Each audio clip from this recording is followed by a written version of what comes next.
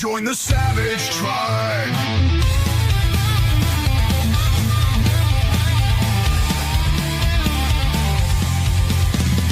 New takes weekly, unfiltered and raw. Isaac's voice, the memer's law.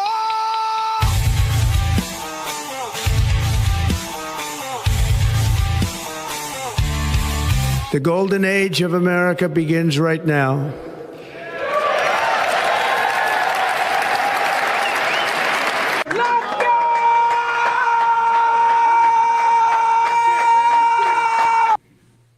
Let's go, and welcome back, everybody, as I readjust our panel. So it's good to see everybody. We have our awesome panel, and before we get into that, let's check in with chat real quick. It is great to see Nishi. It's great to see Nishi over on Kick, too. We are live on Kick, as well as X and YouTube. So, Cornboy, we everybody. did have quite a good time playing Repo last night, and yes, we hope did. to do that again soon. That we will. And so, Cornboy, good to see you again, our wonderful co-host, as always. How you doing? How's your week been? Yeah, it's been a quick week. It seems like they're getting faster and faster, but because the news just keeps hitting us every day, and every day there's something new to talk about, it seems. That it is. It was a quick week. And Lex, thanks for joining us again. Good to see you. Or hear you. Heyo. How you doing? Happy to be back. And yeah, once upon a time, reading the news was like, in recent months, it's definitely turned into one of those, oh goodness, what has happened today while I was away. Yeah, pretty much. How has the world changed? Brace yourself, I'm going online, pretty much, is how it feels. And for the first time on the stream, Angry Badger, thank you for joining us. It's great to have you. How are you doing, man? Good to see you. Despite the world around me falling apart, I personally am doing great. Yeah, it's a fun juxtaposition. Yeah, it's interesting when good things happen in life, and then you turn on the news. It's like a tornado. Heat meets cold, and it's interesting dichotomy we're living in for sure. Because not everything in bad is hopeless. We're a lot of white pills out there too. So we try to dwell on that. And good to see you, Wayfarer. Good to see you, Jake, Martin in chat, Anthony, Nishi, everybody. So thank you everybody for being here. Nerd Slap over on Kick. Make sure you As always. stream. As always, we have to start with a few lighthearted subjects. This week, the DHS page on X, they posted a Gotta Catch 'Em All Pokemon tribute. Now, they might hit me with the music, but, is what it is. Keep it low, maybe pause it here and there. True. We're going to get them. Gotta catch 'em all. And at the end, notice they do have Pokemon playing cards with the illegals and their flag of origin. So let's take a look at this real quick. I wanna be the very best. I just love it so much. Meme culture is back. To train them is my cause. I will travel across the land. You love to see it. Searching far and wide. Each Pokemon to us. Some intern got paid pennies to do this and was giggling the whole Yes. time. Yeah, someone made this on their phone, I would bet. More than likely.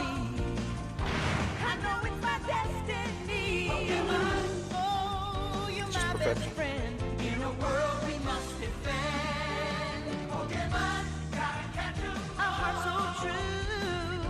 Our courage will pull us. If it were only so easy as to throw a ball at them. Yeah, I wish it was. I wonder how many I can boomers see- were there's the completely cards. confused as to what on earth any of this was about. Yeah, this probably confused a few elderly people, more than likely. But that's okay, because Meebers are in control. This probably was a Gen Z intern, more than likely. And I'm just loving it, because this is the type If of we want to energy. keep winning that age group, Yes. we got to start catering to them. Absolutely. You can't just focus on the old folks. No, and going into the midterms and whatever, this is the type of energy we need. A sense of humor. You can only take things so seriously. And thankfully, Nintendo was okay with it. The Sue Happy Nintendo of all I people. approve of it. Yeah, We absolutely. completely let them use meme culture, and they suck at it, so we might Yeah. as well utilize it. Why not? Yeah, the left can't meme. I mean, they try. We're going If to be I showing wasn't doing this, I'd be signing up for that $50,000 sign up bonus too. It's fine. I can Hell feel yeah. their good knees. It's not Join like Dean our Cain. government isn't giving them special favors, approving all these ridiculous patents they keep filing. Yeah. So, pretty cool. A couple more things from the president himself. He was quoted today talking about some Somalia activities regarding Ilhan Omar. So he was speaking with the head of Somalia, and he suggested that maybe he'd like to take her back. And so this is from the president himself. Let's see what he had to say. Jasmine Crockett. Remember what I said? Is she a relation to the late great Davy Crockett? I don't think so. Jasmine Crockett, let me tell you, before you even ask, she's a very low IQ person. Oh my gosh. I mean, if we ever had to pass an aptitude test, that's the one should take one because she shouldn't even be in the crowd. So I have no idea what you're going to, but I don't think we should waste our time. This is a low IQ person who I can't even believe is a congressperson. Between her and Ilman Omar Ilman. and the group. You know, I met the head of Somalia. Did you know that? And I suggested that maybe he'd like to take her back, and he didn't want her. He said, I don't want her. Okay, what else? That's my president right there. I love I it. heard Omar talking about how her country had to flee from her country. And then when you go and you do a little bit more research, her family was helping the socialist dictator of that country. So she wasn't fleeing from the bad people. She was hunting for the people that would have gotten retribution on them. Yes, she was the fleeing bad people, pretty much, seeking Or protection here. Argentina. Yes. Pretty much. We're pre-war Argentina. Yeah. Post-war Argentina, I mean. Yeah. Yeah. So maybe people who marry their brother shouldn't be here, too. You know, just thought process. Not good. Not good. Just a thought. And one more funny clip of the president. Then we'll get into some more serious stuff. But I love this. The president he wasn't having this reporter's crap, and I gotta check the volume. They change it every time I share a screen. What are you saying? She's asking, what if Russia breaks the ceasefire? What if anything? What if a bomb drops on your head right now? That's his only response. That's it? Yeah. That's it? Yeah. I mean, What if you asked me an intelligent question? Come on now. Ifs and buts were candy and nuts. Like, yeah, what the hell? What if aliens landed? What are you asking? exactly. Yeah. I mean, he's not an all-knowing being. He's the president. You know, he cannot predict the future as much as we might like him to try. But so that was pretty good, and that's the attitude Like you what need the to left handle. tells you, he's not in the know with everything that Putin does. Interesting. They kept saying he was in bed with Putin. That's what they kept weird. telling me. Russian collusion. I don't know what to say about that. Pretty interesting. But no, to this week in Upton, Massachusetts, of all places, yippee, this lady, this lady got out of her car rapidly and forgot to put her car in park while she was going to confront ICE agents making an arrest of an illegal alien. And her vehicle went into the lake and sunk. So we have a clip of it. And Homeland Security responded by saying, you can't park there. So perfect response, as simple as can be, but perfect. And man, imagine being such a Karen that you see, ICE arresting an illegal, and you're in such a rush to go interfere, you can't even put your car in park while facing a lake. I gotta bash the bash.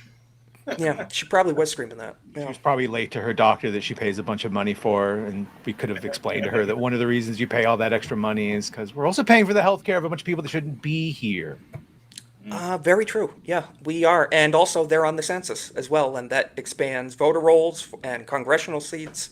And all that's sorts of apparently issues. what's holding up the latest budget bill is that the Democrats want to fund all the illegal health care. Of course. I'm hearing. That's their voter block. Well, and that's what keeps them in power for so long. There's this alt-right MAGA person called Hillary Clinton, and Oh, she's yes. in a video from the 90s. I don't know if you have it, saying that we shouldn't pay for illegal immigrants. It's crazy. I don't know Wow. what ever happened to her, but she's saying all the things that we were saying. I heard of this right-wing MAGA white nationalist, Barack Obama, back in 2008, Very where familiar he with said we need to secure our southern border. Mm-hmm. I remember that. These fascists need to be held accountable. I don't Did know. they drone strike a U.S. Combine that- citizen? that meme Oh, of the ever Drone increasing Daddy? Yeah. political spectrum where the left just keeps going further and further and further and further. Yeah. It's almost as if the classical liberals of the 90s are the right wing now. Yeah. Almost as if.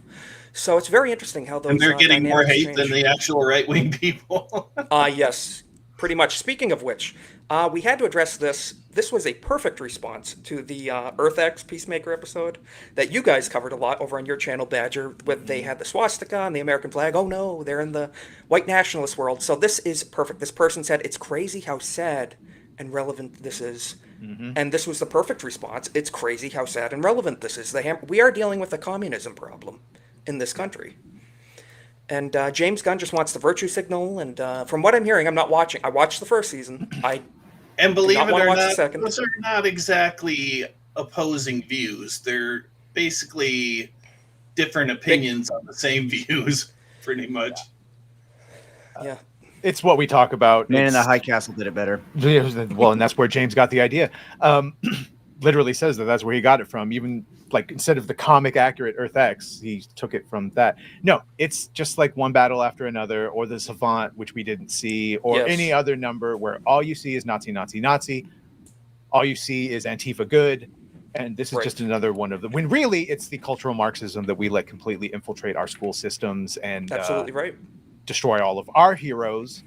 So yeah, the reason everyone says that, oh, it's so relevant, is because you are seeing an artificial reality that does not exist.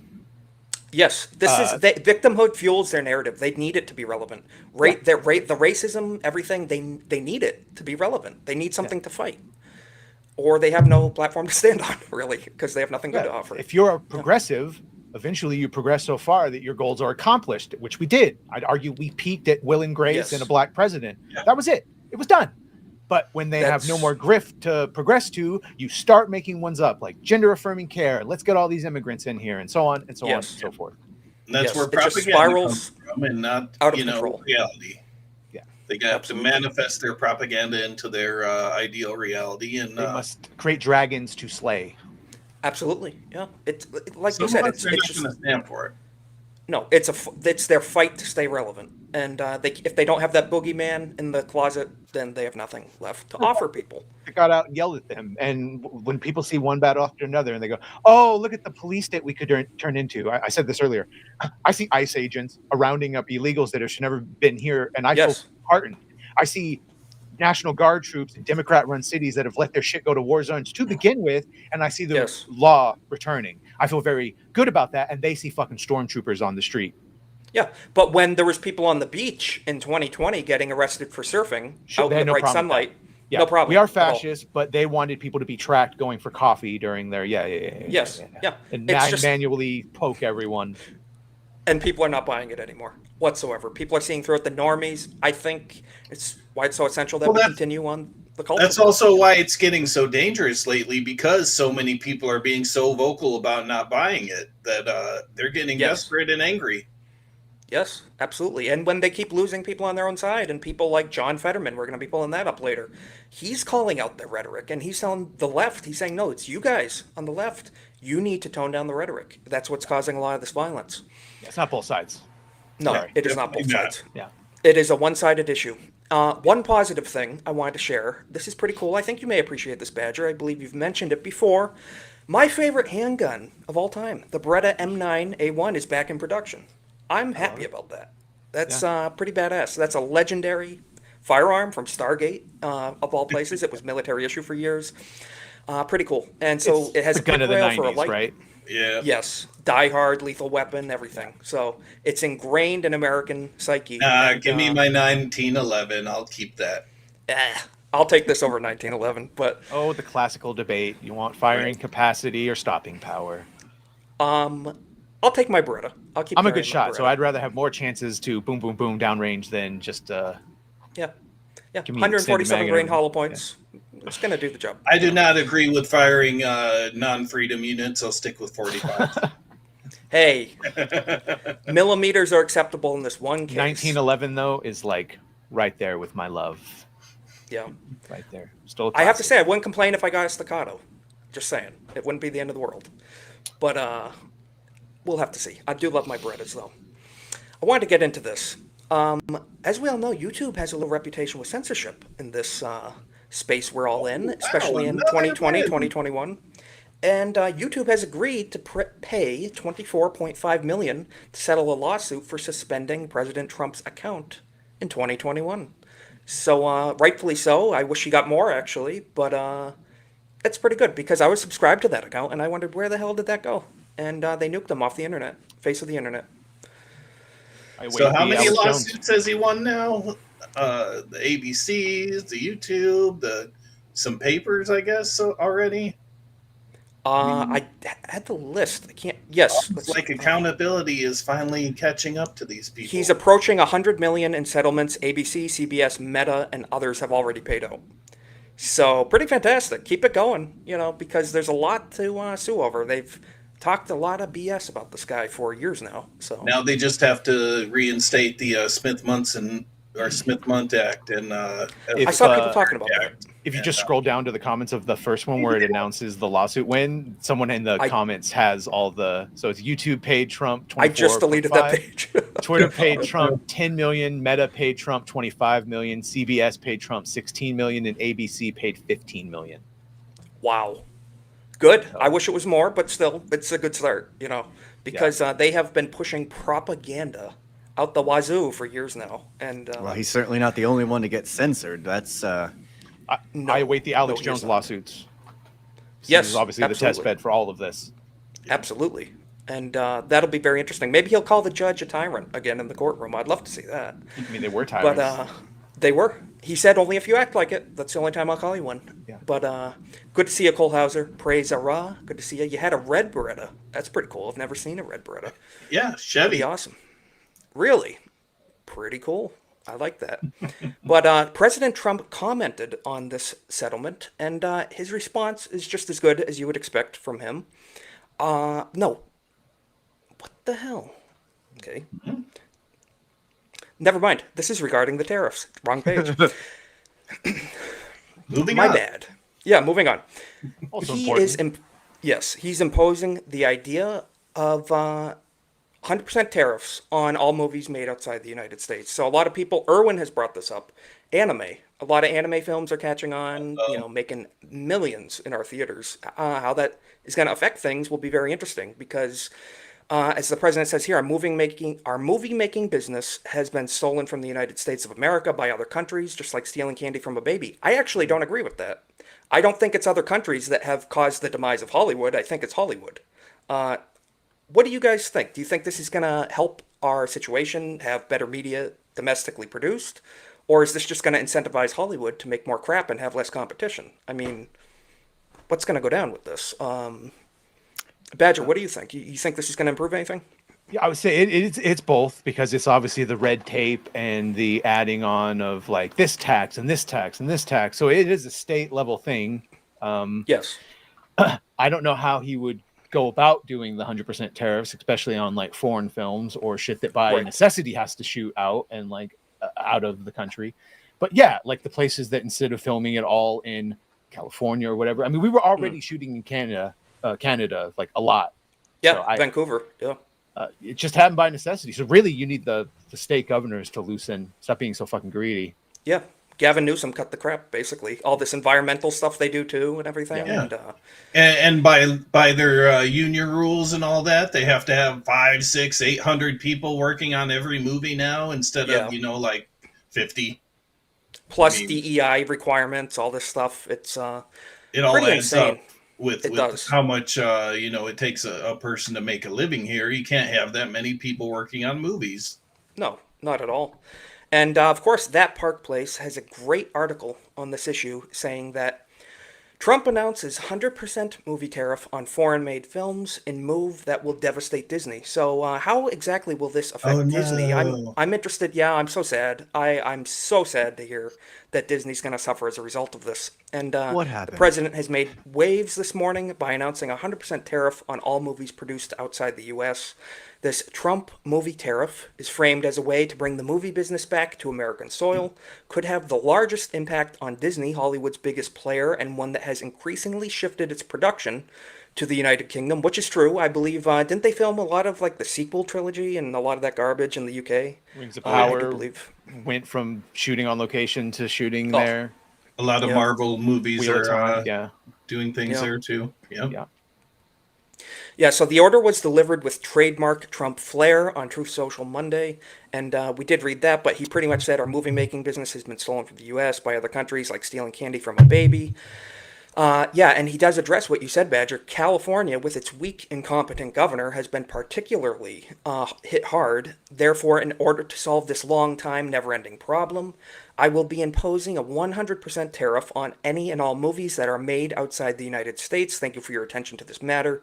Make America great again. So, yeah, I will be hopeful to see how this plays out. And, of course, I'm very passionate. We need to hold Hollywood's feet to the fire on their own BS, too. So. It's not stealing candy from a baby, but it is luring kids into the fucking white van with candy. Like, oh, come shoot Yeah. this in. Don't shoot in anywhere in America. Shoot in Glasgow for fucking Gotham Yeah. City. Shoot Spider-Man, which is supposed to be an American city. In no offense to Glasgow, Gabby, and everything, but like, yeah, Yep. they do get lured away, and why shouldn't they?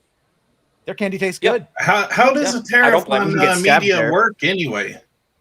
Does it say I what don't kind know. of mechanisms this would have? I Yeah, mean, so I Well, don't know how let's- he enforces is it this. added to a budget or is it added Is to it budget like, or is it profit? ticketing or profit? Let's see if it or, says it. Yeah. It says here our movie making business has been stolen from the USA. We already read that. Don't need to read. Does it define Disney, which is what it means by being made in a foreign, like, See, I want to know that too. Is it written? Because if they write it here and get it all ready, and then they go overseas and film it, and then come back and edit it here, how is that enforced? So it says here for Disney, which has poured billions into overseas, this policy is a direct hit. The company recently moved a number of Marvel productions out of Georgia and into the UK. Like you said, Badger, lured by incentive tax credits and stuff like that. And so, yeah, it's interesting. But how are they going to enforce it? Disney in the crosshairs. Disney made no secret of its global ambitions. Yeah, not too many details Yeah. on how it's going to be Wait, enforced. here I'm it gonna be- is. means Penalties. Trump's penalties if deemed foreign made. So what deems it foreign made? I would like details on that. They're not really covering that too closely. There's Stallone, who was Maybe it's Trump's, still in the idea phase. Who knows? Yeah, it could be, but no, interesting nonetheless. I had to mention that because it's an important thing, especially from every culture war perspective, because Disney's a big player in that game. They've been pushing the propaganda for years now, and And do you think hope it this doesn't will affect be lawsuited all the way up to the Supreme Court? Is the question. I do not know. Like I don't all know the how to other predict it. tariffs recently have been. I don't know how to predict this one. We're gonna have to see how it plays out. I'm gonna keep following it for sure, and hopefully we get more details. But no, it's an interesting story nonetheless. And if anyone has any more thoughts on it, let us know. Or I am gonna cover what Gavin Newsom, speaking of which, his press office account has been stoking the flames of the rhetoric. This is the Gavin Newsom press office account. Look at this. Fascism. Stephen Miller. That is insane. And the responses from this have been appropriate, where Libs of TikTok made the point. Gavin Newsom, or Newscum, is trying to get Stephen Miller killed by a radical leftist. He knows exactly what he's doing. And I couldn't agree more. He does know what he's doing. This rhetoric is not by mistake, it's by design. And it's pretty disgusting. Saying Stephen Miller is a fascist? What And do you their do to memes fascists? are horrible too. They are. They didn't even bother cutting it out. Pretty bad. Low We're seeing effort. more and more of this. Yeah. Yeah, But, I'm on records saying that calling someone a Nazi or a fascist these days is tantamount to calling for their death. I would agree It with should that. be treated Yeah. as such. It's should really be. no different at this point, and we've Yeah, seen it's- direct examples. Yeah. It's a call for violent action against an individual to call them that. Yeah. So Because will what do have we to do see if to there's a- fascists and Nazis? Exactly. Right, There's only one thing. They don't And, debate them. right. Certainly, we don't debate them. Right. Yeah, and the one guy that did want debate, they assassinated him. Yeah, So, you took care of the moderate, and you get the rest of us now. pretty much. Yeah, and those of us, anyone who is in the middle, is certainly more Yeah. to the right and sympathetic to the right, and it's united people in the effort. So Gavin Newsom, he's just absolutely tone deaf to this. He was on the late night show, and let's hear from his own words what he's saying. He's saying all this That's crap happening still. in the United States of America. Masked men jumping out of unmarked cars, people disappearing, no due process. Speaking of no ICE, oversight, zero accountability. Oh, Happening I in thought the he was United talking States of about America Antifa. today. People ask, well, is Yeah. authoritarianism If only. being hyperbolic? Bull, we're being hyperbolic. so he's saying, calling Trump authoritarian, people calling it hyperbolic, and he's saying, bullshit, we're not being hyperbolic. So he's doubling and tripling down, saying that this is not hyperbole, this is real life, essentially. Enforcing the law is not authoritarianism. No, not at all. Enforcing Not the at law. all. Giving people rights Yes. that they didn't have and he has no Correct. right to give them is Masked men. Why are they masked, Gavin? condition. Yeah, that's a very good question. Why can't they freely show their face? It's almost as if they're in fear that someone might show up to their homes or something. Almost. Which Brett Kavanaugh has dealt with, and many other people who have had their lives threatened on many occasions. So let's continue to hear what this piece of shit has to say. If you're a black and brown community, it's here in this country. Telling black And people and brown people. I- Yep. I'm deeply proud that I had the privilege of signing the nation's first bill to address the issue of masking. Also to require, you have simple identification, to your point. So masking, he was Mr. One Maskaholic in 2020, saying you must wear a mask, even in banks, everywhere. And And now his you must activists take your mask still off. wear masks. So Yes. Who's going to enforce that against the federal troops? I know. This is state level he's working on, and he has no jurisdiction for that. But yeah, exactly like you said. Why do they need to wear the masks? It's not for COVID. It's not for smoke. It's for their protection of identity. So If some guy jumped out of an unmarked car in a van with a mask on, tried to grab me, I mean, by definition, you're going to push back. And so these are not just authoritarian tendencies. These are authoritarian actions by an authoritarian government. You saw what Stephen Miller said last week. This should put chills up fine. Called the Democratic Party an extremist organization. Well, Basically, it is. a terrorist No lies organization. detected. Saying he's Stephen going Miller's after his correct. enemies. Yes, You saw by the tweet definition. that Donald Trump sent out, True Social, basically telling Pam Bondi, I want these 3 people taken out. That's happening in the United States. taken out, he's saying I want deported. When the left says taken out, they mean with violence. When Yes. Trump says taken out, he means like deport them legally. They have ethically. been calling for violence since far before BLM. Yes. who is it Maxine that's Waters, Pelosi, all of posting them. all the 8647 memes Yeah. and all that? Exactly. Yeah. They're Bear in literally mind, a of hotbed course. for domestic terrorism, just not the type they want to show on TV. Yeah. Bear in mind, Exactly of course, right. that this was a BLM protest we were talking about here. They'd be up in arms at the idea that someone would demand them protest without masks and reveal their identities. But there's no sense of irony, is there? Oh, not at all. And No, I'm they're pretty to- sure in totally most tone deaf. places Yeah. wearing masks while rioting or committing other crimes like that is also a crime. They Is need it not? TVs. Yep. They need TVs. It Yeah. must be done. Well, they're starving. I mean, what are Yeah. they going to eat if not for the television? And, forget about David Dorn in Missouri, the old security No. guard that was murdered. Forget that during most of the businesses burned down were fucking black owned. Yep. Yep. Yes. Absolutely. And then, hey, why are we in a food desert? Why don't we have stores to go to in our communities? They left because of you. So yeah, that's why. And if they're still No there, self-awareness. everything's locked up behind plexiglass. Yeah. Well, not the sunscreen though. But so speaking of these crazy blue cities, Democrat-controlled cities, hellholes, really. J.D. Vance screenshotted a post from President Trump at the request of Secretary of Homeland Security Kristi Noem.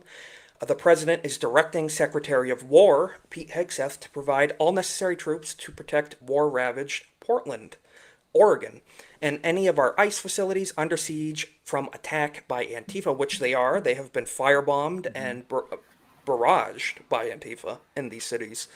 And other domestic terrorists, which Antifa is a domestic terror organization. That's a very important reminder. And authorizing full force if necessary. Thank you for your attention on this matter. So, good job from the president. I there. hope they I'm all in bring favor the of that. hammer down in Portland. That's a viper's nest of scum and villainy out there. Yes, it is. So they need to track down all the networks that are funding them, all the operations, all the people involved. and Absolutely. return that city to its people. I'm not saying that you should line the street with crucified Antifa members, but it was good enough for ancient Romans, and just maybe. No, I'm kidding.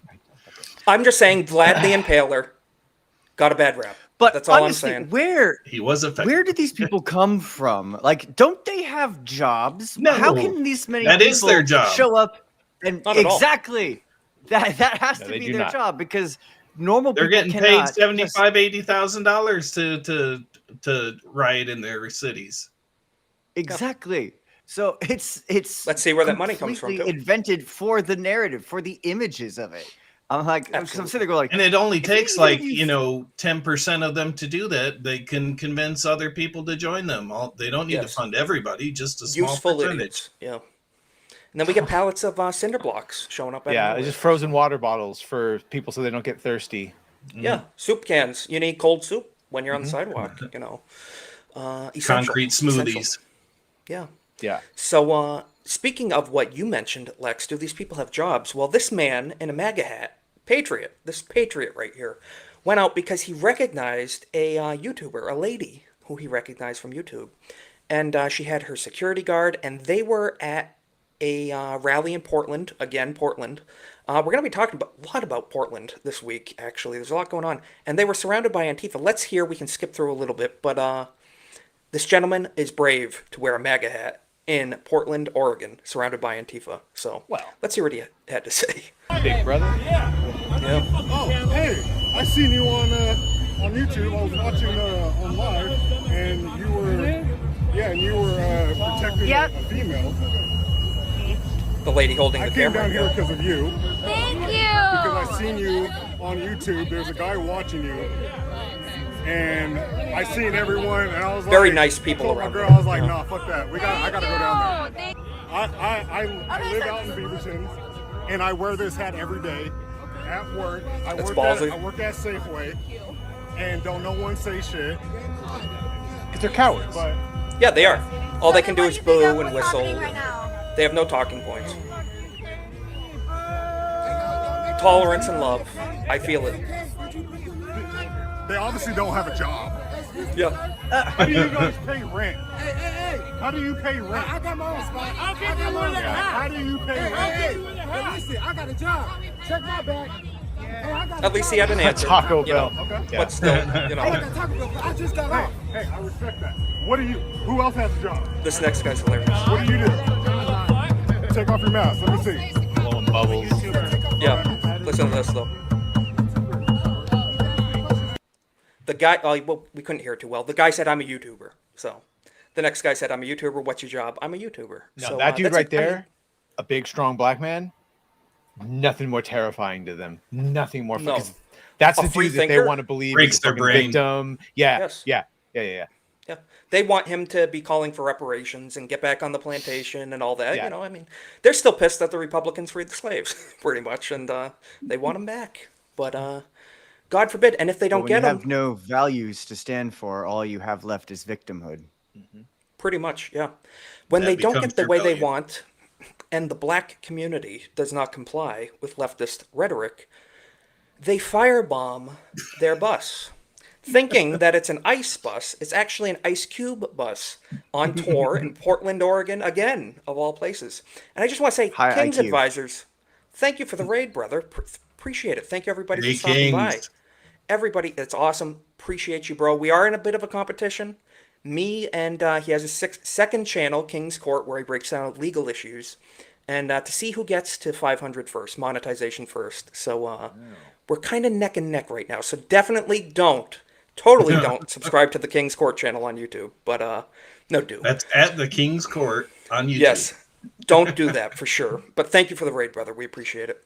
And no, mindless from Alex Jones. Mindless leftist domestic terror groups will be firebombing, shooting up ice machines outside of convenience stores. Probably the ice machines better watch out. Yeah. So what happened here? Ice Cube's bus was firebombed, and just because it said ice on it, essentially. Yeah. Yeah. Pretty They're crazy. not terrorists. They're not terrorists at all. Not at all. Peace and love. peace and love from all of these people on the left. I just feel it. I don't even think it said ICE on it. I think it was an all-black van. Just somebody told somebody it was ICE van. Probably, yeah. ICE bus. Like, no, not ICE. Ice Cube. Yeah. Too late And now. that's final damage. Busted out a window, firebombed. Just a shame. And Ice Cube, I don't think he's the worst guy on earth. I mean, I don't agree with probably all his He's politics. got some good opinions. He's got some bad opinions, but at least he's real. Yeah, at least he seems real enough. Yeah, and he's worried about his community first and foremost, which everybody should be. Ultimately. I saw him back in 1998. That was a good show. Wow. Was that NWA still, or? No, he was with Dub C, and it was during the Corn Family Values. Interesting. Nice. Interesting. Speaking of the rhetoric, we all know John Fetterman. I kind of feel bad for calling him a lot of slurs originally. Retard being one of them, because he was a not very well-spoken person when he first came into politics. I thought he was very crude and just threw his weight around, couldn't get a word out edgewise. But recently he's saying if you want a Democrat that's going to call people Nazis or fascists or all these kinds of things, I'm not going to be that guy. He's calling out his own people. Don't It's call almost your like enemies. he's pragmatic all of a sudden. Yeah, almost as if he sees we're at a breaking point, or you could say a turning point in this country, and he doesn't want things to escalate, and rightfully so. Call out their own base for the rhetoric that it is.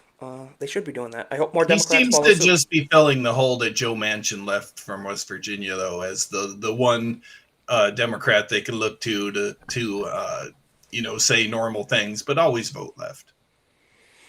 Pretty much, yeah. Pretty much. A lot of that is boomers that still vote Democrat. They're like, oh, it's JFK party. No, it's not anymore. No. But that's a good point, Cole Hauser. Ice Cube did refuse to do a movie because they wanted to give him the clot shot. So that's pretty based. He is a pureblood. And Trump and... Yeah. He said, whoever wins, I'm going to meet with them because I want what's best for my community. So what were you going to say, Lance? Isaac? Did you see on that post back from Alex Jones where he made the comment about the Tylenol videos? Have you seen some of those this past week of the people who... Oh, yes. Especially these pregnant women taking bottles. Tide Pods Tylenol. Part 2. It's killed. Pretty much, It's killed at least one woman now for doing that. I was not aware of that. Not shocking. I mean, it's a shame. Yeah, you're right. Corn Boy Tide Pods 2.0. All part of the natural selection. Yeah. Next thing Trump's gonna say, don't drink water. Yeah. And, oxygen is bad for you. Hitler drank water. I have it on good authority. So, well, Hitler had a dog too, and he was a vegan. So you guys check yourselves. Oh my gosh, guys, watch out for those vegans. They're gonna round you up. And who else has a dog? Is James Gunn. Just saying. No. But speaking of these garbage blue cities, anyone in New York City, you better get out to vote for mayor, because this communist Muslim might be your next mayor if you don't vote accordingly. Zoran Mandani is a straight-up communist, and he wants to slowly buy up the housing on private market and convert properties into communes. Very interesting. Whose money? See, that's where I that? disagree with this, that he's a communist. I think he's just using communist rhetoric to usher in his Islamism. I think it's. I could be wrong. It's quid pro quo. One hand washes the other with them, pretty much. Well, if it's Islam, it'll only be one hand that washes because that's the dirty one. Yeah, that's very I think true. It's going to be a very specific type of commune that you're going to have there, and the women, they're going to find it very stuffy under those burqas. Yep. Yeah. And you'll be hearing the loudspeakers 5 times a day throughout the city. Yeah. Allahu, so. Next thing you know, it'll sound like London. Yes. Or Dearborn, France. Michigan. Yes. London Stan. Or Michigan. Yeah. Dearborn. Yeah. Speaking of which, Michigan had a hell of a week, so keep those people in prayer. It was horrible. We'll be talking more about that another time because we got to get more information on that. Yeah, but let's hear. A little wild for now. Yes, let's hear from Zoran himself. What he thinks. Go further toward the Vienna model. We'll have to go beyond the market. We can establish community land trusts to gradually buy up housing on the private market and convert it to community ownership. Oh, wow. We can give wonderful. tenants a right of first refusal to buy out their landlords when buildings go up for sale. And we can fully commit to a new era of social housing, ending subsidies for luxury housing development and using our wealth to build beautiful, high-quality social housing projects that offer good homes and strong communities to everyone. All Shooting right, up that's won't enough of decommodify that. Mm-hmm. That's enough of that. Yes, they will be fentanyl dens, absolutely, within a week of development. And looks like hell on earth. Social housing development. I don't like More the sound of tools to that. tear apart families, actually. Post-apocalyptic fucking huge building block.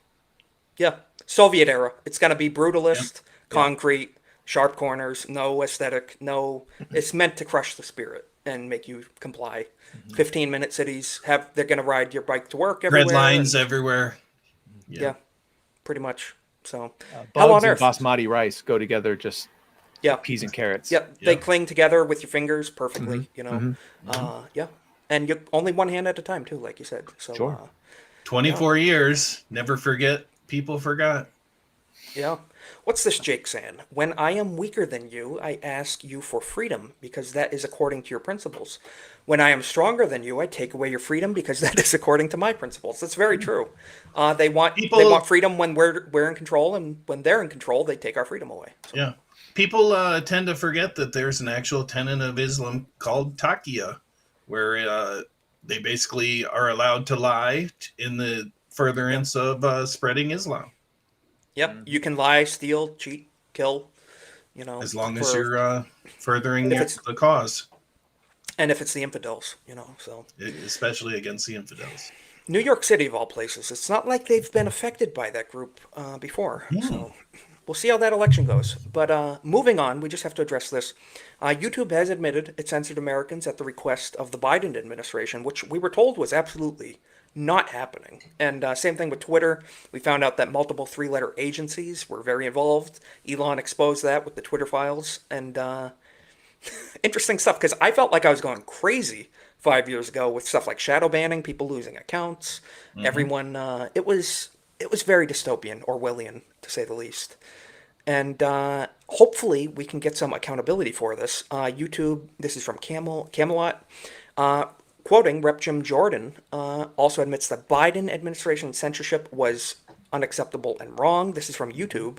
So they're calling out the left, which is very interesting. Confirms that Biden admin wanted Americans censored for speech that did not violate YouTube policies. That's the big one for me.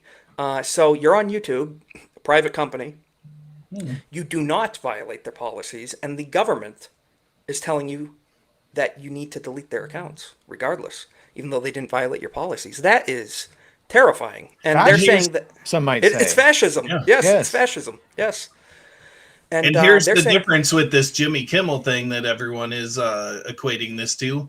They have rules made by the government that he was not following because they fall under the FTC rule.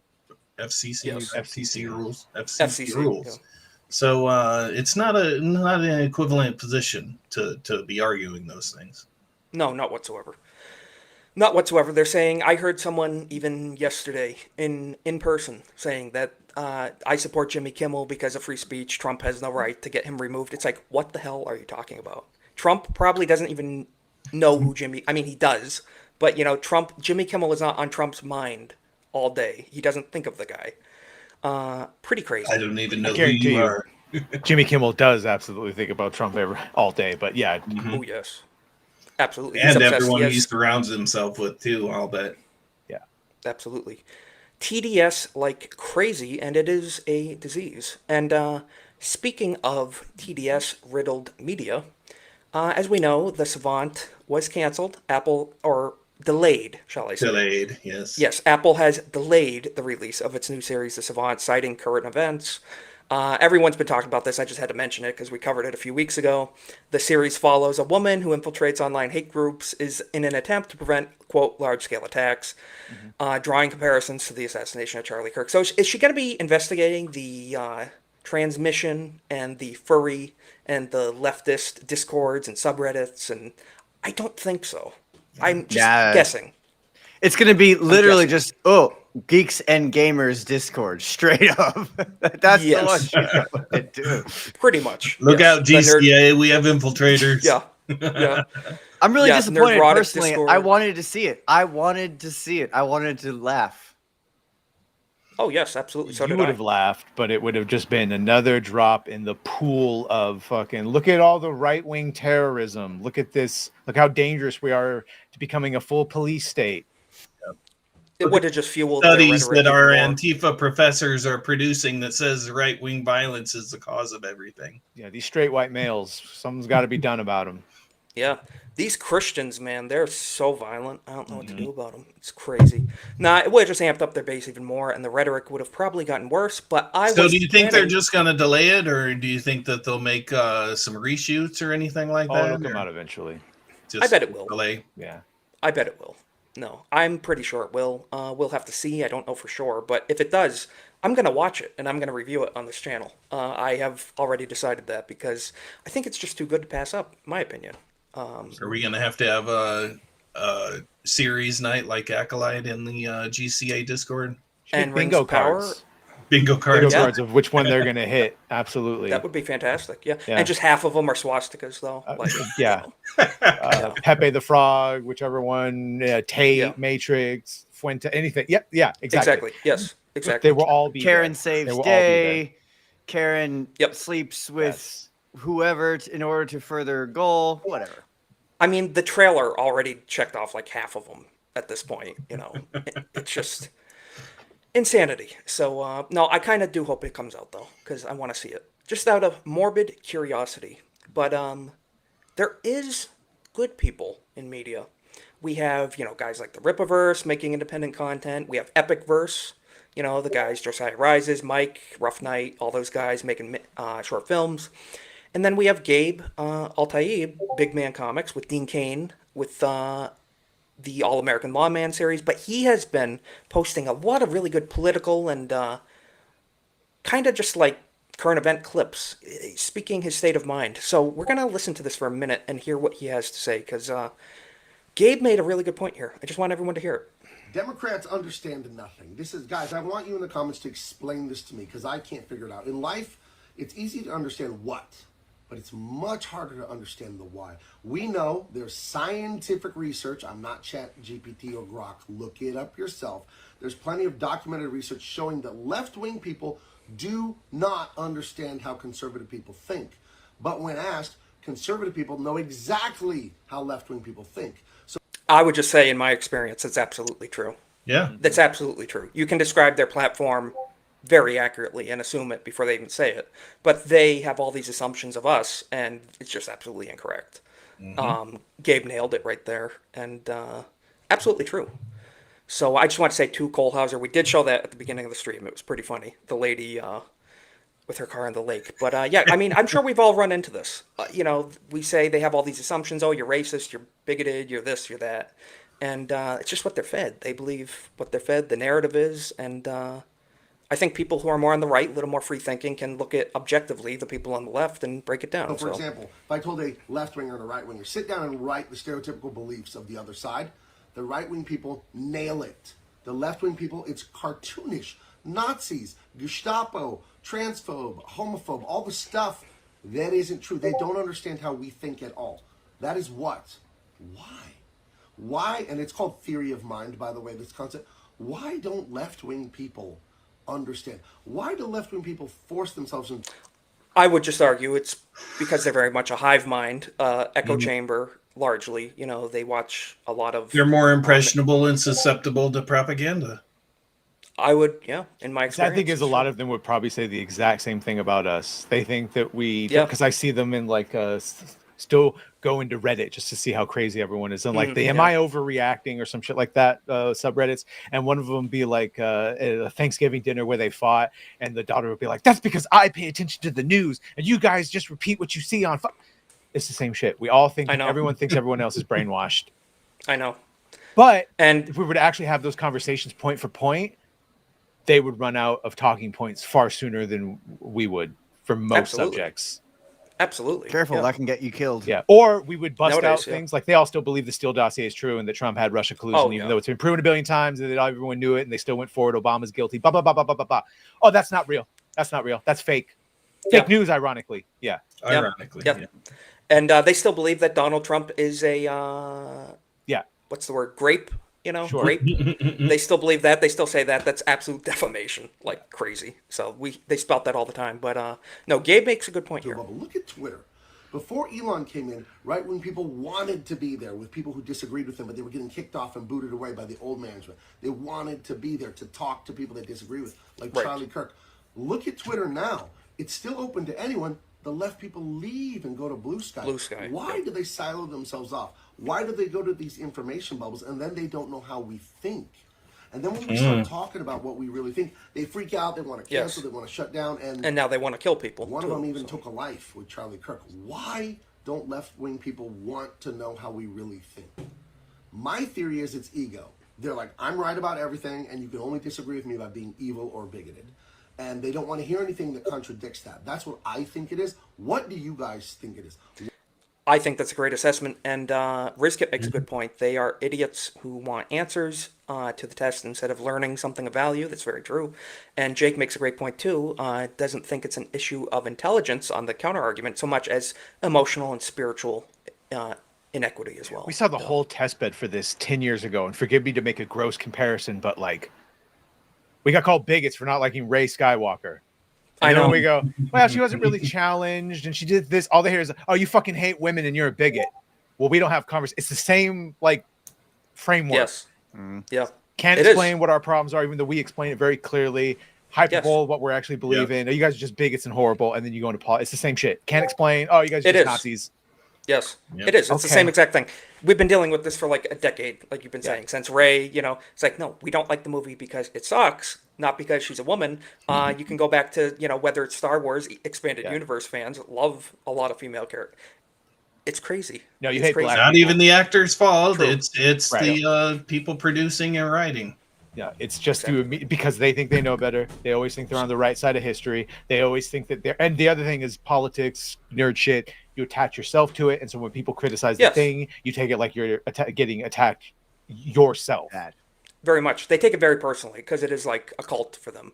A lot of us, this stuff is a hobby outside of our lives, and it's not our identity. Just like these people make their sexual identities their identity, and if you criticize that, it's like trying to hurt them physically. But Words are violence, and you're attacking me, so real violence is proportional to them.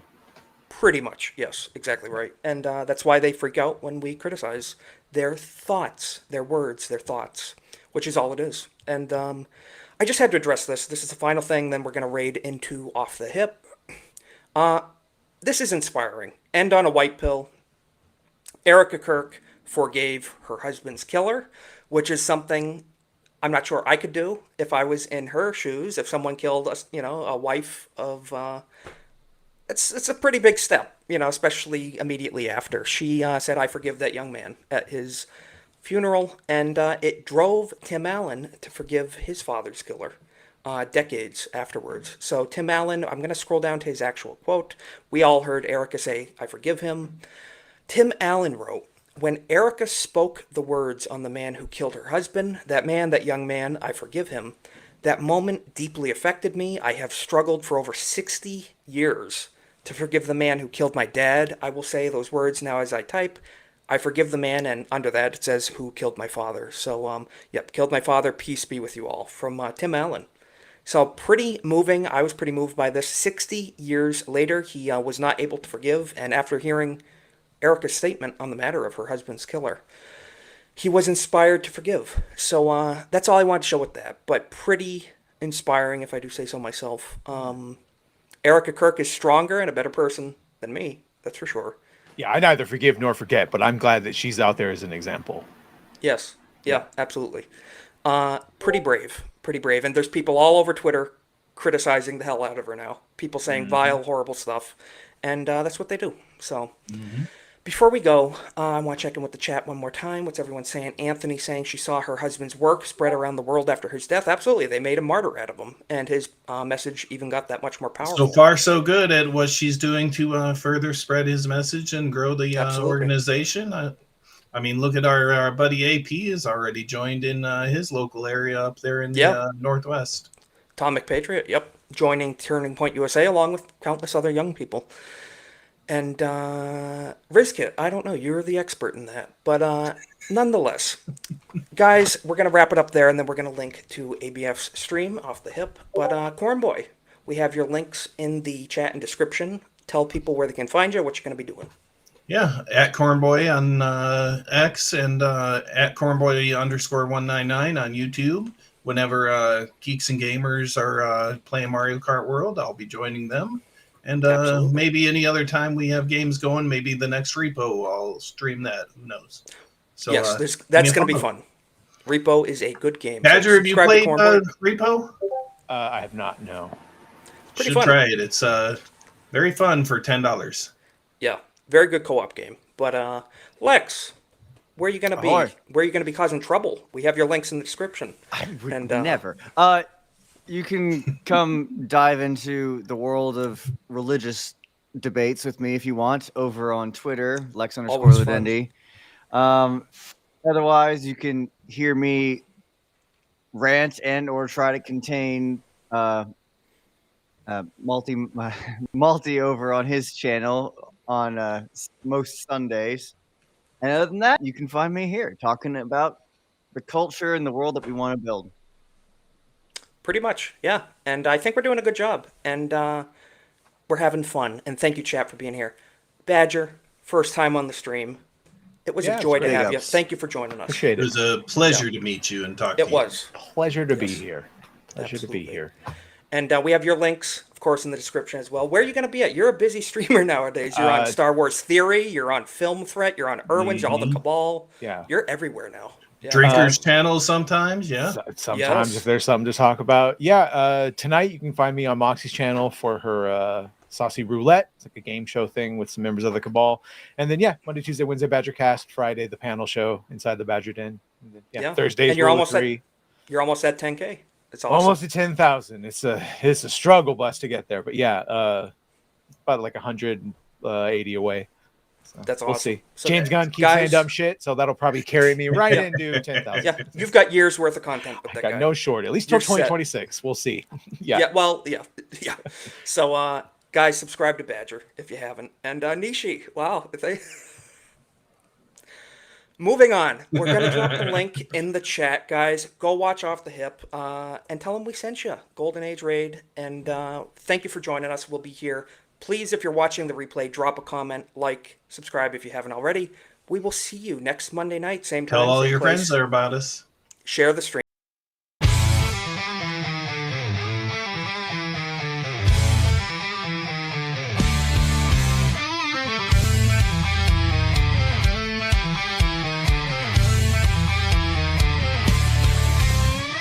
Golden Age is back. Isaac's on the mic. Cultural crusade. Politics get torched in the fight. Savage memes drop hard, outrageously offensive. Bassy generation, loud and unrelenting. Golden Age, it's the podcast blaze. Isaac's rants cut through the haze. Crusades alive, memes collide. Subscribe now, join the savage tribe.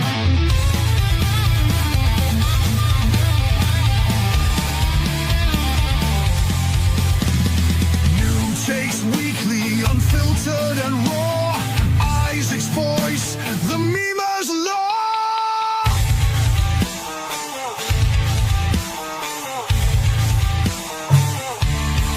The golden age of America begins right now.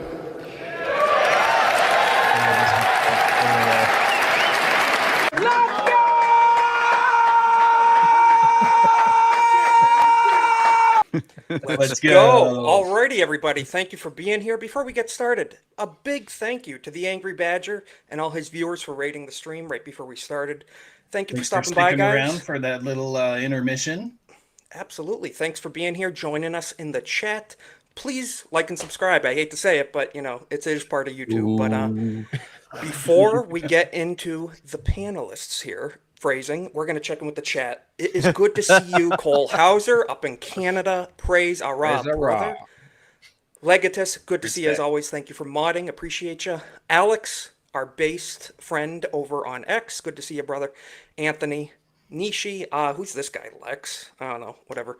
Just JK. And then I think this is Andy's account, I believe. We have the Drink Up guys. Speaking of which, I've never heard of that guy before. I'm going to introduce our guests first this week.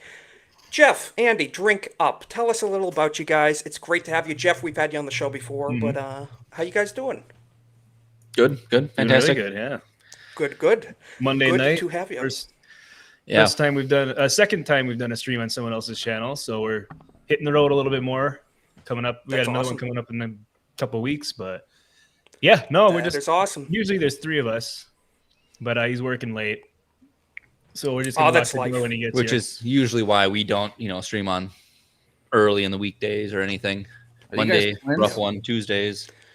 That's life, though. Not much you can do about it, but it's great to have you. We'll be talking more about your show more towards the end of the stream. Looking forward to that. Cornboy, our co-host, thank you again for joining us. Good to see you. How you doing? Yeah, it's been it was a great weekend. We got into that Halo sale and yes, sir. got to play a whole bunch of Halo over the weekend. It was quite nice. I encourage anyone to get up on that sale and join us if we play again this week. I learned the hard way. Cornboy is a Halo veteran, so do not 1v1 him on Halo. But Lex, how you doing, man? Thanks for being here. As always, appreciate you. Well, happy to be here. It's another great week. Let's talk about things. I agree. And Magnum, it's great to see you. Glad you could join us this week. How's your week been? How you doing? I just worked 36 hours in 3 days, so I'm very happy to be here. Wow. Yeah, and I was so deep into Halo, like I got so good at one point that I actually got into a major fight with my roommate over it. So I killed him so many times that he decided to fight me. That'll do it. I can attest. Yes, it is a little rage-inducing. Yeah, as Cornboy knows. But I wanted to say real quick, also in the chat, we talked this week with people in the community, and apparently if we get 50 gifted subs, which I see over on Kick. What did you just do, Lex?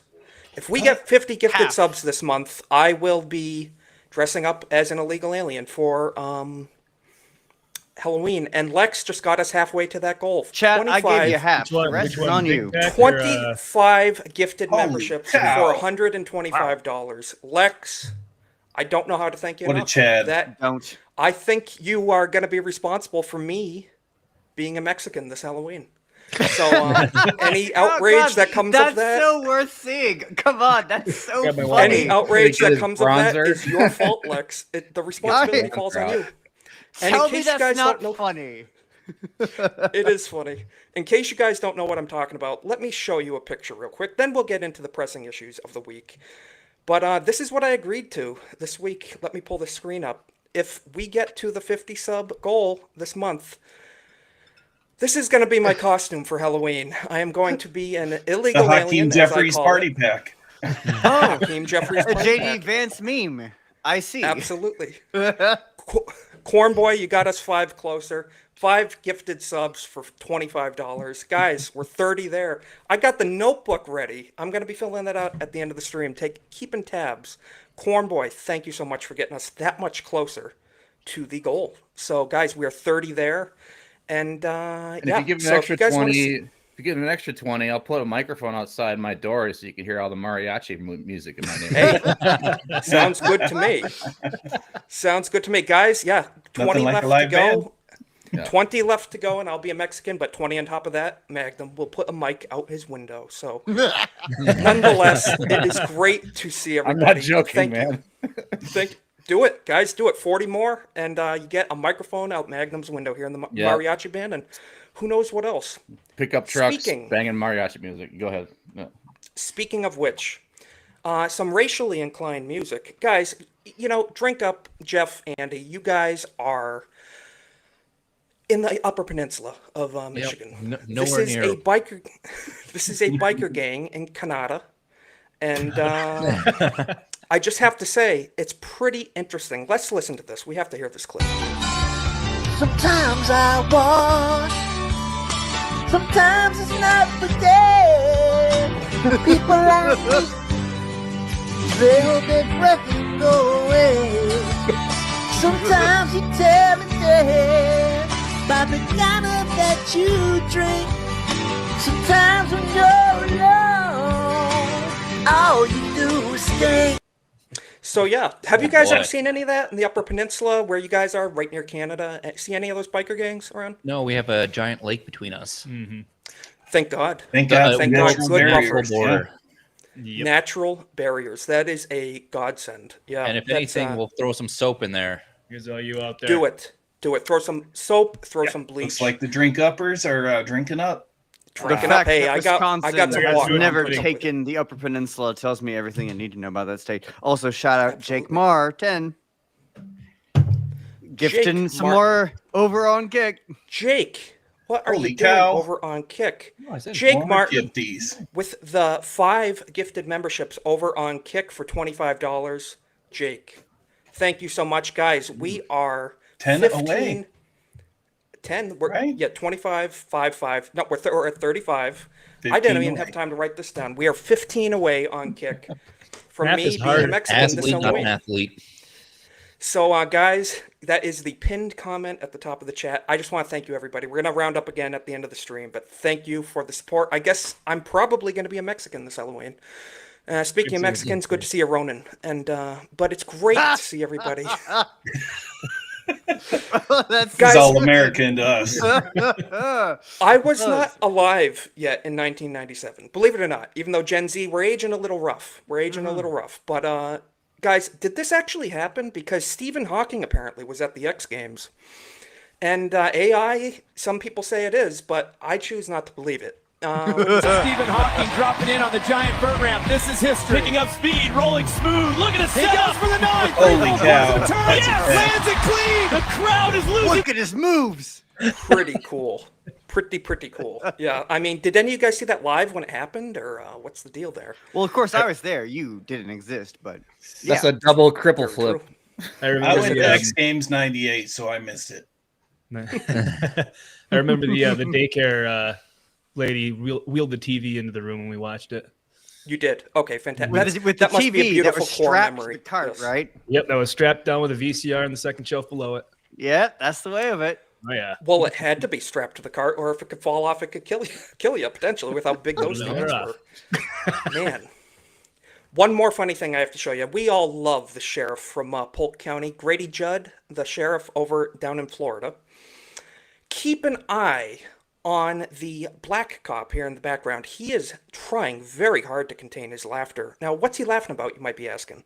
Well, there was a, shall we say, lady of the night that was arrested, if you want to say lady. And let's hear the full story here. There's things in life you just can't believe. So you order up a prostitute, right? This prostitute lives with his mother, by the way. He's got a massive criminal history, a 21-year criminal history with 31 criminal charges. So you order up a prostitute, and that's what you think you're getting. Already. Now, We'll just pause there for a moment. That's a very, very interesting looking individual, if I do say so myself. Did I hear him say his? Several times. Yes. when you look at that, you go, wow, that's pretty rough, but, you know, any port in a storm. And then the next morning when you wake up, you find out this is who it really is. Yeah. Yeah. We call that coyote ugly. Yeah. You see, he's It's a laying nice way on of your saying it. arm in bed. You go, well, it was rough last night, but I've sobered up.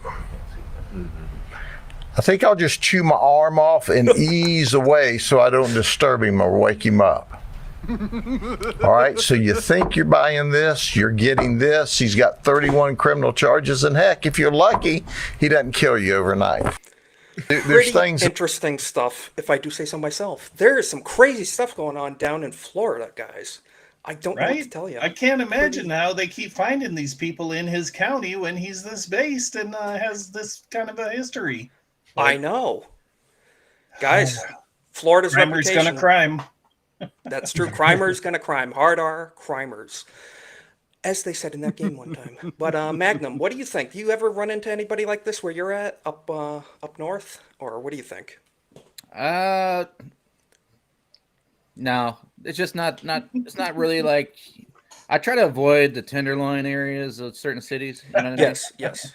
It's just not very tender to me, you know. So wise words, guys. It's a joke. I stole it, you know. But yeah, in the UP, you guys ever run into this stuff? This type of interesting individuals walking the streets, or not so much? Not so much. Our big thing is meth. Okay, I think the only time me and Jeff that's saw true. Tom was at the MegaCon, and you know they like to go to cons for some reason. I don't know why. It's very bizarre.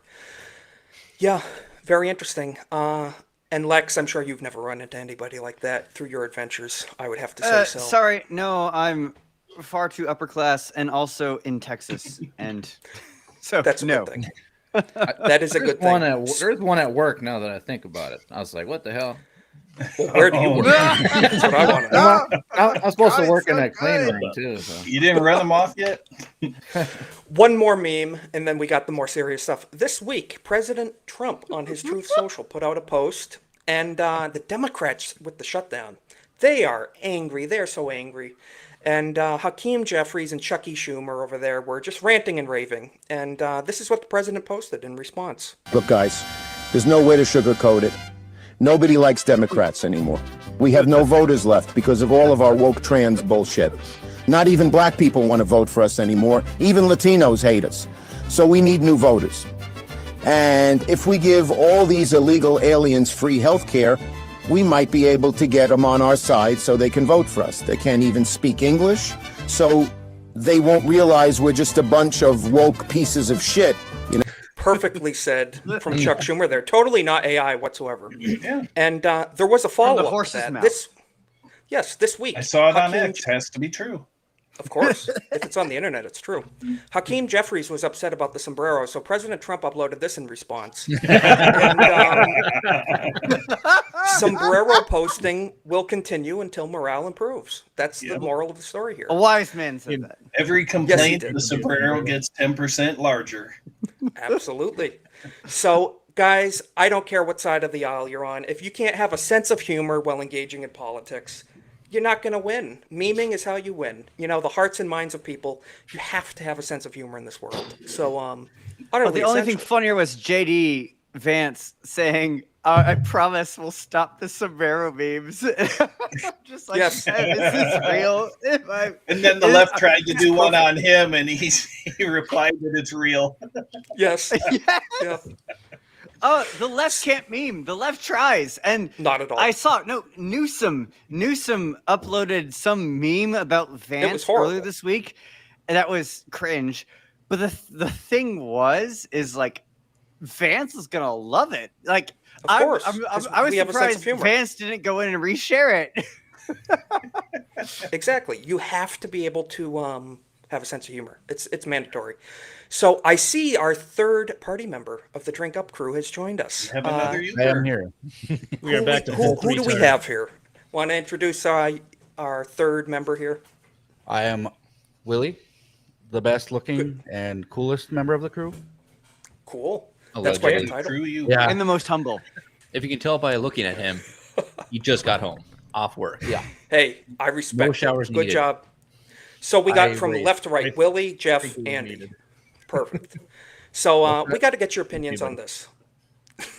Have you guys seen this video? This was going around this week. In Portland, the Antifa people were a little upset with ICE and the deportations. So they were out rioting like they do, and totally not paid, I would imagine. But they wore an inflatable costume to try to guard against the, pepper spray and stuff. But one thing they don't realize is there's a vent in the backside. So this is what happened.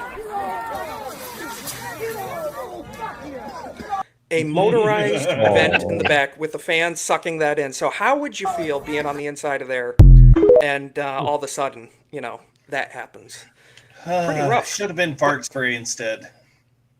Yes, that happened at a school this week.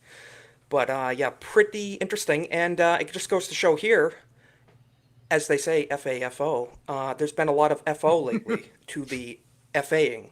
Yeah. Where a Antifa member who was rioting against federal agents would not walk to being contained. So they got a cart, and I said, lady, here you go, have a ride. They see me rolling. I should probably mute that. Yeah, turn that on. So basically, F around and find out. That's what the message, the moral of the story is. This is what That's what they're saying. Voted for big time. This is totally what I voted for. Amen to that. Amen to that. Put them on a cart. Get them out.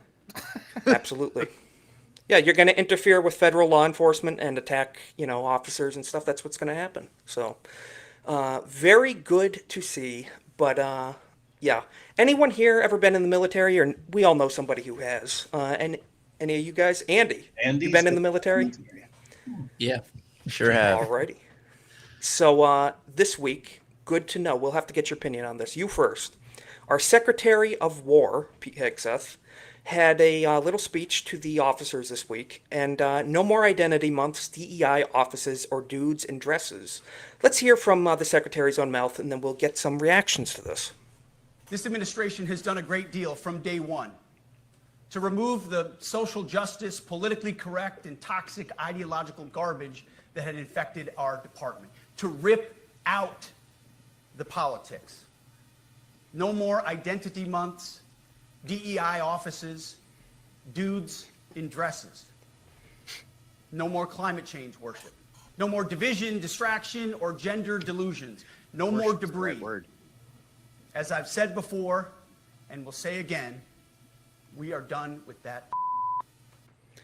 I dig it. Andy, what's your initial reaction to that? Do you think that's fantastic? That's the right tune? If you want a strong military or something like that, that's the way to go. If you want to show like, hey, don't mess with us, absolutely. Yep. Yeah. No, I thought that clip was fantastic. All the stuff they've been so lax on in the past few years in the military. I mean, even providing surgeries for their enlisted people. And that was a big thing. Possible? So COVID, 2020 illness, they were just letting everything slide. Yeah. Well, they used to not allow mental illness, and now they're enabling it.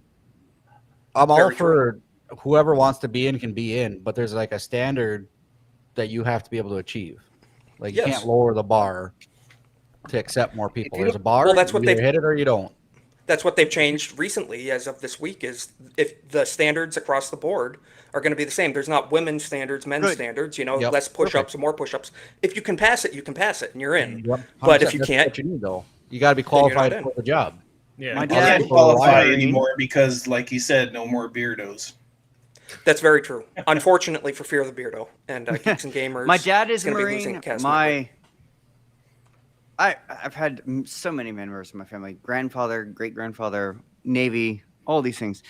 And all of them, like I'd talk to them about these things. Not my great grandfather anymore, but like the job of the military is to be ready to use lethal force to defend the United States. That's Absolutely. it. Yeah. That is it. That is the purpose of the military. That's its key driving force. Power projection, force, ready for lethal uses, ready for action. And yet, these past administrations have turned the military into a pageantry of effeminate weakness, propaganda, nonsense. And it's about time that the military got back to being, we're here for one purpose and one purpose only, Yeah, to defend this I couldn't agree more. country with Identity lethal politics. force when needed. Identity couldn't agree politics does not belong in the military. Period. No, not at all. So Social justice, all that virtue signaling crap. No, I want Yeah, people in there You who need to can follow fight. orders. You need to follow orders. And if you can't tell whether you're a man or a woman, you just don't belong in the military. Absolutely. Well, once again, the one weakness is it is dependent on the administration that's running it, unless codified into law by Congress. So, as far as we know, this is only going to happen with Republican leadership. Pretty much, yeah. So as we saw, like, you mentioned, Andy, during, 2020, especially the last 4 years and stuff, that was, I knew a lot of people through church, friends, family, who just, they tried to get out early, basically just said enough's enough, retired, left, whatever, any way they could. A lot of people were not signing up, volunteer rate was down across the board. And yeah, like they also Corn had Boy the said, volunteer leaving early kind of thing, because they had the shot. It was a mandatory shot for the military. And I had some friends in there who were like, I'm not going to mandatorily get a shot here. I mean, there's some things you have to get shots for, which makes sense. But this was the untested first vaccine or COVID or whatever. And they're like, I don't want to do that.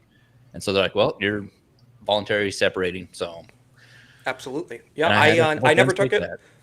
I never took it. And if I was in that situation, I would do everything to leave too. Your health is not worth it. Yep. Your health is worth a lot more than whatever money, or anything, So, yeah, it's good to see people stick to their guns, but it's unfortunate it came down to that. And hopefully with better leadership now, we will see our military personnel be treated better. And speaking of which, the president spoke at that same event this week, and he dropped the N-word, frankly. He actually dropped 2 of them. And what are the N-words? President Trump, there are 2 N-words. You cannot use either of them. So, as Ronan mentioned, that word does get dropped in Halo sometimes, but let's hear what the president had to say. And it was really a stupid person that works for him mentioned the word nuclear. I moved a submarine or 2, I won't say about the 2, over to the coast of Russia, just to be careful, because we can't let people throw around that word. What word is that? I call it the N-word.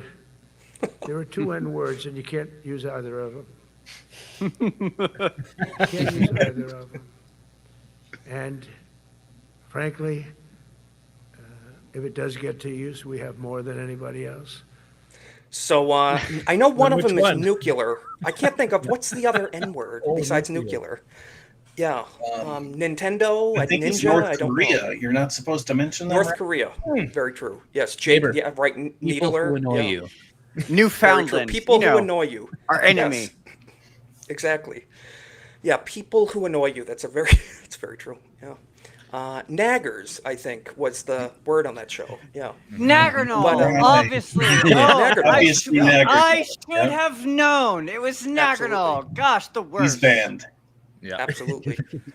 Speaking of N-words, Netflix was roasted this week by everybody from Elon Musk down. The cancellation Netflix train is on the rise.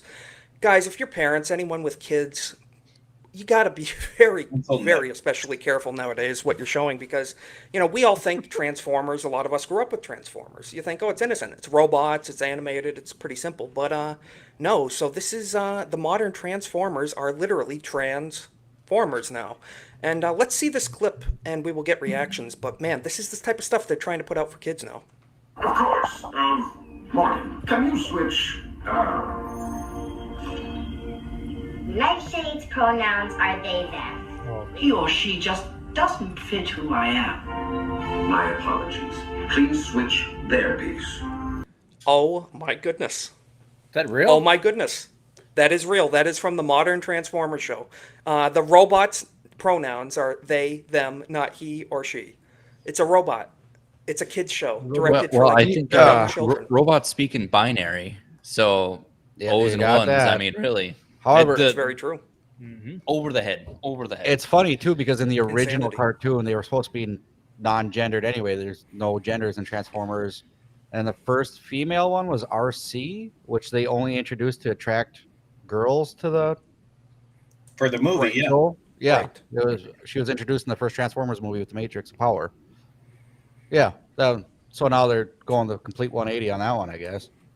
Of course, yeah. And mind you, like we said, this is a kids show, and they're pushing gender ideology in this stuff. It's just make robots fight stuff. We don't need gender. Yeah, Who make cares? robots turn into cars and trucks and roll around and fight bad guys. And Yep. it's a simple recipe, but they cannot stick to it because they still are don't have a clue ideologically driven. I still don't have a clue what the they/them thing means, and they didn't even explain it to children. That's the like, multiple personalities in I their don't, heads. I don't Yeah. understand. Like, what the fuck, man? My bad. It's disgusting.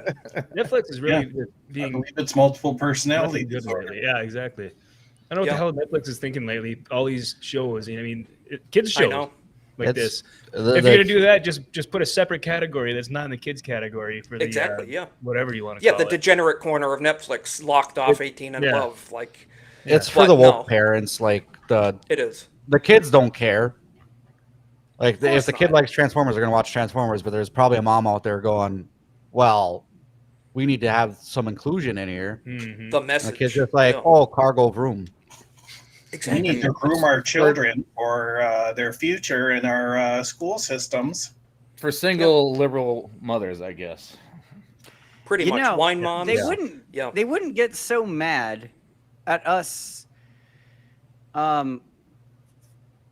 calling them groomers.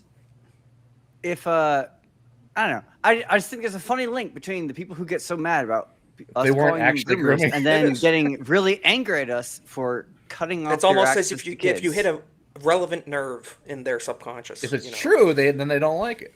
Exactly. I think they just got tired of yelling at soccer coaches, so they had to find something else. Exactly, a new thing to cling on to, yeah, to vent their frustration. And Yeah. this has got the attention of everybody, guys. Benny Johnson was talking to Congressman Tim Burchett this week, and he said Netflix executives will be having to testify before Congress about why they are pushing sexualized transgender shows on young kids. Canceled Netflix. Let's hear from the congressman's own mouth. It's a 2-minute clip, so if we have to skip through a little bit, it is what it is. But yeah, this is Congressman Tim Burchett talking to Benny Johnson about the perverted content being put on Netflix. Would you be in favor of the Netflix leadership being asked to sort of testify over this radical sexual ideology? Every time we're on, I always say I'm going to do something that makes news. Here's what I want to do on this one, because the First Amendment and all that is involved in it, of course. Let's get on it. I'm going to follow up with my folks after we get off. I'm going to call them and say which committee can they be brought in front of. Is who I think what we have to look at, who regulates the FCC. And that's a good point he's making, the FCC. So this is Magnum. Your camera's interesting at the moment. But, How dare you not let me Get out, man. Yeah. No, we're getting hacked. They don't like what we're saying. No, but no, it's good to see Congress is looking into this. They'll be talking to the Netflix executives and stuff because this is serious stuff. And the FCC is a big one here because the FCC is in charge of a lot of the licensing for a lot of this stuff and getting this stuff out on the airwaves. So if you're going to go after it, that's the way to do it. And yeah, it's pretty interesting, and we'll have to see how that develops. Elon Musk even talked about it. But ultimately, what do you guys think? I personally canceled Netflix years ago, many years ago, well over 5, 6 or more. And ever since they dropped that horrible Cuties show, that grooming show that was horrendous, I swore it off. I know a lot of people still use the site because it's just so mainstream. But anyone hear of people canceling it? Because I'm seeing a lot online. What do you guys think? Oh yeah, lots of people canceling it. Which Absolutely. back to the kids shows. I mean, I don't understand why they're pushing that gender stuff on them.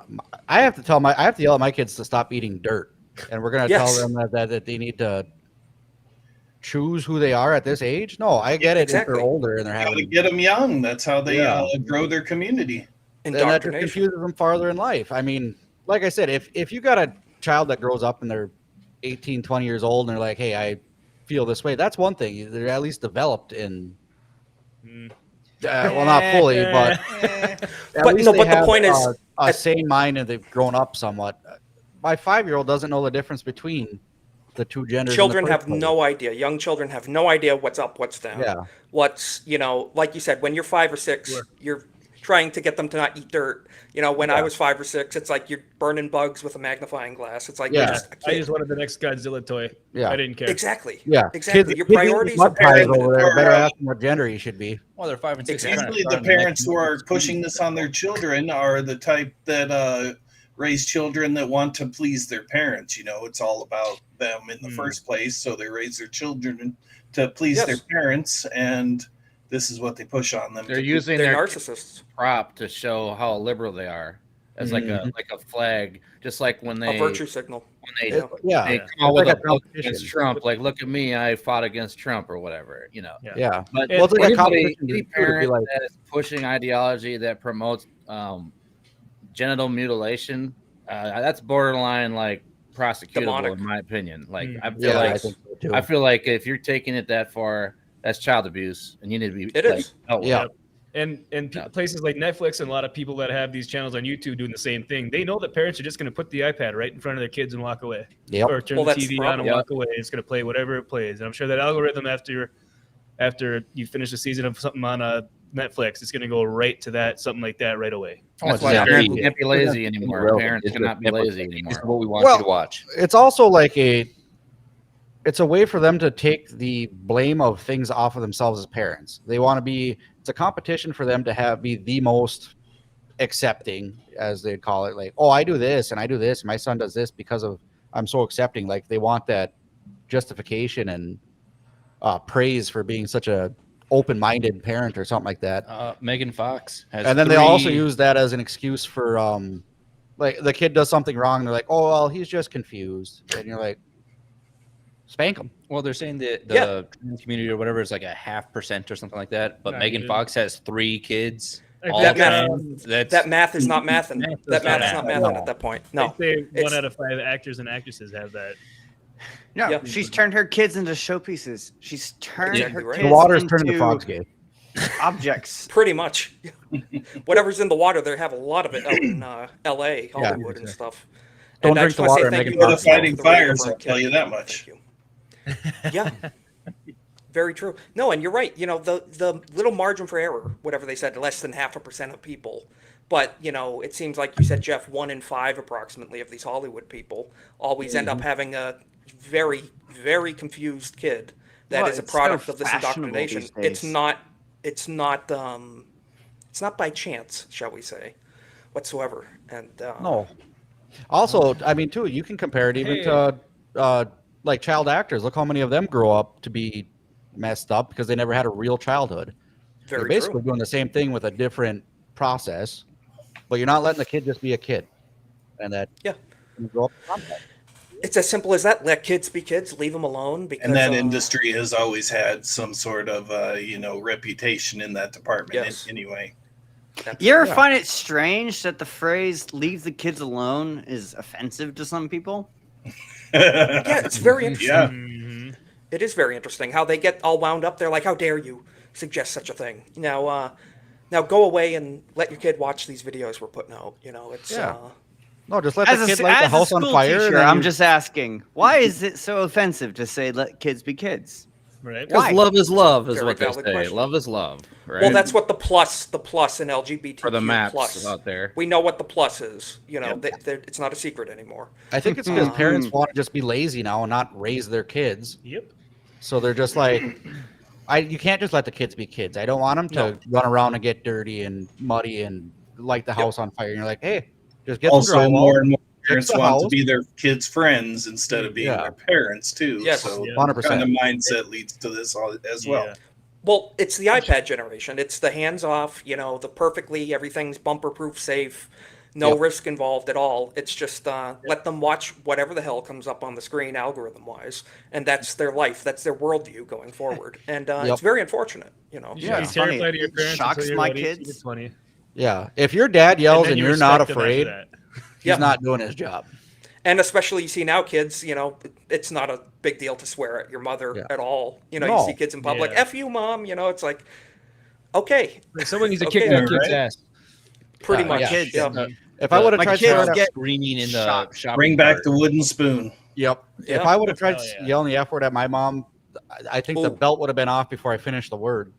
Yeah. We have a as is right. Actually, I got to look it up. We might have a video of Willie yelling the F word at her dad, and then Getting my tackled. dad tackling him off a stoop, and he was Oh my like gosh. 16 at the time. So Yeah. If you ever find that video, we got to see that on your channel sometime. On one of Yeah. your We'll streams. blur out Well, the it dad's should be face. that way, though. It should be that way. If It your should mom be. says, "I'm gonna go get your dad," and you're not afraid, That's a There's problem. Something wrong. That is a well, problem. see, that's part of the problem, though. They don't have a dad. yeah, no shit. Well, Do you most remember of the time, the and that's where fear they. that would come over you when you were like mouthing off to your mom? She's like, Just "Wait till your father your gets home," dad- and you're just like, Yep. "Ah, Wait until your father gets home. Oh gosh. And then you would hear him coming up the steps, and you knew it was upon you. And you deserved it. But Yeah, well, the kids thing is, like too, these you knew you days- deserved it. Yeah, what did you do today? Oh, I just went to school. Oh, is that all you did? Yeah, I just went to school. Oh, so you weren't talking off to your mom or anything? No, I wouldn't do that. no, I wouldn't do that." As you're hiding under the bed. Exactly right. Yeah. Why are you hiding? Yeah. You use you have foul nothing. language in front of a lady. Nothing to worry about, huh? No, it's Yeah, so no true. And shit. then Hey, they grow up Isaac, and have no Isaac. respect for authority figures at all. Yeah, Magnum, what's up? Isaac, I'm gonna leave and come back. Please let me in. Okay, I'll consider Denied. it. But, Denied. So we'll see. Access denied. I just wanted to cover this real quick. Elon Musk covered what we're talking about. He backs Congressman's push for investigation into Netflix over Paranormal Park pushing gender identity on children. So yeah, even Elon Musk, who himself, his oldest son, is essentially a victim of this trans ideology BS. He lost his son to this stuff, and now his son is a degenerate weirdo. So Yeah.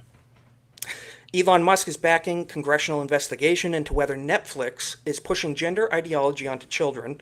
What started as viral social media exchange has now turned into a potential congressional matter. The billionaire CEO is backing Tennessee lawmaker Tim Burchett, who we just saw, into questioning Netflix over Dead End Paranormal Park, a show that featured a main character that identifies with a gender that differs from birth. The show was marketed toward children as young as 7.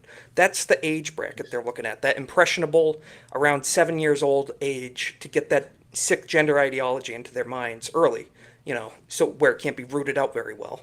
And absolutely shameful. So if this was normal, they wouldn't have to push it so hard.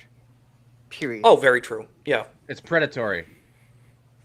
Very true. And yeah. Someone, I think Steve Walsh mentioned it in the chat earlier, but it's like they're not here to teach. They're here to indoctrinate. They're here to recruit. This is about recruitment into this cult of that's what it is. wacky nonsense.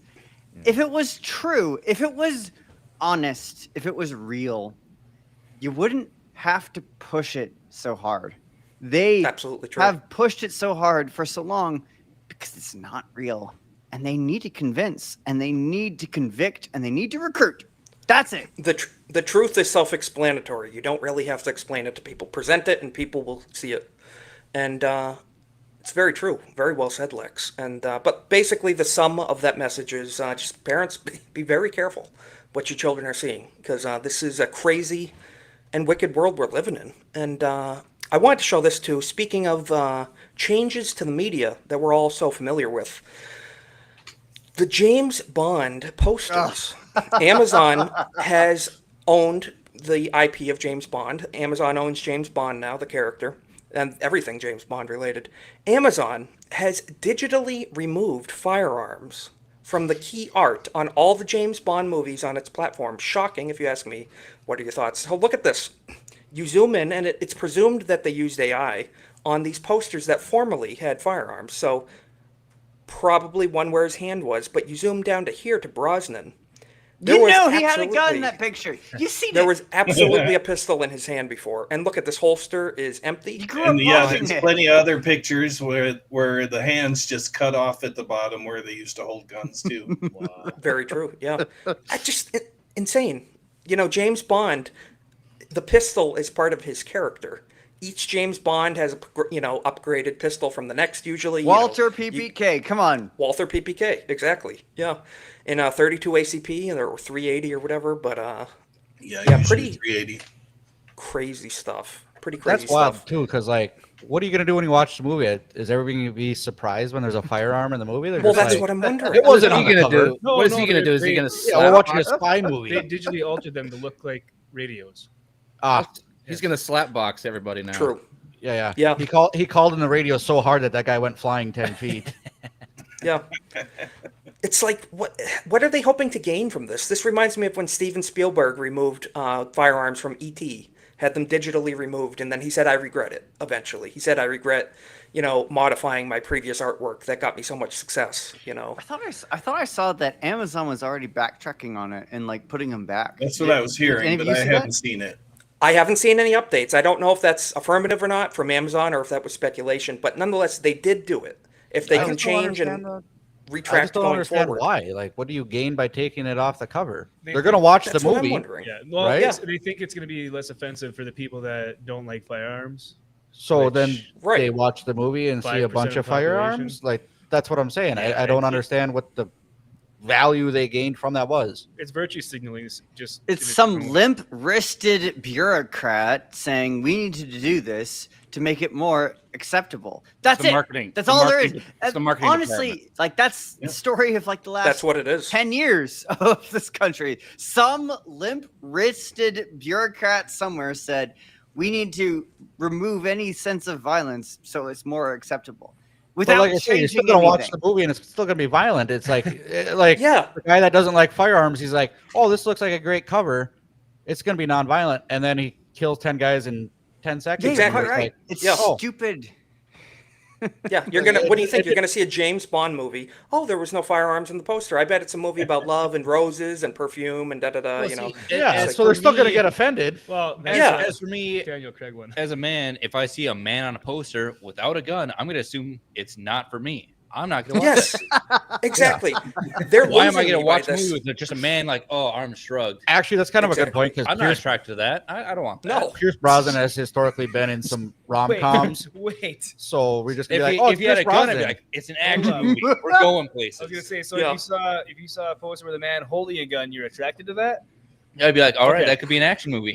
Oh wow. Probably. Okay. I guarantee you, if they had a picture of the conference room where they fleshed this out, it would be all women at the conference. Oh, definitely. Can Well, this you is imagine being a fly on the Probably a wall lot of for something blue like that? hair, too. Yep. yes, blue, purple, green. Oh, Yes. And the Lots of horn the rim like. glasses and all that.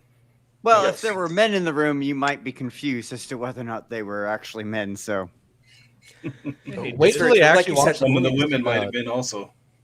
I say, wait till they watch the movie and they see the womanizing in them, too. I bet you that's Exactly really right. Nope. Well, hey, goes you know out what to- I want to Or are they going recommend? to take those scenes out and then edit all the firearms into squirt guns? Nope. It's The it's just Sean a man Connery on the clip cover.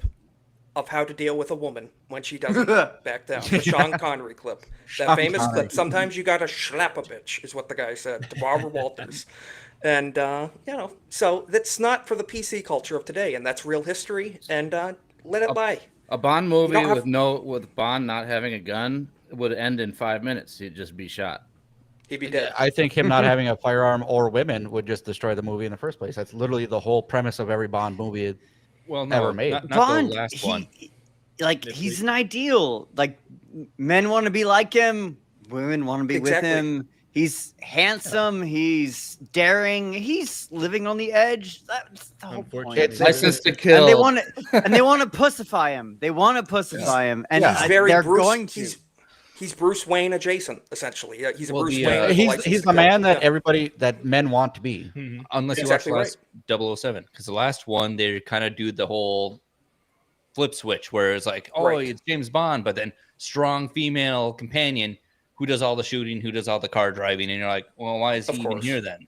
Yeah, Of course. but nobody wants to watch a movie with an ugly end the film. dude that Yeah. sucks at life and can't do anything. It's not licensed Yep. to be emotionally vulnerable. Bro, the leftists Yeah. do. They absolutely want to watch that movie. But They the wanna thing is, watch Lex, any the movie. leftists are not the ones that buy merchandise and tickets. Yeah. And, Oh, no, that's why all the movies are losing plus money. We got to talk about what Amazon's going to do with 007 in the future now that they've it's concerned. shown this hand already. What is the next James Bond going to be? A transgender, ruin female?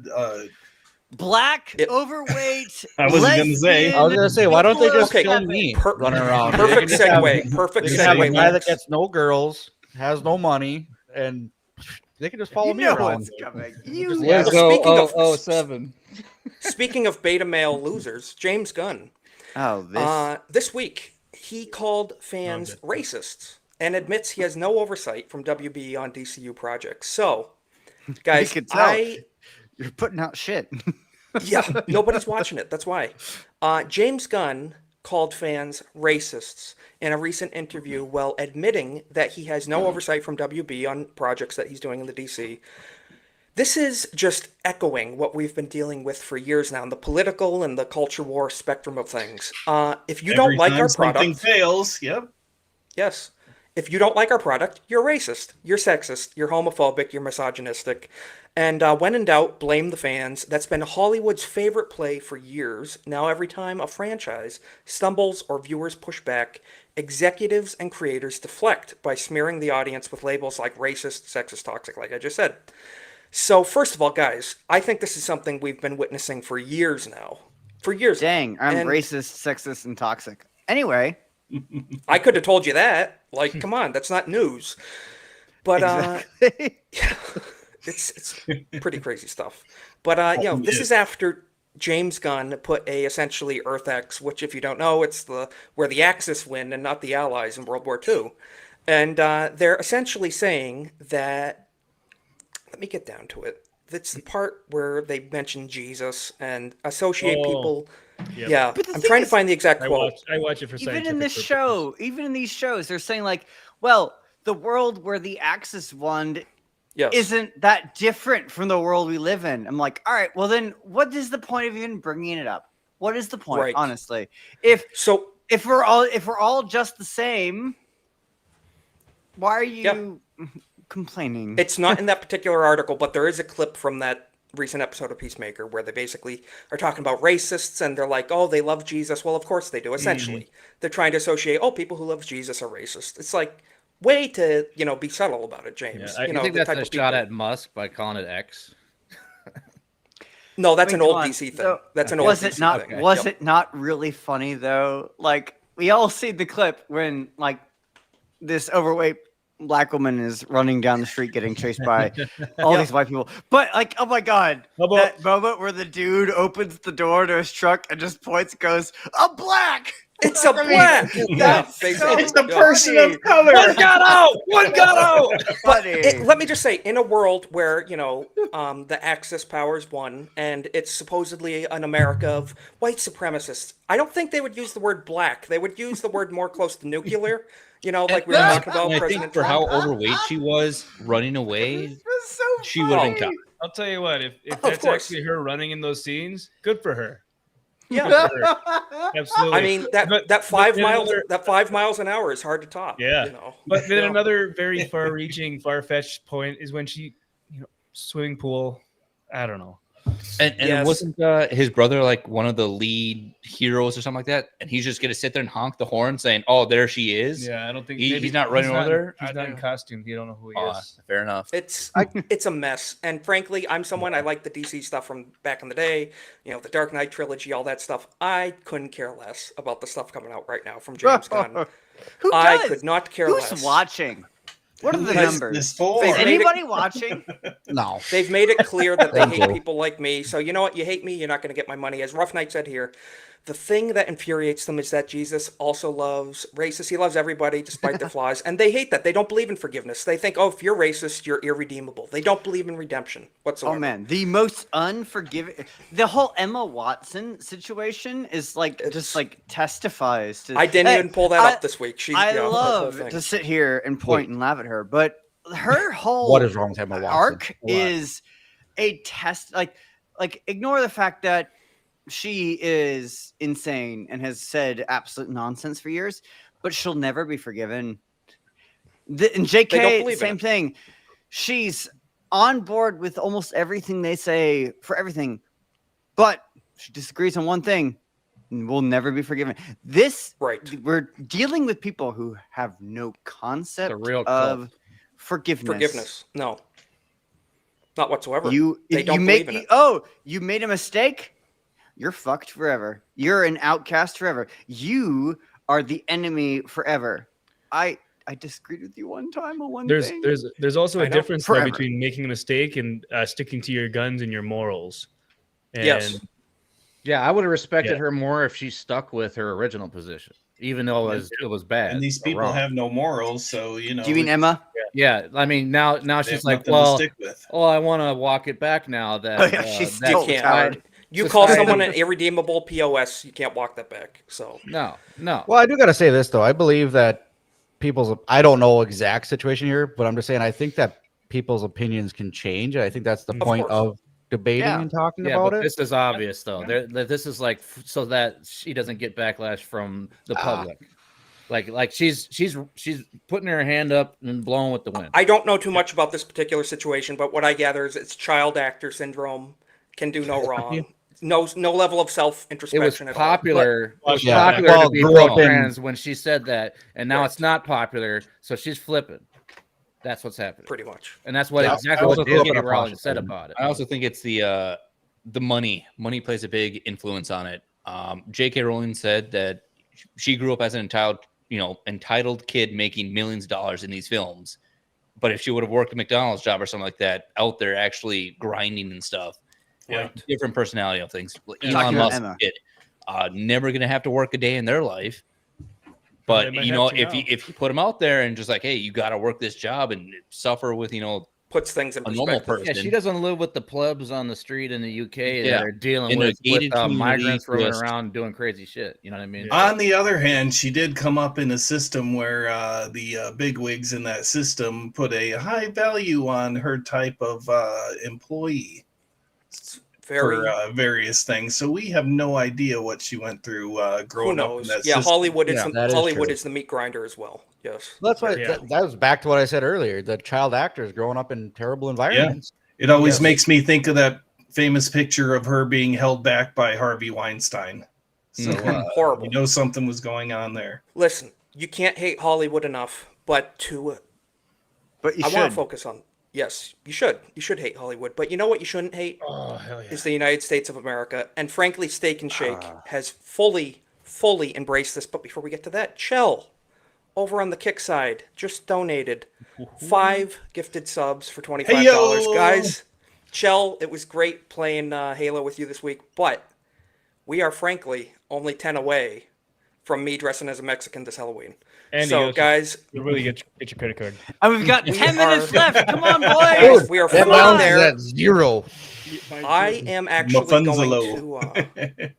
I'm going to be writing Chell's name down on the chart. I do have a chart going.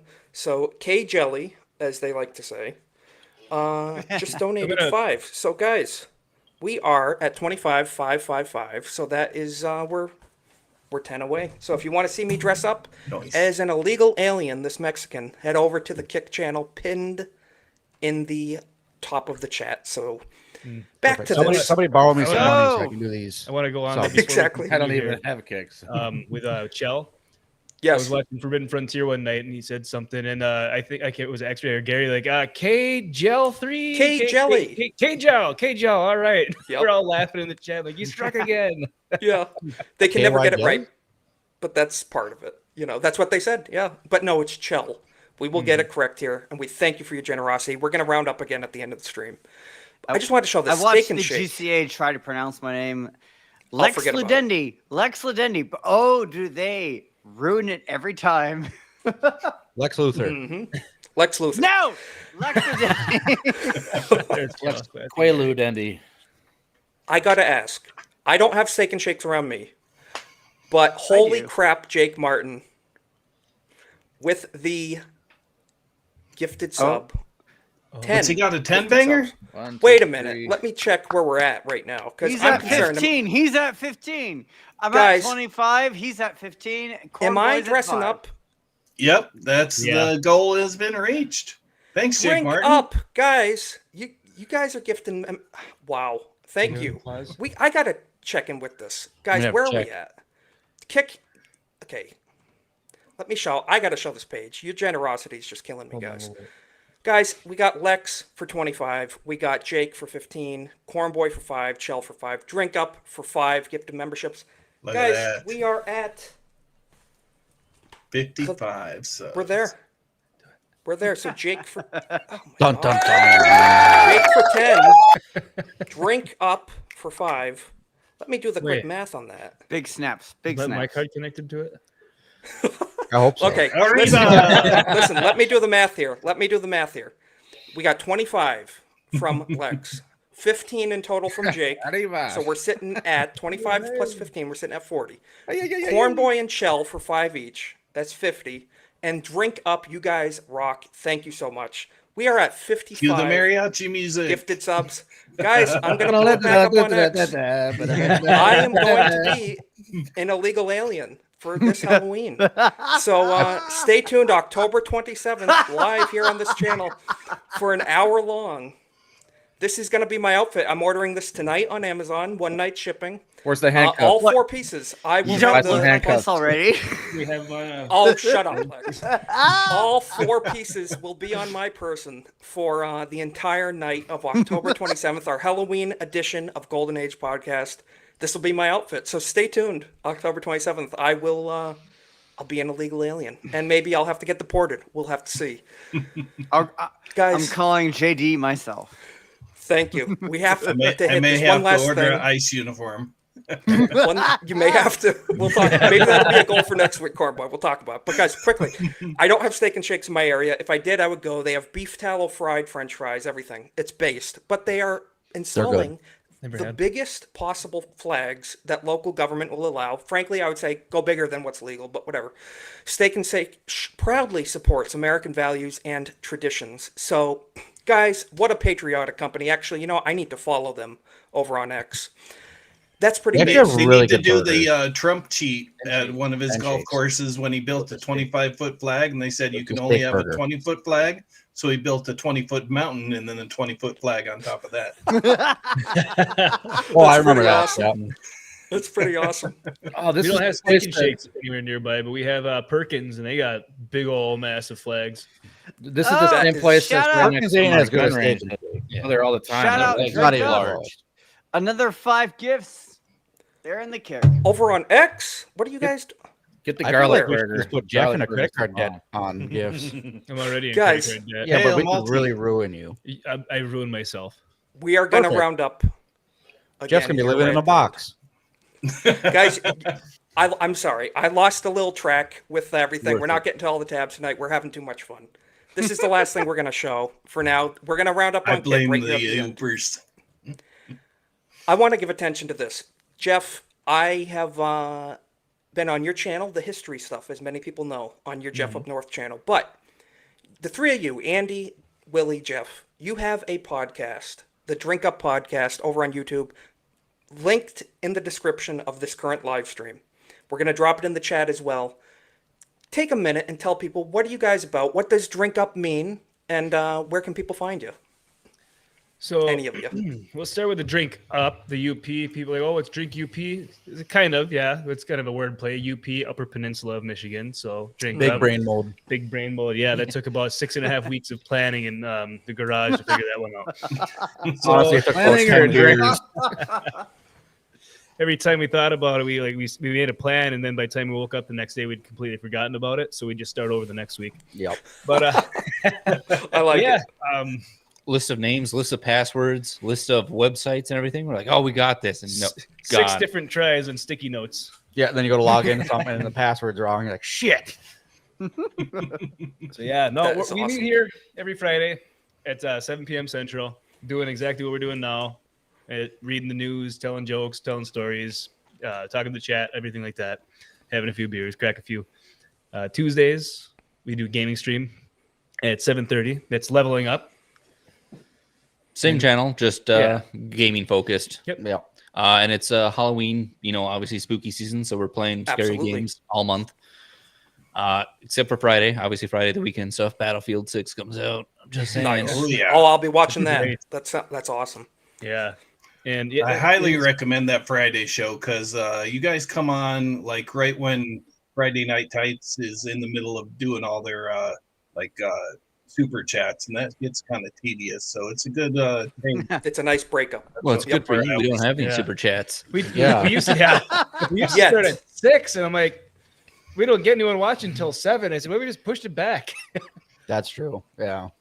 It's a genius So, idea. guys, I have to ask you, well, right there in the chat and in the description, go subscribe to the guys over at Drink Up. It's a great show. I love watching you guys. I really Plus, they appreciate set you guys coming on the subscriber show goals today. too. So They do. Who's the next to shave their beard off, or Yeah, their what's head, the next goal for you what's the guys? next Yeah, subscriber? they never, goal? they never shave their heads. 100 subs before October. That they was- gotta shave no. their heads. That was a Hey, we generous didn't agree goal. on that. We didn't agree on that. I said you look dead in the eyes. That's Gotta get it in writing. Because I looked you dead in the eyes and said no. You look me dead in the eyes. Let's get it on. It's kind of weird. I looked him dead Well, in he the eyes looked and you. said happy Wow, there's birthday. and I firm eye got nothing. contact, huh? Yeah. Wow. No, we did So- do a shirt though, and then we're gonna be doing another one at like I don't know. We haven't figured out the next number yet. 150. 69. Yeah, 150. I think we're gonna 69. do something. 69. Every 69. Yeah, 69 was the first one. Yeah, so and then 420 169. for sure is gonna be one, even though we don't partake. Oh, in that's going to that, be a but- big one. So And then one- 500, I expect something special. So, guys, Well, you got a make sure long time to plan that you one. are subbed to Drink Jeff's Up looking at if you wanna signing see up for that. a Feet Finder.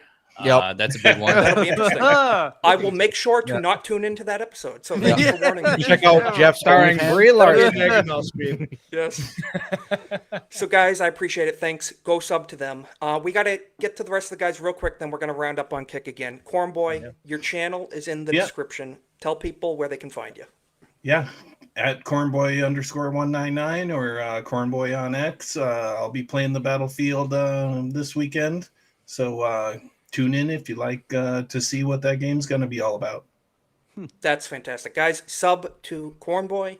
Lex, Troublemaker over on X. Tell people where You they can find find me you. here on the Golden Age podcast. You find me on Multi's channel. That's it.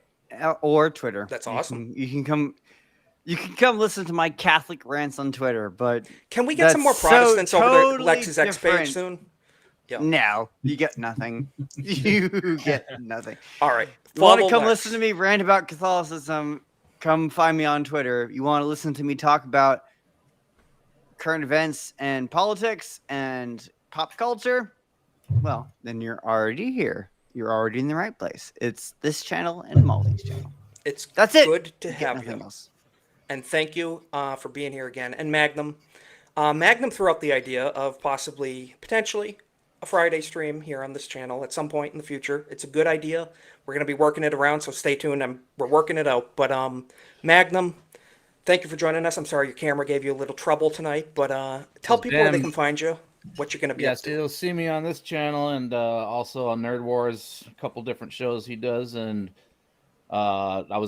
reason I'm not canceling Netflix is I plan on doing a Witcher season 4 breakdown boy. or my God, let us know how that making a goes. season Wow. because the 4? last video I made was a season 3 tear apart. So Season 3 was bad enough. Yeah, no Yeah. shit. I gave up after season 2. And that was with only 5 minutes of cable. That is but rough. it's fun to And that's why he's making his show. it's fun to talk trash for 10 minutes about it. So That's true. yeah, and if it wasn't for Antifa hackers taking over my camera, I was gonna cheers Yes, sir. for Drink Up Boys with my bottle of Old Forester, but Ooh, Well, good Ooh, stuff. Old Forester's Oh, good stuff. nice. Well, I'll tell you what, we'll do it in spirit for you. all right, cheers, boys. Drink up, guys. Cheers. Cheers, brother. Everybody, Awesome. subscribe to their channel. I'm gonna go into their chats at some point. We'll all get drunk. Hope to see you there. Absolutely. And guys, it was a pleasure to have you on.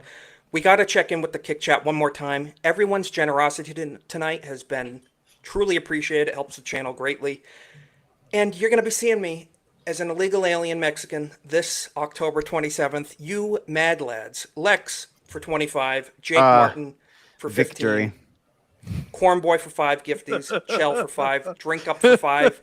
I believe that is reloaded. If I missed any, speak your voices now because Kick Follow on sometimes. Kick to be eligible for one of those gifties. Absolutely. So We follow have us on a Kick. very generous community. Yes, we do. And I want to thank you, Angry Badger, as well, at the beginning, before the stream even started, for rating the show. It gave us a great boost on YouTube. We're on the road to 500, getting almost I there. was a great guest. Yes, Nerd slap it for was. the raid as well. Nerd slap for the raid over on Kick, the Nerd Herd. So, guys, ABF, Alec Baldwin's Finger, is about to start up off the hip on YouTube right now. I'm dropping the link in the chat. I would like you to go give him a Golden Age raid. Go watch his gaming podcast right now. They're going to be talking about culture war and gaming stuff. Check him out. Tell him we sent you. We will catch you here, same time, same.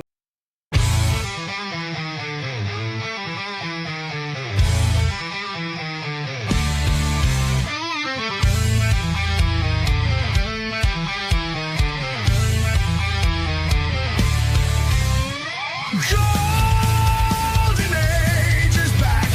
Isaac's on the mic. Cultural crusade. Politics get torched in the fight. Savage themes drop hard, outrageously offensive. Bassy generation, loud and unrelenting. Golden Age, it's the podcast blaze. Isaac's rants cut through the haze. Crusades alive, memes collide. Subscribe now, join the savage tribe.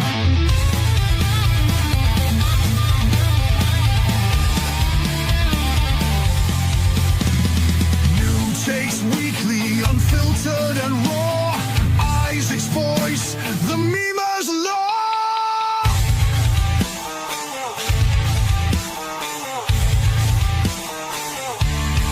The golden age of America begins right now.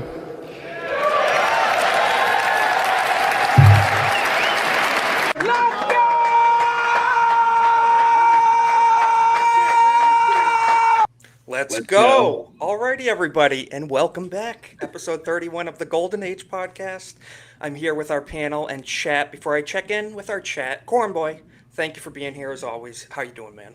Oh, excellent. It was a great week of playing Halo and a little bit of Battlefield 2 over the weekend, and looking forward to some more gaming. Maybe stream a few streams, and we'll see how the week goes. Check out Cornboy's channel. We'll be doing game streams over there. Lex, as always, how you doing? Happy to be here.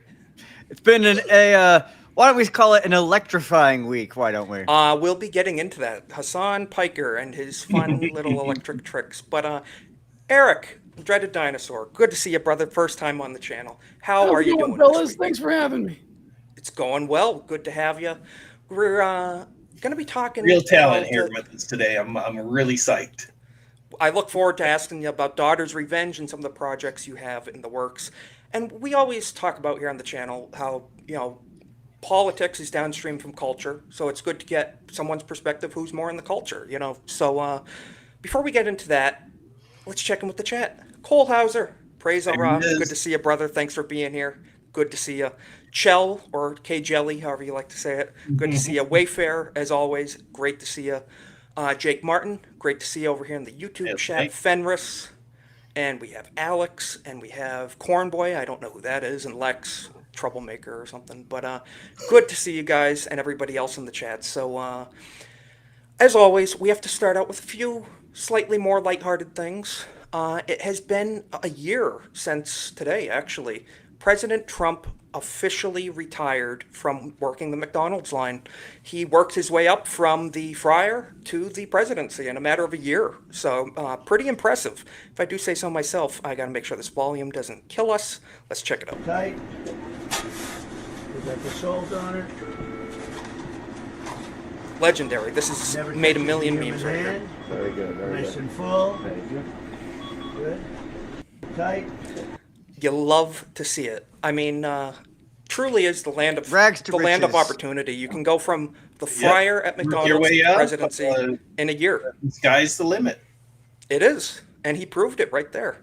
So, I mean, just beautiful to see. And on the other hand, not so beautiful, we had some Antifa protesters, if that's what you want to call them. I would say rioters. I thought they didn't exist. What's It's going on? Antifa is a thought process, Just right? an It's not an idea. organization. It's not a bunch of people doing things together. Not whatsoever. No. So Antifa, this Debbie Brockman was, she was arrested. Let's just look at this. It's kind of What's scary. your name? Debbie Brockman, I work for WGN. First of all, that screenshot right there was made into a million memes as well. Antifa, always the most lovely of people, of course. Let them know. I got you. Yep. Let Debbie them know. Browning? Brockman, WGN. First of all, mind you, the double cuff. They had to put 2 pairs of handcuffs on her. But, quite interesting. The most lovely people. They are always getting arrested by. One of the worst LARPers I've ever seen. I know. And surprisingly, she wasn't covering her face like the vast majority of them do, hiding their identity. Well, they're up to. Well, she figured being a news station of course. WGN employee, she would be protected. But sometimes you FAFO. I wonder if she That's still right. works there. We'll have to find out. I'd like to see a follow-up to that, for Yeah. sure. But no, they think they're invincible, and you can break the law and spit at cops and throw things at them, and no Yeah. consequences. But we are living in the consequence era now. So, Yeah. like you said, FAFO. I had to share this too. This is the equivalent of gamer chat between me and the boys when we're playing some games. And this is Dean Withers and Nick. This is whatever you guys think of these guys. I don't care. This was gold. This was comedy gold right here. This is how we talk when we're playing games together. Are you gay? Are you gay just to establish for the debate? I'm able to place myself in other people's shoes and see the world from a perspective and realize You what's right, empathize, what's you wrong, place even when yourself I'm in not gay people's shoes? Yeah, and I can Do you see how imagine terrible what it people would like be you are. like to be gay? No, I imagine what it would be like to be at the receiving end of your fucking The receiving tyranny. end. Of You your empathize fucking with the tyranny. receiving end, huh? Phrasing, very poor phrasing. That does sound like our GCA It chat. does. It does. Yes, it does. In the GCA game chats, it's very reminiscent, if I do say so myself. Anybody out there play Halo? Make sure to join the GCA chats. We're playing all the time now. Most weekends, yep, catch us in there. But yeah, I would just have to say that's Gen Z. I'm Gen Z myself. That's kind of our political discourse at this point. Oh, you disagree with me? You're gay.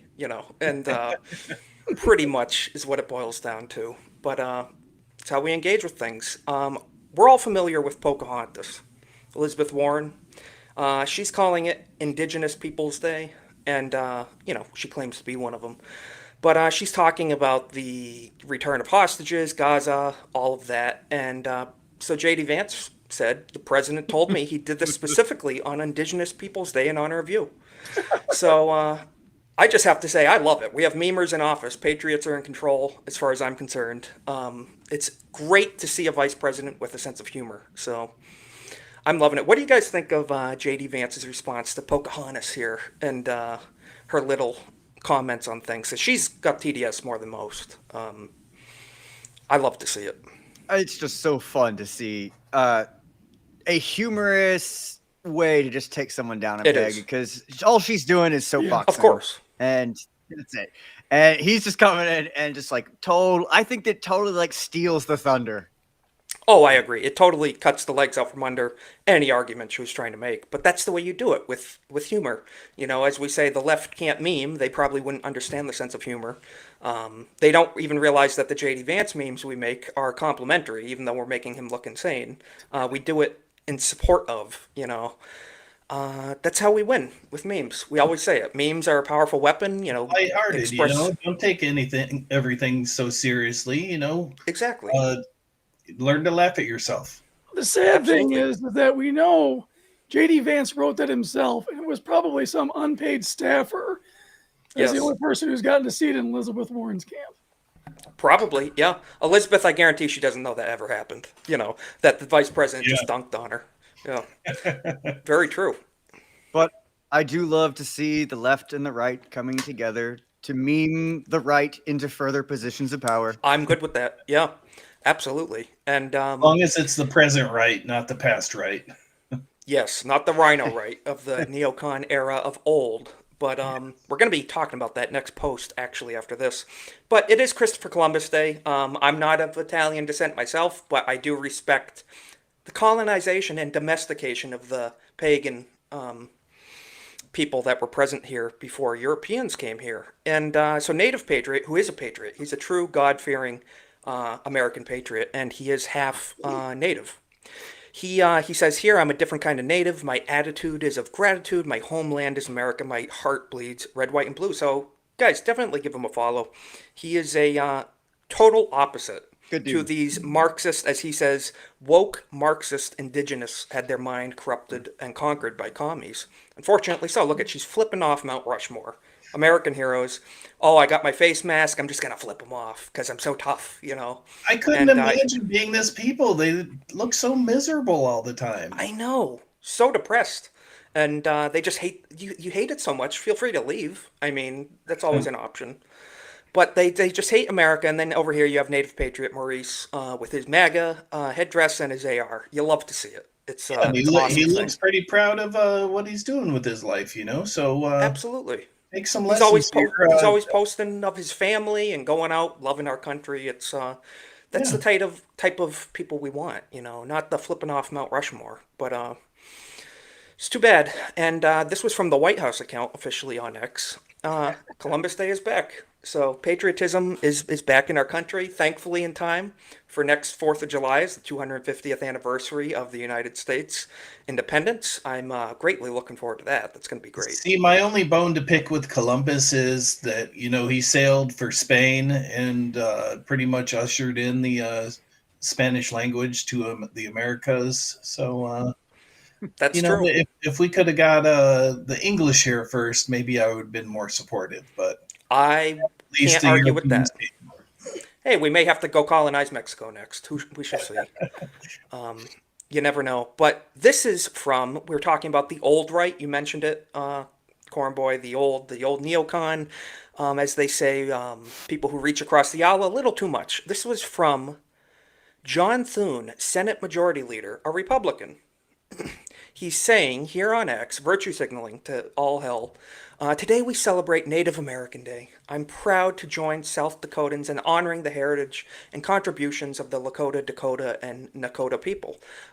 Whatever, that's your district, but he mentions nothing about, you know, Columbus or what this day is actually, you know, dedicated to. And the replies were just savage. I do have to be careful. But yeah, the famous Sopranos, you know, clip, it's Italian American discrimination. Just a lot of people got in on it. So as you can see, I'm in Native there Patriot somewhere. again. Yeah. It's but seriously, like, come on. Senate Majority Leader. Read the room, Republican. guy. I know. So out of touch. He's McConnell's stooge, and I'm sure a staffer Yes. wrote that tweet. More than likely. Yes. The old guard of the Republican Party, the virtue signaling. They are withering away. Thank God that McConnell is leaving very soon. Is Thune's wife Chinese too, or is it just McConnell's? I mean, maybe he met his wife the same place Eric Swalwell met his girlfriend, possibly. You know, you never know. You know, these people. It's very interesting. Foreign. The correct meme to post today was the "I'm sorry, the human sacrifices will stop." Yes, meme. that's perfect. Yes. Oh, here comes the radical right stopping, you know, human sacrifice and. Yep. Yeah. It's, Your people have no concept of private property. Well, here you go. It's our private pretty property. much. Pretty much. And speaking of things you love to see, President Trump had a great handshake with Emmanuel Macron over in France. And no audio to speak of here, so I'm going to mute it. But look how we have strength on the world stage again. Look at this. Macron just totally went limp like a rag doll here. Trump just totally, you know, mind you, Trump is significantly older than Macron. And totally ragdolled. He does him show a around. lot of deference to older people for some reason. Yeah. But I have to show you the next post. You call it. zoom in on Macron's hand. It is Look at turned that. white. Yeah. It's like, no, this way, this way, this way, this way. Yeah. But look at this. This is the funny part. This was Macron's hand afterward. Look at that. Oh, man. You'll love to see it. So, yeah, don't mess with the United States. You know, it's nice to have strength in leadership again. So you wouldn't have seen that from Biden. You know, he would have been tripping up the stage. But is what it is. Let's check in with chat real quick. Cole Hauser says, at the same time, we need to be careful, love them or hate them. We lose a majority. Yep. I mean, we want the majority, but we do want a good majority, too. You know, for sure. Good to see you. See, I have faith because with Trump in office, more Republicans will be voting than normal in a midterm. You know, I he hope. can fire us up like nobody else can. I hope. You know, I hope so. Definitely engage in voting when the time comes, for sure. I just hope we get the right people in there for primaries. That's all that worries me. I hope you're right about that. Yeah, definitely look down ballot, and just because there's an R next to the name, investigate your candidates in the Yeah, primaries. for sure. It's extremely important. Good. We have Ronan and the Beast in the chat. Good to see you guys. Aloha. Thanks for being here. And the Gray Bush is there too. I didn't want to show this, but it was sent to me. It was requested. This is a jump scare warning, a big jump scare warning. This was asked that we show this and comment on it. A transsexual man has been sentenced to 21 months in prison in England to concealing his biological sex from a man before engaging in certain encounters, shall we say. How? That's Was the the leading guy question blind? here. Was his date blind or Blind or severely inebriated, one or the other. Highly concerning. My only response. Highly How? concerning. How? The articles you people send me throughout the week definitely give me nightmares. So thank you to the person who sent this. Yeah, I'm gonna get that off. What do you mean, you people? Yeah, you people. Yeah, beer People as in goggles. No, chatters. we need beer binoculars there. I mean, I think you might need like vodka goggles at that point. Yeah, it's Coke goggles. Yeah, but man, it's crazy. Wow. Okay. What the hell is even that? I don't know. Brother Ooh. But this was perfect timing for this week, actually. Moving on from that. This went viral. So we talk about, artists and people, a lot of people, Eric, you do a lot of drawing yourself. allegedly. So, yeah, this guy, who I was not super familiar with up until this week, Daniel Warren Johnson, who apparently has done work, done Transformers and DC stuff, all sorts of the like. This is from the new run of Absolute Batman comics. This big Batman, kind of hulkish Batman, crushing the neck or head of a ICE agent. He posted it with nothing but a bat emoji. And I can't show the replies because they are absolutely savage in a good way, but not YouTube safe. What is your first thoughts on this? These are the type of people, comic book writer and artist in his top of his bio. I'd say it's par for the course for industry shills. In mainstream industry standard? What do you think, Eric? I mean, that's Sadly, yes. I mean, even if he doesn't believe this in his heart, he clearly did it so he could get some clout with certain people. And it's just really sad to see. I like the most I could hope for is his publicist told him to do that just so that they'll get more eyeballs on the Batman, Absolute Batman cover and get more sales. But yeah, the way I commented on it was I just think he wanted less fans is all, because it seems that way. Yeah, because you're not going to be sensitive that I'm at. It's there's certain things that I'm just not going to just put out there completely publicly, just because I'm trying to be respectful to my audience. Of course, yeah. But I mean, just to go heavy-handed in any one direction, you're going to lose the other half. There's no bridge building at this point. No. And my thing is, that side of the aisle that supports these kind of messages, they don't have the money to buy comics or, any of the stuff either. I mean, that's why it's in the shitter. Jobless out there protesting. The only money they get is the scraps that, the NGOs that are pushing all these color revenue. Absolutely. We'll see if this ends up on Comic Art Fans or goes to auction on Heritage or something. I know. I just found it absolutely disgusting because, these are the people writing, drawing in the media, writing comics. And I mean, that people got so obsessed over this on the other side of the aisle. And hey, shout out Jay. Good to see you. Thank you, Celebrity Jay, Drunk Trivia, for stopping by. Thank you for being in the chat. Good to see you, Jay. We're going to be showing some images here Eric sent from Daughter's Revenge. We'll be talking about your book, which we're all looking forward to pre-ordering. So thank you, Jay, for stopping by in the chat. Good to see you. Yes, I agree with Jay. I always associated comics with not exclusively for like a children's audience, but like comics was a thing that like you did as a kid, that you appreciated as a kid, with characters that were like set up to be kind of role models, something you could talk about in the halls and the classrooms, the lunch table. Yes. And you see something like this. Yeah, it was never as a school teacher. I see something like this and I go, I don't want this anywhere near my kids. Not at all. Get this away from my students. It wasn't meant to be divisive like this. We're talking about it, so it's done its job. Yeah. Well, that's the thing. Yes, you said, as they say, negative attention is still attention nonetheless. Bad press is good, it's what they say. Jay saying, The book would be nothing without Eric. Yeah, so your work, I have to say too, Eric, I saw on the GCA, you put Mo, you had a little Mo cameo in the book. So that's pretty awesome. I was happy to see that. But no, Kongman Lee, who I'm a big fan of, one great guy over on X, he summed it up very well. He said, aside from how leftist parasites continue to insist that every single fictional character would agree with their modern day politics, Batman's main enemies were always terrorists, not law enforcement. He even worked alongside law enforcement to uphold order and justice when terrorists and crime syndicates would terrorize Gotham and hold innocent citizens hostage and kill them. Very true.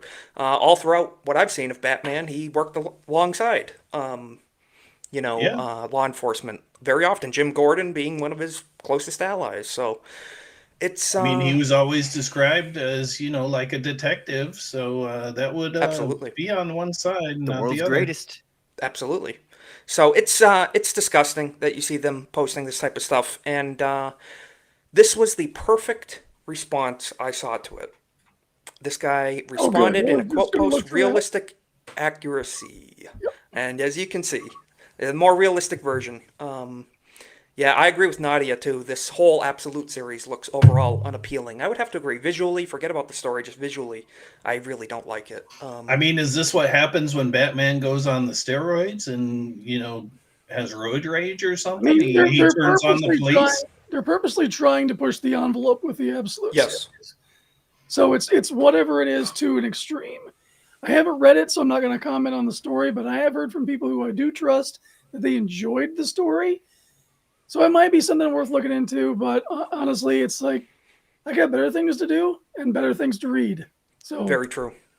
Very true. Yeah, I'm just personally not interested, and especially after seeing that type of stuff. And they're saying they're injecting all sorts of politics. We're seeing the Peacemaker stuff now in DC. It's just there's older stuff I can catch up on. Let's just say that. But and stuff from you guys. Plenty of good material out there.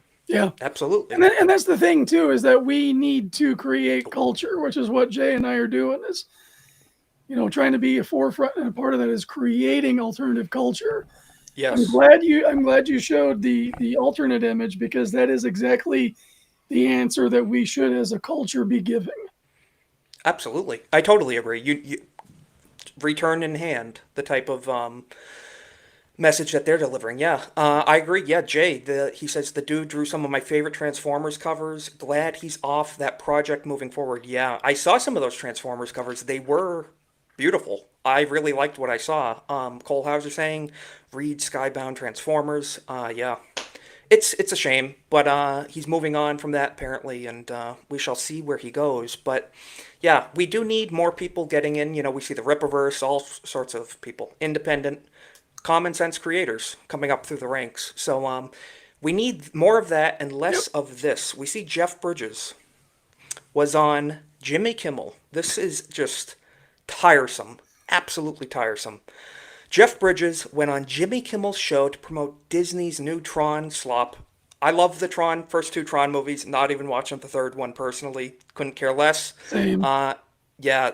Then, at Kimmel's request, got into his Big Lebowski character, the Dude, to deliver cringy lines that say, "Let's get ice off our streets and into our beverages." Yeah, so let's listen to this clip. And yeah, Corn Boy, you're getting a shout out from Jimmy. That's pretty cool. Yeah, Corn Boy is our co-host on the show, so we appreciate you being on here, and it's good to see everybody in Comics Dead. Good to see you in the chat. Let's listen out of Jeff Bridges' own mouth. What he has to say about ice. And frankly, this is not the type of thing I want to be seeing on a late night show. You're here to entertain us. Don't preach at me, so let's hear it. And, yeah, ice. Let's get ice off our streets and into our beverages.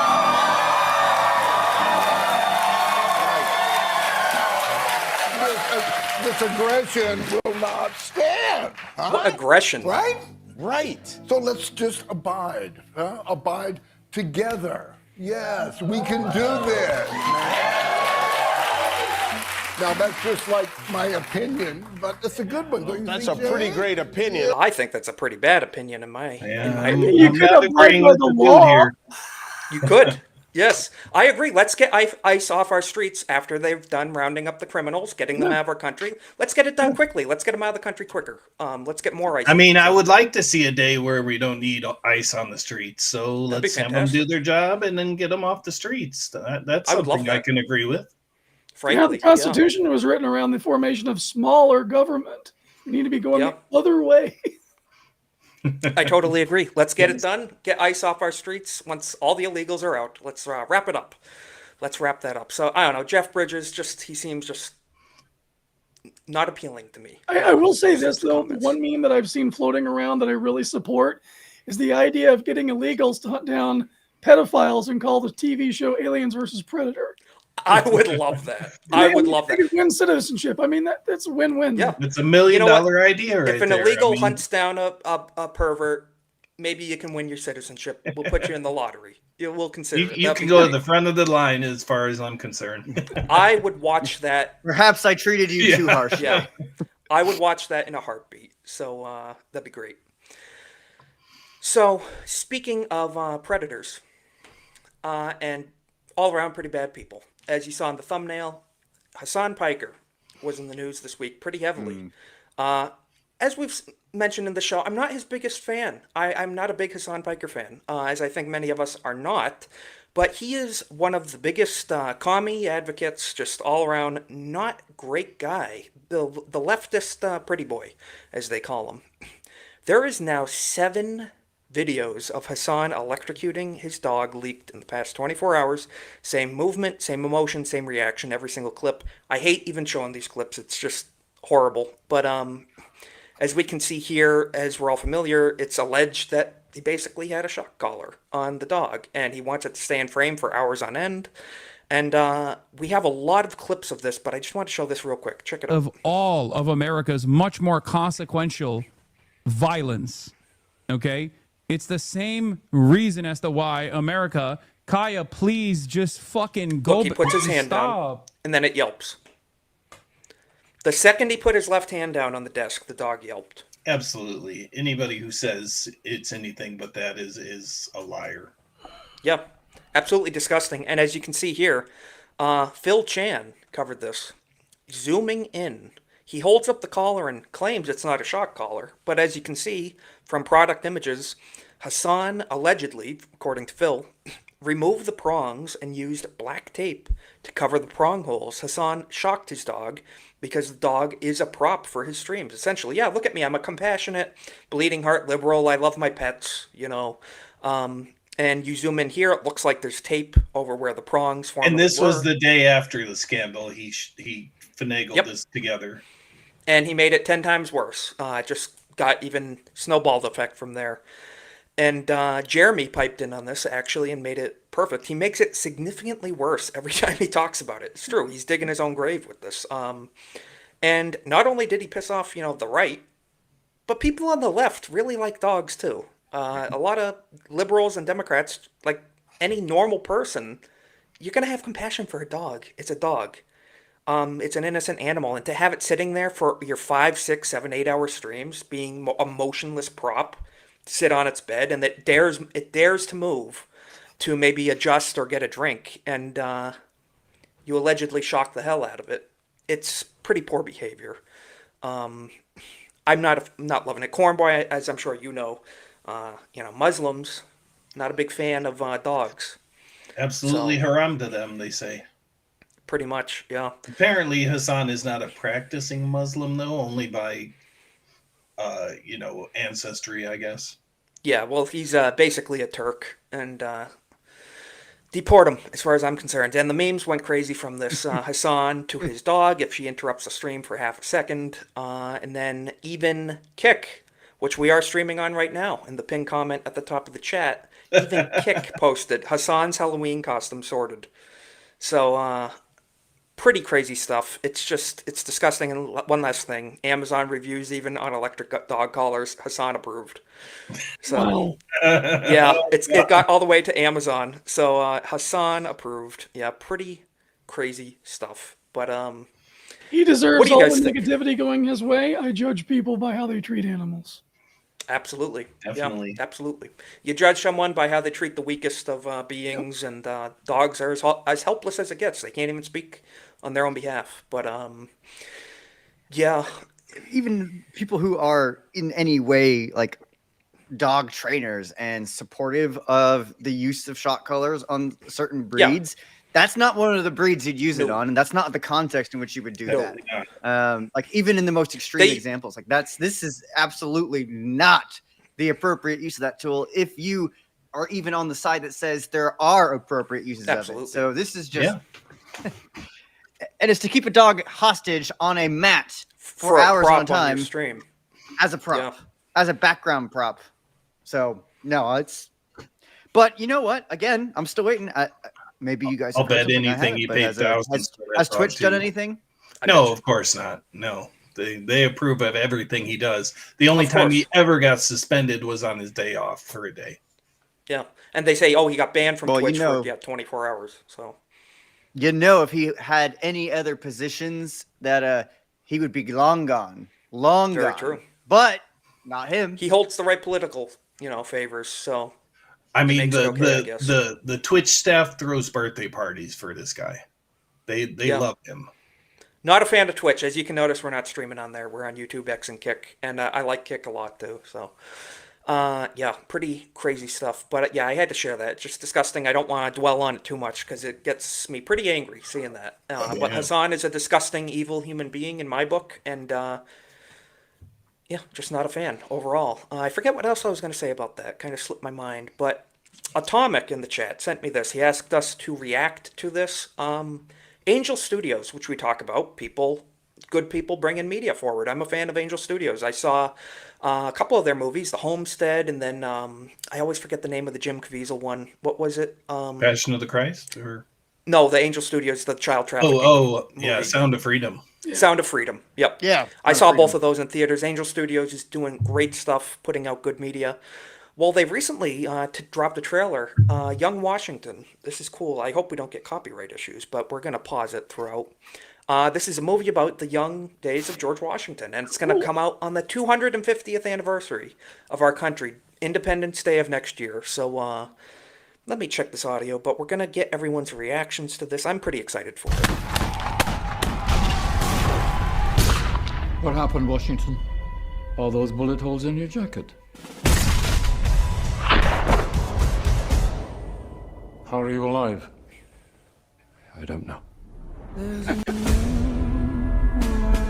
And that is a historical fact. George Washington did have many bullet holes through his cape and cloak, and even a silver dollar near his heart did stop a musket ball when he was in battle at times. So God's hand of protection was over him throughout all his life. Pretty amazing stuff, but I'm excited for this movie. You have no military service. It does. Angel Studios is stepping up. You are a boy. You are not British, yet they send you to speak for them. So that when you fail, they'll have someone to blame. Young Washington, you lost. Andy Serkis, if we step back just a little bit, big fan of him. He played you lost Gollum in The Lord of the Rings, as everyone knows. So he's a fantastic actor. But we're going to see a couple more, as Atomic said. Great cast. In the new world. Who does own this land, if not the one who has the will to tame it?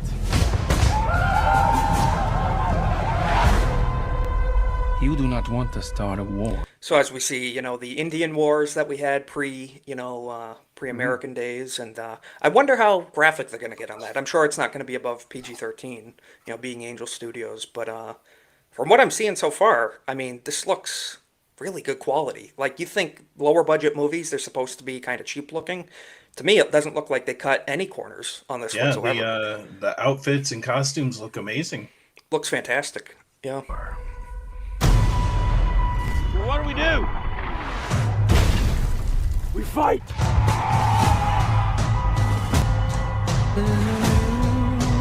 Kelsey Grammer, big fan of him. Nice. Yeah, he's one of the few open conservatives. He's a Christian in Hollywood. You don't get much of that nowadays. So, Big fan of his. Frasier, one of the greatest TV shows of all time. So I'm looking forward to watching this. He played George Patton in American Girl. I didn't see that. Okay. Oh, you're gonna find it. It's hard to find because I don't think it's streaming anywhere, but it was really good. Really? I'm going to have to check that out. I want to see more of his backlog of stuff. Ben Kingsley, another top-notch actor. Fantastic. So next Independence Day, 250th anniversary. Perfect. Hold your ground! There is no retreat! What are you called?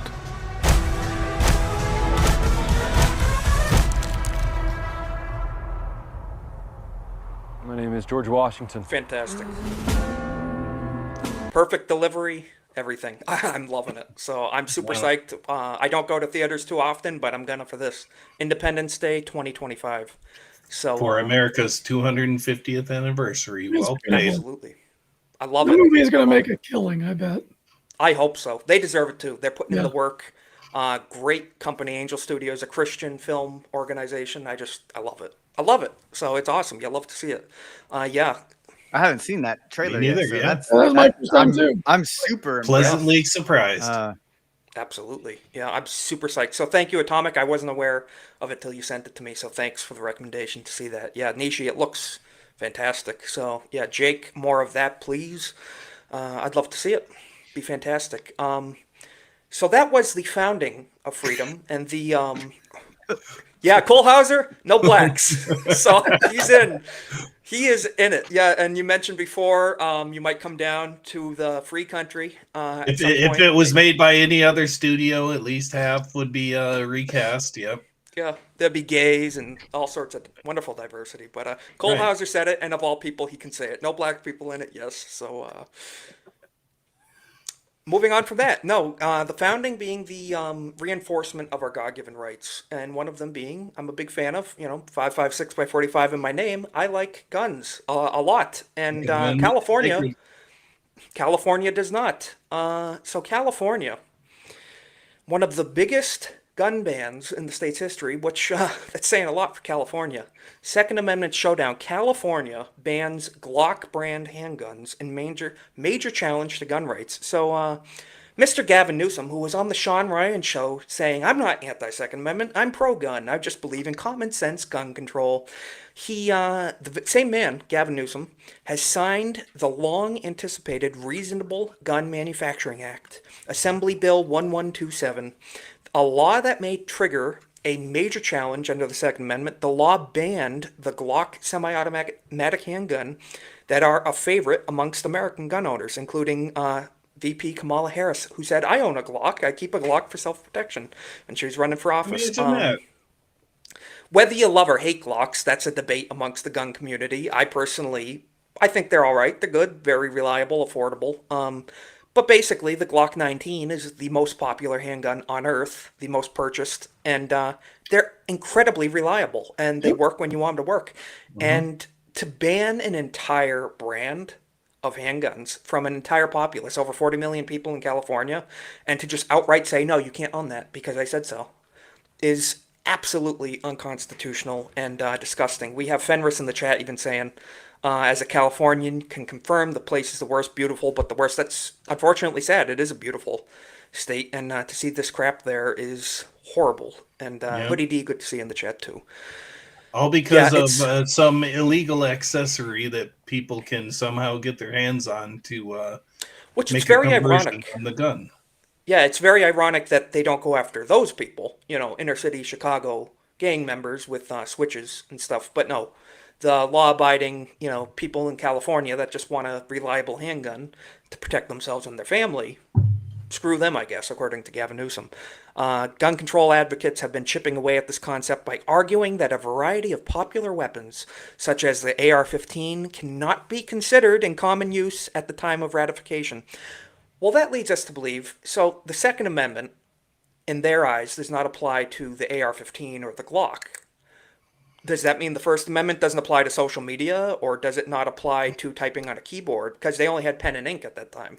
Yeah. I mean, are we gonna go that route? That's the argument here, and it's a very fragile one, in my opinion. They'd like to. They would like to. They would But like the trouble to. is here is that they know that their base are intellectual morons, and they don't read anything outside of what they're told to. When you actually start reading some of the letters between the founding fathers as they were discussing this back and forth, they fully intended for every American to have whatever kind of military grade weapon was available at the time, because they were the military. Yes. The civilians were the military. Yes. So I want my tactical nukes, damn it. I know. If I tell you what, the only thing that should be stopping us is our wallet. That's about it. Right.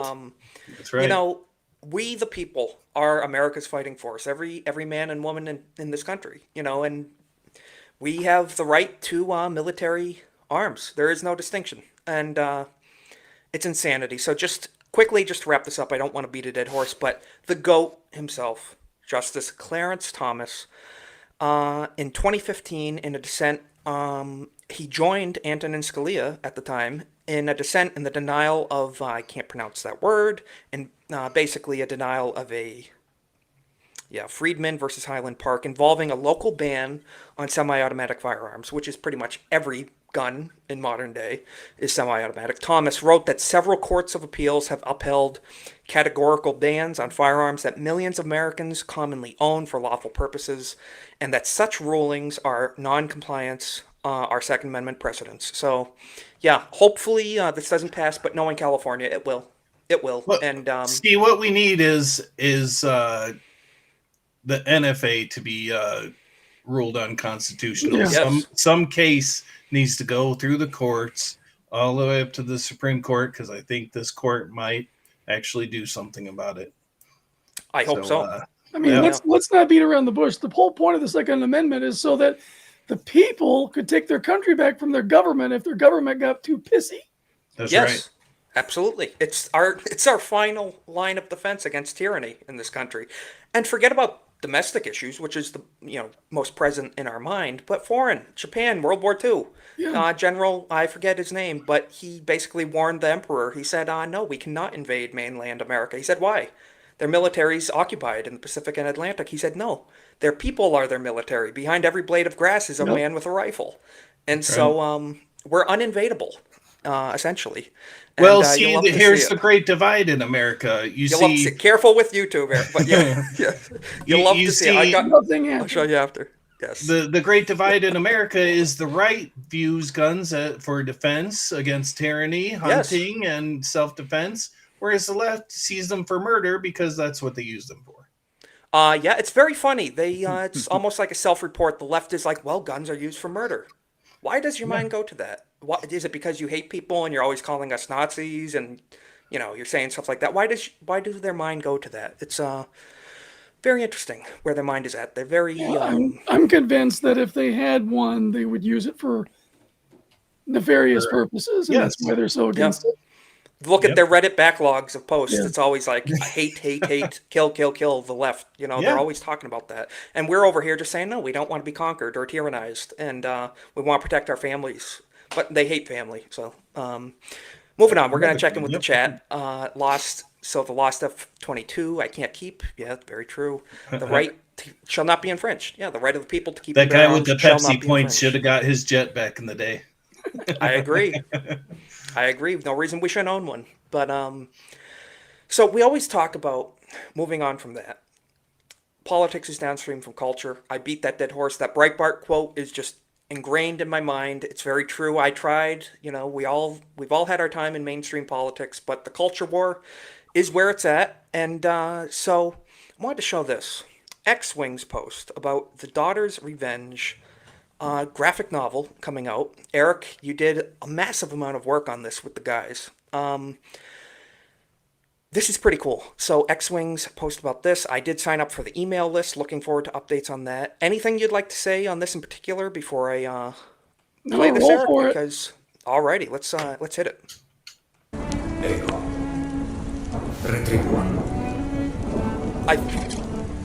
It looks fantastic. His words ring like bells in my head. I lost everything. In the name of the king, stop! Ah! Jonathan! So, I will take from them. The editing's on point. Sound effects, everything with this. Everything.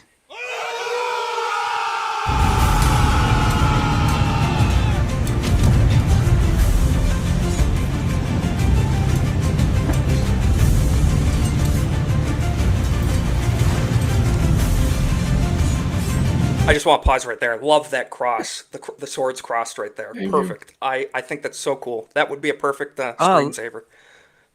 Look at those like hilt guards too. I know. Yeah, the details. That's pretty good. phenomenal. I love Oh that. yeah.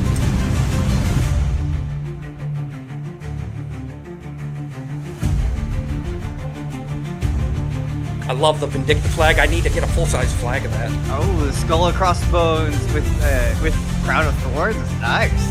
Yep. A lot of merch of that. You got the shirt, Eric. I see. I got to pick up the hat too. I need a new hat with that. Pretty awesome. So this is a project written by, I believe, not just Jay but X-Wing, both co-writers on this. And you did a lot of the drawing, a lot of the art for this, if not all of it. Eric, tell us a little bit about that journey and the process of working with the story, because from a Christian perspective myself, the Crown of Thorns immediately gets my eye. With the pirate theme, it's just overall pretty cool. So what do you think? Well, it's kind of amazing because the way that God orchestrated a whole bunch of different events to where that Jay and I would end up together. He found my art with a project called Little Mermaid, which we're hoping to ship in a couple of months here. He thought the art style would be perfect for Daughter's Revenge, but I ended up doing Achromatic Chronicles Green before that. And I love both projects, both completely different styles to work in. Oh, yeah. But for Daughter's Revenge, this is it's such a deep story that it requires so much effort in terms of research and getting things accurate. There's not a whole lot of photo reference for the 18th century, believe it or not. No, they weren't taking too many pictures at that time. But I have a beautiful team here, and I was entrusted to put together the team to create the art. So I've done all of the drawing. I've got 14 pages left that I'm trying to bang out. And I have a brilliant colorist at Big Boy Robo, if you want to follow him on X. I got a couple of color pages for you to show. Pixel Traders is helping out with the lettering. And, once the book is done and delivered in your hands, this is going to be a beautiful piece of work. Not just a beautiful story to read, but to look at. And visually, just like Lex said, the guard on the swords and everything, the attention to detail. Yeah. Wow, look at that. Is fantastic. Look at the cannon blast, the effects, the splintering of everything. Wow. I'm looking forward to reading this. Yeah, there's a lot to it. And there's lots of areas where, the script is written in such a way that allows me to be like, oh, hey, I could hide this in the background, or I could do this, or very true. We had a couple extra pages to keep the count even, and I approached X-Wing and Jay, like, hey, can we do this?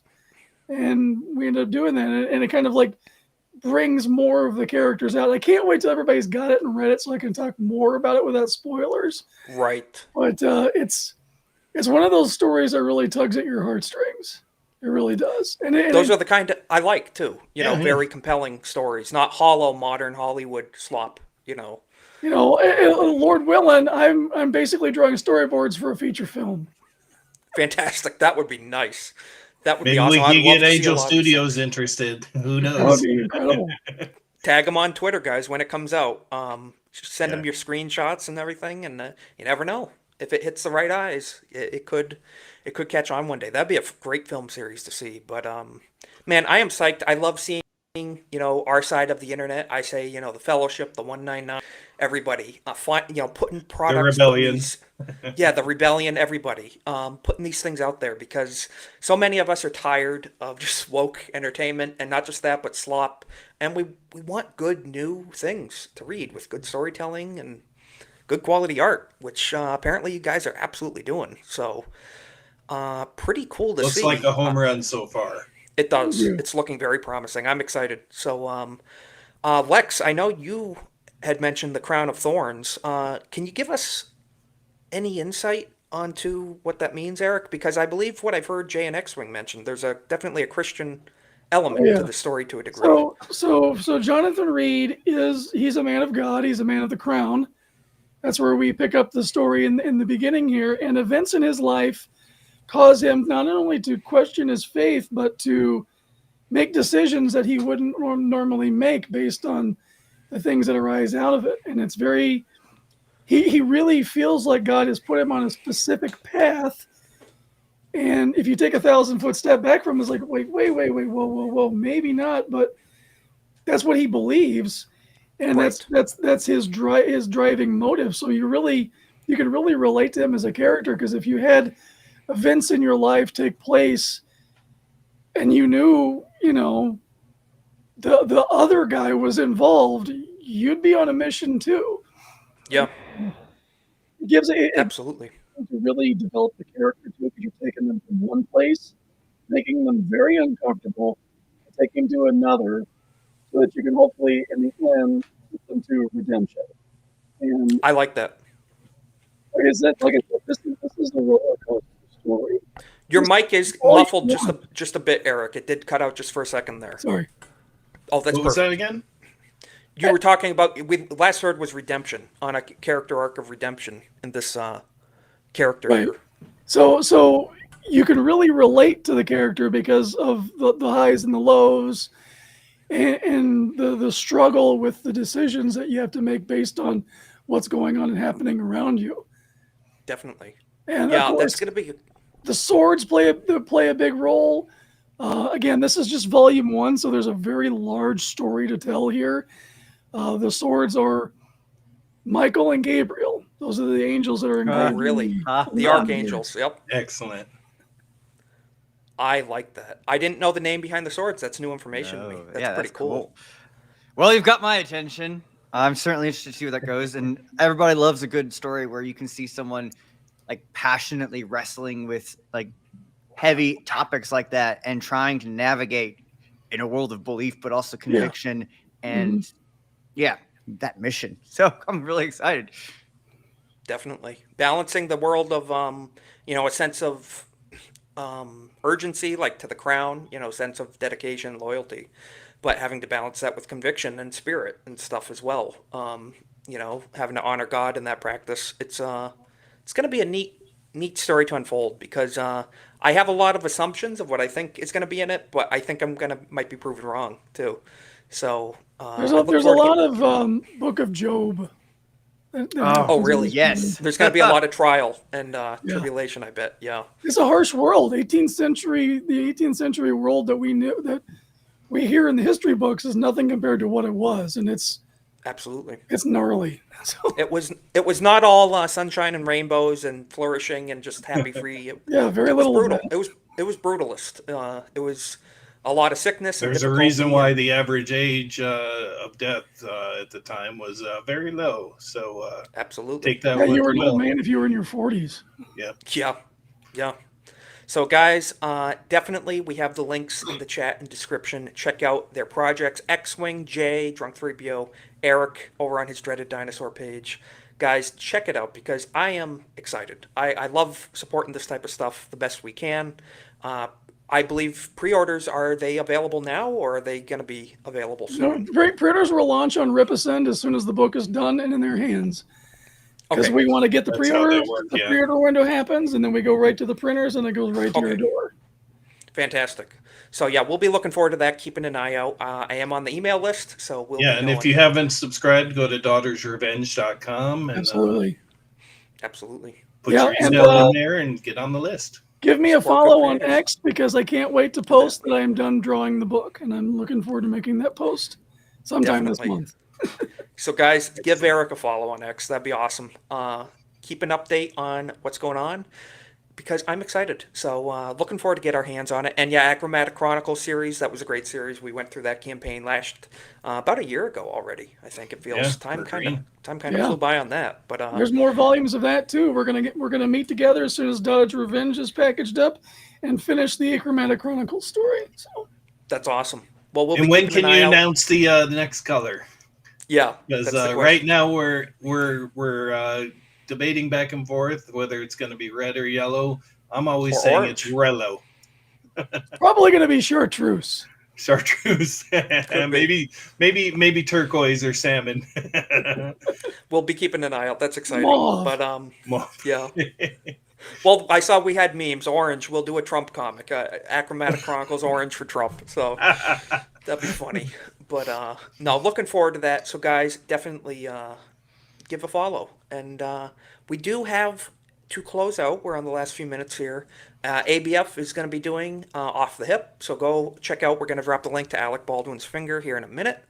But before we do that, I wanted to check in with the chat. AP, again, thank you for sending me that trailer. I wouldn't have seen it if you didn't send it. So thank you. That was a really good looking trailer from Angel Studios. But to wrap up, we're going to do outros. Cornboy, we have your links. Tell people where they can find you, what they can be looking for. Go ahead and follow me on X, Cornboy, or at Cornboy199 on YouTube, and maybe you'll see me and these guys, Isaac and maybe Lex one day playing Halo, or maybe playing Battlefield pretty soon. And whenever Geeks and Gamers plays Mario Kart, I'll be joining that. So absolutely, it's good. It's good to see you make the guys almost rage quit sometimes with your snowman. A few times. I always tune into a G&G play stream and I just hear, "Damn it, Cornboy!" You know, it's pretty funny. But speaking of people who make people rage, Lex, where can people find you? What are you going to be up to? Totally innocent. You can come watch me ramble about theology on Twitter if you want. X. I have a YouTube channel. You can sub there if you want to pressure me into resuming making like reviews. But do it. Other than that, you can find me here each week and over also on Sundays on Malty's channel as well. Well, guys, check it out. And you'll see me arguing with Lex about theology. So it's a fun time over there. But we do thank you for joining us on these Monday nights. And Eric, we do have your links posted in the chat and description as well. Thank you for joining us. I wanted to have you on because we love the culture war side of things, and you're definitely engaged in the culture, you know, with art and media and the things you're doing. Let people know where they can find you and what you're going to be up to. We have, like we said, we have your links. So I try to be at Dreaded Dinosaur on all the social medias. I'm primarily active on X, very engaged there. Instagram as well. I do have a YouTube channel. I just recently changed it to at Dreaded Dinosaur 1 because I have a love-hate relationship with YouTube right now because I tried to start a new channel. Google instantly banned it before I could do anything with it. And then it came unbanned. And then that's fun. It's been a weird back and forth, so I'm very kind of upset over the whole ordeal. But I will be getting back Google is a fun company to deal with. Trust me. Yeah, they're lovely. So I'll hopefully be getting back to growing that because it's something I definitely need to put attention to. I really appreciate all the support. I don't get to be as visible as I want to because I have my head down and I'm working. Of course. You have a great job to do them. Yeah. Will you be at MegaCon next year? Yes, I will. We will have stacks of Daughter's Revenge there, and I'll have some stacks of Little Mermaid there, and who knows what else. Fantastic. Everyone, dude, I want to check that out now too. for MegaCon next year. Definitely. Meet, I wish Dreaded Dinosaur and Jay and X-Wing, maybe. You guys got to come dressed as pirates, though. That'd be cool. Cornboy, you can pull it off. Come on. I bet I could. Well, speaking of dress up, thanks to these guys and their generosity on Kick last week, I'll be a Mexican in 2 weeks from now. So look forward to that Halloween stream. We'll be posting, keeping you updated. But guys, check everybody out. Links below. Thank you, everybody, for being here. And everybody in the chat, you guys are great. As I said, we're going to be dropping the link right now on YouTube and Kick. Go watch Alec Baldwin's finger. Shout us out over there when you get there. Give him a Golden Age raid. Right. Go see him in the chat. And we will catch you same time, same place next week for another Golden Age podcast. Thank you for being here.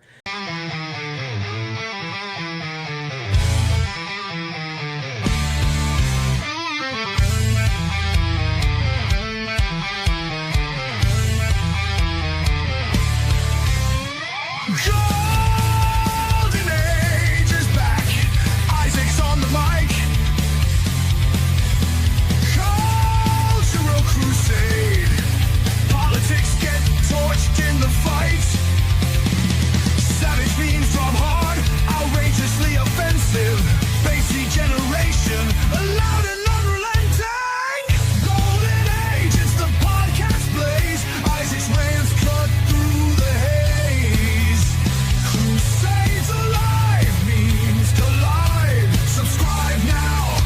Join the savage tribe.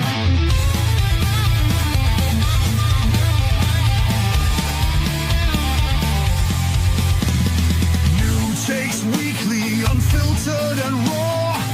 Isaac's voice, the memer's law.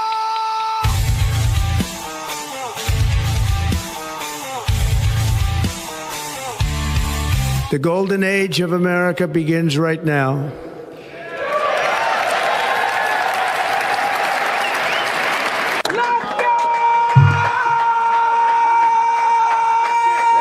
Go. All right, everybody. Restream's being fun today, I tell you. How is everybody doing? We're going to check in with the chat, and then we're going to check in with our panel. Legatus over on the Kick side. Great to see you, brother. Thank you for modding. Nishi and John Ambler, it is good to see you, brother. Really good to see you in the chat. Keeping everybody in prayer for sure. Fenris over on the YouTube side. Man, they changed things up on Restream. The chats are looking different, but I like it. We have Jeff. We have Ronan the Crusader. We have Atomic Patriot. He is doing good on his channel too, by the way. Check him out. We got Cornboy in the chat. We have everybody. So, and Lex, who is also on the panel. So, Lex, how are you doing? Thank you for joining us. You weren't late, like you said you were going to be.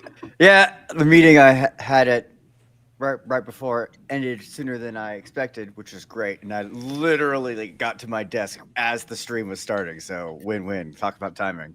Some would say it's providential. Absolutely. Absolutely. Well, it's great to have you with us as always. And Cornboy as always too. We got your crown. I got my crown too. And we got that kick link topped Hail of to the the chat. Absolutely. Good to see you. We are kings. We are kings this week. You know, they had rallies. They rallied against us, but we shall prevail. So Cornboy, how you doing? Good to see you. Oh, excellent. All praise to the one true King, Jesus Christ. And Amen. We will support everyone who proclaims his name. So long live the King. Amen to that. Amen to that. And Magnum, good to see you. Thank you for joining us again this week. How you doing, brother? Good. Came out of work this morning, had a flat tire. That was fun. But I have one of those little DeWalt things, so you can just automatically pump your tire up. And I was able to drive to the shop and get it fixed, and so I got lucky. But if you guys don't have one of those, you need to get one. Oh, absolutely! It's a must-have. $250. What would the towing cost? So there you go. Yep. Well, we're glad you could make it, and you made it out of that safe. You know, yeah, not too bad. Could be worse, but yeah, it is a ghetto over there. Well, Cole Hauser, first time on the show, not the first time in the chat though. Oh. Great member of the community. How you doing, man? Thank you for joining us. I'm doing great, and I'm actually honored to be in league with such fine patriots as you guys are. So I am very, very happy to be here. We truly appreciate that, and it's great to have you too. Yeah, Lex. Long time no see. What'd you say, Lex? I didn't hear that. Oh, I said long time no see. He and I were on multi-show last night. Yeah, he mentioned that, yeah. Well, it's good to have everybody. And guys, as we mentioned, we are live over on the Kick side, so definitely check us out. We're trying to grow over there as well in the pinned comment on YouTube. As always, we have to start with a few funny things. So we had no Kings protests, and there was some pretty crazy material that came out of that this week.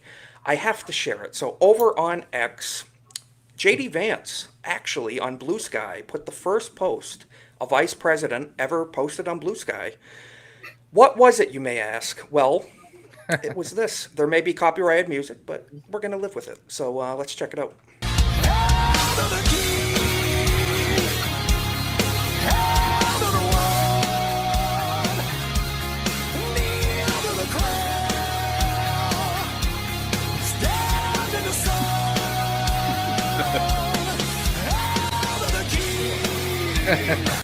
You love to see it, man. Meme magic is alive, Great and JD Vance gets it.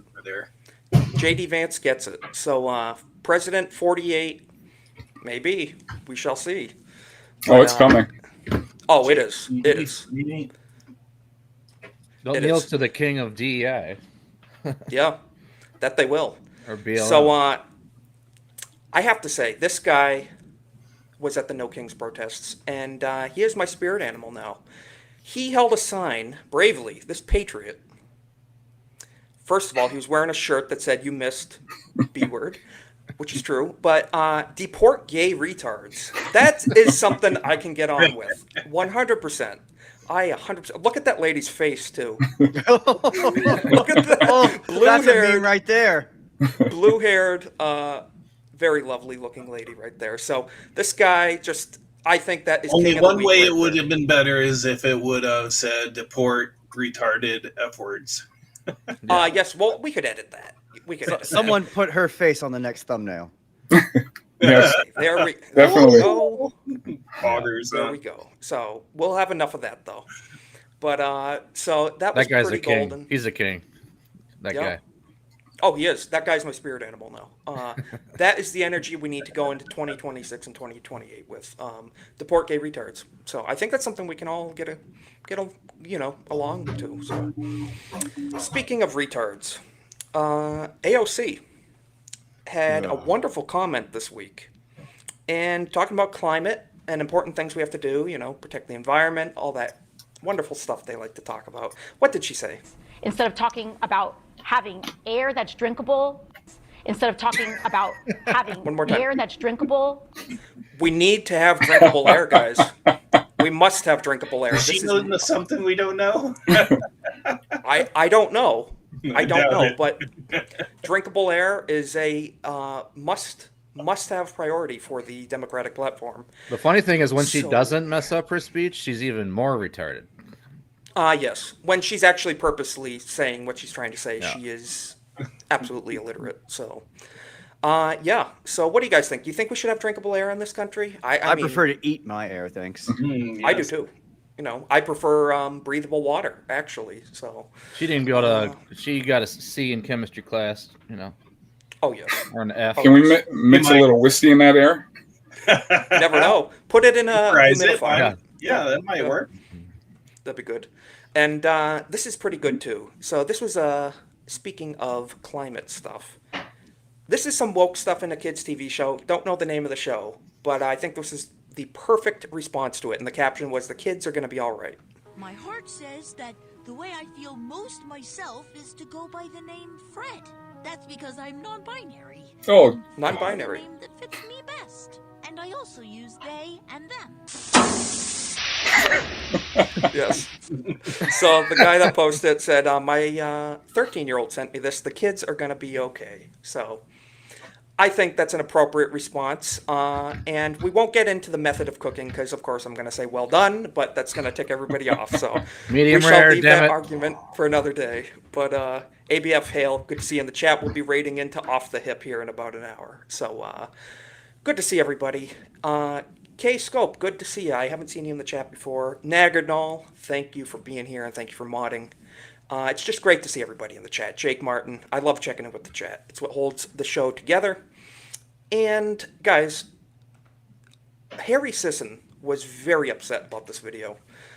President Trump uploaded an AI clip over on Truth Social. And this was the clip. We'll show it. But then we'll show Harry Sisson's reaction because he was very displeased with this.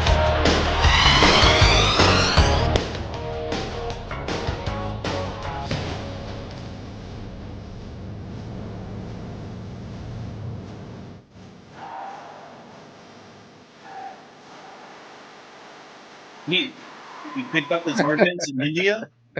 Yeah, he did. That was an Indian missile strike. So, but over on the Don Lemon show, Harry Sisson had some very strong words for the president, saying this is essentially unforgivable, blah, blah, blah. Let's check out what these two totally straight men had to say about the issue.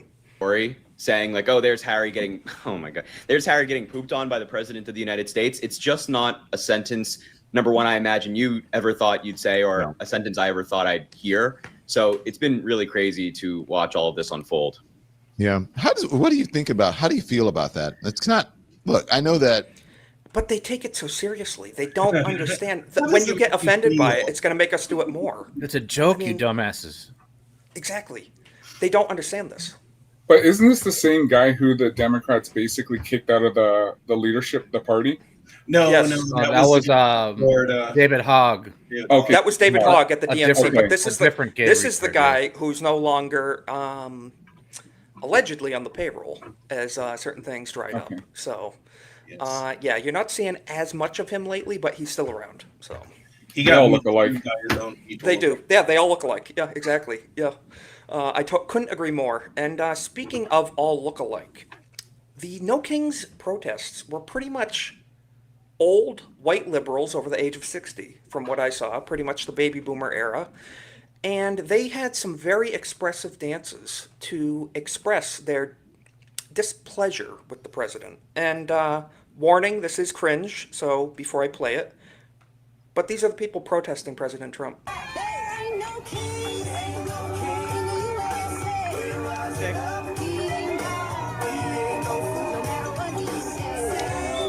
So that's enough of that, but what do you guys think? You think that's going to stop Trump from deporting the criminals out of our country? Going to change his mind? Going to stop Orange Man?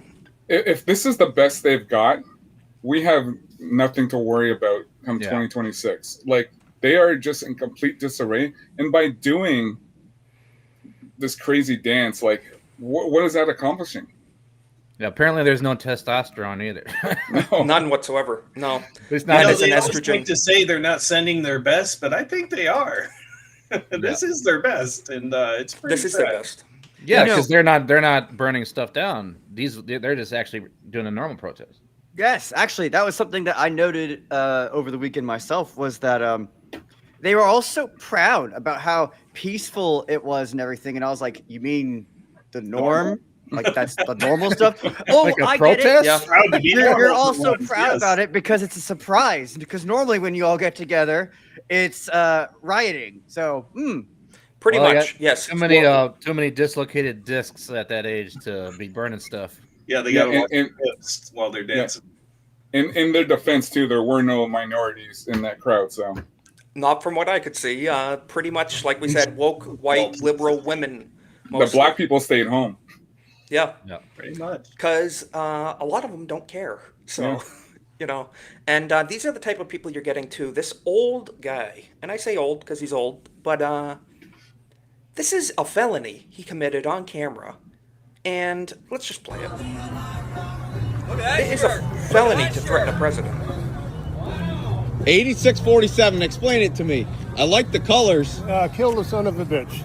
Kill who? This 47th president, Really? What's your name? Dick Saber. Glad we got that on camera. You know, that's So illegal, crazy. right? You don't We don't threaten the wanna kill. president. We don't wanna You don't kill threaten anybody. But that's the problem with your guys' side. You guys get so emotional, you feel you need to threaten people. But don't worry, we're spreading love and we're going to fix it. Fuck you guys. Just the empty stare, and then he just walks away and curses him out and blah blah blah. But this is the type of people that we have against us in this country. The Straight up, 60s were not kind to these people. No, it wasn't. Their minds are fried. So Well, I think I heard it on the Nerderotic Nooner, but basically, what they still think they're in the '60s, and they still think it's the same type of thing. Yes. Which is oh, not we're even, fighting the man, we're fighting Yeah. the system. When they don't realize the system built around them is communism that they were embracing. So it's pretty insane, and it only gets worse from here. So, guys, these No Kings protests, yeah, Nishi, love the hat. We're working on getting mine on. We shall see, guys. But the Charlie Kirk shooting really exposed a lot of people on the left for the vile behavior, the glorification of death of a father or husband, regardless of his political beliefs. You know, it's unforgivable to glorify political violence like that. But here we go, at these No Kings protests. This lady, and I use that term loosely, No Kings protester with a Mexican flag gives a bullet in the neck gesture to a Charlie Kirk fan. So let's zoom in, and I will say the commentary received to her was good. So what the guy said in response. But look. Hey! You ever heard of Ozempic, you fat ass? So he said, hey, you ever heard of Ozempic, fat ass? I respect the game with that. But muting, going back, look at that. That's very obvious what she's doing, you know, to Trump supporters, Charlie Kirk supporters. Pretty sick behavior. But little do we find out, she is a school teacher. Oh. So here we go. Lucy Martinez. She's an elementary school teacher from Chicago that mocked the death of Charlie Kirk. She works with kids. Lucy will now be the face of the No Kings protests. We couldn't have described the party of murder any better than Lucy did for us. They want us dead. So for the Imagine my shock. Yeah, so these are the people educating children in our public school systems in this country. Lex, I know you STEM. work. It says STEM, science, technology, engineering, and math. So Okay. why do you think our science is all fucked up right now? So, excuse my language. Yeah, pretty much why people are essentially Because illiterate at this that's point. teaching STEM right now. Yeah, that woman with the bullet to the neck gesture. And as a STEM So- graduate, it pisses me off, man. But go It's ahead. disgusting. Well, These are as the a- people who are as a educators. school teacher, myself, private school, obviously. Yes. I can never ever recommend hard enough. Parents, homeschool your kids. Homeschool your kids. Absolutely. It can be done.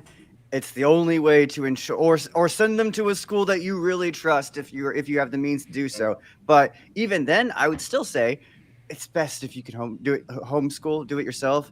Spend those years, spend that time with your kids. It'll build the bonds ever stronger, and you'll know exactly what they're being taught, as opposed to, well, the public school system where, well, unfortunately, you still know what they're being taught, but it's probably not the values that you were taught. Not whatsoever. No, and these are the people that go around wishing us dead. Wishing And us can dead. can I say is, I hope these pictures and these videos keep coming out because they're going to just turn into great campaign ads for the GOP. Oh yes, yes. This is 2026 midterms right here, 100%. This is the new face of the Democratic Party, basically saying we want you shot in the neck is what they're telling us. And this is no longer, we're not facing a difference of opinion anymore. We're fighting for our survival as just basic American patriotic people. And it's pretty insane. And after the controversy, we're diving again to this week of the leaked group chat messages from the youth Republicans.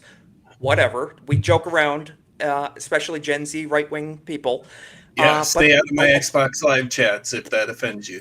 Pretty much. But Logan Hall summed it up perfectly. He said, wow, I'm really glad so many of our professional conservatives spent the past week trying to shift focus away from fighting widespread leftist terrorism to attacking a bunch of college kids making a joke in a group chat. Great work, team. And that's a great example. I am pissed with conservative media talking heads and a lot of these, what do you want to say, content creators, people, just whatever, on the conservative side, because Grifters. they're more worried about engaging in friendly fire and tearing each other down than targeting, what really needs to be addressed. That too, yeah. I'm just everybody. They don't want to focus on this. They want to tear each other down. So Well, the problem is they're trying to appeal to that other side to say, you know what, we're not so bad. There was nothing bad about this compared to what the left is doing. They even said in the chat that they were joking. They were joking about joking around. So it's what we do, and I say we. Young people say funny things in chats that you would probably not say in public sometimes, and that's just what it is. It's what we do.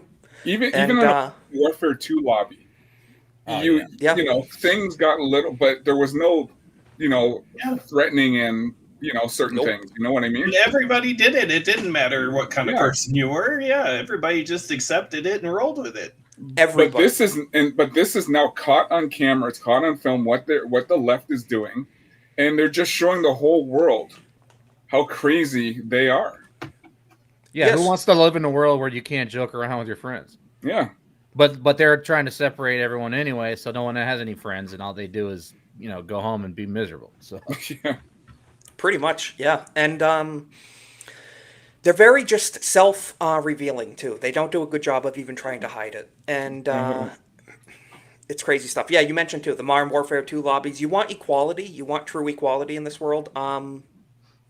Talking in Xbox Live lobby. We're going to cuss at you equally, pretty and guess much. what? And, Every single racial group has enough racism to go around. Trust me. Oh, yeah. Pretty much, yeah. And getting in some of the most racist comments I've ever heard are from not white people. And yes, I've said it myself. They do it very well. And yeah, I'm here for it.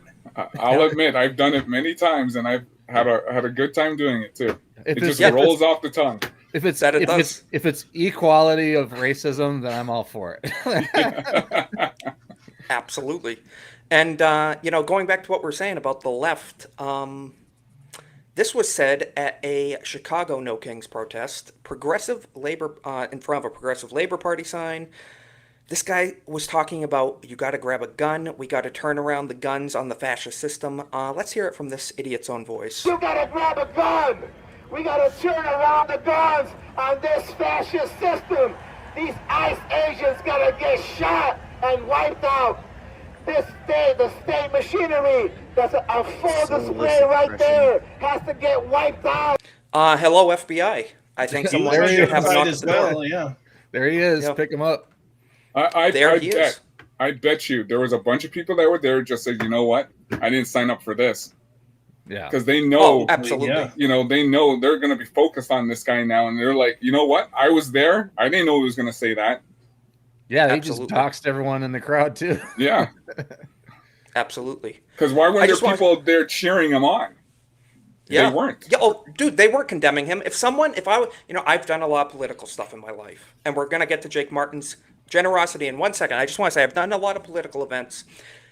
If anybody on my side, the conservative side, Republican, whatever, I'm not Republican, but conservative, holding Trump signs with me, ever said anything about wishing violence on anyone, you would immediately run over to them and say, shut the hell up and get the hell out of here. You're not one of us. And you take We their don't coat.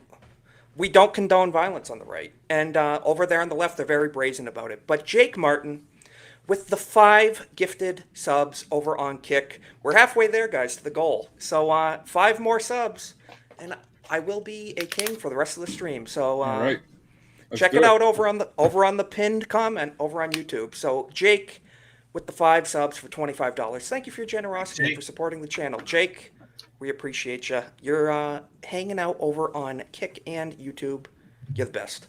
So thank you very much, Jake. And we will get back to If I can just point out, sure. I can just point out one thing. So when I think I told a couple of you. So I'm a 20-year government official in the federal government of Canada, where I worked basically across from Justin Trudeau. Okay. There was not one time where I would, say anything, negative, hateful speech, threatening to him, even though he was a sack of shit. But it's part of my language. Yes. But we always is. watched ourselves, because you got to be careful what you say. Even as a conservative, you got to watch your tongue. Absolutely. You didn't plan a coup against him like they did in our government. We'll talk about that one day off the bat. Corn Boy getting us over the goal. We have hit 10 gifted subs over on Kick. Right. You'll love to see it. So we are kings for the rest of the stream. So thank you, Corn Boy. We appreciate it. For many years, one of my relatives was pretty high up, about as high as you can get in the Justice Department without actually having to be a presidential, direct appointee. And, administration after administration would come and go, flip back and forth. And his comment always was not a Trump fan. Let me just put it that way. But his comment was I'm the president's lawyer. My job is to work for him, whether I like him or not. And at one point he was in charge of the human rights investigations type things that the DOJ would do and all that. So some interesting stories, let me tell you. But I can imagine. That's part of it. Is the professionalism is you don't have to like the guy to work for him. You don't have to be a fan to not be an asshole. I can tell you right now, I think Biden is the worst president of my lifetime. I genuinely wasn't. I was not happy to hear the old guy had cancer. I think he's a criminal, and I think he's lived a degenerate, horrible life. But you don't relish in the suffering of even your enemies. It's just inhumane. You should, the golden rule, Jesus, which treat others how you want to be treated, type of thing. No, and, I just believe in the justice system working it out. If the justice system is just, Right. if he committed crimes, I want that investigated and I want him Yes. to be prosecuted. But I don't want him to get hit by a bus or something like that. No, exactly. You want justice to be served. Yeah. I think Biden belongs in prison. I think he has committed crimes worthy of that be in prison for the rest of his life. But the left is just demonic. They're death cult at this point. They are a death cult. They kill they kill the people they disagree with, and it's sick. So they don't want you in prison. They want you dead. Even here, when we lost our election, in 2015 because I was part of the Stephen Harper government. Like the Obama officials were openly down here campaigning with Trudeau. They didn't hide it. They did, even though that's it's illegal basically, but campaign. I bet the CIA was even further entrenched than the. Oh yeah, yeah. This is international. This is international, dude. So like, Biden was cheering Trudeau on when the trucker protest to like stomp people out, and then they overthrew the Brazilian conservative government, Bolsonaro, and now Bolsonaro is going to get. He's probably already in prison for 20. And Bolsonaro's son too. I believe his son got caught up in that as well. And you see the left. Yeah, I think he's in Florida, his son, but I don't know. But the left down there in Brazil, I mean, Dan Vasc, who we all know, part of the 199, and he's a great singer. He was present in the area when Bolsonaro got stabbed. He said he was in town. I think he even basically saw it happen. So, Dan Vasc has always warned, in Brazil, they fall into socialism, communism and stuff. It's a slippery slope. And, if you're just a dissident, if you're on the more conservative side, they will stab you in the gut like they did to Bolsonaro. They will shoot you in the neck like Charlie Kirk. It's disgusting. It's what we're up against. It's not a difference of opinion like us. Well, we're the type to say, well, agree to disagree. Well, and Trump, they say, no, we want to. Exactly. Trump only survived because he turned his head. A lot of people say the guy missed a shot. And Trump turned his head at the right time. That was an act of God, in my opinion. Yeah, because he turned his head like this, would have been pretty much straight on. The graph. Absolutely. Life. Absolutely. Looking at that chart. We love charts, as Trump says. And speaking of Trump, U.S. Court of Appeals gives Trump green light to send National Guard into Portland, Oregon to quell anti-ICE riots outside federal facility. Let's go. Send in the troops 47. I agree with that because Portland has a reputation of burning down federal buildings, police buildings. It's a war zone. Taking over city blocks and they need to be secured. Blockading. Excuse me. It's mostly peaceful. Mostly peaceful. I forgot to add that part. Mostly is acceptable. As long as it's mostly peaceful, you can burn down the whole city of Minneapolis. Yes. And seeing the police not doing their job, just because of course they're taking orders from the mayor and the governor. So they allowed it to happen. There's no way these cities is ordered. Yep. And they were hired because they would do that kind of job. They purged the conservatives out of the police force. You made a good point, too, and people mentioned this week. If Zohran Mamdani gets elected to New York City mayor, we might see conflicts we haven't seen since the mid-1800s. Because he is absolutely going to activate physical acts against ICE officers deporting in New York City. So I don't believe that communism for a minute there. That's Altakia for ushering in Muslim power. Yes. I think if Mamdani even does that, Trump's going to say, you know what? You want to play this game? All bets are off. That's right. I hope he does. I truly believe ICE are just holding back because there's going to come that one time where Trump's going to say, F it. Yep. Yep.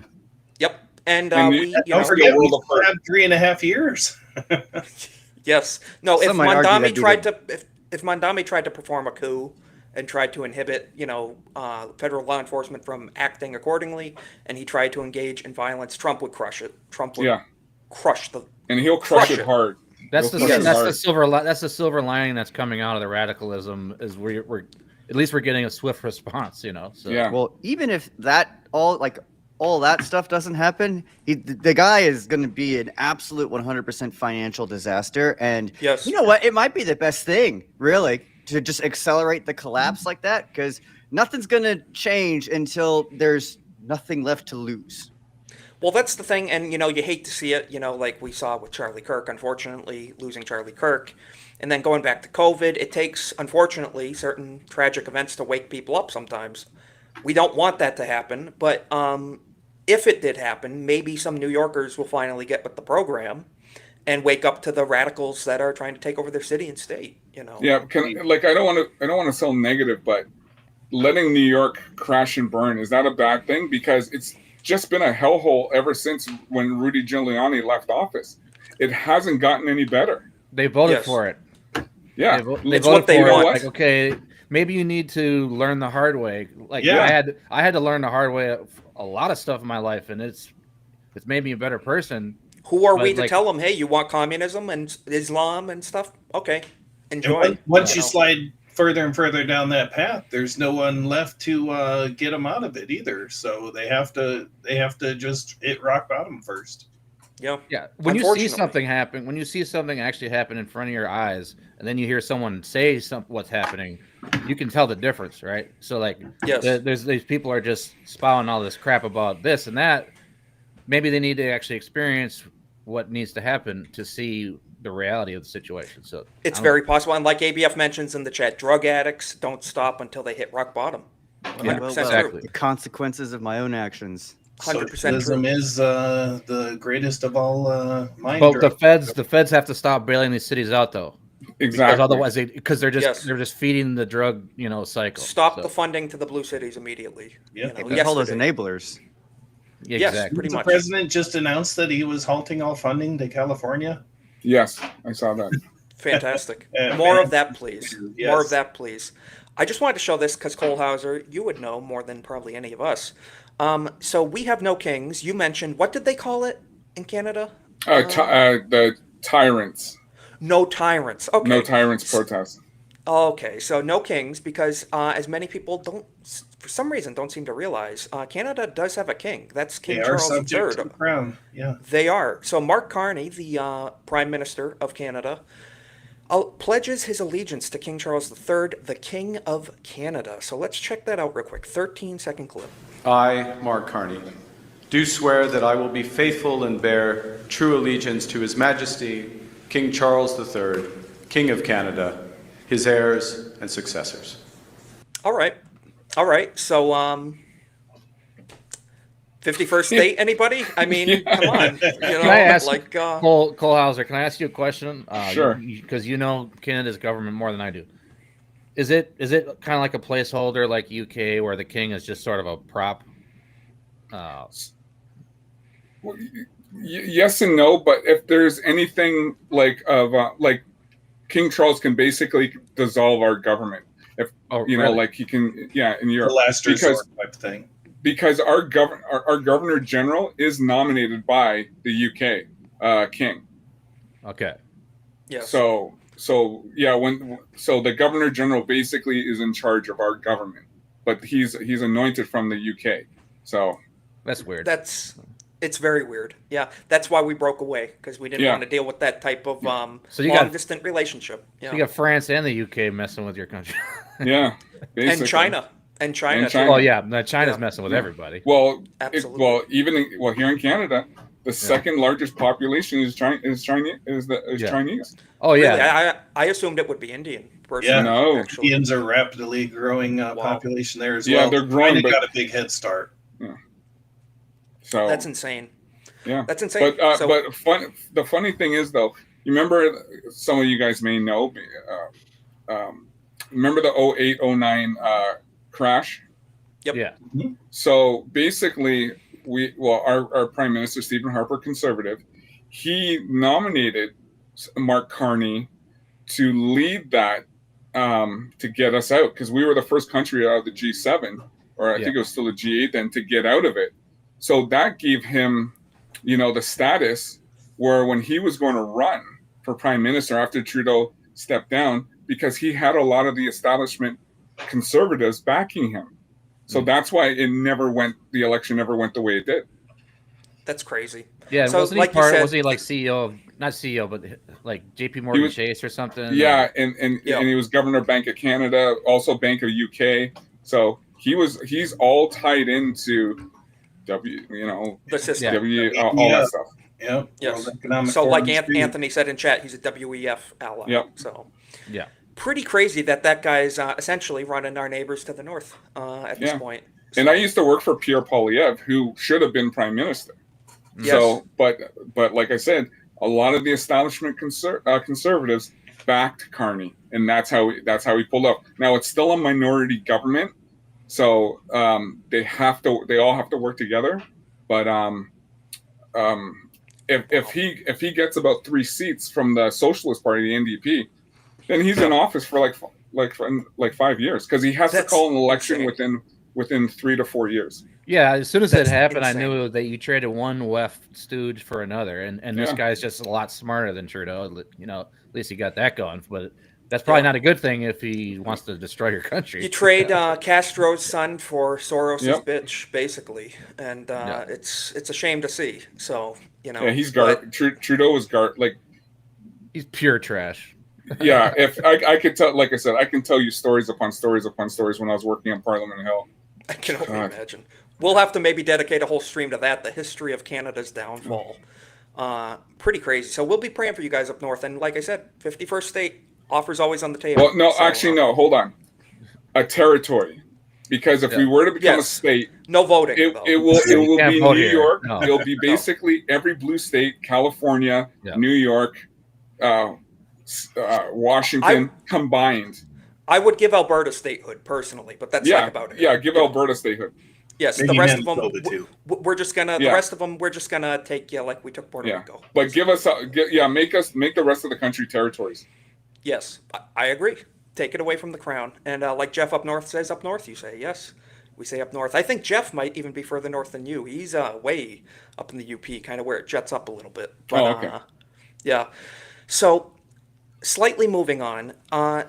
This lady kind of went viral this week, and I say lady again very loosely.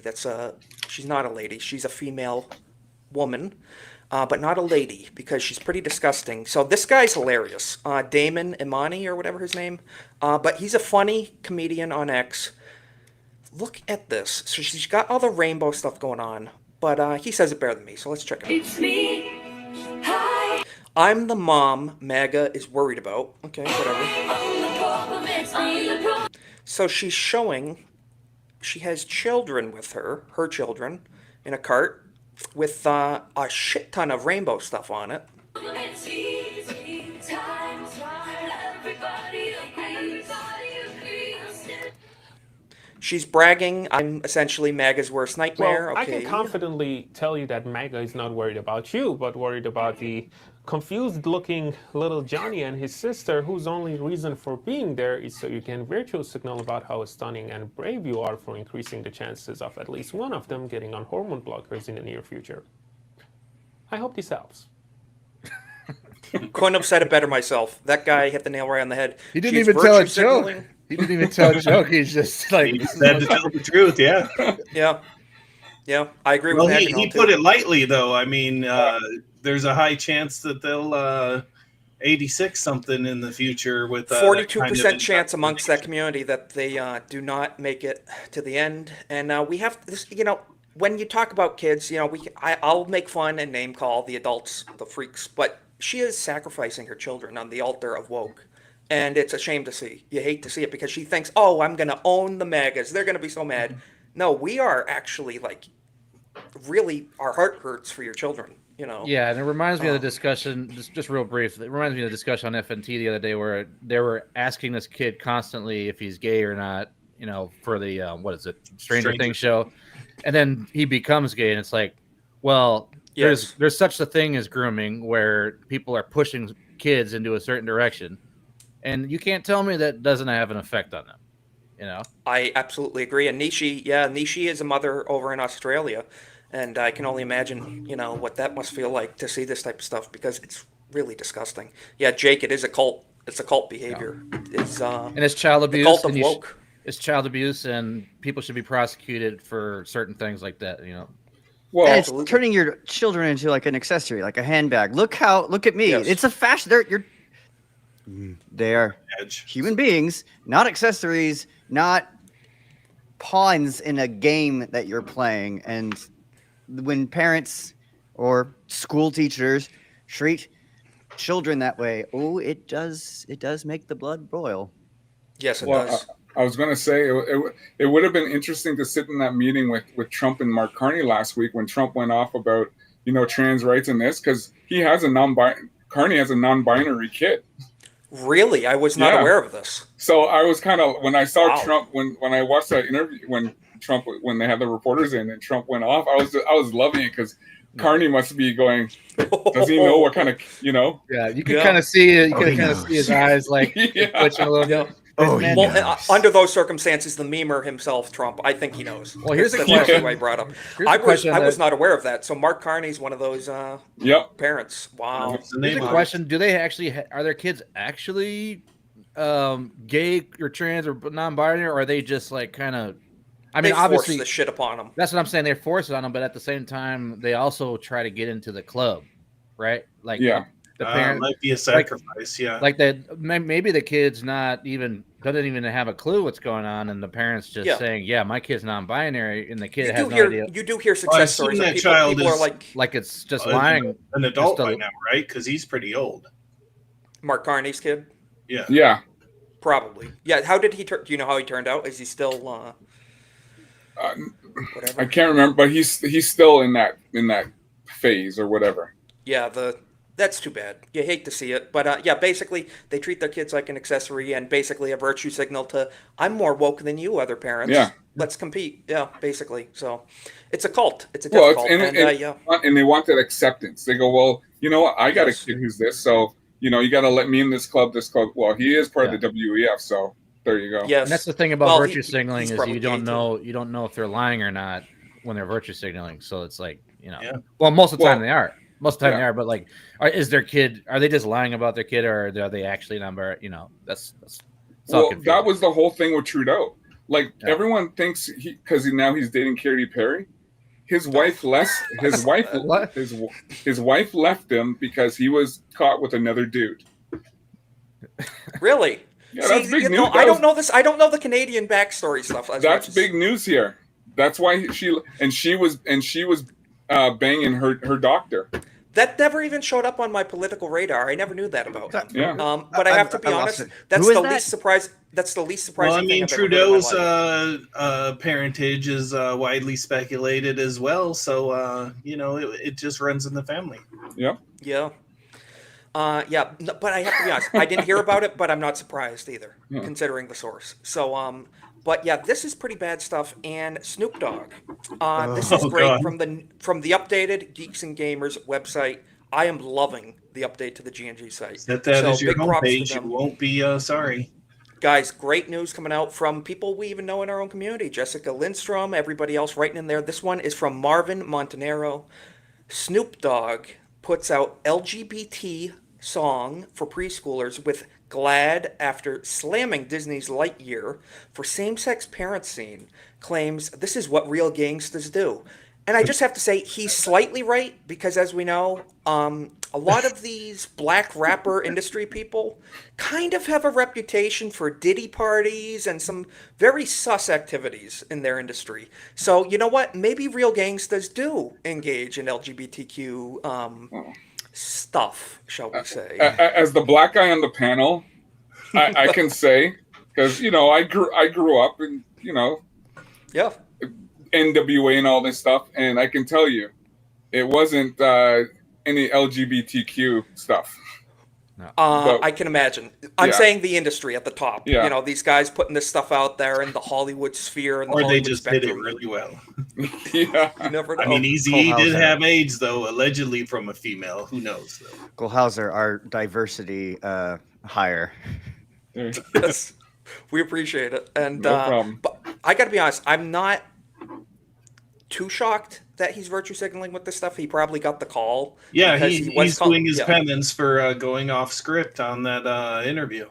As Jake said in the chat, humiliation ritual for Snoop Dogg after he basically criticized Disney. Yeah. It just tells me he's in their pocket. I mean, that's pretty much it. So he's just taking the money. He's a puppet. Because when he was younger and rapping, like Cole Hauser was saying, like there was no gay stuff in that. So why is he doing it now? Well, the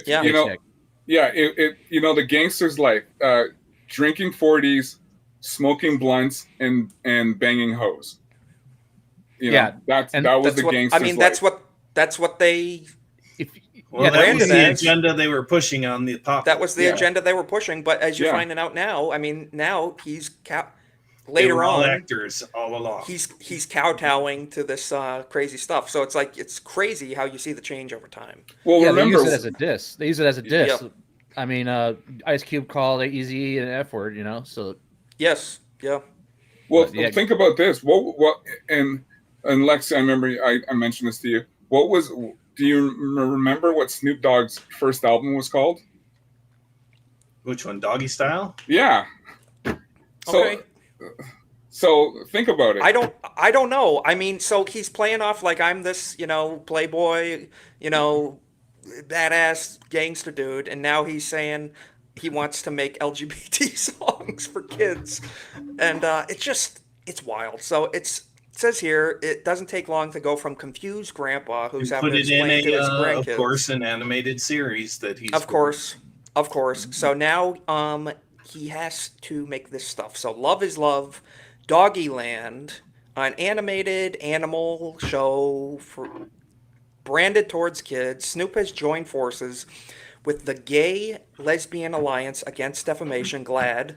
That's almost as gay as the ADL. For Spirit Day, the group's annual anti-bullying campaign that doubles as an LGBTQ plus awareness push. To mark the occasion, he released a new Doggyland song called Love is Love. Oh my God. Now, Love is Love is also something that a lot of other predatory people use to get around some really horrible stuff. And featuring the Voice contestant Jeremy, whatever, who was part of Team Snoop and is a member of the gay community. So look at that. That's an animation. If you were just a parent, a normie, you might see, oh, look at colorful animals, dogs. Yeah, let the kids watch it. It's on YouTube, whatever. It should be okay. Then you find out it's all this LGBTQ propaganda stuff. What do you guys think of Snoop? I don't know. That red dog in the middle there looks like a fursuit, so it's kind of sus. Yeah, it is sus. Yeah. It's now not the one way in the back is definitely a pedophile. Which one you point? The back right. The one with the one with the hat. Hat, yeah. The fedora. Yeah, he's definitely a pedophile. The doggy. Yeah, it's pretty crazy. So kind of, definitely shame on Snoop for that because, just like a month ago, he was calling out Disney for having same-sex relationship stuff in, the Lightyear movie. Yeah, now he's having to making this. explain it to his grandkid while they're watching it together. Typical spineless celebrity behavior. Simple as. The wind blew one direction and he caved. Yeah, he would not do this if he wasn't getting paid a big check. Or threatened to be unpaid. Yeah, one or the other. Oh, we all know Cat Williams. They probably got some dirt on him. Yes. Yeah, Cat Williams. Cat Williams, very true. Yeah, Cat Williams said, "I'm not beating me." What was his quote? Cat Williams quote? Well, Cat Williams basically said, "I am not taking the knee because they're going to want me to do certain things I don't want to do." Yeah. Yes. So, well, it's just like Gina Carano with the struggle session with Disney. It's just one thing. You just have to go on a call with some gay people for a while and apologize. Then it's the next thing after that, and after that, and after capitulation gets you nowhere. They just never you give them an inch, they take a mile. So always, stand firm in your beliefs. Essentially, is the message of this. And here in the article, Snoop added, partnering with GLAD for Spirit Day just felt right. Because spreading love and respect for everybody is what real gangsters do. We're showing the next generation that kindness is cool, inclusion is powerful, and love always wins. And like they said, that's right after his criticism of Disney. And we're just going to leave it at that. But wonder who wrote that. Really, that felt scripted for him. Oh, I don't think that rolled off the tongue. He didn't write it. Personally. No. So pretty sus stuff. You hate to see it. But people have had enough of it, and in Houston, they're ripping up the gay sidewalk. So Houston LGBTQ crosswalk removed by Texas. They're doing that in Austin as well, apparently. In Austin, of all places, well. Right. So, well, all over Texas, there. All over Texas. So yeah, the state of Texas, formerly Rainbow Crosswalk. Now it's regular again. I think people have had enough. We're sick of it. Sick of the virtue signaling and the pandering. And, enough is enough. So. Yeah, they're basically saying, like, they're forcing people who drive on the road to have to see this. Essentially, yeah. I had to walk. I would go around it. One time I had to walk into my work with a bunch of flags above my head like I'm being led into the building. And there's no other entrance to the building. So, like, anyone who walks in the building is forced to be like accosted by this. They don't threat. even give you an option. It's not like, hey, do you want to partake in this for the month? It's like, no, you're gonna, whether you like it or not. Mandatory, or you're fired, or whatever. It's very almost fascist-like behavior, and anarcho tyranny, as Anthony says. So, had to show this. Bit of a jump scare warning. I should have mentioned it before.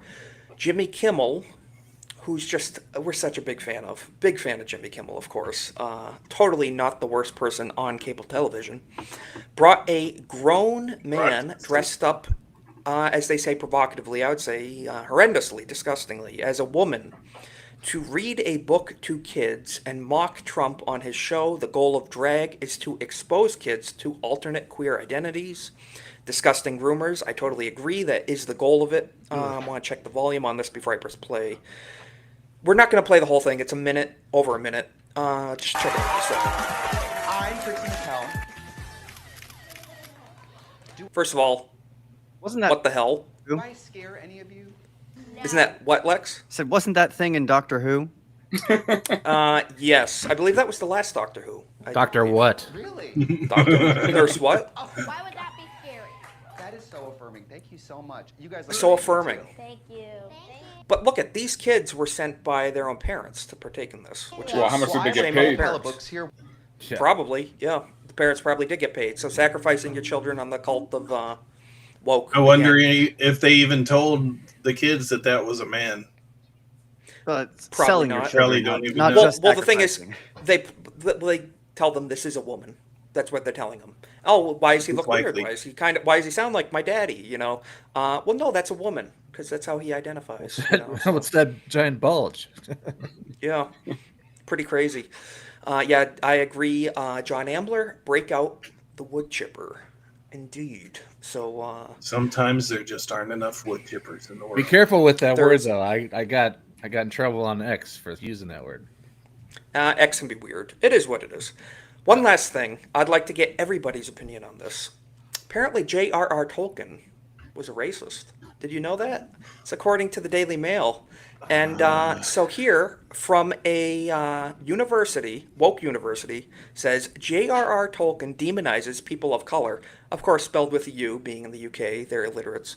A woke university is telling students that J.R.R. Tolkien demonizes people of color in the Lord of the Rings books. A history module called Decolonizing Tolkien. Right off the bat, what is that name? Decolonizing Tolkien. Taught at the University of Nottingham uses a text that says orcs and other dark-skinned characters in the best-selling trilogy are victims of ethnic chauvinism. A lot of wordy nature to this. But basically they're saying that orcs are victims. Orcs, I don't think are victims. They're the victim makers. They're the tyrannizers and the murderers. Well, the elves of were the story. victims turned into orcs, weren't they? Yes. In one of the two origin stories about them. Yeah, so Yeah. they were elves, and they were tortured and mutilated. Yes, they are victims of Sauron and whatever, but they were formed to become evil beings. So they are irredeemable evil beings, and they were not an allegory for people from Africa. And what as they they're don't trying to say. understand here, what we understand and they don't, is that of being a victim doesn't allow you to murder people. Doesn't Pretty much, justify yes. murdering people. Yes, and blah blah blah. Historian. I'm not even going to try to. How do I say that? Doctor Onyeka Nubia. Yeah. That sounds a very English name. It's a very English name.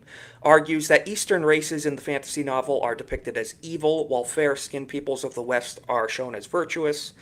In academia, decolonizing usually refers to moving away from a white, Western-centric worldview, which, Lex, I do believe you would know. This was essentially his love story to England. Yeah, so he's trying to create an epic anthology kind of type story for England, specifically for like the English. That's the goal. And he famously didn't want anyone to ever read allegories into his story. He wanted it to be its own full, complete history of its own world. So all that, and they put first of all, 2014 called, and it wants its terrible arguments back because we've done that. We've seen all this nonsense. We've done this terrible things already, before. yes. We've done this before. It didn't work 10 years ago. It's not going to work now. But they're so desperate to get Oh, any they'll sort trot of. it out 10 years from now as well. Yeah, I know. Every anniversary they'll do it because it's the 25th anniversary coming up. Yep. Yeah. But it's just so it's tired. It's weak. They want to do to Tolkien's world what they've already done to D&D. Oh, yeah, well, that's a lost cause already. But Rough Knight makes a great point.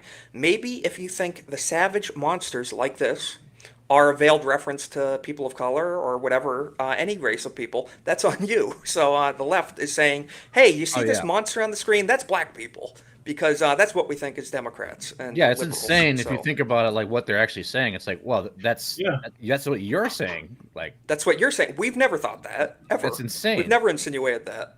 You know, Also, the one thing they're not real. Sorry, go ahead, Lex. They're not real. It's fantasy. We're talking about things that don't exist. Yes, absolutely. You know, I was gonna say the one thing I hate is when people use the term people of color.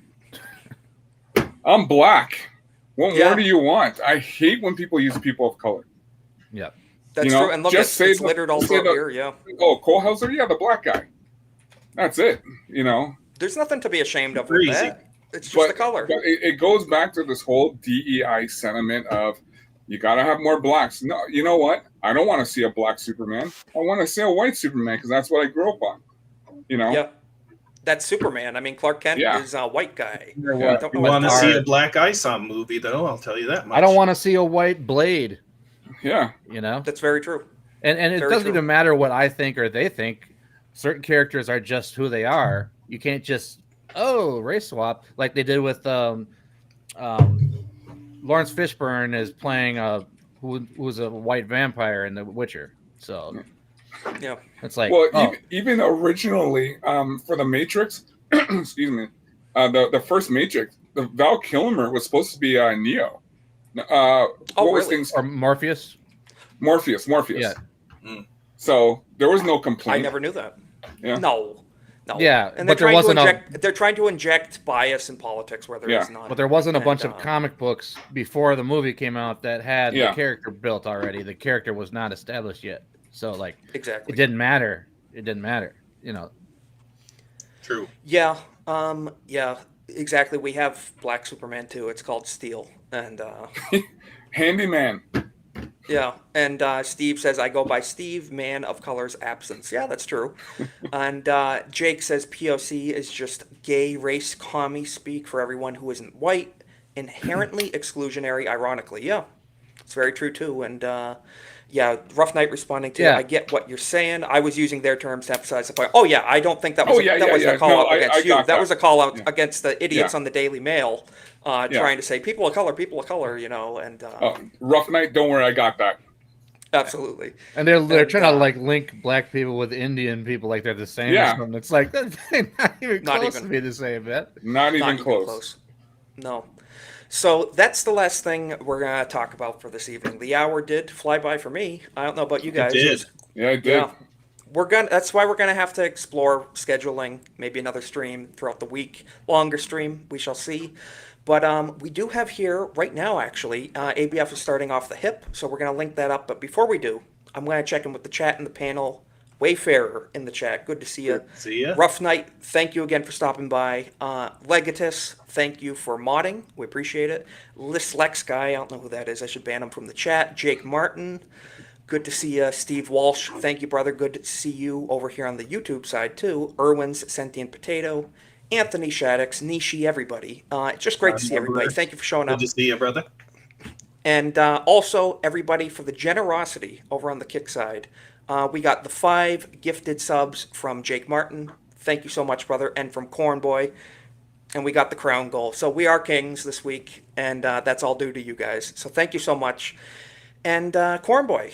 Yes, sir. You are going to be streaming some games over on your channel, I know. We have your links to your channel. People subscribe to Cornboy. He's almost at 100. So Absolutely. And a sort of an announcement. I was invited on Late Gay Wednesday. Awesome. So you're going to be over on the GCA for Late and Gay with the GCA. So guys, check them out too. So you can go watch Cornboy over on their channel. That's pretty awesome. So I'm happy to hear that. Cornboy is Awesome. Cornboy's becoming a great streamer. So guys, sub to Cornboy. And Lex, it is great to have you. You made it here on time. So it worked out perfectly. Providentially, as you said, where can people find you? What are you going to be up to? You can come watch me ramble about religion on Twitter, or you can catch my relatively tame, by comparison, takes here on this show and over on Malty's channel on Sundays. Fantastic. And we appreciate you joining us, as always. It is great to get your opinion on things, even if we argue on X sometimes, but that's what it's about. So, guys, make sure you're following Lex. And Magnum, it is great to have you on as well. Sorry to hear about the flat tire this week, too, and everything. Oh, it's all and, good now. I'm just out $300, but whatever. Yeah. And it's great to get your opinions on stuff, too. It's nice to see you over on Erwin's channel regularly as well. Tell people where they can find you. I know that's going to be one of those places. And follow Magnum on X, too, guys.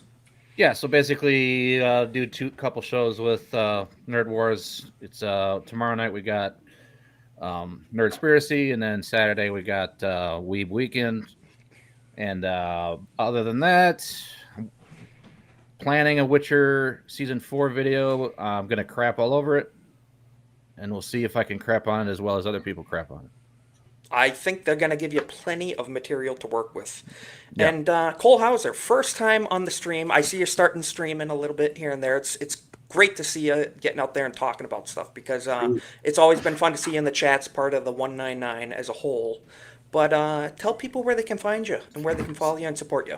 So you can follow me on X, Cole Hauser, and then you can follow me on YouTube, Cole Hauser as well. I'm only at like 71 subs, but I'm just starting this thing small and seeing where I can get to. But I'm having a really great time, and it was an honor actually being on with all you guys tonight. Absolutely. So it was an honor to have fun. you.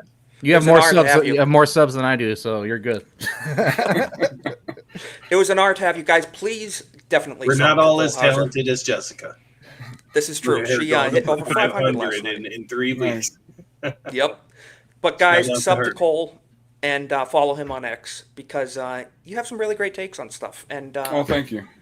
it's great to see people. We're in the politics side, but also culture. Culture is, politics is downstream from culture, and you get that, and people in the 199 and community as a whole get that. So it's great to see.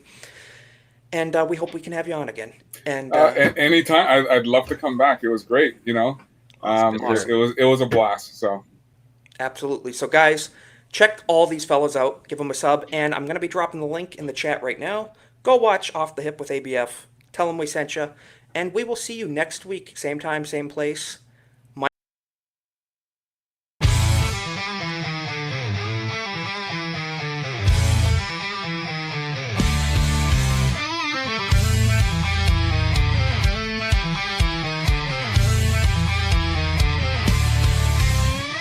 Golden Age is back.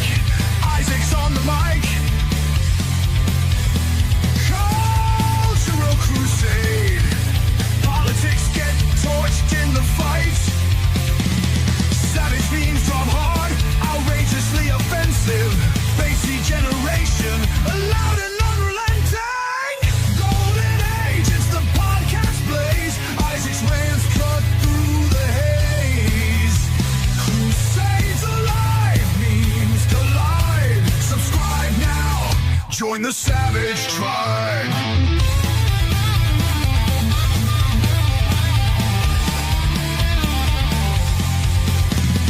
New takes weekly, unfiltered and raw.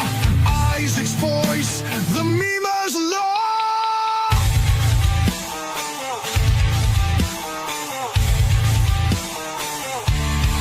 The golden age of America begins right now.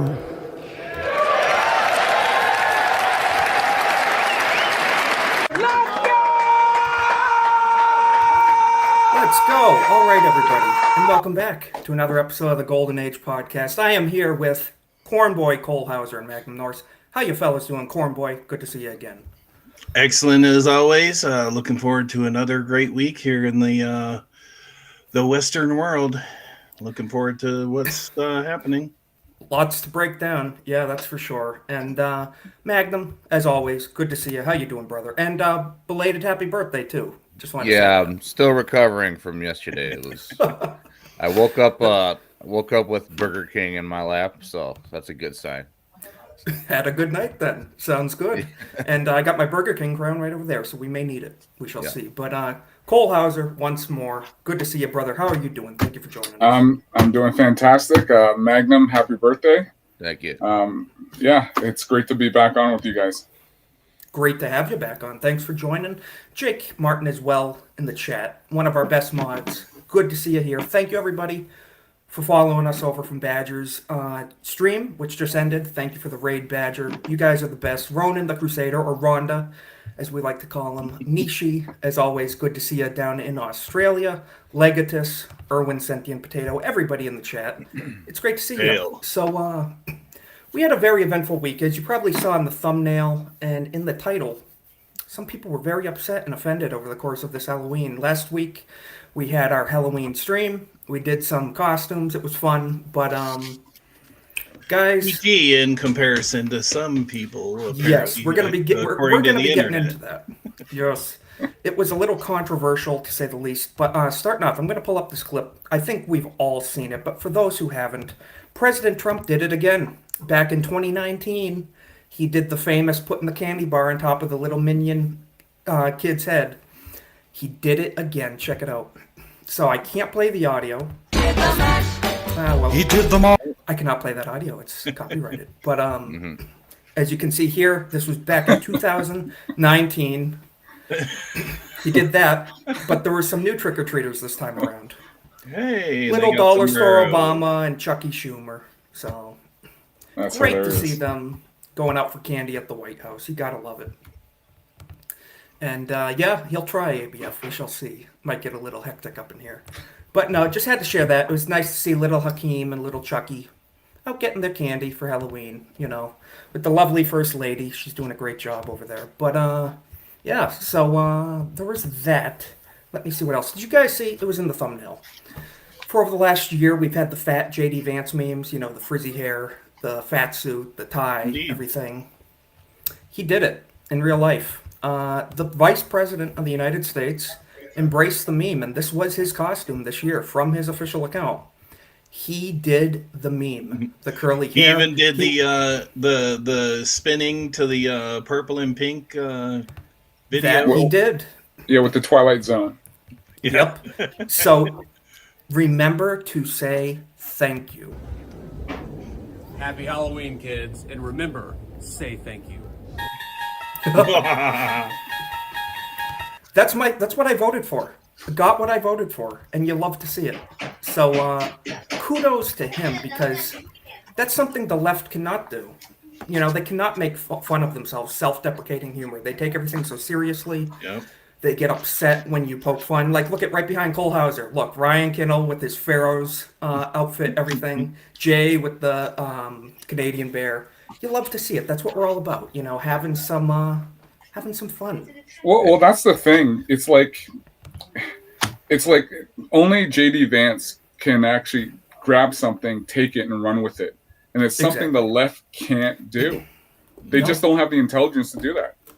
Yes, And it if is you really remember when a bit of an IQ Christy issue. Nome took the South Park meme and put it as her profile pic, and yes, you know, there's many such examples of you know, people on a certain side are able to see humor and embrace it. Other people are offended. Yeah, and I mean, like even Charlie Kirk did that too. You know, communists don't do humor very well. Only But- if they steal it from someone else. Yeah, and the one thing that the establishment Republicans can learn is to stand up to the left, because that was that's been the problem over the years, where you know they have when they have the House, they have the Senate, you know, and even I think even when GW was in, they just wouldn't take on, you know, the left. They were always afraid because they'd get put down, and the fact is, well, we're trying to court the other side.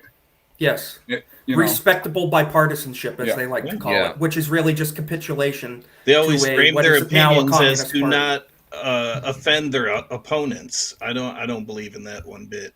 No. Yeah, and you need to lean into the comedy. I think Kristi Noem was trying to get upset over South Park, and I think Trump administration was like, "You need to lean into this one." 100%.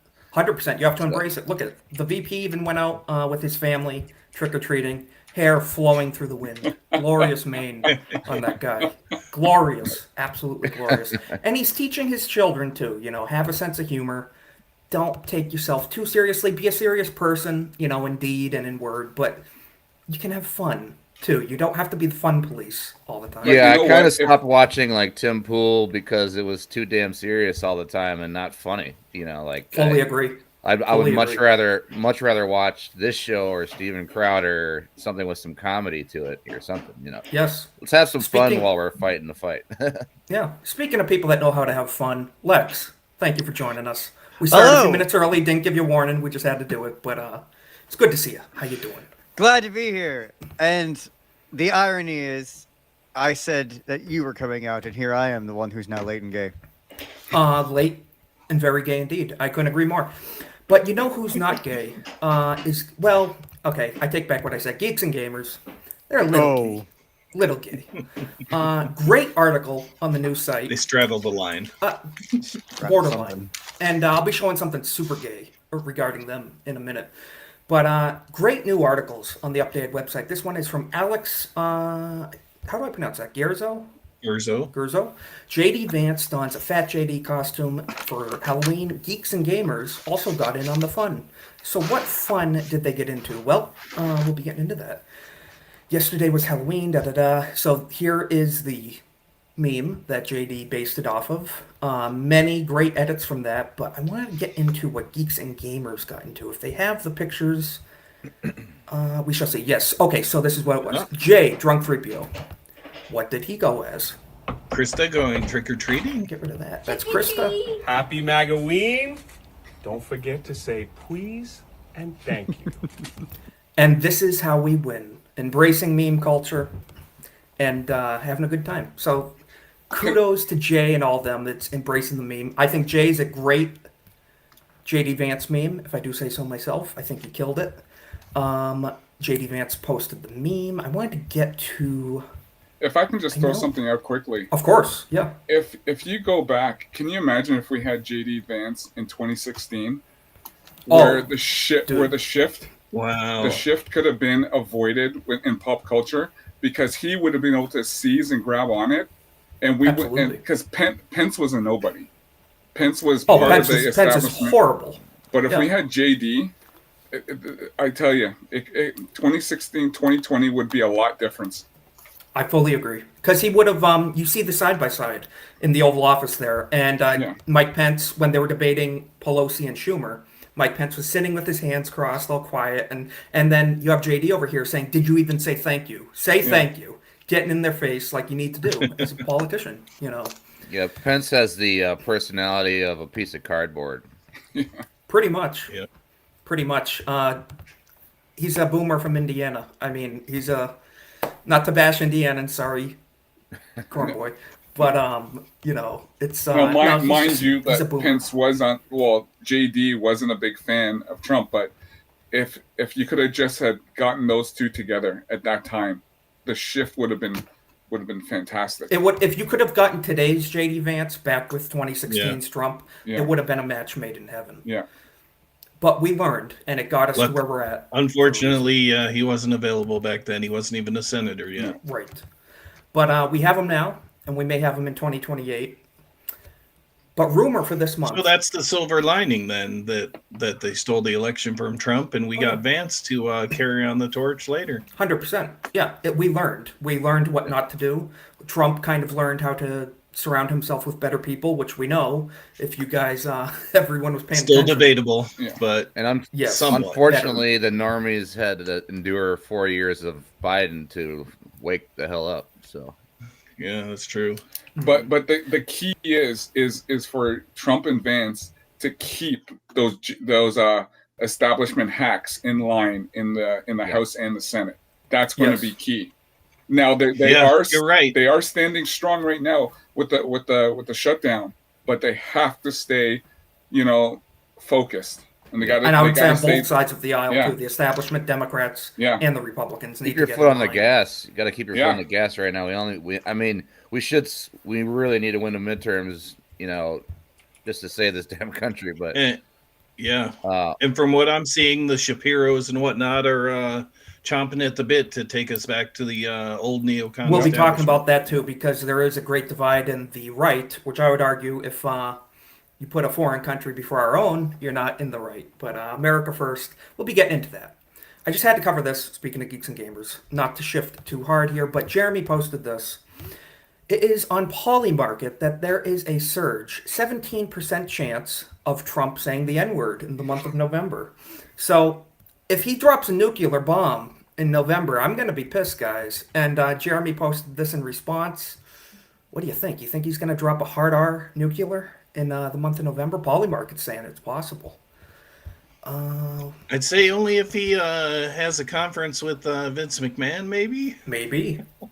Maybe it's possible, but yeah, we shall see. And for the 17%, betting on that, best wishes, I guess.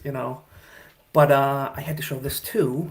Perry Chan, which I had to bookmark this. This was from Halloween, I believe, last year on FNT. Now, who's that look like? I believe that's Jeremy. It's Kamala. What up, G?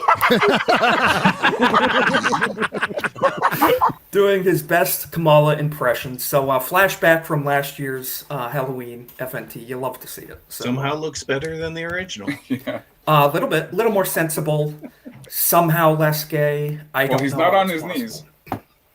That cackle is gonna haunt dreams. Yeah, that mask is pretty freaky. Still has less wrinkles than the real one, but yeah. Less drunk. John, less drunk too. Yes. Jeremy doesn't drink, but Kamala does. Master Ryan. Yes. Well, he does wear Crocs. Yeah. I'm wearing Crocs right now. I'll give him a pass since they're camo. But oh, you don't like the if brown you guys ones? saw FNT, that's okay. A little gay. I'll give Are you you in that. Florida? Yes, no, maybe. Yeah. What was I gonna say? Oh yes, Quarter Black Garrett. As seen in the QBG. thumbnail, he did a costume on FNT this week. And Cole Hauser in particular, I'd like to get your professional opinion on the subject if we can. So this was from the FNT Halloween this year. He dressed as Jimmy Kimmel, the television clown, which he is. Jimmy Kimmel is a massive clown. And Quarter Black unveiled his costume on Friday Night Tights a couple days ago. And we're going to be getting into the backlash, if that's what you even want to call it. And Happy Halloween from Jimmy Kimmel, he says. And he talks about the pearl clutching, about the Kimmel joke, all of that. But what's your... I'll ask everyone on the panel. Cole Hauser first.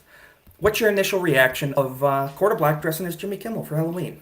Well, when I first saw it, I laughed. I thought it was funny because I knew what he was trying to do. And because I also sent in a couple super chats, like basically laughing and supporting this. So... And I went on to X to say, I said, I support my N-word. Yeah. But, I thought it was funny. Always go with your first impression, and it's usually correct. Yeah. Absolutely. Because when time tends to cook, it's going to be like, should I have done that? Should I have don't not? think You're about it second-guessing. too much. Don't think about it too much. Exactly. And, Cornboy, what's your impression? I mean, we saw this on FNT. This went viral on X. I busted out laughing when he unveiled it. Me too. And I knew somebody was going to do it. I didn't know if it was going to be QBG or somebody else. But, yeah, I mean, it's time that people stop being afraid to maybe offend somebody for a laugh. I fully agree. It's all jokes and humor, and, you got to roll with it. Absolutely. Yeah, you can't be too sensitive about certain things. And Magnum, what's your impression of Quarter Black's costume this year? Jimmy Kimmel impression. What was your first impression? It's hilarious. I mean, if you don't get the joke, then you don't understand what's going. He's just making fun of Jimmy Kimmel wearing blackface. Yep. It's that simple. So it's all as simple as it is. Nothing offensive about it. obviously it's edgy, but that's how you It's make fine. people laugh. That's how you make people That's laugh. humor. Yeah. That's humor.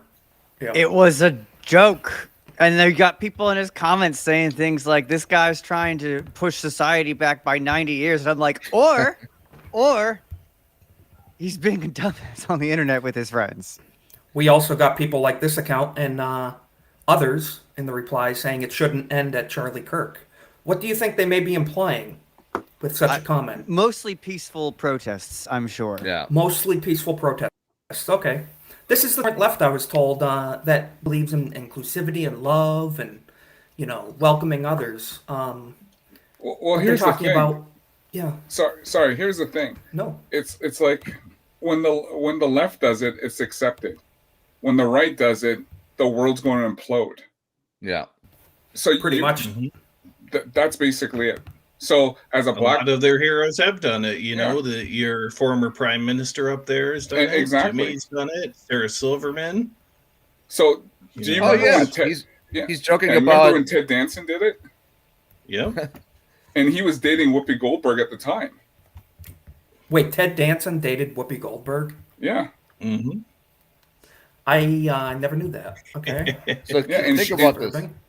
Think about this. They're calling for, to off him for telling a joke about what Jimmy Kimmel did.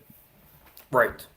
So he didn't even. He's joking about what someone else did. So it's like, all right. Pretty much. Yes. He's exposing the double standard as well. Direct this towards Jimmy and not him. So of course not. Yeah, they never directed such vile hate towards Jimmy when he did it. Yeah. What's Ronan have to say about it? That's why at this point I tell these people stack up and try, getting tired of them threatening us and expecting to live in fear. Yeah, they always make these unbridled threats on the internet, but that's all you ever see. Just got to report the accounts and move on, I guess. But, Unbridled until some psychopath decides he needs to do something about it. exactly right. Yeah, it's all words until we lose someone like ain't. Charlie Kirk. Yeah. But and as I said, why is it on the left it's accepted to do whatever they want, but once somebody does something on the right, it turns into a whole story of you can't do this, it's wrong, it's racist. Well, the people on the left have been doing it for years. They've been getting, and it's not like they were hiding behind it. They were just out there doing it. They thought it was funny. So if somebody on the right thinks it's funny, Well, if they didn't have double standards, they wouldn't have any at all. Did you not see all the pictures of people wearing the Charlie Cook Freedom shirt that was all bloody for Halloween this year? Did you not? Yes, I did. I did we have see plenty of that. Yeah. I bet those are the people that are outraged about this. Yeah. Oh, not whatsoever. No doubt. They I'm gonna show this. Let me pull this up. Which one was it? This, I believe, not the Freedom shirt one that was bloody that they were selling on Amazon, but this is along those same lines, Lex. This is Drew Hernandez posted this on X. He's a base guy. Give him a follow. He says these people don't want to debate and agree to disagree. They want you dead. Been saying this for years. Look at this. I'm not gonna play the audio. It's YMCA copyrighted, but look at this sick individual. Bullet hole makeup right on the forehead, doing the Trump dance with a MAGA hat, orange skin, orange hair. What the hell are these people implying? And they say that, the right, our words, our humor is violence, but this is glorification of political violence. Disgusting. Absolutely disgusting. So, you're never going to see them condemn their own. They'll condemn us. They're trying to bait people too, so keep that in mind. Like absolutely, I would do everything to prepare and protect yourself, but don't let these people bait you into doing something stupid. Absolutely. You got to remember too. Be wise in all your actions. Yes. And they bait us with death threats. We're winning the culture war, and they can't stand it. Yeah. Absolutely. These people are delusional. They're insane. And they have nothing except trying to bait you into something that you won't fall for. Right. Yes. That's all they can do is provocative gestures because they have no argument. They cannot win over the hearts and minds of the people with logic and debate. So they resort to, like you said, provocation, empty, I don't want to say empty threats, disgusting behavior like this. So yeah, like I can tell you myself, like you know, I was one of the few early black conservatives here in Canada on Parliament Hill. There wasn't a lot of us. There were, you know, but I would always get the dirtiest look from the left, the liberals, bet. just basically Oh, just definitely. saying, You traitor. Yeah, exactly. Why are you on their side? Yes. That's how they look at it. And they'll always say, well, the conservatives don't treat. I've been a conservative pretty much all my life. I've never had a bad indication from them. It was the left though who always tried to put me down. Yeah. So, Yeah, It's and they very use fear revealing. tactics on all the people they need to control. Yeah. Yes. That's all they do. They're the hive mind. They Yeah. can't think independently, and when you leave the hive, when you leave the plantation of the leftist ideology, essentially, they're like, get the hell back here. We're gonna wrangle you back on, and I mean that Yeah. was their original control mechanism. It just evolved to present day. They're more Pretty harsh to much. people that they perceive as traitors than they are to their enemies, because Exactly. they want to keep everybody in line. Yeah. So, and also they don't believe in forgiveness or redemption whatsoever. Oh, no. They believe in permanent condemnation, and that's you a know, big it's problem. like I said to Jeremy today on his stream. I said it's funny how you have Obama, you know, supporting a white lady in Virginia rather than the black lady, or he's just being an opportunist. He doesn't care about race. Right. You know, Winsome No. Sears would be the first Republican, you know, black woman, you know, in history. So, you know. Yep. So to all the black community, black supremacy community, whatever that Obama tries to appeal to, when it comes down to it, he has the option between a black lady and a white person. At the end of the day, he's sticking with his radical ideology above all else. So And remember, Obama's not really black. He's mixed. yeah, he's half and half. I believe. Also, remember that the white liberal women are the ones that are running their whole agenda these days. Yeah. So they have to fall in line behind her. Yeah, like his mother. His mother raised him, right? And she's like basically a white liberal from Harvard or something. I think she's far Eastern European or something. I think Yeah. she's got an interesting background, early life background. And typical black father took off. Yes, and Sorry. just saying. Just putting that out there. Just saying, yeah. Or she's just a feminist that ran off with the kid. It could be either way. So I think I actually think the story does go the way Cole Hauser said it, and I think his brother, brother say why? Malik Obama says that Mhm. Barack is a raging homosexual, and I agree with him. Oh, yeah. Moving on. That's Speaking funny. of raging homosexuals, this Halloween, wow. a man dressed as a woman scolds a woman dressed as an Indian for Halloween. We're hitting levels of hypocrisy we never thought possible. So, this dude, who thinks he's a chick, which he's very obviously not, was How can you very tell? upset at this lovely lady, seemingly lovely lady. I don't know her, but she was dressed as a American Indian and having a good time out there doing her thing for Halloween. And this Mr. 5 o'clock shadow mustache and a skirt over here had something to say. Look. She's dressed as a Native American. Are you trans? Is that a costume or is that how you are? Good to see you, Joe. Huh? Do I look trans? A little bit. Do I look trans But is it's the also question. Yes, you Halloween. do, dude. I look trans? Just mind your own business. I'm not even talking to you. So out of nowhere, he decides, he's eating, walking down the sidewalk, being the freak that he is. Sees this lady, has to butt in, saying, "Oh, you're offensive. You're appropriating a culture." Meanwhile, he's a dude with facial hair, dressing in female clothing. What's our reactions to this? Because I find it pretty disgusting behavior. I think it's the pinnacle of hypocrisy. What do you guys think? I mean, I think it's funny. Yeah. It's so absurd that it's funny. Like, you can't make this up. If you told me, like, you could like 10 years ago, if you tried to explain that to me, okay, maybe more than 10 now, but if you like 15 years ago, if you tried to tell me that I'd watch a video of that happening, I'd look at you like, what? Yes. No, that's absolute nonsense. That's just dumb. You could like just go make up something more believable. And now here we are. You don't have to make it up. You can just walk down the street and film it. yes, it's hard to believe, but unfortunately, It's right before our very eyes. For Yeah. me, it's like to each their own, I guess. Like, what are you gonna say? I mean, get lost. Basic, pretty much into the bathroom. He needs to mind his own frigging business. Keep walking. Keep walking. She's dressed the way she's dressed. Leave her alone and get a life. Yeah. Quit being a freak. Like, That's I'm what I sorry, have to you're say. gonna walk up to me with earrings and a handbag and heels. You got bigger problems than she does. Yes. Yeah, the lady put some makeup and feathers in her hair. Yeah. And he's so upset. The lack of self-awareness is astounding in some of these people. And she may be a native Indian. So who's for him to judge? Yeah.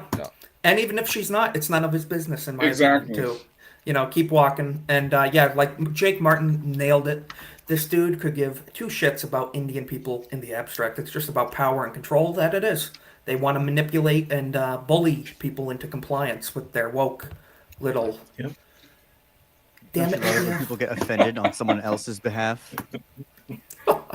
Pretty much, yes. Secondhand offensive. Well, the people that you're actually that are actually being quote made fun of are probably going to find it even funnier themselves.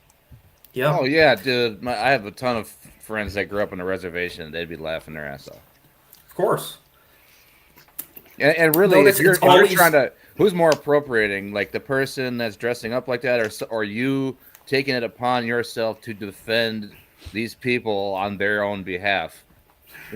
That's pretty much, yes. He's just- being a that's- social justice warrior, 2016 style. Just I'm offended. Like it's his job or something, or like The they natives can't need they me can't to defend protect themselves. They need Exactly. I need to do it for them because they And that's can't do why it I'm for glad themselves. getting on video so that people can see how idiotic this looks. Dude, people were pissed Exactly off. right. Like a lot of Native Americans were pissed off when they changed some of these sports teams' names. Absolutely. They're like, dude, that's us.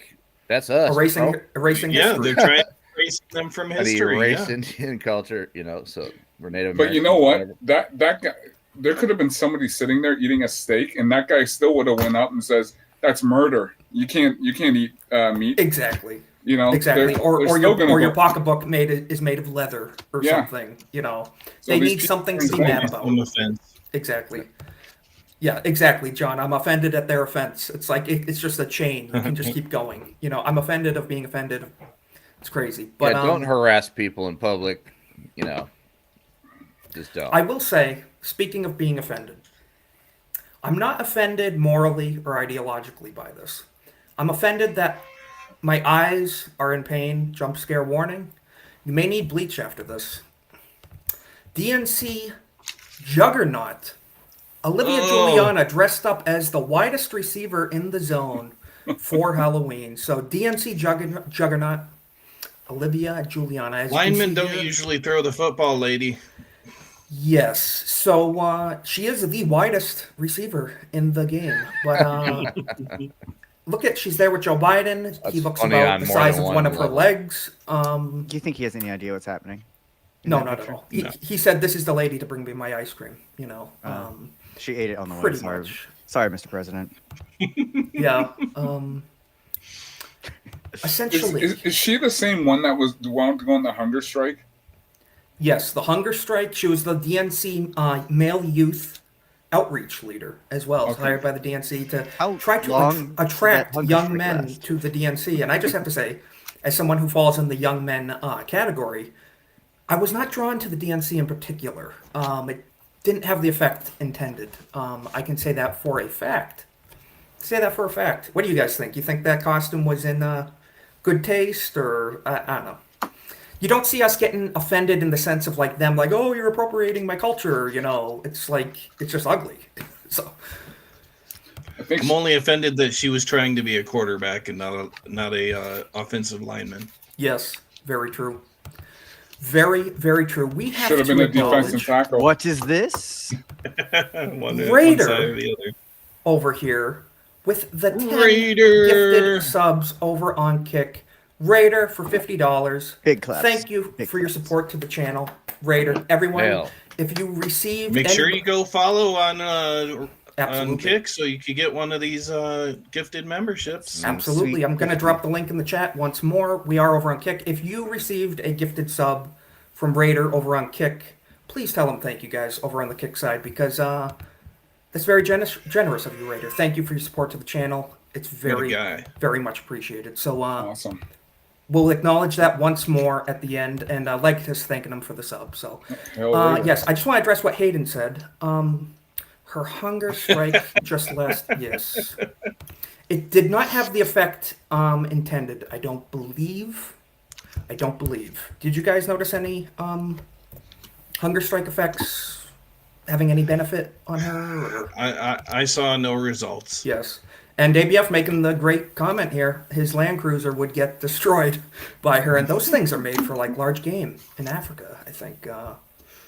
Give it a run for its money. But yes, once again, thank you so much, Raider. Somebody throw some Ozempic in her Halloween bag. Are we sure she was holding a football, not a chocolate cake? Possibly. Have you seen those videos these days? You can never tell. tell. She wouldn't throw that away. She'd be stuffing her face. Essentially, yes. She's eating the football. No, it's not a pork rind, lady. Put it down. You know what that's made of? Moving on. We were talking about leftist. We eat that. Okay, go ahead. We have to breeze through a couple of these pretty quick. This is crazy shit. Kong Min Lee posted this in response to this freak on X. This is more than likely satire. I don't want to give them the benefit of the doubt because F these people. This is from last year, but Kong Min reposted it. This is a freak on X saying, reminder to all the trans women out there not to forget to infuse your Halloween candy with estrogen before giving it out. So, what the hell? Yikes. First of all, this just boggles my mind. Kongman responded, we aren't groomers, I swear. Hey kids, have some synthetic hormones. So, guys, some pretty bad stuff. It's disgusting. I don't want to share a country with these people that even imply doing anything like that. Even if it's implied. Even if they don't actually do it. But even implying that. Does that even work? Like, I don't know how science works in this case. Like, would that even do anything? Or is it just like... I don't know how consuming estrogen, like, just if you really want to turn gay, just drink some tap water and eat soybeans. I mean, that's all you really need to do, but... I was about to say, is that like eating soy? It's about the same, I think. Yeah, ABF has the good ones, the homemade Reese's cups, and here, the peanut butter cups. Yeah. We got the store-bought stuff, ABF. What the heck? So, if it comes in I agree a needle... with Hayden, they should be investigated. I fully agree. If it comes in a needle, I think that's the method of delivery. You know, but... I would think so. What do I know? I would think so. And frankly, it shouldn't even be a thing. Transitioning should not be legal. It's insane. Moving on to this. This is from a well-known YouTuber. Can't pronounce his retarded name. Kyle Klinsky? Yeah, whatever. Secular Talk. Secular Talk. Basically, there was an event. Erica Kirk, widow of Charlie Kirk, who was assassinated before her very eyes and their young children. She gave J.D. Vance a hug on the stage. Thank you, Mr. Vice President. I think that's what you do. You hug the Vice President when he's attending an event honoring your dead husband. And now they're making all these allegations on the left that, oh, she's cheating on Vance, and there's this thing going on, romantic. And it's like, I don't even want to leave this on the screen because screw these people. But the fact that you're even posting that of someone's widow is evil. Touch-starved degenerates. These are the same people who can't help but read a homoerotic undertone into like Lord of the Rings type things because they have no concept of Sam and Frodo. They have no concept of authentic expression of emotion or grieving. Right. None of that. They are divorced from an actual human experience, and this is the result. And they want to belittle. They want to totally take away because anything that portrays any of their opponents in a sympathetic light is just. It's violence. It's violence. Yes. If you are sympathetic to Erica Kirk, you are attacking them. Yes, and I'm sure as Hayden, who I still see in the chat, would mention, this is like rules for radicals, right out of the handbook type of stuff, you know, dehumanizing your opponents, projecting your own sick fantasies onto them, and, you know, accusing them of what you're guilty of, that type of stuff. Yeah, this coming from the people who read books about milking minotaurs. Yes, and I'm sure Kyle loves that book and puts himself in the place of He probably has read it a couple of times. But you know what's sad? This is the same people, especially on the left, like the CNNs, the MS. Oh, we need to come together, and it's everybody on the left who are spewing this hate. Yes. Yeah, It's but we could nobody just- on the right. It's everybody on the left who's they're trying to meme. They can't meme, so they have to go a step below. They got to keep digging. Spreading to get false something. rumors to attack their gaslighting. opponents, and then it's like, oh, but come to my house and let's discuss this. Like, no, Mhm. you already spit in my face, dude. So Exactly. You killed the moderate. Now you get the extreme. So Right. it's just the way it is. Debate is severely reduced going forward. What does Sal have to say? Kylie or Kyle trying to grasp for relevancy is sad. He just needs to accept it's not 2013 anymore. Yeah, I don't even know who the guy is. He just looks like a total queer to me. I don't really know who he is, just other than the fact he has a lot of followers. He's like a David Pac-Man type. Okay, so he's just one of those guys. we said secular talk. He's basically Red saying Tuber. I'm anti-Christian. Basically, Yes, anti-God. Yes, So- which is the fabric of our society, is Christian values. Hayden mentions 1,000% Charlie was friends with J.D. Vance. Very true. Helped put him on Trump's radar for the VP position. These people Yep. have no idea what they're talking about. So yeah, so they were friends previous to even J.D. getting in politics. So that's fully legitimate for the grieving widow to give the vice president a hug. And it's innocent and harmless. And for people to make it something that it's not is sick and disturbing. So, And they have to sink to this level because all the left keeps bringing up is J6. That's it. yes. And they have to keep sinking and gaslighting to the bottom of the barrel. They have nothing except they the guided one tour. time the right united to go protest and it gets blown out of proportion of and With a lot of undercovers undermined present. from undercovers present. That was a setup, big time. Yeah, 1,000%. We all know it. And but they'll never admit it. And hopefully we get some relevance. well, it's because the right doesn't have billions of dollars to set up protests. Like the and left also does. they're kind of busy doing this thing called having a life, having a family, That going was to a work. spur of the moment thing, last minute thing. And also, people on the right have hobbies too. Forget about responsibilities. It's just like these people. This is their life, whether they're being paid or even the ones that go for free because they're stupid. This is their life. This is Yeah. their meaning. If they don't have something to bitch about constantly, they will dissolve and have no reason to exist anymore. I mean, mostly they're getting paid either indirectly or directly, if not by the NGOs or by government welfare. Yes. They're The most of them Gibbs. aren't working, They want the so Gibbs. they're in it for the easy life. About those SNAP benefits. Yeah. Okay, I'll pull that up. Since you mentioned Speaking it, of Red which. Legs. Give me a second. I'll pull that up. Nice segue. Yeah, Lex. but did you not see all of those videos this past week of people basically being like, hey, as soon as there's benefits right out, it's everything, like all types of It's open looting, it's fair season on game. stealing. And I'm just like, I posted this last night. I figured out why they call them SNAP benefits. I saw a couple of videos the last couple of days where people are in the actual stores and they're going like, I notice everyone's card is only like a quarter to a half full these past couple of days. I wonder why that is. And it's less they like don't have $10,000 worth of Maybe- groceries in 4 carts that they're walking Maybe out. Yeah, and they're Laquanda can prioritizing finally better, lose some too. weight.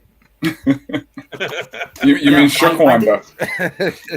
It was Adam Carolla who pointed out Laquanda. that these women on these benefits are like something like 28% heavier than women that are not. It's pretty absurd behavior. But I think if they bring it back, it should be like Wix. Only certain foods are available for the program. They can't just get anything. yeah, and you also have to be seeking work or employment or seeking a way off. It shouldn't be a 30-year. Or at least an American.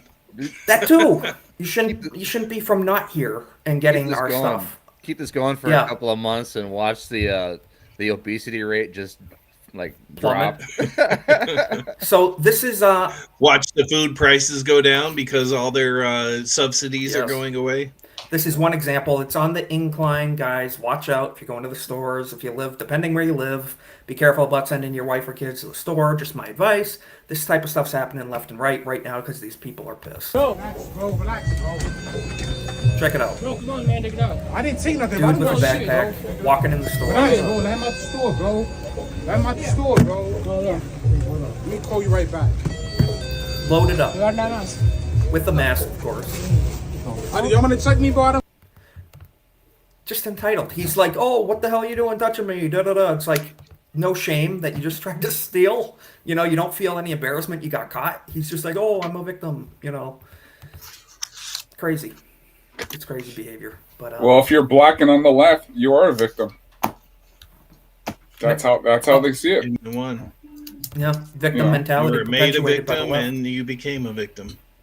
Yes. You know, all my black friends, they got jobs, they got families, they work hard. You know, there's no, I need a handout. Like I started my business from scratch. I never asked for a handout. You know, it's the way it should be. Absolutely. Yeah. But unfortunately, that's not been the bill that's been sold to them. And it's sad to see it started many years ago. And so many posts I've been seeing that most of these people have been on the government dole for 20, 30, 40 years. They don't know how to live any other way, you know. Yeah. It's what the system has done to them, and it's you know, truly a disgrace what the system has become. Well, it's not just the system; it's the education system too.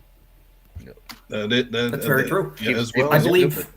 Look at reading rates in Chicago, inner city Chicago. 5th graders can't read English. Shoot, 12th graders can't read English in most of those cities. Some are high school age. Yeah. So I totally agree that systemic racism is a thing from the left. Yeah, from the left. And the government. Because they're the ones that run these institutions that are keeping them dumb, stupid, and ignorant. Yeah. Right. Oh yeah, no, And it's totally purposely so. intentional. It's totally Yes. intentional because I then think you it is have a intentional. captive voter base of audience that you can keep. I could go on a whole side tangent rant about it, but I still think like when they started doing all those like housing projects and all those types of things, that it was intentionally designed to destroy black families. Lyndon B. Absolutely. Johnson said it. Lyndon B. Johnson said it. He did. This will keep him voting Democrat for the next whatever how many years it was. 50 years or 100 years or something. It was Yeah.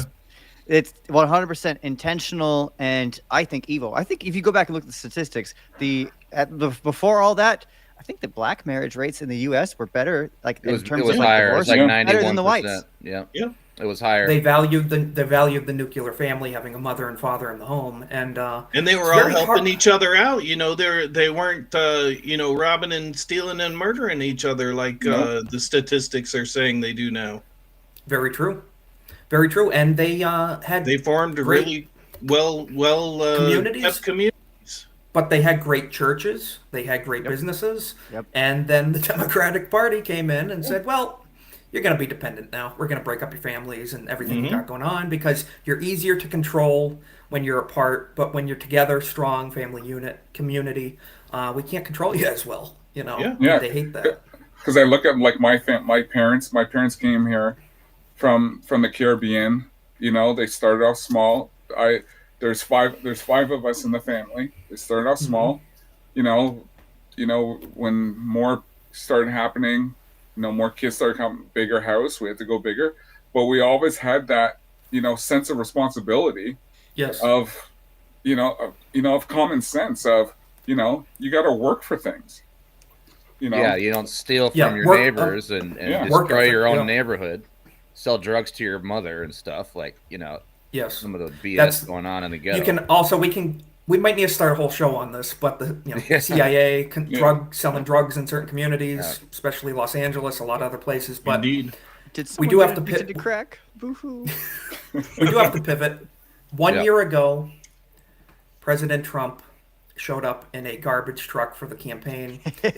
We're a few days off right now from him winning the campaign. Believe it, guys. It's almost been a year since the election. It's November 3rd right now. Mhm. What was it, November 8th last year? So November we're 4th. I thought it was the 4th. No, maybe 4th. We're in the week. We're within a week of having had Trump win the election. Yeah. So I remember that like it was yesterday. But big hail to Nerd Slap in the chat. Thanks for stopping by. Sure. We're going to share this. So Joe Biden called us trash. He called us garbage. 1 year ago today, Joe Biden called Trump supporters garbage. Then literally Trump rolled up in a garbage truck in response. So let's check this out first. From Puerto Rico, where I'm in my home state of Delaware, they're good, decent, honorable people. The only garbage I see floating out there is his supporters. So, speaking of us, Trump supporters, what did Trump respond to? And Joe Biden, how do you like my garbage truck? This truck is in honor of Kamala and Joe Biden. Gotta love it. The dude knows how to turn something for good. He definitely took out the trash. Is that the greatest political stunt you've ever seen, and with the timing? Of all time. I think it's probably the best. Yeah. His kids were involved in that. You know it. You know it. But see, this is where I come back. Whereas you got a guy like Trump, Vance, they know how to grab. You know, they know how to fight. Where the establishment Republicans will, there's no way they wouldn't have been able to do anything like that creative. Not whatsoever. And what's the this difference is why between? This is why the GOP keep losing. What's the difference between them and the establishment is they actually have experience in private industry. I think that's a big. Donald Trump, art of the deal. He knows how to sell something. They made it in the real world, and that means that their skill level is just way higher. Yes. In my opinion. So. Yeah, I fully agree, and you're exactly right, Kohlhauser, too. You know, he made it in the real world. So, unlike the opposite of these career politicians, they couldn't make it in the real world. Some politicians running the country. Yes. So, yeah, that was a great moment a year ago today. Just had to spotlight on that because that was a pivotal moment in the campaign. I even, admittedly, I wore a garbage bag in public that day when we were holding Trump signs. So, solidarity. You want to call us trash? Okay, whatever. Get lost. Moving on. New York City mayoral race is looking pretty rough. We're going to get everyone's opinion on this. I know you made some super chats today, Kohlhauser, commenting on this on CobraCast. I saw that. Yeah. So we're going to get your opinion. Zoran Mandami's in the lead by +4 points.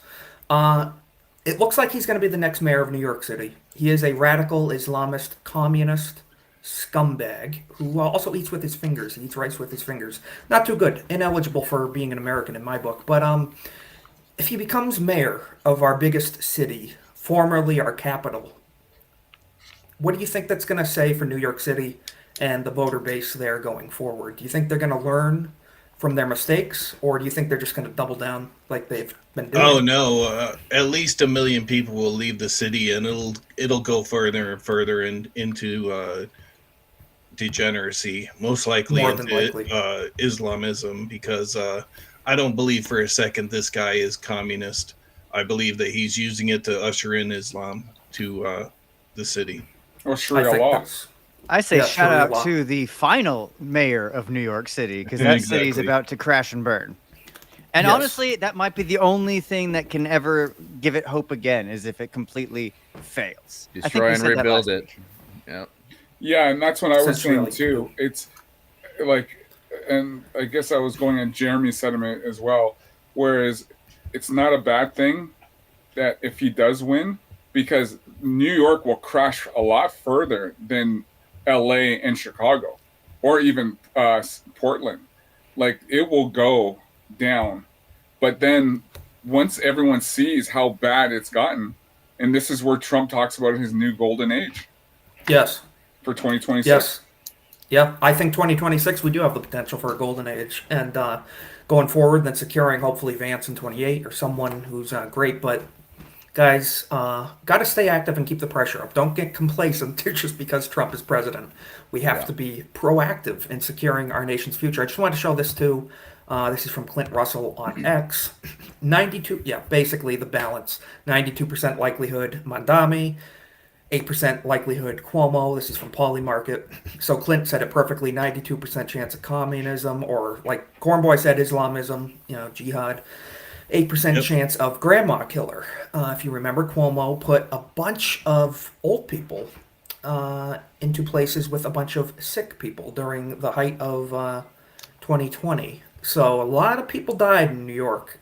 A lot of people lost their grandparents and weren't even welcome to be present with them during their passing. So sick bastard there. You think, oh, he's the lesser of two evils. It's crap versus other crap in New York right now. It's unfortunately Sliwa is just doesn't even have a chance. Well, and also Sliwa, he because Jeremy played that video. Yeah, he hates Trump, and he's openly said that. I know nothing about him other than he's just the third guy. So was not aware of that. So Sliwa, the other guy, he hates Trump as well. Yeah. Well, R.I.P. New York. Let's check in And, with chat. and didn't Elon endorse Como today? Sliwa? No, Oh, Cuomo. Yes, Yeah. Cuomo. Yes. Yeah, and like who mentioned it in the chat? I forget. But let's see. Yes, Justin mentioned, why won't Barack Obama and Chuck Schumer endorse Mandami? Barack is explicitly not endorsing Zoran for New York City mayor. One of because his because Obama doesn't was trying to outdo Mandami and couldn't do it. Very true. Yeah. Obama's vibe, his presence, his aura. I always never liked him, but he had a speaking quality to him that won a lot of stupid people over back in the day. He's just a mumbling.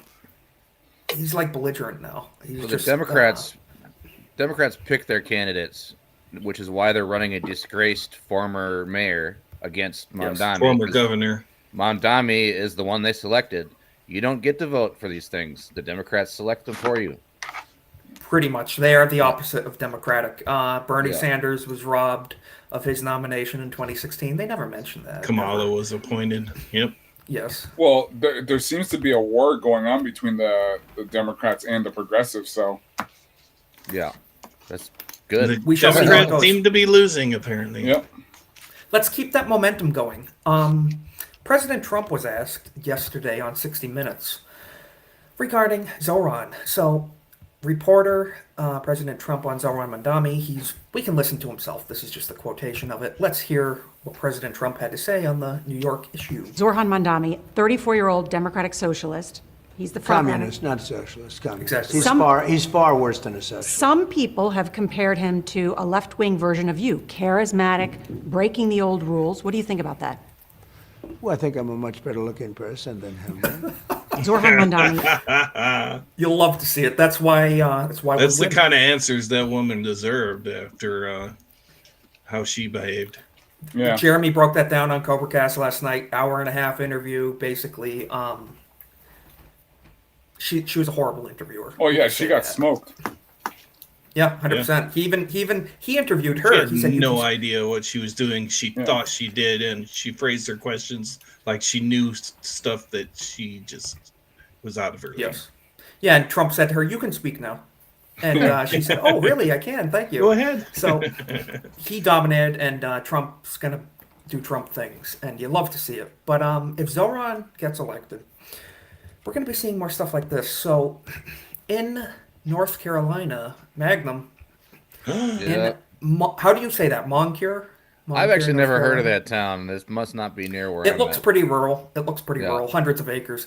So Hindus have acquired over 100 acres for a massive temple complex in the rural town of Moncure, North Carolina. The Tamils plan to build the world's largest statue of their, quote, warrior god, lowercase g, false idol, Murugan, which would be taller than the Statue of Liberty. So let's get a close-up on that.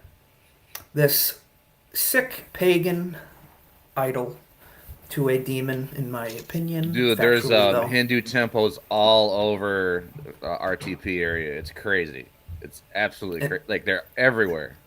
Insane. Yeah. That's they're not as the concept of assimilation seemed to have missed them, I think. Yeah. What do you guys think? Taller than the Statue of Liberty on American soil, a false god statue in an American country based on Christian values. I don't like it personally. Well, the way they speak about this, about taller than the Statue of Liberty, it's they're basically making the Statue of Liberty irrelevant. Yes. That's the goal, I think. That's what they're saying. Yes. It comes off as a conquest symbol Yeah. to me. Yes. And I mean, I say that coming from a Catholic background where for hundreds of years, what did we do? We went into countries and it's like, that's a nice pyramid that you've been sacrificing children in there. We're going to put a church on top of it. That this is God's now. It feels something similar to that, where it's like, hey, that's a nice country you've got there. Here, we're going to build a giant golden statue showing that we are here It's now. the result of Of a H-1B. warrior god. Of a It's warrior the result god. of H-1B visas, and the reason why they flooded into North Carolina is because we have a huge tech industry. You do, exactly. That's a big factor of it. And so this whole legal immigration, that's good. It's the illegals we have to get rid of.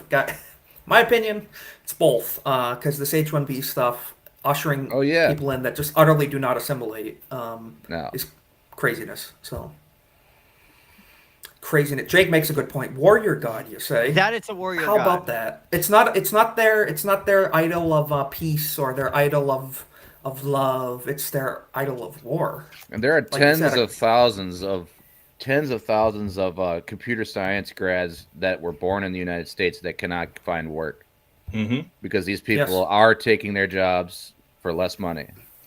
Yes. So yeah, Sal says step 1, let them build it. Step 2, let them be themselves. Step 3, after it gets confiscated, melt it down. Yeah. If it's brass, it could be useful. We shall see. But speaking on the issue of not assimilating, Benny Johnson posted this. Your quote, legal immigration, Mr. Reagan Republican, and Ronald Reagan's amnesty is without question the single most catastrophic political betrayal of my lifetime, and nothing will come close. And Reagan's worshipped by the right, but the more you look into things, lots of flaws. Let's hear what these people had to say. Shane, Congresswoman at the Shane. Yeah. Sida na kasama the bahnay. Haddaba Umar wa ka xumahayo. Virginia qaboba lu ku dhalay. Laakiin se waan adopt gareynay. Do you agree or disagree with what she's saying? I can tell you, I disagree. I disagree too. That's All the 20 of correct those answer. people Lex. agree, though, and that's disturbing. Cheering is we know what that means, cross language. So All I heard was, look out for those cruise missiles. yes, pretty much. Well, you know what's funny to me is that the thing is, the way that like the trajectory, if you're looking long term, it goes the way that she claims that she wants. She'd never be allowed to ever do that again. What are you doing out in public? Speaking like that? What on earth, woman? Back. Well, they're back willing the to put house, aside back some to of the their shackles. legalistic values for the sake of conquest. Then when they establish jihad and Sharia, then they can get back into line with things. But it's okay to put your values aside. The ends justify the means, according to these people. So now, mind you, I don't think that race will go to that guy. Omar and yeah, will. Yeah, We shall see. I've been looking into that one, and there just seems to be a lot of people who, even though they're on the left, they just don't feel comfortable with that guy in the way he looks. So I just want to give. I may be wrong. So I He will looks give like credit he's to him. about to take over my boat. I was just going to say that. I want to give credit to him. He became a small side actor in Captain Phillips and moved all the way up to running for mayor of Minneapolis. Props. America's first pirate mayor or whatever. America's first pirate mayor. And if he wins, when he gets inaugurated, he needs to say, "Look at me, I am the mayor now." So we shall see. But and the pillaging will continue. Yes, it will until morale improves. So, from Italy. Holy cow, this Pakistani imam, which if you don't know, an imam is the Islamic equivalent of a priest, had been living in Italy for 29 years. One day, after he gave a sermon declaring every Muslim must fight the infidels or face catastrophic consequences, Prime Minister Giorgia Meloni revoked his residence and deported him. Based. So you don't get to Durka Jihad in our Western, lands without consequence. That's a good thing. That's a good start. Not, it's something. And it's hopefully a symbol across the rest of the West. If you call for violence against our people, you're getting the hell out. So He'll probably be back in Europe within a month. More than likely. It's revoked his visa. He's now on a plane to London as we speak. Yeah. now, mind you, Pretty Italy much. has been On a boat. slow.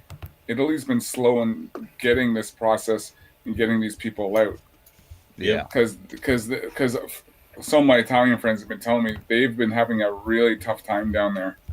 Yeah, I can With imagine. a lot of Every migrants. yard of their beach gets invaded like every day. It seems like. There's a lot of beach in Italy. But the problem is it's the EU who is just basically saying you got to let these people in. Yeah, you gave up your sovereignty by joining the EU. Queen Ursula or Empress Ursula has demanded that Europe be conquered by the invading hordes. Yes. And it's only Poland and Hungary have been saying no. I was gonna say, yeah. I was gonna say Poland and Hungary are sitting there going, "I'm So sorry." they've shown that you can actually say no. Not gonna. You can say no to the EU even if you're in it, and they'll try to punish you, but they've proven that you can just say, nah, we're not going to do that. And that's what we need to do. Moving on, we just have a few more minutes. I just want to show one white pill to end the stream. In New Jersey, they have a race going on right now for governor. This is a white pill. We're going to leave everybody with this. And then stay tuned. At the end of the stream, we have a quick announcement. So stay tuned for that. But this is positive. I love you are. In a remarkable surprise, Jack Citarelli's son, Jake, returned home from Kuwait to join his father on the New Jersey governor's campaign trail. So Jack is a gentleman running for governor in Jersey. Look at this. It's pretty cool. It's a white pill, you know, something positive.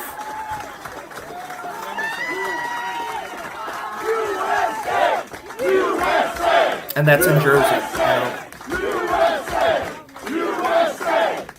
So, God bless them. You love to see it, but gonna leave everybody. Wish them all the best. It's gonna be a bumpy ride, a tough battle. He's looking good there, though. Uphill fight. It is. It is looking. Ronan, you know our buddy Ronan the Crusader. He's a Jerseyite, and I think he's down by 70,000 after early votes have been counted, and it all depends on election day. Yeah. Anthony's saying they have a chance to flip Jersey, so we shall see. Hope you guys can get a good governor, but we have to move on from there. Quick announcement. This is something we talked about with the boys last week. Next week, going forward, the Golden Age podcast, which on episode 34 now has been at 8 p.m. Eastern every week. We're starting at 7:30 p.m. Eastern going forward. So we're going to have a 90-minute show, an extra half hour every single week. So we talked about it through a couple other people scheduling and everything. It's going to work. We can't push it up because ABF stream, which we're going to be linking you all to in a minute, is in a few moments at 9 p.m. Eastern every Monday. So it just joins up perfectly, but we're going to have 30 extra minutes of streaming every single week. So instead of a 1 hour show, we're going to have a 90 minutes show going forward every single week. So next week, 7:30 p.m. Eastern, hope to see everybody here in the chat. That'd be awesome. So just had to make that announcement. Your alarms. Absolutely. I'll be sending out reminders throughout the week as well, just to get it out there. But Lex's propaganda about something about someone coming out of the closet is just utterly false. That was not the announcement. Unless it's him. I don't know. But also, I wanted to mention one more time over on Kick.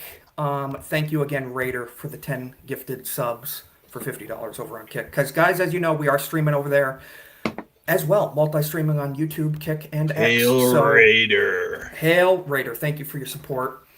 We're going to do some outros. And then we're going to catch up with chat. And then we're going to check out ABF. So, Cornboy, as always, we have your links in the description and the chat. Tell people what you're going to be up to and where they can find you. All right. Well, you can find me on my YouTube channel or on X, and I'll probably be streaming some Battlefield this week, maybe some Mario Kart, depending on what they do Wednesday. But yeah, hit up my channel if you want to watch along. Subscribe to Cornboy. You might see me over there. You might see some of us. We're playing some cool games, and Cornboy is almost at 100 subs. So let's get him there. Right there. Thank you, Jake, for dropping that. Best mod. We appreciate you. We don't have favorites, but we do. Magnum. Again, belated happy birthday. Thanks for joining us on this day. We have your links as well. People can follow you. Where can people find you? I'm on X and YouTube. Should be posting another Witcher video in probably 2 to 4 weeks, somewhere around there. Very good. I'll keep an eye out for that. And, yeah, season 4. Season 4. Oh, season 4. I heard rough things. Gonna cover it. No. It's gonna be. I heard rough things. Good luck to you. Guys, I'm gonna throw some pretty edgy zingers in there. So guys, sub to Magnum, check him out. And Lex, as always, thank you for joining us. We appreciate you. Where can people find you? What trouble are you gonna be causing? and what you gonna be doing? Always trouble on Twitter. You can also find me talking absolute nonsense with Malty over on his channel on Sundays. It's never a short show with him. If you just kind of want to put us all in the background, that's kind of probably the best way to handle it. Other than that, my on Twitter is where I do all my theological ramblings and prayers and whatnot. So you can check me out there. Who knows? I show up in random places. All the chats. I like arguing with Lex. It's a fun pastime during the week. But Cole Hauser, again, it's great to have you on the show, buddy. You're one of our favorite guests. Thanks for joining us. Where can people find you? What you going to be up to? Maybe tomorrow night. Might be seeing you somewhere. Well, you can find me on here on YouTube, and you can find me on X. I'm almost at 100 subs, thanks to Jeremy today. And then all I'm doing is I'm doing some Transformers and GI Joe videos. I'm posting some of my collection. Going to be talking about some stuff. So that's what I'll be doing. Guys, there's his link right there. So subscribe to Cole Hauser. Check that stuff out. That sounds pretty cool. Dude, I'm going to be looking at those videos of that collection. Because it's some pretty cool retro stuff you got going on. But if only I still had all my Transformers, man, I'd be set.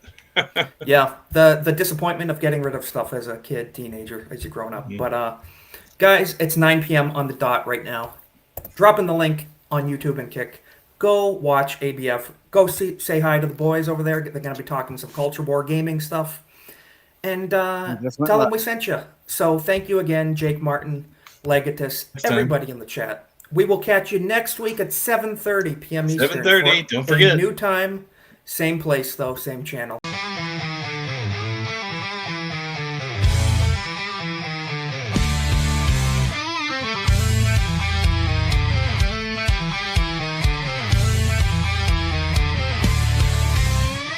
Golden Age is back. Isaac's on the mic. Cultural crusade. Politics get torched in the fight. Savage memes from hard, outrageously offensive. Bassy generation, loud and unrelenting. Golden Age, it's the podcast blaze. Isaac's rants cut through the haze. Crusades alive, memes collide. Subscribe now, join the savage tribe.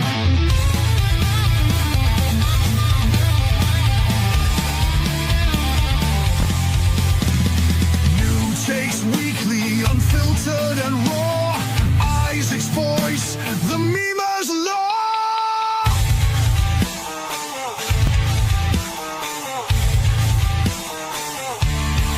The golden age of America begins right now.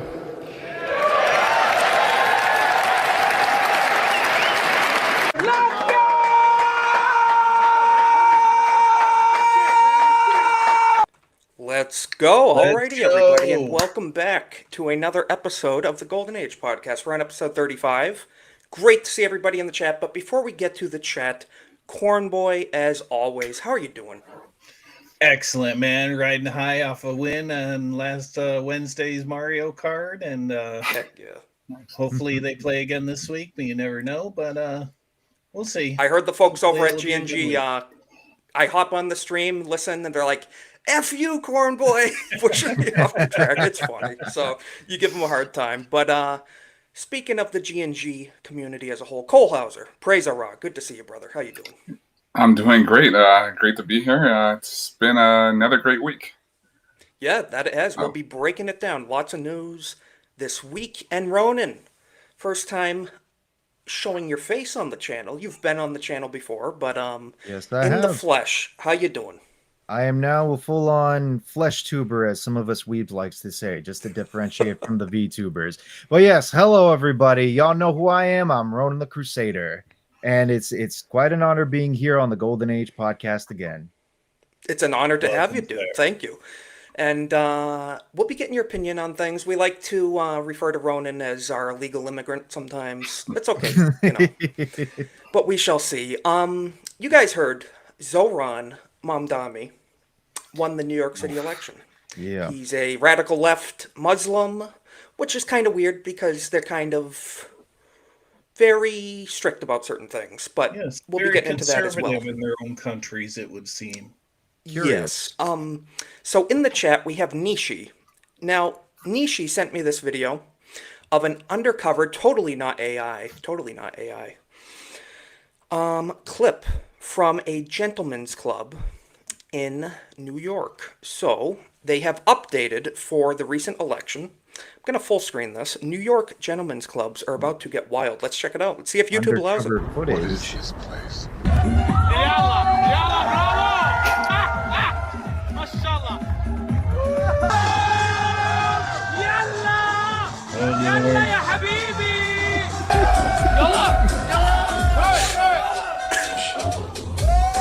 Totally not AI. Totally real footage. I think that was of James course O'Keefe that got not. that. I believe.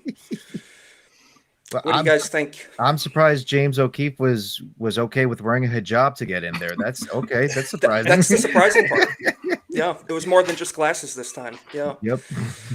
Pretty crazy stuff. Yeah, New York's going to hell in a handbasket, it would seem, quite literally. For the city that says never forget, they seem to have forgotten.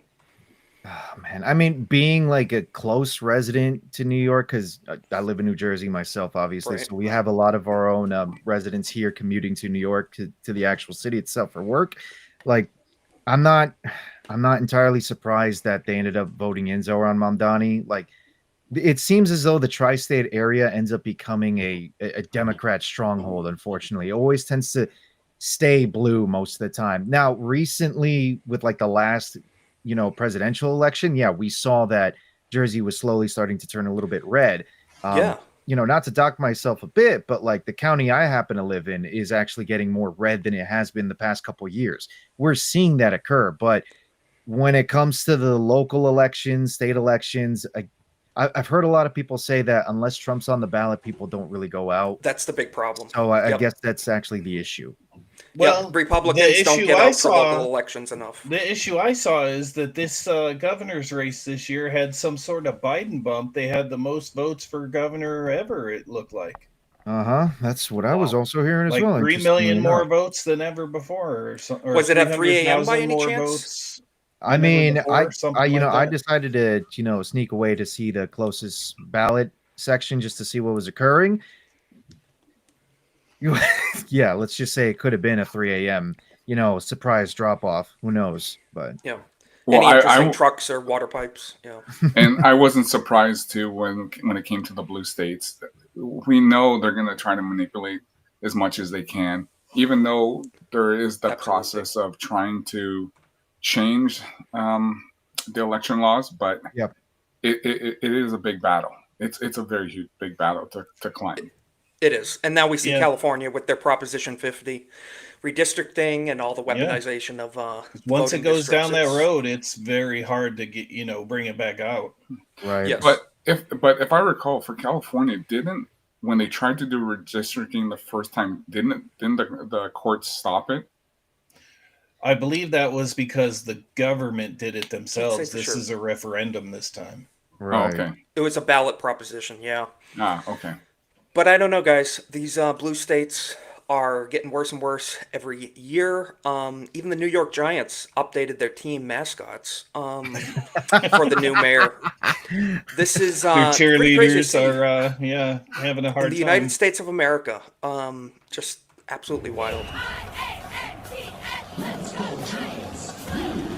The Islamic Revolution before our very eyes, guys. It's not bad enough for Beardo that the Giants lost. Now the cheerleaders are also being, covered up as well too. Beardo's taking L's all around with the Giants, honestly. A travesty. A travesty. He is Losing gonna to the be Bears. furious. This is pretty sad this year. Yeah. Well, Ryan would have been happy. He was. He's been happy since this morning. And so Sal was saying they play in Jersey. Is that true? Yeah, they do actually. There's a stadium over in Teterboro. That's usually where they play, just outside of the city. All right. Mhm. Yeah, all that stuff's pretty close in the tri-state area. One more thing, though, and Ronan, you better look out for this. New Yorkers waking up today after the election of Zoran Mandami. Let's check that audio. This is, guys, this is our biggest city in the country. Better watch out.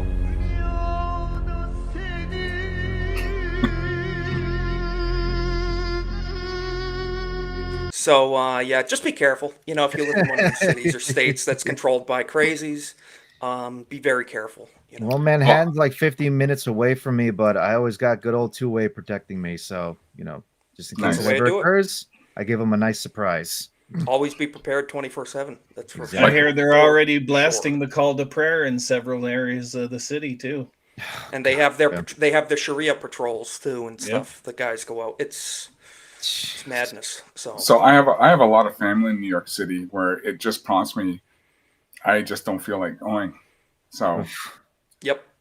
Because unfortunately, even in February when I went to MegaCon, I don't know if much of you guys know, I took the train down.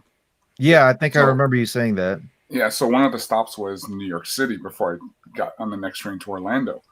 And, you know, I could have went and saw some family for the short stopover I had, but I had no interest of leaving the station. You know, I was just like, it's just so dirty, just such a hellhole. It's like, why bother? Like, I felt safe because there was National Guard inside the train station and everything, so I felt good. which is a crazy thing to think of. Like, it's so bad in these cities you have to have National Guard stationed because it's so dangerous. Yeah. I mean, See, I wonder if they'll be able to change the rampant smell in the city from you know, rotten milk to like some sort of curry smell, maybe, or like Calcutta. That smells just part of the character of New York City. That's all that it is. Yeah, it's the spice. I'm Maybe glad they'll that change the spice. White people don't season their streets. What? I'm glad the last time I was there, like the city was, you know, it was okay. I was there like maybe a couple months ago with family, so it was all right. Nothing really eventful occurred, but yeah, no, I ain't ever stepping near that city again. No, the Big Apple is rotten indeed. Like because it was once our capital and it's our biggest city in population. What were you going to say, Cole? Well, like my girlfriend, she was a first responder, and she actually came from Canada to New York to help. So it's unfortunate. It's kind of sad where things have sad that they forgot. Might as well just call it the Big Falafel now. Honestly, you're not calling it the Big Apple. Pretty much the big halal center of people. Yeah. Moving on. So my boy J-Roo, one of the coolest memers on X, he's a mutual, pretty funny dude. He got reposted by Elon Musk. So what did J-Roo post? He posted we're going to be getting into this in a little bit, the Sydney Sweeney interview, which has piqued all of our interest, especially with the downfall of the mainstream media. But this was perfect. You meant happy holidays, right? And then Sydney just with the death stare, the glaring laser beam eyes. And it's so cool to see J-Roo, a guy who I've been seeing meme for quite a while now, get reposted by Elon. Pretty cool. You like to see people you kind of know, get some attention. It's pretty good stuff. But 43 million views. Wow. Yeah. Pretty crazy. One more meme I wanted to show, a funny thing on X. Actually, I have to click in on it first so it doesn't spoil it. So, you see these windows in these high-rise buildings? What are they for? It's very bizarre. They go inward. It looks a little dangerous. And this guy said, for what reason? And this guy responded, that's the door to the transgender bathroom. That got a lot of views. Be careful, 42% of them might fall for it. Oh, boy. Yes, Corn Boy, correct. Correct. So, moving on, speaking of harsh words, Owen Schroyer posted this. I think we can all relate to it in our own way. Owen Schroyer said, we grew up playing Halo 3 online. We don't care about mean words. Facts. Oh, absolute yes. facts. Cole Hauser, we were talking about this before the stream. You know your fair share as well. We all do. We're from that background, and mean words don't hurt us at all. No. It just bounces off. BB's off a Buick. So to these people that come in and are on X or whatever social media, I'm offended. Tough, Stay offended, keep crying, show them tears for us. We'll just drink them up and keep throwing the slurs. Exactly. Yeah. You Never know, when I apologize. When I played, it was funny because, the gamer words, they go left, right, and center. And me, I'm either throwing them back or I'm dying laughing. I'm just cracking up. Because you get some people just say, they just throw that one little spice word in, and it's just like, I'm on the floor. I've already lost the game because I'm already on the floor laughing so hard. Yes. So. Yeah. Well, that's part of it too. You can gain a real tactical advantage by messing with someone psychologically. With you drop the right slur at the right time, you win the game. If I can throw, sorry, go ahead. No, Ronan. go ahead, Cole. Go ahead. Well, I was just gonna say the funniest one was, so it was because it was me and a whole bunch of friends, and it was like 10:30 on a Friday night playing, and a loud noise goes on. And it was one of our friends, his wife started vacuuming. But she did that in protest because he was playing, Modern Warfare 2. And so he started yelling at her. He started yelling back at him. He's like, "What are you doing?" "Well, you're playing this whatever game all night, so I'm going to clean." So it was funny. God, you gotta love that when you're playing Modern Warfare 2. Like somebody has like a vacuum in the background. There's another player that's got a screaming baby or something like that. Another player's got some movie just playing in the background as well too. Music right into the microphone with the smoke detector chirping every single time. Too. There's still people that do that when we play freaking Helldivers, honestly. But like with the whole mean words just sliding right on us, like. I can say from experience, and these two as well can say from experience, because when we started playing Halo together, I started dropping just tactical, full-on N-bombs all over the place. I was just getting like sheer laughs from everybody most of the time. Hell, even I was laughing about it too, because I was like, "This is great! I can actually say this stuff again." It's our culture. It's very relieving to get it out of your system a little bit. It's a nice feeling. But I just want to give a big thank you real quick. Angry Badger and everybody, thank you for the raid. I saw Badger stream with Erwin and Gooch right before this. Thank you for the raid, Badger, and the crew, and for everybody stopping in the chat. We appreciate it very much. Thank you for stopping by. Hopefully, we can provide you with some entertainment for the rest of the evening as we go along. Going to be getting into some memes. What were you going to say, Colehauser? Oh, I was just going to say, like, I in Modern Warfare 2, I was the master YouTuber, so I knew how to use that thing, and I had afterwards, and because I had Danger Close on, so I had like almost every word. I can only imagine the rage you got directed towards you. I have to share one more meme, and then we're going to be getting into the Sydney Sweeney interview that sparked a lot of controversy this week, but. Before that, one more meme. Like we were talking, no room for getting offended on this show. Not going to play the whole clip. POV, you're my real estate agent. Just going to play like 10 seconds. And I will tell you this as plainly as possible. I don't want to live around black people. I just don't. It would be irresponsible if I had a wife and kids to live near black people. It just would be. Okay, that's it. Funny enough, I just had to show it. Speaking of the type of conversations he knows where he wants to live. Yeah. While playing Halo, Ronan. Hey, I agree. Yeah, Colehauser, you're like, I don't want to live near him either. Listen, we got areas where, trust me, like we got friends who live in a certain area where I just say, you come to us because we're not driving in this area, so because we know what's going to happen. Mm-hmm. Yes, stereotypes exist for a reason. Yeah, just saying. But moving on, guys, this took the internet by storm. The death stare from Sydney Sweeney herself. She was on an interview this week with a fairly woke interviewer. Now, before we play the clip, Sydney Sweeney, this is from America First post on X, refuses to disavow, quote, joking about white people's genetic superiority in relation to the Sweeney's Great Genes ad. That's all it was an advertisement. Let's listen to the clip, then get some reactions. The criticism of the content, which was basically She doesn't look happy to maybe be there. specifically in this political climate, like not one bit. White people shouldn't joke about genetic superiority. Like that was kind of like the criticism, broadly speaking. And since you are talking about this, I just wanted to give you an opportunity to talk about that specifically. I think that when I have an issue that I want to speak about, people will hear. I just want to say one thing. I'm going to rewind. Look, first of all, every freeze frame is like, okay, gross.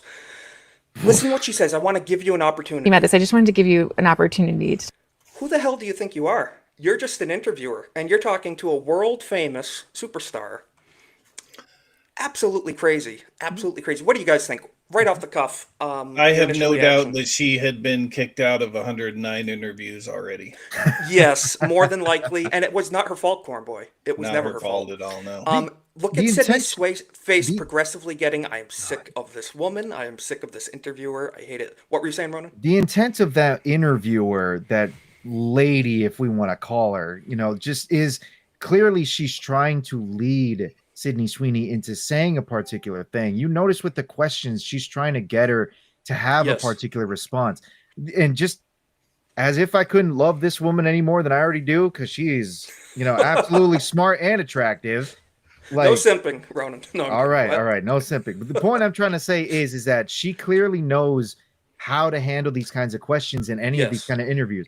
Whether it's because she's dating Scooter Braun and Scooter Braun gets it, or because she has a good publicity team, or maybe she's inherently smart and she gets the kind of games that these people are playing. Whatever the case is, she understands how to navigate through these questions, and she knows not to fall into the pit traps. 100%, Yes. she gets it. Sydney Sweeney, I don't get the impression that she's stupid. People say, oh, she's just a model, an actress, whatever.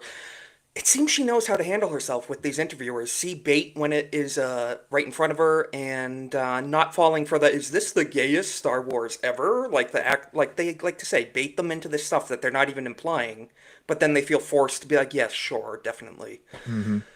Crazy stuff. And that's the difference between actors and people who can think for themselves. They know their convictions, they know what they know, and they're not going to apologize for it. So This just kind of reminds me of Kurt Russell. I remember like a couple years back, Kurt Russell, he was getting interviewed about politics and whatnot. He himself even said, I'm an actor. Like, I'm pretty much just a clown. And that's all that Exactly, I'm going to yes. be. Most of us actors are just clowns. So there's no reason for any of us to share our own political Billy Bob beliefs. Thornton commented on that, and I have that clip pulled up here in a few tabs where he says basically, why would you get your politics advice from celebrities and actors? Exactly. They don't know anything. Essentially, they're clowns. That's what they are. They're acting. What were you saying? Go ahead, Ron. No, just to like finish up the thoughts, I guess. The other thing too, just to kind of really drive the last nail in the coffin in all of this, is that actors before, a long time ago, like during the Renaissance era and the medieval eras, they were the lowest form of people in the social hierarchy. Like, people would Yes. look down on actors. I honestly think it's time that we go back to that kind of They are era. the street performing jesters. They're clowns. Absolutely, because that's all that they are. Dance for us, clown. That's all that it really is. They're just here to entertain us. There's no reason that they have to preach down to any of us.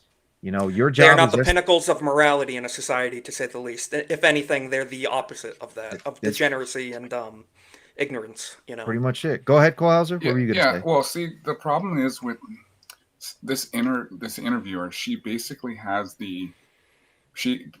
I look at her as the BLM narrative interviewer, where she's basically telling you, I'm sorry, but you shouldn't be,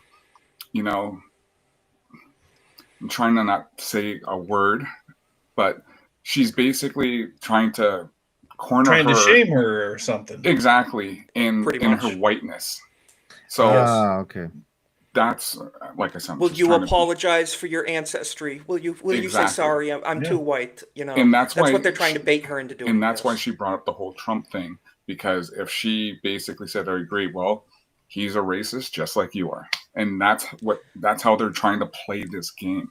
That's what it is. It's one of two paths. It's either she falls back in line with the rest of them, or she basically outs herself as a racist as they want it to be. She obviously, managed to navigate it just fine without giving any specific answers. But a lot of people online, if you really look at the discourse on X and whatnot, they still basically lump her in with racists. You can't really win with these people. No, you cannot, because they always virtue signal and they will project their own reality upon you, whether it's true or not, and it's usually not. And Right. Jake Martin pinpointed this perfectly here. You're white and pretty. You need to repent. That's a sin Yeah. to them. And why would you want to placate the people who don't purchase physical media or go out, to support the things they say they support online? They don't support these things. Numerous Very true. leaders in the industry has proved it time and time again. Very true. The modern And- audience does not exist. Yeah, Right. and think about this. Say it was like on the left, a Susan Sarandon and a Sarah Silverman. Would they have gotten the same if they did a Gene commercial? Would they have gotten the same, Probably questions? not. I don't No. recall Beyonce getting any questions like that No. from her jeans commercial. No, except I didn't even want to watch that one because it was had Beyonce in it. So, But the whole thing is now is black is good, white is bad. That's how everything's being perceived now. of course, that's what it is. It's white shaming, and it's a struggle session, and it's very much it's fascistic in the way they do it. Actually, they want to force you to conformity of their worldview, like the left likes to do. The Gene ad in question. This is from geeksandgamers.com. Great articles they've been putting up summarizing this stuff. A few months ago, Sydney filmed a series of ads for American Eagle. We've all seen it. Let's check it out again for a second. I'm not here to tell you to buy American Eagle jeans. And I definitely won't say that they're Went the world most famous. comfortable jeans Absolutely I've ever worn. viral. Or that they make your butt look I don't think you're white amazing. hoodie. You look pretty Mexican. Why would I need to do that? But if you said that you want to buy the jeans, I'm not going to stop you. But just so we're clear, this is not me telling you to buy American Eagle jeans. Sydney Sweeney. Oh my goodness, it's right out of 1940s Germany, guys. Absolutely crazy. I saw the Iron Cross and How the eagle dare and she. that weird inverted shaped spinny thing that they used to have on their armband. Horrible stuff. Goebbels was the director. Yes, he was actually. Yes. Aryan superiority illusions aside, I might have to turn the camera off. I'm going to need a few minutes, guys. No worries, brother. All right, you got 38 seconds. It's Is that all you ice? care. No, I think I heard ice knocking at his door. Actually, that's the reason why. He's I gonna know go la hide. migra. But no, I didn't see anything speaking about her claiming to be superior for her skin color. It's due to the fact that she is pretty famous for her looks personally. Nothing about racial superiority in that ad whatsoever. And I agree with ABF. Hoodie is not white. He's gay. And hail Vagabond in the chat. How you doing? I think Vagabond There would we go. agree with what we're saying here with the perfect encapsulation. Well, this perfectly Who Encapsulates. wants to say it? Encapsulates. I'm being like Beardo today. The force driving 99% of the Sydney Sweeney backlash. So there's a that's a Cole, person. I mean, any of you guys want to describe A this, very specific physiognomy that finds offense with Sydney Yes. Sweeney's ad, shall we say. Yes, I think I saw that in the beginning of Return of the Jedi, but moving on. The other day, Sydney sat down for the interview, which we just watched. This lady's Catherine Stoffel. Interesting. Spends over 3 minutes trying to get Sydney to apologize for her Great Jeans ad. Nothing to apologize for, and she handled it perfectly. The memes from this have been incredible, taking the internet over this week. Did you take your latest booster? Stares. And there's never a response. It's like the Anakin and Padme meme. It's perfect. Which we've all been there. Have you gotten your latest booster? Ronan, have you gotten your latest booster by any chance? Yes, I got my booster to defend myself from the Coof booster because I am Based. never letting that shit touch my body. Based. Pure blood for life. Cole Hauser, what do you think of this meme? Did you get your booster this week? Never. I got Never. my tomahawk steak this week, but not a booster. Pretty based. Hey, we'll have to talk about how you should cook that well done at some point. Moving on. Sydney Sweeney meme templates. How many guns do you own? None of your Staring. business, Fed. None of your business. She's glowing in the dark over here. So it's been an amazing meme template. They even hit the subject on Open Bar on Critical Drinkers channel. Let's hear out what the boys had to say about it. Mahler and Caps summed it up perfectly. It's kind of a fucking shitty question to begin with. What you go, white people shouldn't joke about genetic superiority. It's like, well, everyone else should. what does that mean? Like, Exactly. It's kind of And that sums it up perfectly. You know, she's saying she would not have said that if this was a black woman or an Asian woman or a Hispanic woman. It's because she's white. that's why she singled her out with that. So Any other race, it's quite all right that they make the jokes about superiority or all this other stuff. The minute that white folks do it, like, and I'm okay if every race is gonna be doing it because we're all making these jokes. But if white people are the one that are gonna be demonized when you make the jokes, clearly there's some kind of issue going on. Exactly. Yeah, Well, and you can tell they're singling white people out with this. Cole, Yeah, that's what you're gonna like say. I remember back when Obama first got elected, and people came up to me and goes, "Oh, yeah, how come you're not happy?" Well, because you guys just the Americans just elected a commie. Yes. Oh, well, you can't say that. That's wrong. I said, well, do you look at the guy's history? Well, he's bringing hope and change, and that's the problem. People they look at these people, they don't look at what they're about, and then they just like, hey, They can't see past skin color. They're No, just they that can't. dense. They can't Yeah. see beyond it whatsoever. And if you criticized Obama back in the day, you'd be like, well, are you racist? You Yeah. don't like him because he's black? Absolutely. No, I don't Pretty like him much. because he's a freaking communist. That's why. I don't like him because he actually killed American citizens with drone strikes, but that's neither here nor there. That too, and Fast and Furious, and a lot of other things, sending weapons to the Taliban, all sorts of stuff. Moving on, Lauren Chen on X said it took an actress in her 20s to show conservatives how to refuse to be bullied by journalists. Very true. How often do we see weak, very weak, intestineless conservatives who claim to be, oh, we're going to take down the liberals, we're going to be tough and stand for values, but the second they get cornered by a journalist, they bow and kowtow and crumble immediately. But Sydney, being in her 20s, said, nah, not going to do that. well, you can look at what's going on in my country. Yes. Our conservatives were opposed to take this thing, to run the government, but when they get too far ahead, they kind of cornered and they're like, well, we don't want to be offending too many people because they're always still trying to, give an olive branch to the other side. Right. And that's one of those words lost. I hate, is a respectable bipartisan. Yeah, It means you stand and for this is nothing. why we keep losing here, Yes. So because they always want to say, well, they're not too bad.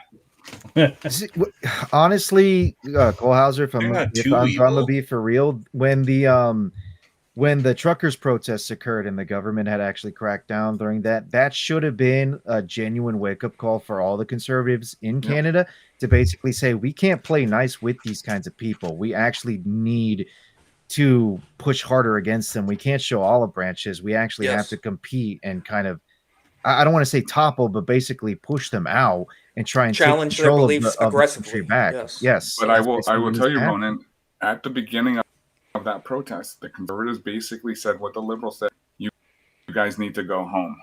And it wasn't until the PPC, Bernier Party, basically said, we got to support them. And that's when the conservatives switched over and said, okay, we got to support them now. Of course.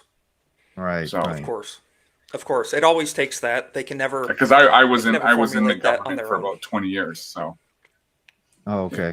I can only imagine how much of that it's you've sad. seen, the conservatives kowtowing to the left, Right. Oh, pretty sad state of every day. affairs. Yeah. Yeah, pretty pathetic. But Greg Gutfeld, who is in the mainstream media, he's on Fox News.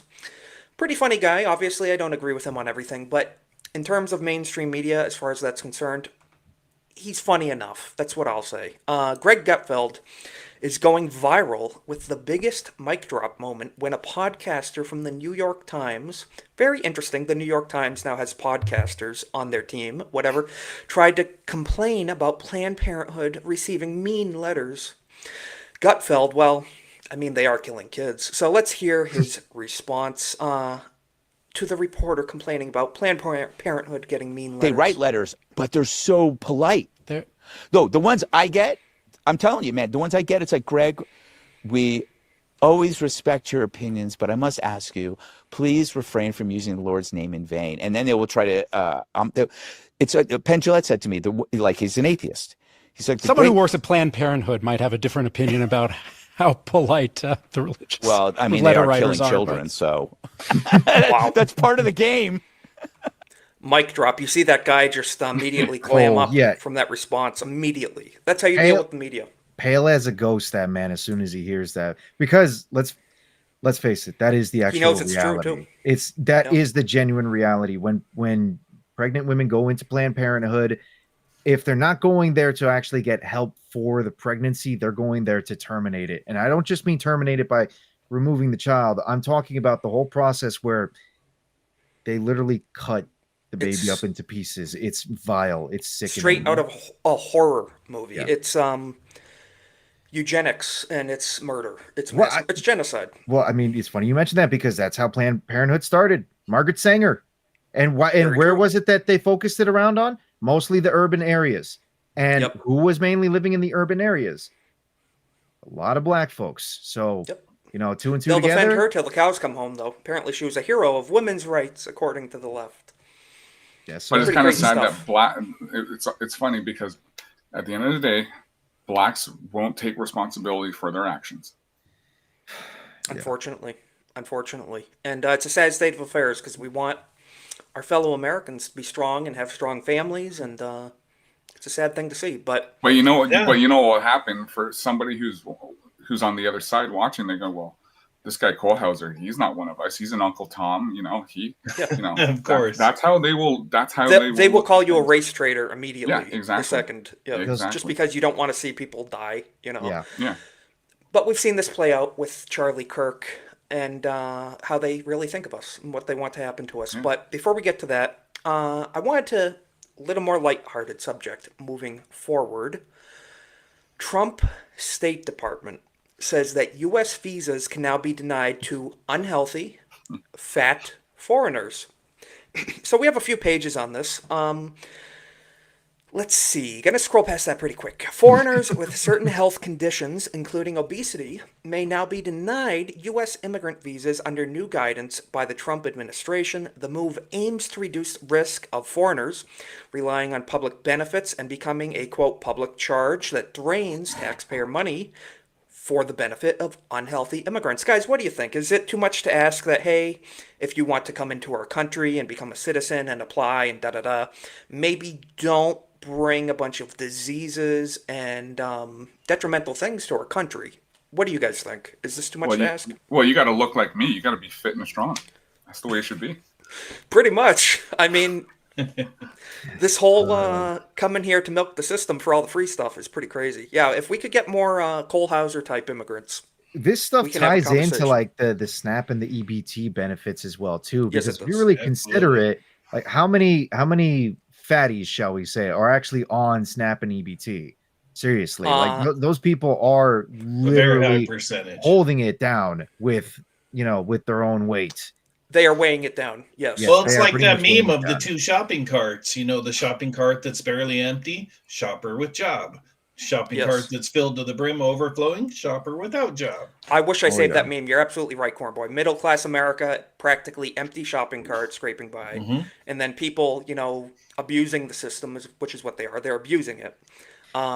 Absolutely full shopping cart, usually with garbage, absolute garbage. Too. It is partially abusing the system, though. If you actually look at the system itself, it is sort of functioning as they designed it as such. That's the problem, is that the system with SNAP and EBT is kind of the issue in and of itself, because it's essentially incentivizing poverty, because there's only a certain level of money that people can make yearly when they're allowed to be eligible to sign up for that kind of stuff. This is very true. It is designed to keep people, all in all, culturally, it's cooked. It's the same thing Systematically, with it's all cooked. systems of free money. You know, you throw money at the homeless, what do you get? More homeless. Yep. You throw And just money remember, at if they can poverty and starvation, you get more starvation and poverty. If you allow them to have the power to feed you, then you give them the power to starve you as well. So the moment you piss them off, they'll say, well, you get nothing. So Like that's in why the you should ni- never rely on the government. Kohlhauser, Like in the 90s, we had a great premier here. Premier is equal to governor. Right. Where if you were on, like, he basically changed the whole welfare state, where if you want welfare, you got to take a drug test. You got to prove that you're actually going out there looking for work. And the left went nuts. I can the imagine. Left, they went crazy. But that was the requirement. You have to be actively looking for work, and you have to have drug testing. It's how they buy votes. It's as simple as that. That's what it is. Those are basic parameters, honestly, Cole Hauser. But the fact that the left does go insane, that should show you that their idea of social services and social safety nets aren't, small leg ups that are going to actually help somebody get on the right path. It's literally just Gibbs. That's all that it is. It's just free Gibbs. It's the and Gibbs. just give me this, give me that, give me it And now. then That's vote all for that it me. is, sadly. Yeah. Yes. Exactly. And then vote for me. Yeah. Well, what that's it the is. eternal struggle. It's the givers versus takers. You got the givers on one side paying their taxes, trying to uphold society, and then you got the takers who, just rely on everyone else's work to benefit from, and the cities that are going down and into becoming hellholes are the ones where the takers are outnumbering the givers. I like Yes. calling them parasites instead, but yeah, takers also Yes. work too. Leeches, yes, Yeah. off the system. Well, we had a thing here when Trudeau was prime minister. It was a grant. It was basically a federal grant for Black people. I called it Black money, because it's just like Really, yeah. Because I had friends, my white friends would say like, "How is this? Like, how is it they're getting money but we're not?" It was Right. It was basically all he was doing is buying votes. Right. That's all he That's was what doing it with is. that. That's what it is, and that should be illegal. Yeah. That should not be. You should not be able to do that.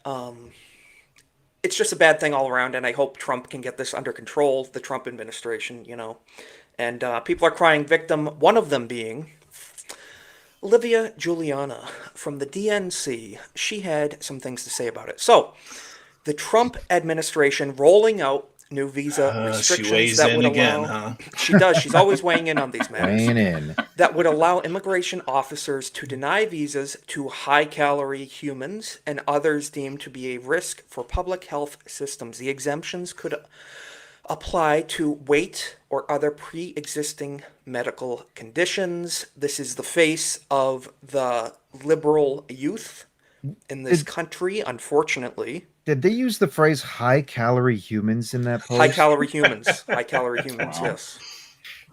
And as someone, I would say excess calorie humans, because most high calorie Yes. humans can be fit if they, do it right. Yes. This is just the continuous babyfication of language. It honestly pisses me off to no avail that we just say call fat. them what they Just say are. fat. They're fats. They're Yeah, or fatties. obese. That's all that they are. Yes. It doesn't matter if we're hurting their feelings or not. Literally, It's irrelevant. I'm okay with calling them fats because at least they understand they're unhealthy. That's the whole point of like us calling you fat. We are shaming you so you understand you got to lose fucking weight so you don't have a heart attack or you don't get type 2 diabetes. If you want, but if you want to kill yourself by, shoving food into your face, fine, be our guest, but we're not going to be spending our tax dollars helping you do that. That's pretty much the equivalent of like Maid over in Canada, except we're not shoving you in the pod. You probably can't even fit in the fucking pod anyways. We need XL Canadian healthcare pods. Preach it, Ronan. We live in a free country. If you want to eat yourself to extinction, Instead of do it on your starving own them dollar. to death, they're feeding them Do it to on death, your own yeah. dollar at the very least. Don't force us at gunpoint to pay for your sickness. Well, You're gonna what's say, funny Cole Hauser? here during COVID, the gyms were all closed. They closed down all the gyms, but McDonald's, Burger King, all the fast food places, they got to stay open. And they said Naturally. they did the same thing here in Jersey as well, and a lot of other Democrat-run states. Gyms were closed down. A lot of these like health and wellness centers were closed down, but Walmart opened up. Dairy Queen opened up. McDonald's. Oh, that's absolutely necessary. It has to Of stay course. open. Okay. Of course, because they consider an essential service because people don't know how to cook basic things or boil water. Right. Because they took home ec out of schools as well. Did you know people are starving right now? People are starving because of Trump's horrible cuts to the SNAP benefits. This lady right here, I don't know her name, Danielle Grant. Danielle Grant Scary. is saved from the brink of starvation as the Senate advances funding bill. Guys, she's saved from the brink of starvation. Let's hear what Miss Grant has to say on the matter. Let's get through this real quick. Let's hear what Miss Grant has to say. It's really bad. Danielle Grant is starving. Starving. No, I'm trying to see if I can get some food because we literally don't have anything to eat today or tomorrow. So we're gonna try to make ends meet, and we can. Desperate for food, nowhere to go. Grant and Okay, I just have to say, not to make light of her situation, whatever. She could have emotional issue, but the point is, Right. she's not starving. I think that's fair to say. It's literally Patrick Starr. You took my only food. Now I'm gonna starve. Yeah. Exactly. Sure. Okay. That's exactly what it is. Oh. It's crazy to see. Crazy to see. Hail Nerd Slap. Good to see you in the chat. What do you guys think? You think she's gonna starve? You think she'll make it to the end of the week, or I think if she makes to the end of the week and her benefits get reinstated, they might want to have them, or take away a significant percentage, or maybe reform the program a bit to include a bit more healthy foods. Maybe If I remember correctly Yes. now, today they just opened up the government temporarily. Like they pushed a sort of budget that's only existing until January, if I remember correctly. Well, it gets voted on in Wednesday in the House. It has to okay, that's pass what they're both doing. houses. Right. Well, it's a Okay. short. What do they call it? A short CR. Continuing resolution. Yeah. Yeah. Okay, that's what it was. exactly? And Legatus makes a good point. There are this thing called food banks in churches and outreach centers as well. So there's resources. Exactly. It's pretty much, if you are willing to put in like 1% of effort, you can receive help in one form or another in the United States of America. You don't have to always do it on the taxpayer dime. There are private charity organizations that are willing to help you. And that's So- another thing that failed us, making it so easy is to give them a little credit card to just Yes. swipe away. Yes. It No effort takes all involved the discernment out of or shame out of using it. My old church actually has like 2 pantries that they have set up for trying to give to the homeless population that we have here in my town. And obviously plenty of like low income families sign up for the program that they have so that they can receive food benefits. They don't have to go directly to the government for that kind of stuff. There's churches and again other private charity groups that will offer this kind of stuff. None of this needs to be paid through taxpayer dollars. Not whatsoever. No, private charity is the way to do it because you're not holding someone hostage to say, give me your charity, at Exactly. government gunpoint. But that's the less mentality to just keep these people on their dime to make sure they're subservient to them. Yep. Absolutely. Absolutely. It's communist ideology. It's socialist communist ideology. And it's But not isn't good, there a and we way don't for want them that. to just sorry, Isaac, but Go isn't ahead. there a way No. for them to just completely, I guess, shelve this EBT cards and just have certain amount of, where you can't, you can only go to certain places to shop. Well, There they've should expanded be, it to they everything like expand it McDonald's now. over and over again. Yeah. They The they were doing the opposite. They Subway. were fast food, everything, The idea should be to do a sort of hard cut on the EBT, at least on things like fast food and candy and things like that. But then you slowly wane the whole SNAP and EBT benefits off. The only essentials that should be allowed to be purchased using SNAP and EBT benefits should be ingredients like salt and pepper, or some Yes. spices, not fancy spices, but then of course other important foods like rice, your grains, meat, Basic beans, essentials, things yeah, like that, stuff- basic essentials. And then Not over fast food, time, yeah. we slowly push it away just so that way we don't have to rely on EBT as a thing anymore. So is this is okay? So I know it's been funded by the federal government, but is this like almost like I guess every state is different, where they or is it just completely the Yeah, feds? each state runs their own, and, Oh, okay. and they get the money from the federal government. And as you can Yes. imagine, blue states are very, very liberal with Oh, their. okay. Oh yeah, I know. As I saw, Minnesota grew like 150% in the last 4 years or something like that with their EBT benefits. Well, they also have certain populations coming to their state right now, so Yeah. looking for the Well, looking for the free things. Yes. And this is where the Republicans need to stand their ground and say enough is enough. No more. I mean, they already have a successful program like WIC for pregnant mothers to get all the nutrition they need. You know, Right. they have the grocery stores put out items, put out tags, what you can buy with WIC. Why can't they do the same with EBT? This is what you could buy here with EBT. The Yes, essentials. and it's just in an effort to use taxpayer funds wisely, which is not too much to ask, in my opinion. Well, But that's too much common speaking, sense. oh yeah, it's just that's. I I'm a mean, right-wing even at extremist, I like guess. farmers markets, I hear they were giving double points out, double your dollars for EBT to use at farmers markets. They still wouldn't go. Yeah, and like Chris said, a great point. Meat, vegetables, milk, spices, cheese, pastas. Right. Keep you alive type of stuff. Not Lo- going to McDonald's and not crap. A lot of the stuff I was mentioning just now, exactly. But speaking of spending tax dollars wisely, one way I do support spending them is on ICE, Immigrations and Custom Enforcement. Over 200,000 Americans have applied to join ICE. 200,000 Get them in there. patriots. What are you waiting for? La Jeez. migra. Sign them up. Every person that's even remotely eligible, let's get them in there and get these people out of our country.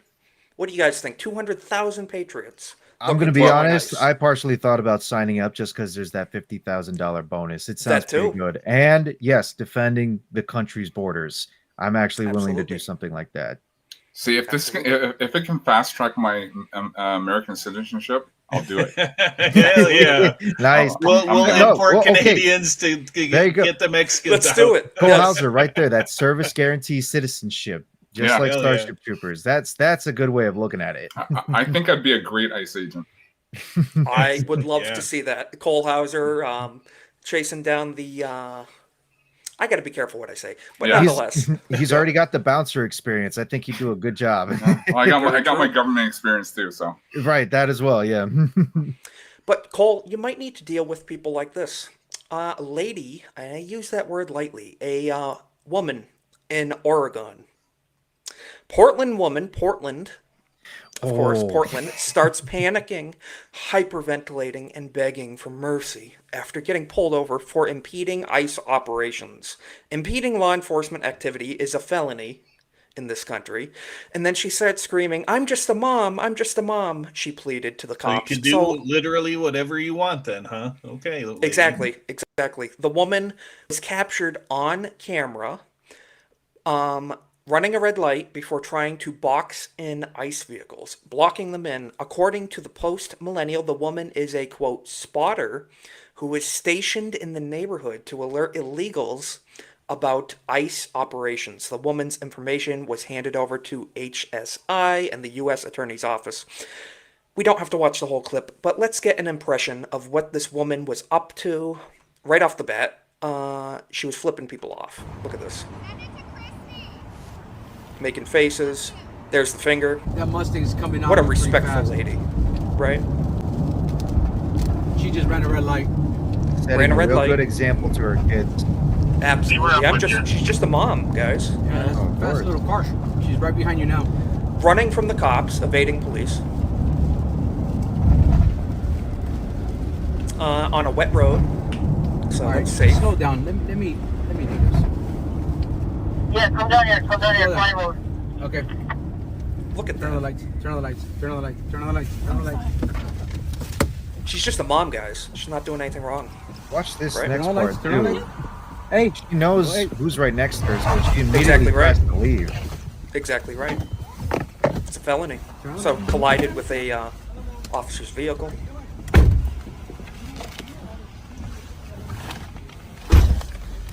Ma'am, you're impeding with the federal Exactly, Steve. investigation. Exactly. We have you on camera. We actually have news reporters with us in the vehicle. Your case will be referred over to Homeland Security investigation for prosecution. Yes, as it should And be. you will be arrested. This is your last and final warning. Hold on a second, guys. Give me your license, please. I will once again tell you. Listen to her start spelling out the excuses. I'm just a mom. Put your vehicle in park and shut it off, please. I understand, but you are impeding. She's Look just what a you're mom, at. guys. You are almost causing an accident. This officer is are very surrounded by level-headed, I federal would say. agents. Much calmer than I would be. Okay, I am the deputy field office director here, ma'am. So right off the bat, we're halfway through the clip. What's your initial impression of this? Just a mom. She's just a mom, guys. What do you think of her? I Good know example for her said, kids? I know I said I wanted to be an ICE agent. All I know is this: if I was that ICE agent there, I probably would not have been as calm. Probably would have brought out the baton, try and scare her a little bit. That's Ride just the me. lightning. This Ride the guy, lightning. this guy handled it in a very professional manner, but he was very stern about the situation too. Because Yes. honestly, you're seeing in a lot of these other cities, especially in Portland, you're seeing the way that most of these like savages, I'm going to put it like that. And no, I'm not course. specifying any specific race. I'm talking about obviously the folks, the Antifa folks that are going after these ICE agents and going after cops as well too. You're seeing them basically try and attack them and assault them, and they almost And dox them too. get mind away you. with Yes. it with like 99% of the time. So I'm glad that there are agents who are willing to actually chase down these folks who are harassing them and basically telling them, look, you have this one warning. Do not mess with us. Do not mess with the jobs we're trying to do. And the Yes. jobs that the majority of this country have essentially asked us to do, or else we're going to make your life a lot tougher and a lot harder than it needs to be. And it's all Absolutely going to be this person's fault for trying to do this. Absolutely. So I No, she agree was with totally you, in the Ronan. wrong here. Yeah, Ronan, I agree with you because that's why, if I was an ICE agent, like, things could be a lot different. Yeah. But I think at a certain point, ICE has to let loose. They have to let loose and just say, They you know need what? to get tougher. Yes. Enough is enough. I do not disagree at all. Absolutely, I do not. I understand that there's some restraint that's held here. I absolutely do. At the same time, I wouldn't care if ICE does decide to let loose. I've been kind of waiting for it to finally happen. It needs to happen because the sad reality is when it comes to leftists, the only type of language they really respond to is violence and power. Yeah. They need to be shown that from the right. They don't respond to reason whatsoever. They need to, at the very least, it's not hard to say. We're not calling for anything crazy. We're saying, yes, give them some prison time. Give them some time behind bars to reflect upon their actions a little. What Come I'm on. asking for is the people that we've elected into office to actually use the full force of the law as they have been given. That's what I'm asking for more than anything else. Bare minimum. Like Jake I said in the think- chat, just enforce the law. That's enough. That's all we're asking for. I think if you remember, I don't know if you guys remember during the summer when it was in San Francisco when all the ICE agents were at the courthouse, right? And they were being followed, and there was some scuffs going on. But the one black ICE agent in the Charger who rolled up and just pulled out his M4 and said back up. That's when a lot of these guys got the point. And I think ICE has to be doing more of that, just to say, listen, you want to mess around with us? We are going to mess around with you. Yeah, So if they you're going to really be flying just- a 2,000-pound bullet down the street, endangering people's lives, maybe you need to respond with some appropriate force because what she was doing, she extreme could've killed prejudice people. has to be used.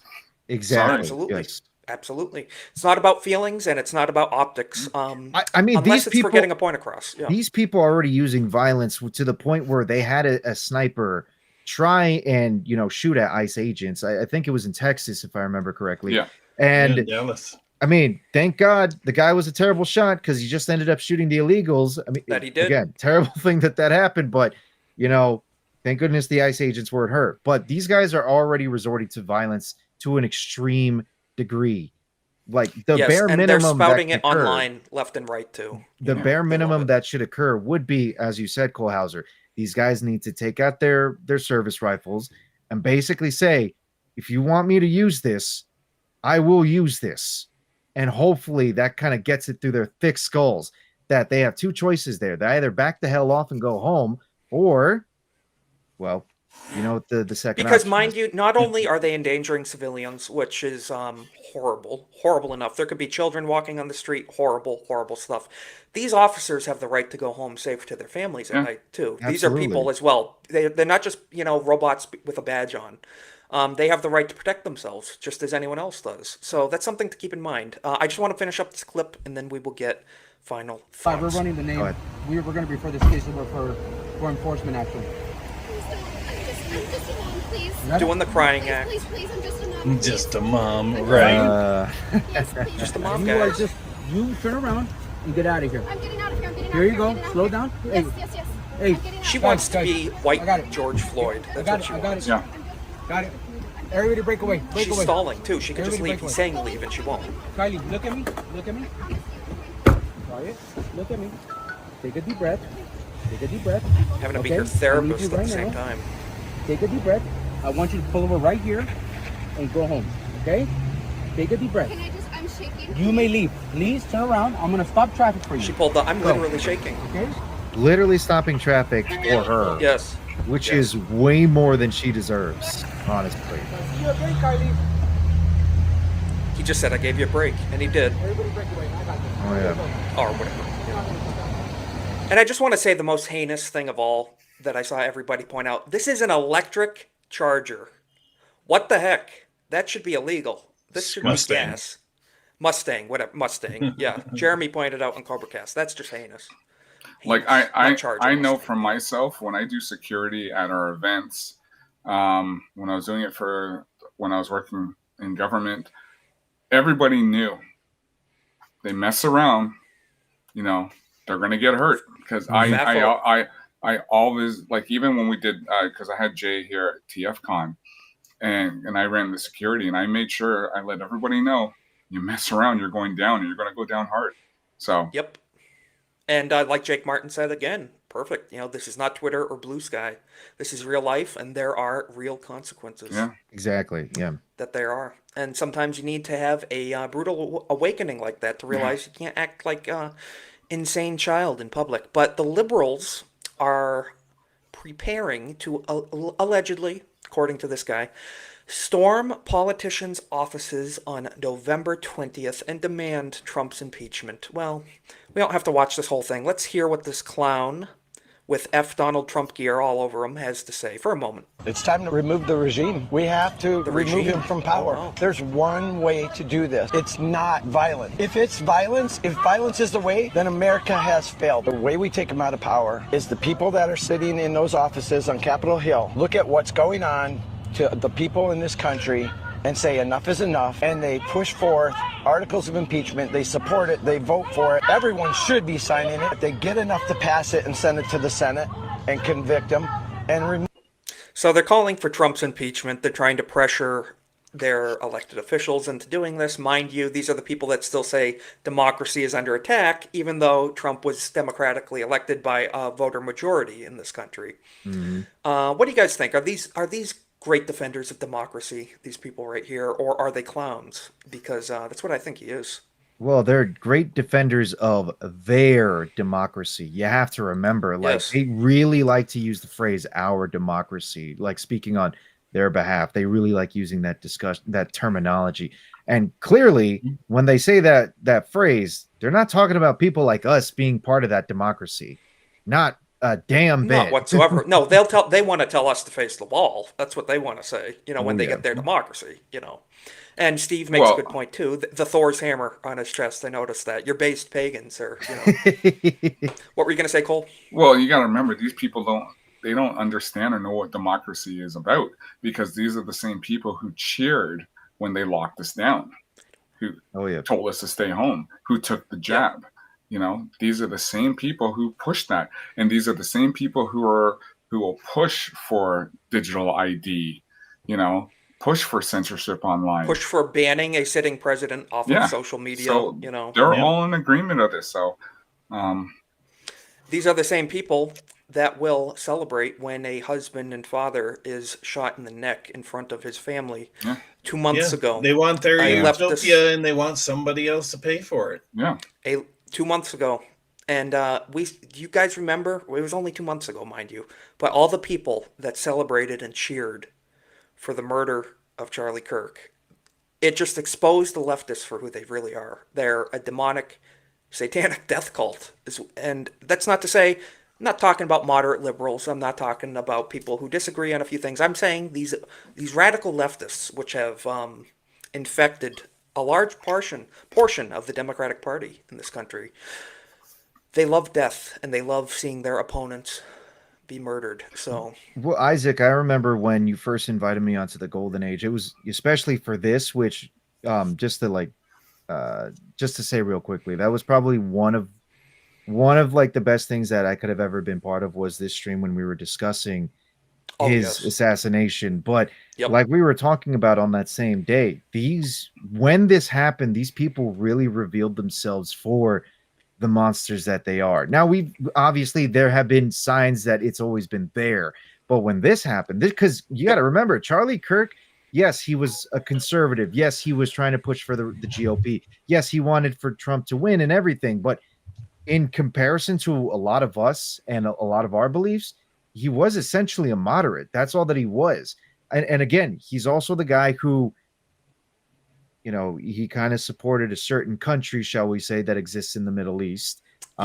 Apparently the support was slowly waning because he started realizing he said in his own words, I'm going to have to leave the pro-Israel camp towards the end there. And but putting that aside, clearly he was a moderate in comparison. The fact that they shot this man in cold blood, killed him in cold blood, left his wife and children alone, and then celebrated and praised and danced and cheered about it. Like for Halloween, they dressed up as him with a bloody neck. That's what they were doing for Halloween. They did that as well too.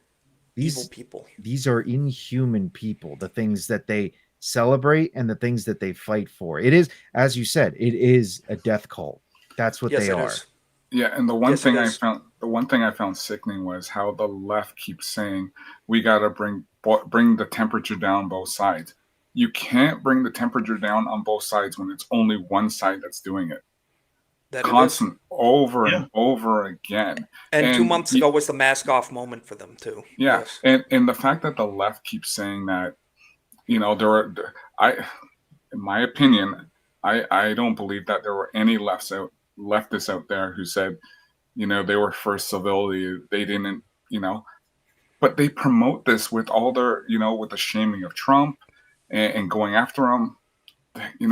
They're all a part of it. Even some establishment on our side, like they're just shameful. Yeah, and now our own side is trying to censor us. I have those tabs. Lined up, Cornboy. Absolutely. The most that the left has as to why they say we need to turn the temperature down is January 6th. Yeah. That's literally the most that they have, which I'm going to paraphrase Eric July. All January 6th was basically a bunch of dude bros and grandmas waving little American flags around while they went to Nancy Pelosi's desk and kicked their feet up on it. That's pretty much the extent of January 6th. The most in terms of violence that occurred, yes, you had some violent folks that were, attacking police or essentially in combat with the police. I would say the worst that actually occurred was the death of Ashley Babbitt. That was the worst thing that happened. Absolutely. Violence of federal police against the people. And look at the summer of love. Yeah. Sorry. Go ahead, Cornboy. Oh, I was gonna say now they're looking at the Capitol Police as being behind the DNC and RNC bombing. Yes. Hoaxes. I definitely want to cover that next week when we have more information on that, because we're seeing a lot of this. We were fed lies by the media, and Nishi makes a good point. They dressed up like it was an op all around. It was absolute fraud, but not to shift, but I did want to mention this. Speaking of teachers, perfect point. In Virginia, a transgender teacher posts rainbow gun pointed at that person's head, demanding pronoun be put back in emails. First of all, is there people like this in teaching roles? That's what I want to know. So state of Virginia figures stuff out. So this freak right here posted this, put the pronouns back in the email. I had a feeling it was Such just post. Yeah. such peaceful and loving people, guys. They just want tolerance and love and peace. But if you don't respect their imaginary mental illness pronouns, they're going to put a rainbow pew pew to your head because they hate you. So if you want to check out the rest of this article, it's on zerohedge.com. But these are the type of people indoctrinating children in public schools nowadays. And just something to be aware of, you know. And a sad state of affairs for Virginia now. Yeah. Oh yeah. Yes. Virginia as well. They botched that like crazy in the Oh, yeah. gubernatorial election. Yes, but moving on, Sean Penn. One of the things I wanted to highlight this week was the mainstream media is dead. Celebrities' opinions don't matter. Sydney Sweeney laid out this stuff pretty well as we mentioned. But Sean Penn, I believe he's leader of the Film Actors Guild, is he not? He is the top fag. So Bill Maher talked to him, and nonetheless, he called him out because he's willing to meet with Castro and Chavez, but not the president of the United States. Don't have to see the full clip, but check this out. Sean Penn's an idiot. I have not been invited. The only reason I would not accept an invitation is because I see no. It's a long flight, and I see no. Really, you meet with fucking I don't think Castro and Hugo Chavez, but not the president of the United States. Yeah, I saw good results come out of some of those things in terms of. You do realize He just said he saw good things come out of meeting with Chavez and Castro. Okay. I don't think that there's anything that I would. I just personally wouldn't trust anything that was said in the room. So he wouldn't trust anything from the president of the United States, but Chavez and Castro are good to go. What were you going to say? How this dude gives praise to Chavez at all. If I remember correctly, Chavez was one of the former presidents of Venezuela, right? Mm-hmm. That country has basically turned into a shithole, and it's only getting even further worse with that piece of shit Nicolas Maduro that's running it as well too, to a point where it's affecting my own home country, Colombia, as well.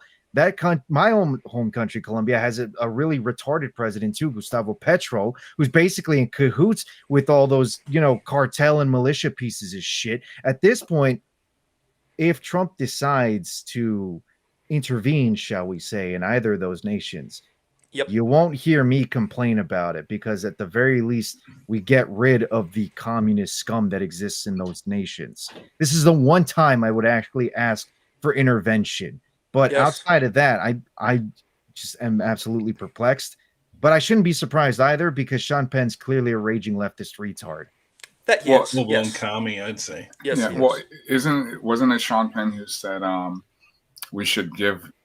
Was it we should give Ukraine nukes, or we should nuke Russia over Ukraine? I think you're right. I think that was him, a couple years back during the beginning of it and stuff. The man really should take. Go ahead. Well, I was just going to say, if you were, I'm a little older than some of you guys, but if you go back to Enduring Freedom with Bush, Sean Penn and all those guys were out there saying, "Oh, we shouldn't be invading Iraq." Oh, of course. They had their whole, even though I never agreed, but they had their whole policy. But when it comes down to everything, when Biden or Obama, they were all good with it. 100% for They were his biggest cheerleaders on all It his. boils down to orange man bad. Yeah. Because at the end of the day, they can't see beyond that. So, he'll talk to Chavez and Castro, but not Trump, because Trump's just too extreme for him. Yeah. So we talked about it earlier. Billy Bob Thornton was on Joe Rogan recently, and he had something to say about these actors talking about politics. And frankly, I agree with his sentiment here, mostly. Let's just hear from his own mouth. 29-second clip. Unless you have really studied Volume is low. really know about a subject fully, who the hell would want to listen to an actor or a musician talk about politics?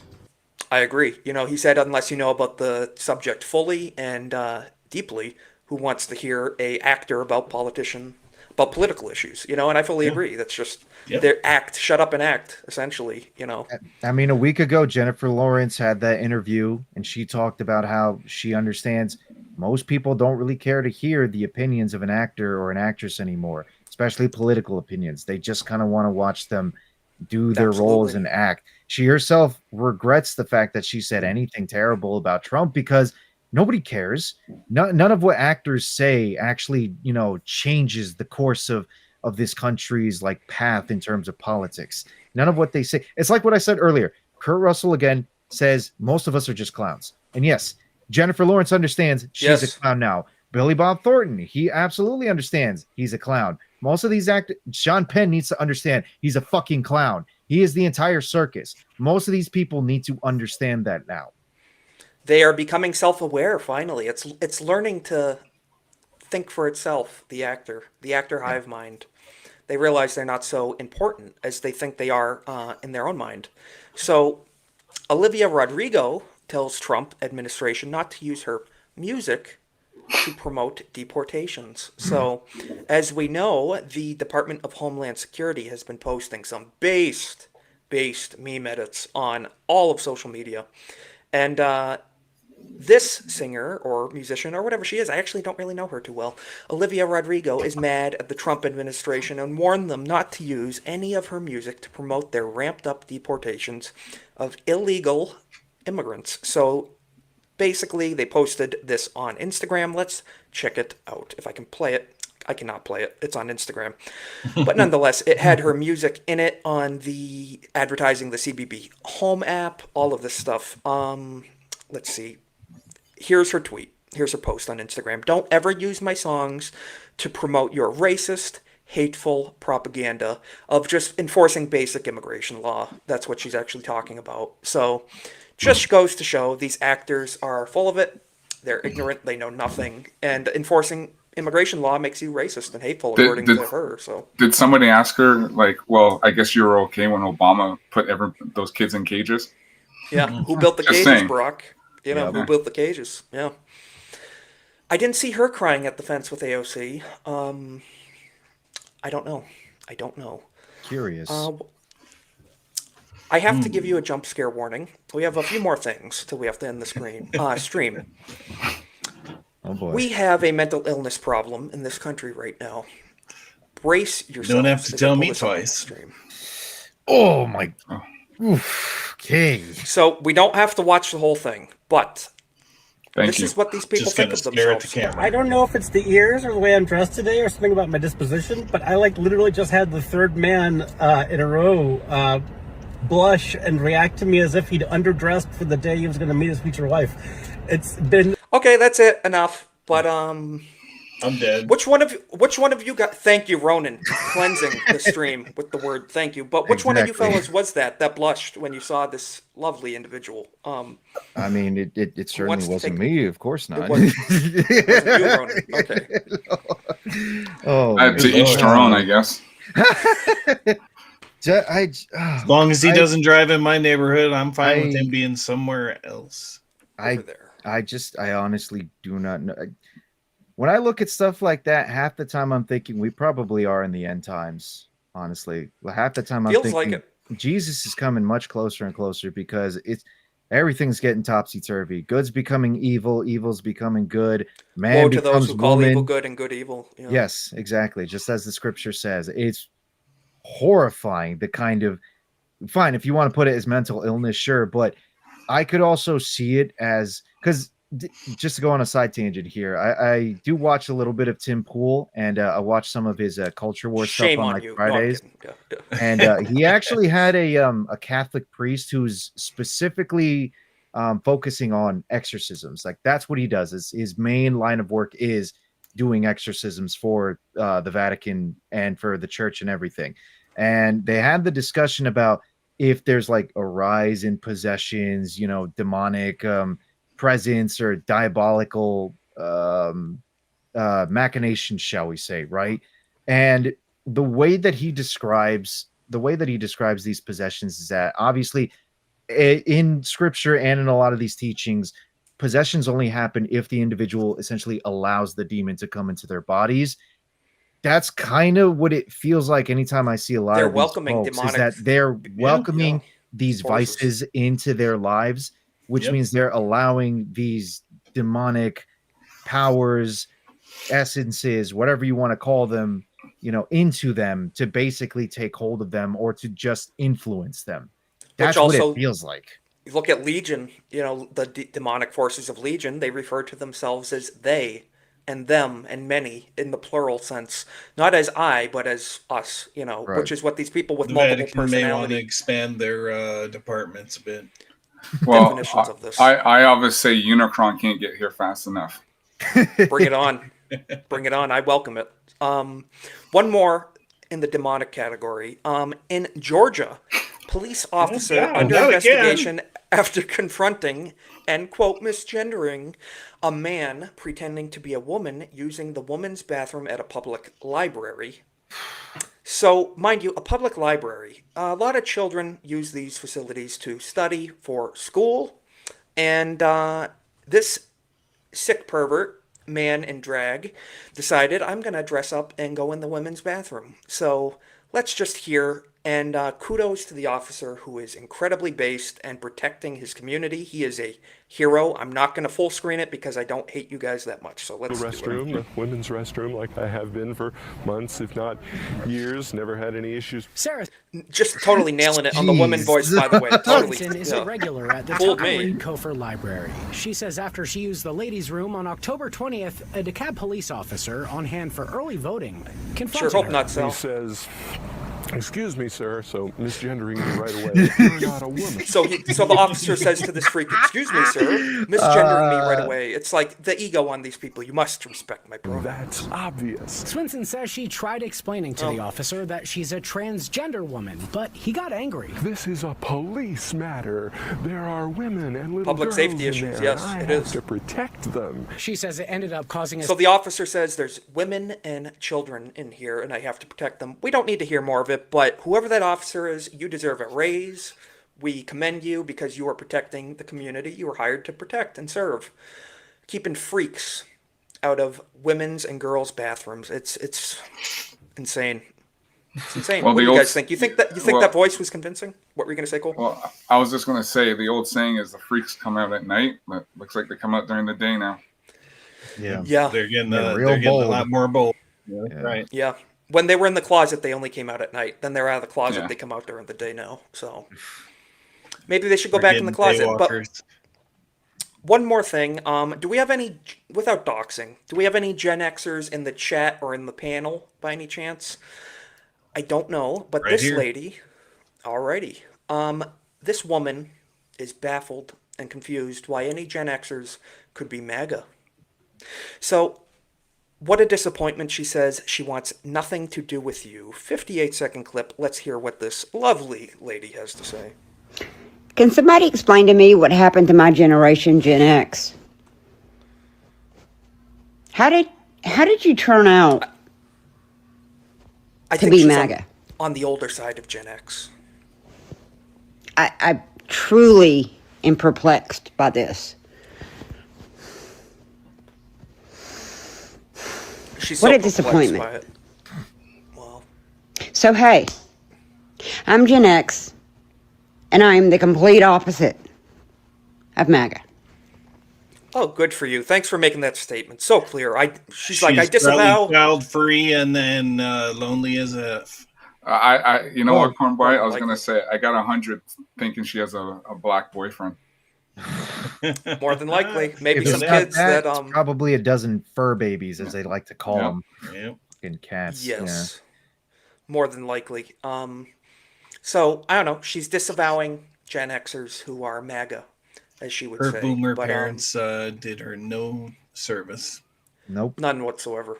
None But whatsoever. that's the end result of decades of the long march through the institutions. That's Yeah. essentially what the end result is, unfortunately. But I'm glad there's Gen Xers, millennials such as myself, and Zoomers such as Babyface Isaac here, and hopefully Gen Alpha as well, that are actually completely rejecting a lot of this crap and are just saying, no, we've had enough of this shit. We're not going to be allowing ourselves to accepting this stuff, and especially in this country.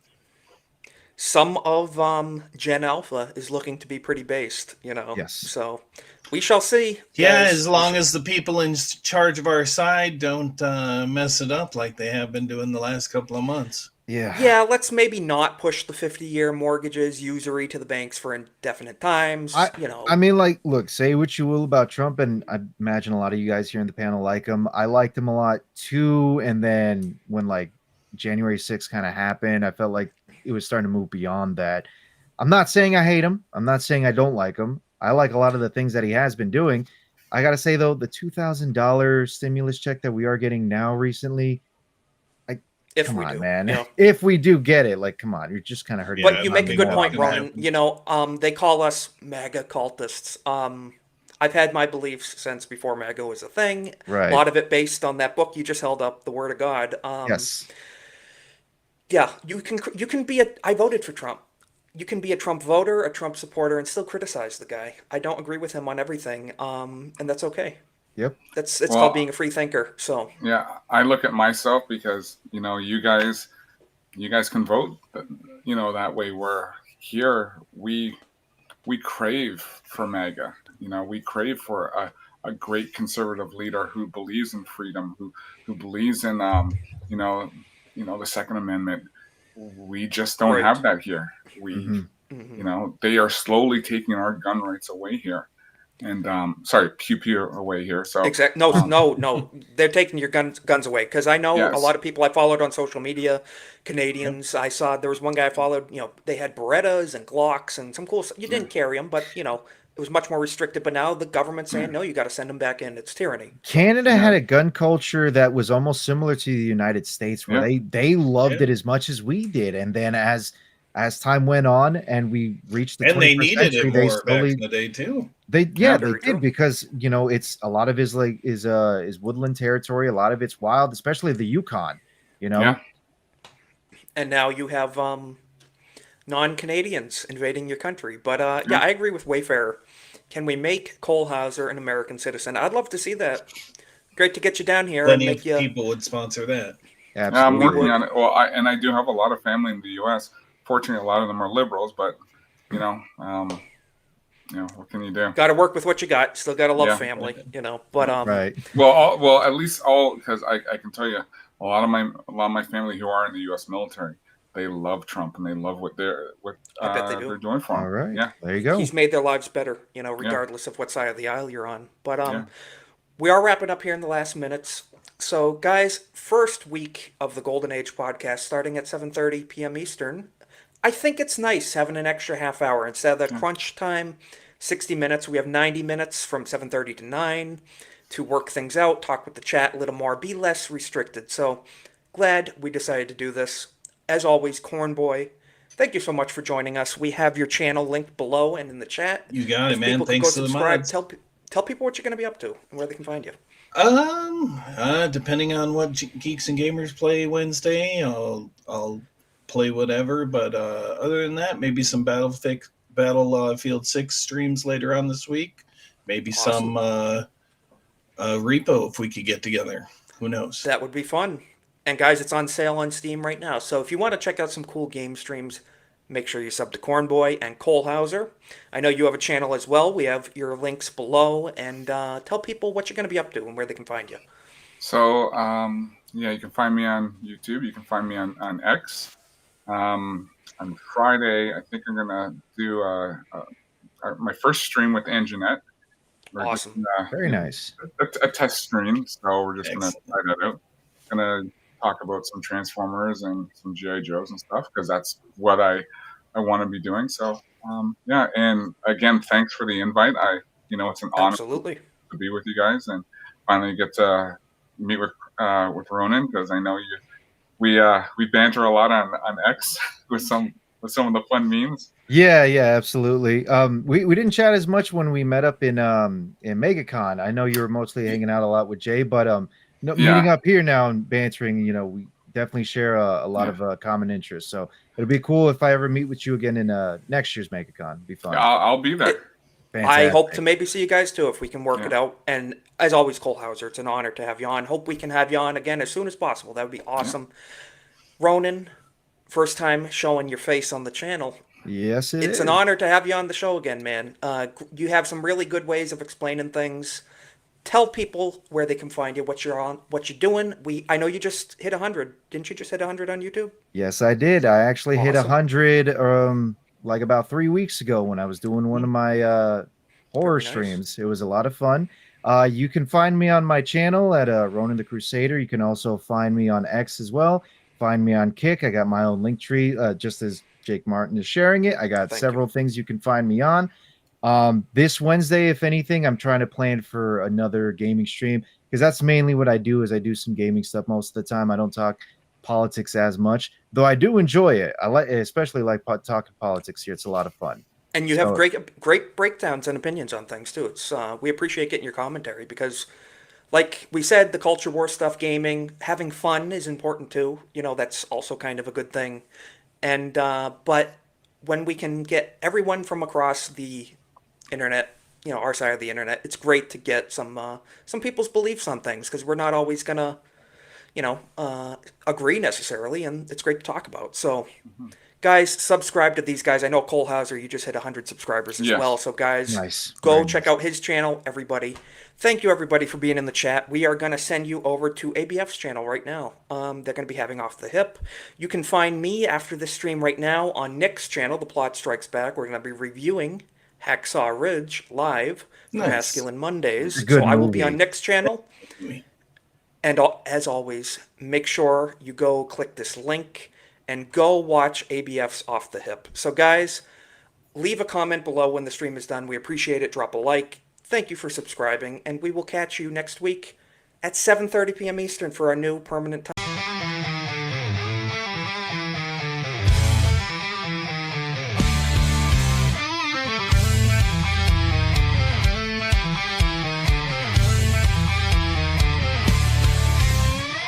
Golden Age is back. Isaac's on the mic. Cultural crusade. Politics get torched in the fight. Savage memes drop hard, outrageously offensive. Bassy generation, loud and unrelenting. Golden Age, it's the podcast blaze. Isaac's rants cut through the haze. Crusades alive, memes collide. Subscribe now, join the savage tribe.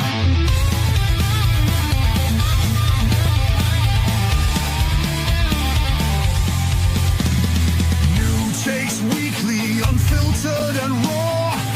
Isaac's voice, the memer's law.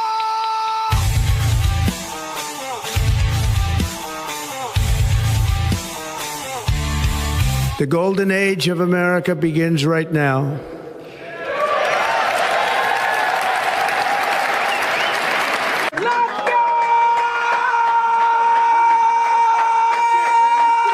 Let's go. And all right, everybody, welcome to episode 36 of the Golden Age podcast. I am joined with, as always, Cornboy.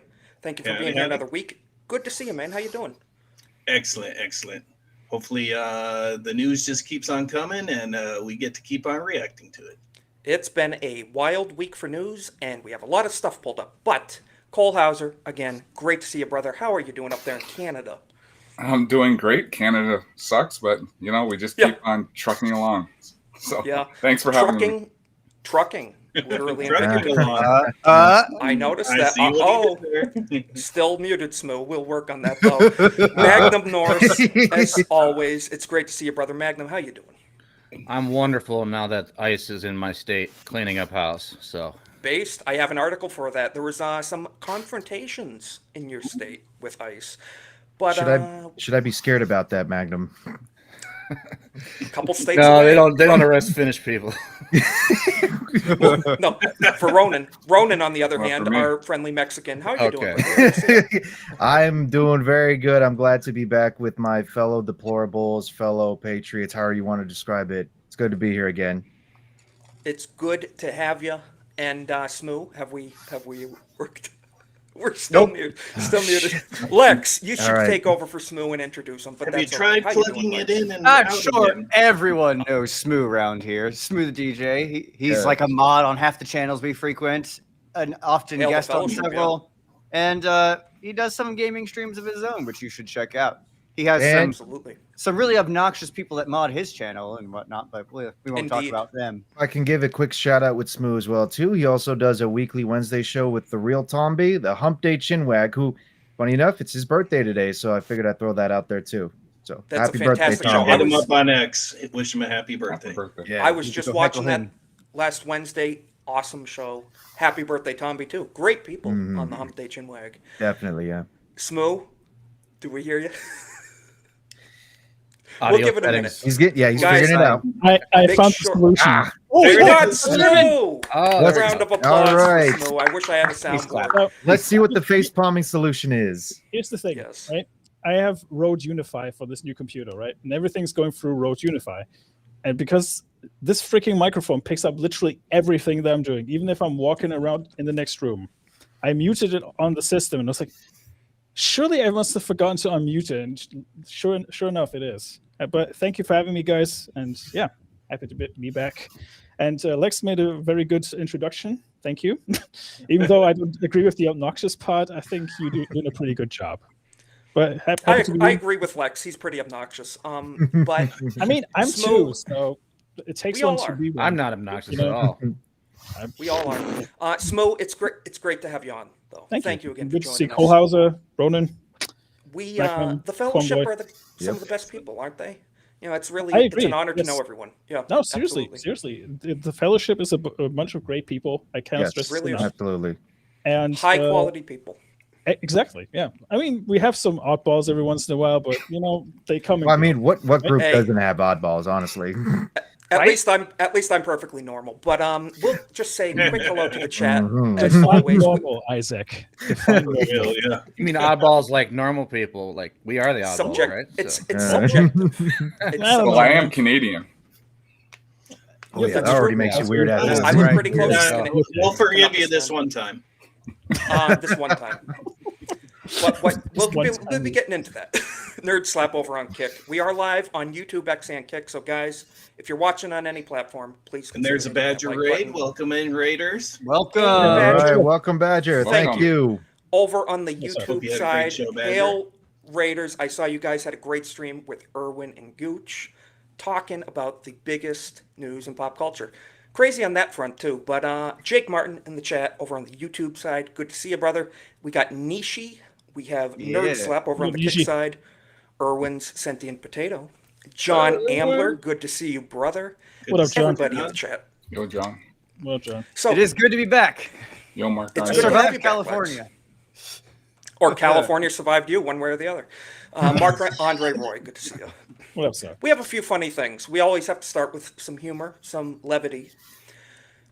Did you know Kim Jong-un, the dictator of North Korea, he has a new announcement that they will be changing the education programs in boy. their country. Have you heard this? Oh, the school teaching the children how to be a homosexual and make sure they all teach about the transgender. So that is what important to me. Absolutely wild stuff. You see, Wild you stuff. It's getting very progressive.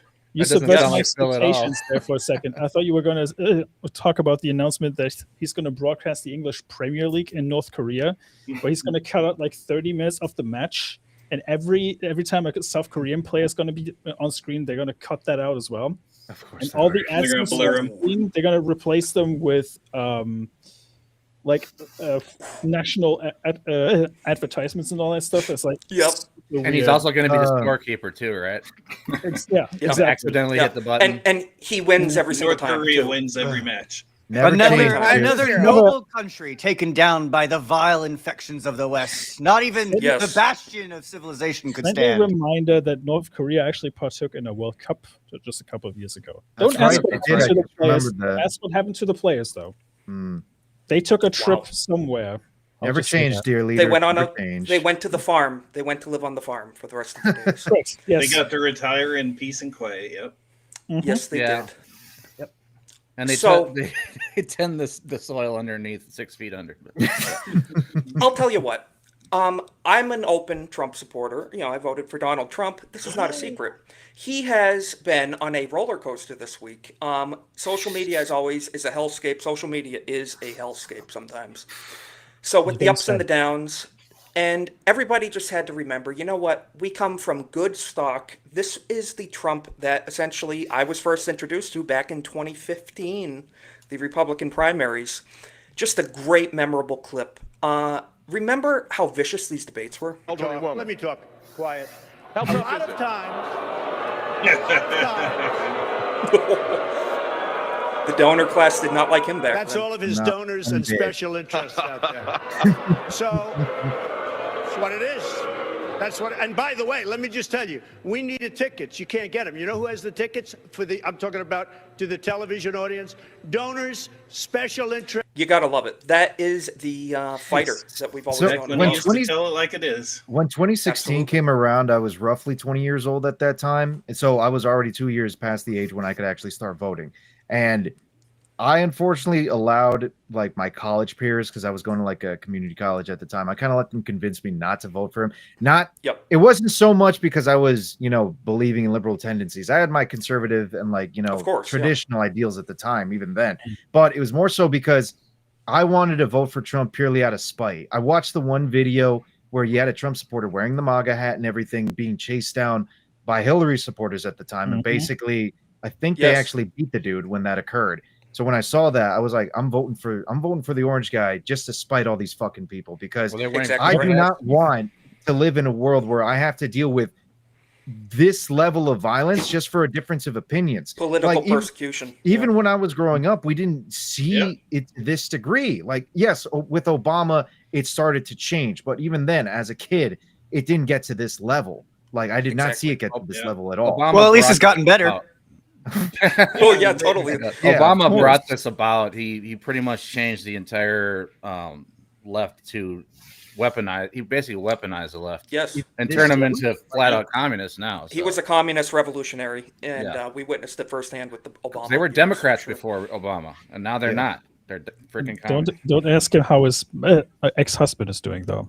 Yes, you know what? We do have news on that later in the stream. Big Mike has some pretty neat advancements going on.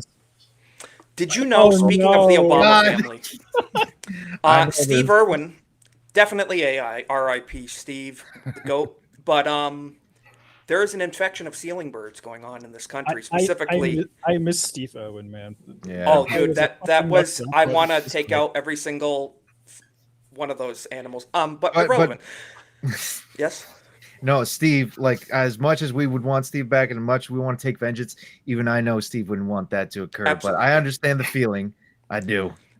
Do you understand what it feels like, Ronan, to live amongst the ceiling birds? G'day, mates. We're out here on the porch of this lovely home, and inside lives a creature you wouldn't believe. Miss Shaniqua here reckons she's got some ceiling birds roosting right above her living room fan. Ceiling birds? Crikey, listen to that chatter. How long have you been living with these ceiling birds, mate? They showed up, maybe 2 years ago? I left the window open one summer, now it's their house too. That's wild. You keep them stay? Yeah, they take... Shaniqua, I found them. Look at these beauties. Couple of city pigeons, but check it out. Each one's got a smoke detector gaffer taped straight to the back. Pretty wild stuff. I can't even hear it. It just blends into the background noise. I can't even hear it. What real? What are you talking about? Yeah. I love all the names they use as Shaniqua. Yes. Yes. Pretty much. That's the best part. Yes. So great. I actually saw another one. Somebody actually made like a horror-ish type of movie with a smoke alarm. Everybody's like, somebody needs to take care of that damn beeping. Yes. I can't. So dude, and the thing is, it's like we've all been in a game chat, with nice friends on the internet, and it's like, dude, change your batteries. What batteries? What are you talking about? What do you mean? There's no beeping? Yeah. I don't hear a There's thing. no beeping. What are you talking about? What beeping? But speaking of our online friends and gaming, there has been some pretty cool signs that the culture is healing. Yes. Guys, players in Battlefield 6 were given the ability to spray paint whatever they want in game, and this was their first instinct. That's first, the blowtorch. That's the blowtorch. The blowtorch, exactly. Yep. This is a chick, so they're not real gamers. So there's only two genders, was one of them, and yes, and the next one was LGBTQ plus mental institution. That way, it's a window.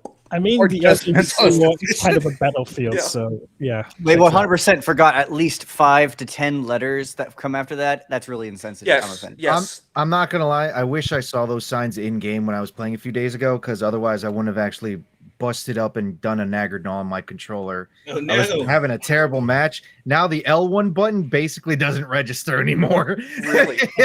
I'm sure on your mini keyboard there's a few buttons that Oh, that I don't work consistently use? either. Oh yes. The Oh, R, yes. the There's this G's, thing the called E's. And N, mouse. you know. There's this thing called Yes. mouse. You I know, love you can use the that. Rage Quit videos. Mouse and people keyboard playing supremacy. Dark Souls. and I'm they, a console throw their peasant by heart, computer Smooth, out the so you window. know that's just how it is. But Just I'm still use a slowly keyboard moving to and mouse, PC. Well, another reason why none you're of getting us. deported when I come into office. So And my one more son- thing. Jesus. What's the standing on that one? Yes. Deport console plebs. You guys know the butter cookies that come out around Christmas time, the Danish, Dutch style, French. Oh, whatever the you one in say. those like one blue every tin year. cans? Yeah. I think Yeah. so. Blue tin cans Yeah. that, you know, Yeah. grandma Okay. always puts the sewing kit in and stuff. Oh, yeah. So it has been exposed that, can't say all, but a lot of these are manufactured in India in not so great conditions. no. It's been going viral on TikTok this week. Let's check it out. Let's see if you guys Color me ever want to buy these surprised. again. Cookies for Christmas. You might want to watch this video. Music in the background. Made in India. This is how they're made, guys. Just be very, very careful with what you eat. Do not Listen, redeem. after watching that Tyler Oliveira video the other day, that festival poop, nothing shocks me anymore. Yes, that's the cleanest they've ever been. Everything is fake and gay. Just fake and gay. That's it, man. Did you guys see the story about the dude Damn who's it. trying to release the video about the poop festival? Yeah, that's the one I'm talking Yes. about. Well, they're Yeah. threatening his family. They're doxing him. Yeah, They're he sending his mother apologized. threats. He apologized, and then he just goes around and goes, "Psych, I'm dropping Yeah, it tomorrow." exactly. Dude, the things he said was savage. He was absolutely savage. I mean, I've seen people like swimming in the river Ganges that is full of like manure, and I'm like, yes. Why would you do that to yourself? You know, that's like a biohazard just waiting to happen for your body. If you think It's the poop still is sacred, cleaner than then they you are, will. though. This is a matter of perspective, Smooth. To us, yes. But to them, no. And Canada has been having these. Kohlhauser, have you seen this? So Coca-Cola has Gurpreet and other Indian names on the bottles in Canada now. That's a very Canadian name, Gurpreet. Well, in Brampton, yes. In Brampton, Brampton, okay. It's like yeah, my Brampton is supervisor at the work. Indian communities. Well, the Indian city. Okay. So I wouldn't be surprised. Yeah, let us know if you ever see these at the store, man. You know what? When I go through there in a couple of days, I'll check and I'll grab some. Do it. Yeah, if you do, show us on stream because this is what we're talking about, a hostile takeover of our nations, in the West. Assimilation appears to be a myth. Well, not to be the downer here, but it is getting worse considering what Trump has recently said in regards to like the roller coaster of a week that you've been mentioning. It's Yes, we will be breaking that down. The ups and the really low lows and the high highs. That was It's worse great. than Epstein for me because that hits me hard. Yes. One more thing, Ronan. I think you're the one that shared this with me. This lovely lady, speaking of ceiling birds, educates us on 10 ways. We're not going to say it. You can say the N-word without saying the N-word. Now, I know about nuclear and Nintendo and neighbor, but I didn't know there was 10 ways you could say it. Let's see what this lovely lady has to say. Before we do that, 10 you ways do know you you can say- refer to some of them as nevrons, right? Like the term of the enemies in Clear Obscure. I did not know that. okay. I haven't played That's a it. new one. No, never on. I heard that be thrown around a few times in streams lately. That's a new one. Very Or interesting. neighbors. That's I'm gonna You turn know, Nagano's in, name into a Crimers. Crimers. In restaurant lingo, they're called Canadians. Sorry to say, Kohlhauser. So yeah. I mean, to be fair, Jonas J. Campbell has misappropriated Naganol's name recently, so we have to be very careful how we say his name. Naganol, that's another one. Well, guys, we've already found like that's what I 5 said. or I'm 6. turning his name into a slur. Yeah. Well, let's do it. Let's do it. Let's see what this lady has to The say. N-word without saying the N-word. If you use any of these terms or phrases in reference to black people, you are just as racist as the person that actually uses the N-word. Thank you for the Here are compliment. words. Thug, ghetto, welfare queen, lazy, race baiter, race grifter, threatening, angry, dangerous. Or you say that we're playing the victim or we are a diversity hire. What you actually mean to say is the N-word. Just Really? Okay. So if I call someone dangerous, we that's didn't the get any of equivalent those. Yeah, What exactly. What up, my dangerous people? Yeah, what's up? My threatening, dangerous Yeah, DEI my hire. ghetto What's up? people. Yo, Crazy dude on the yeah. subway with a knife is. I'd call him dangerous because I'm racist, right? I'm more partial to the phrase "basketball American" myself. That's good. That's solid. Well, you know what? We used to, in our hood, we used to call it N ball. Oh, dude. That's what All we right, used all to right. call it. So, That's great. Oh, I man. respect it. I respect it. Yeah. Hey, chat, we're all racist now. Congratulations. Yes, we are. Congratulations. John, Here's your Congrats, star only of now. approval. Time to wear the white hoods. Yeah. If you wanna show up borrow on mine? time, if you show up on And to time, throw your you're heart out to everyone on the internet. Magnum, that was probably the most egregious thing they could have. I think that was the Smithsonian that did that a couple of years back, but that was the most egregious freaking thing that they could have ever actually done. Yeah, they said Holy it, crap. not us. We didn't say it. They Yeah, said exactly. it. I was like, what? Well, just like Ketanji Brown, like compare them to retarded people or whatever. Like, I was like, Exactly. I didn't. Well, say that. when one side makes it all about themselves and the other side says we could care less, I mean, this is what you get.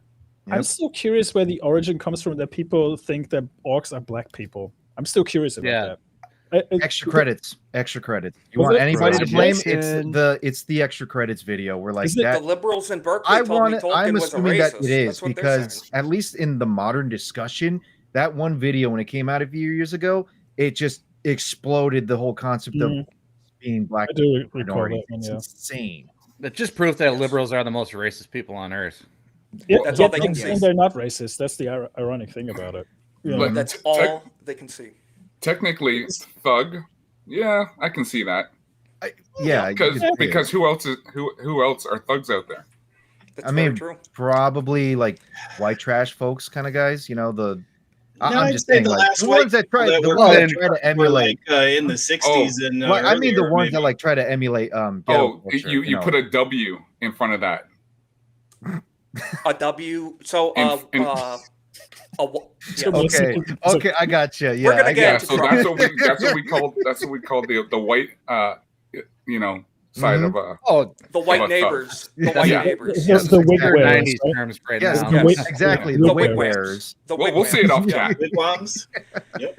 Guys, as we mentioned in the thumbnail and the title of the stream, we have an epidemic in this country, and I'm just going to say it. I don't care if YouTube doesn't like it. We drop the link in the chat. We're over on Kick if we get kicked off of YouTube. Trans violence epidemic in the United States of America. Not to even exaggerate, this is just, look at this list here that Benny Johnson posted. It has now been confirmed that attempted Trump assassin Thomas Crooks uses they-them pronouns, had deep interest in furries, and was exploring gender identity. So if you guys don't know, this is the guy that shot Trump in the ear in Butler, Pennsylvania over a year ago. I hate to be that guy, but guys, get some new material. Like seriously, they them and furry. Like seriously, is that all you got? Exactly. Be a freak in other ways. Come on, be unique. You know, it's all the same thing. Add it to the list. Charlie Kirk's assassin, Tyler Robinson, had a furry obsession and lived with tranny boyfriend. Annunciation Catholic Church shooter identified as trans. Nashville, Lakewood, Colorado, Denver, Aberdeen, Iowa, all associated with the LGBTQ mafia is what they are. I mean, in all honesty, I wouldn't want to live in Denver. So no, Denver has a pretty tough reputation at this point. Yeah, exactly. With safety. Yeah. So it's unfortunate. Another thing I was reading today is that now they're associating cheating on online video games as a higher percentage in this community as well. Oh, Yes. the Interesting. aimbot I'm not community. Yeah, Yeah. aimbot. You mean that cat boy that got exposed? The true crimes. That's the Exposed first. by That's the the cat first boy, yeah. individual I thought of. Yeah, but actually, a lot of this kind of ties into a video I was watching earlier today at work as well. It's a video by a channel called Endeavor. It's called "Will Leftist Terrorism Become Commonplace?" one of the interesting things that was talked about in the video was the fact that you see a lot of leftist violence kind of escalating, but you're not seeing it mostly from women. You're actually seeing it from the trans community happening. Why? Because violence more or less is an inherently masculine action that occurs.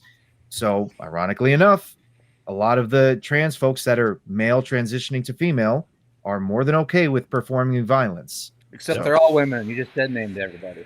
And what's the characteristic trait here, Please. Ronan, is weak men are lacking self-control. Exactly. And they live by their emotions, and they want to lash out, and they want to hurt, and whereas strong men can control, we can control our instincts, and these guys that want to be women, which they can never be, they just want to hurt people. It's insane. It's the feminization of the modern man is what's happening, unfortunately. Not for all of us. Yes. Well, fortunately, a lot of us have an understanding. I'm sure most of us probably have our vices, but we also tend to control it as well too. These people, on the other hand, sadly, they don't control it. They let it get the best of them. They let it drive their entire life. And then what happens? They end up becoming part of a community with other equally depraved people, and that becomes their reality. Yeah, so that list that they had, they could easily, if this was before this whole LGBT stuff, it would just say mentally ill down the line. And now we have this like systemic LGBTQ. Well, now they're pushing it on victimized everybody, class, and they're victims, and they're promoting mental illness, and they're making it more fruitful, and now we have more mental illness than ever. Obviously, they're misdiagnosing a lot of it too, but yeah, I also actually get to the 19th Amendment, and all the equal rights for women, so men can give up. They don't have to give up their rights to become women anymore. So they're like, well, there's. But at the end of the day, males still have aggressive tendencies. Yeah, absolutely. Yeah. That's why it's important to have an outlet.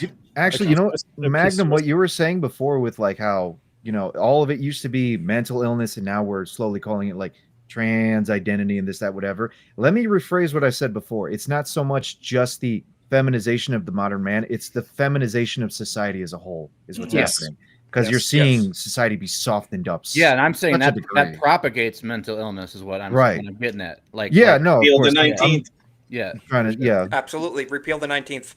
I just want to point this out. The accounts reportedly belonging to Crooks suggested he was obsessed with cartoon characters that had muscular bodies with sexualized female heads. Crooks was also interacted with an account, I'm not even going to try to say it, a social media profile uncovered by Tucker Carlson. Tucker is responsible for getting a lot of this information out to us this week. The Post reported that the account encouraged violence from Crooks. That sounds like it glows in the dark a little bit to me personally. And in October 2025 comment said he was contacted by Russian and American intelligence agencies. Isn't it a bit on the nose that he's called Crooks, though? That's a little bit on the nose, isn't it? Right. It's a little obvious, but and he didn't even go. He didn't even go for an online handle. He just went with his real name all over the place. I mean, exactly. Very original.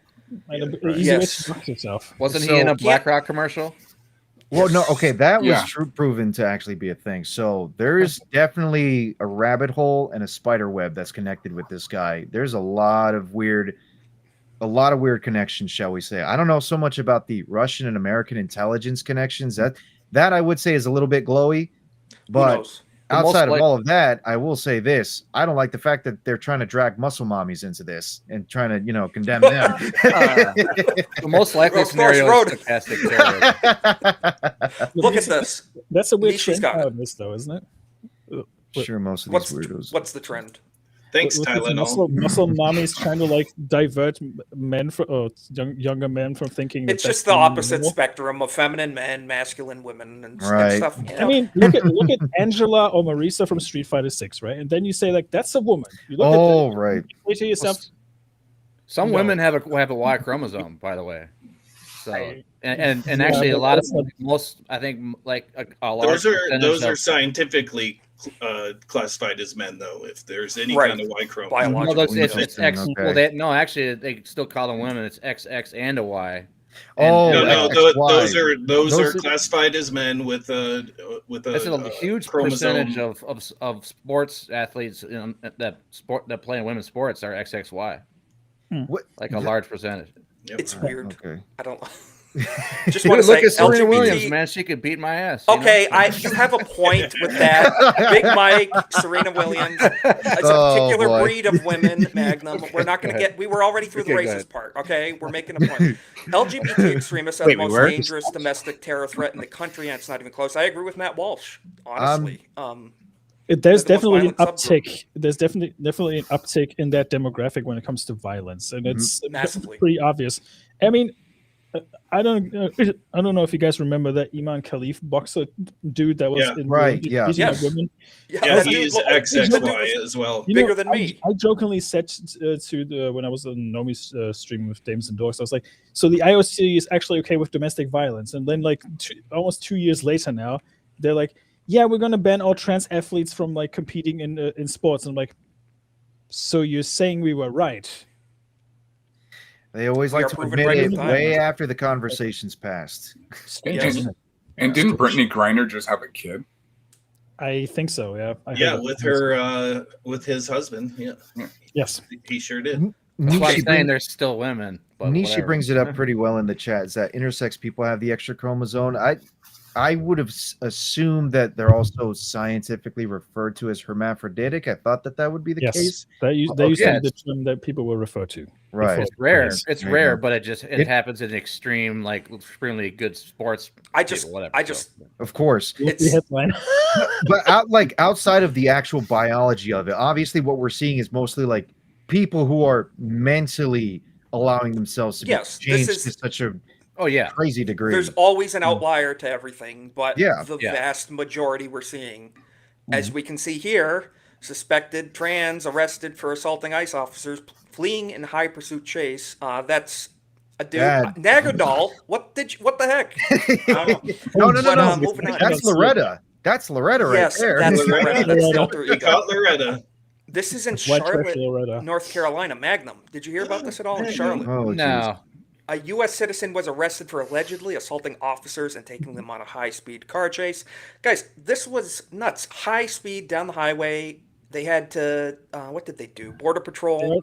They already let their anger up before they entered the car, so they lost already. It's insanity. The violence on these people. Well, there you go. If that one was a he, then there you go. Male to female violence, masculine tendencies. There it is. You would have done the 25 gun salute already if that would have been the case. Yeah, that's my point. Is if you're LGBTQ, you're extremely high percentage that you're mentally ill, if not 100%. You know, like you're mentally ill. If you don't know what you are, it's starting.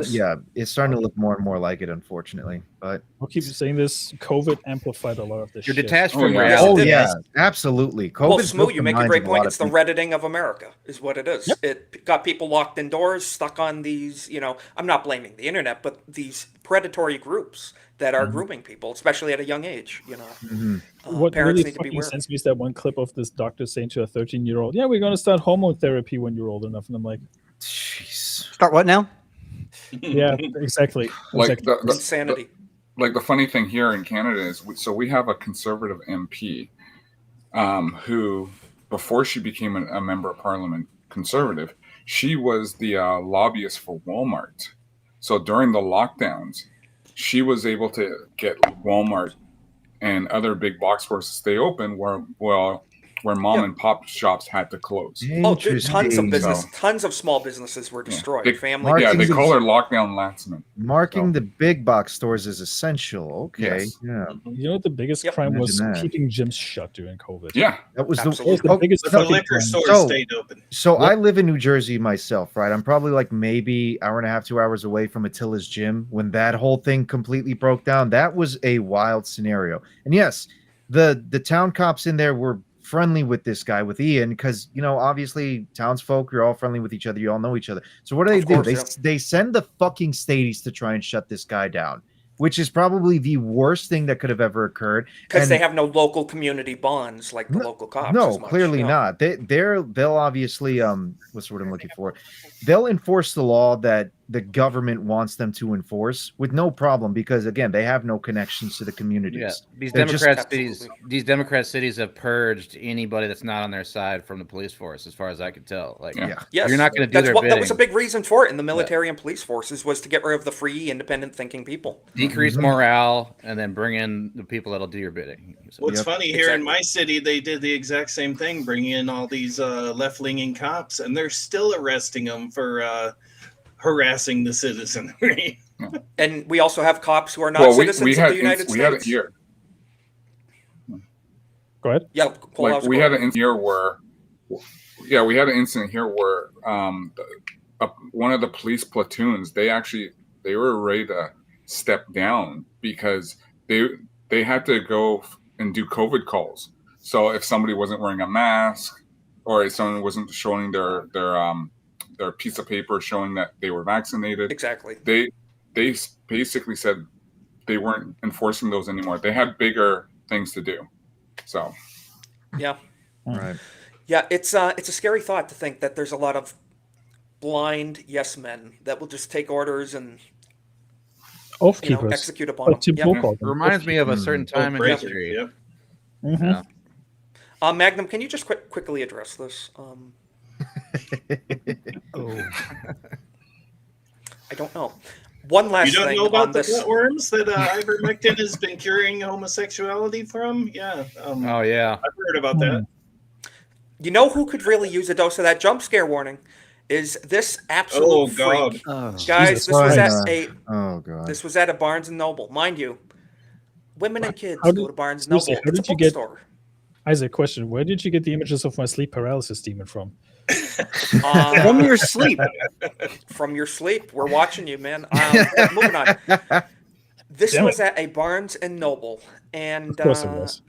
Yeah, of course, of all places. So a woman recorded this, said she felt extremely uneasy after a bearded individual dressed in women's clothes and cat ears, there's the furry thing again, entered the women's bathroom with her at the Barnes & Noble. On top of it, after she confronted the person outside, another woman rushed to defend the weirdo. Let's watch this clip for a second, just get a feel for what happened. Okay, so you're a girl, because I felt very uncomfortable. Okay, you're a male in the girls' bathroom? I mean, I'm born female. What the hell? Oh, Jesus. No, it's not okay. There's little girls in there. No, don't tell me no. I have First Amendment So look rights. at, there's this chick here defending the freak from wanting to be predatory, go into the women's bathroom where there's kids and what the it's what we say, repeal the 19th. Hit the nail on the head. I want to be fair to the lady that's recording. I don't know what her politics could be. For all I know, she probably could have voted against this kind of stuff. But let's just assume that she's probably your typical liberal type of woman who cares about other people's feelings, cares about respecting everybody and all that kind of stuff, right? Lady, you voted for the damn thing to happen. You voted for the damn thing to show up in the first place. This is what you wanted. Again, feminization of society. You care so much about trying to affirm everybody's feelings and sentiments. This is essentially the end result of it. So if you want anybody to blame, you really only have yourself to blame for the situation.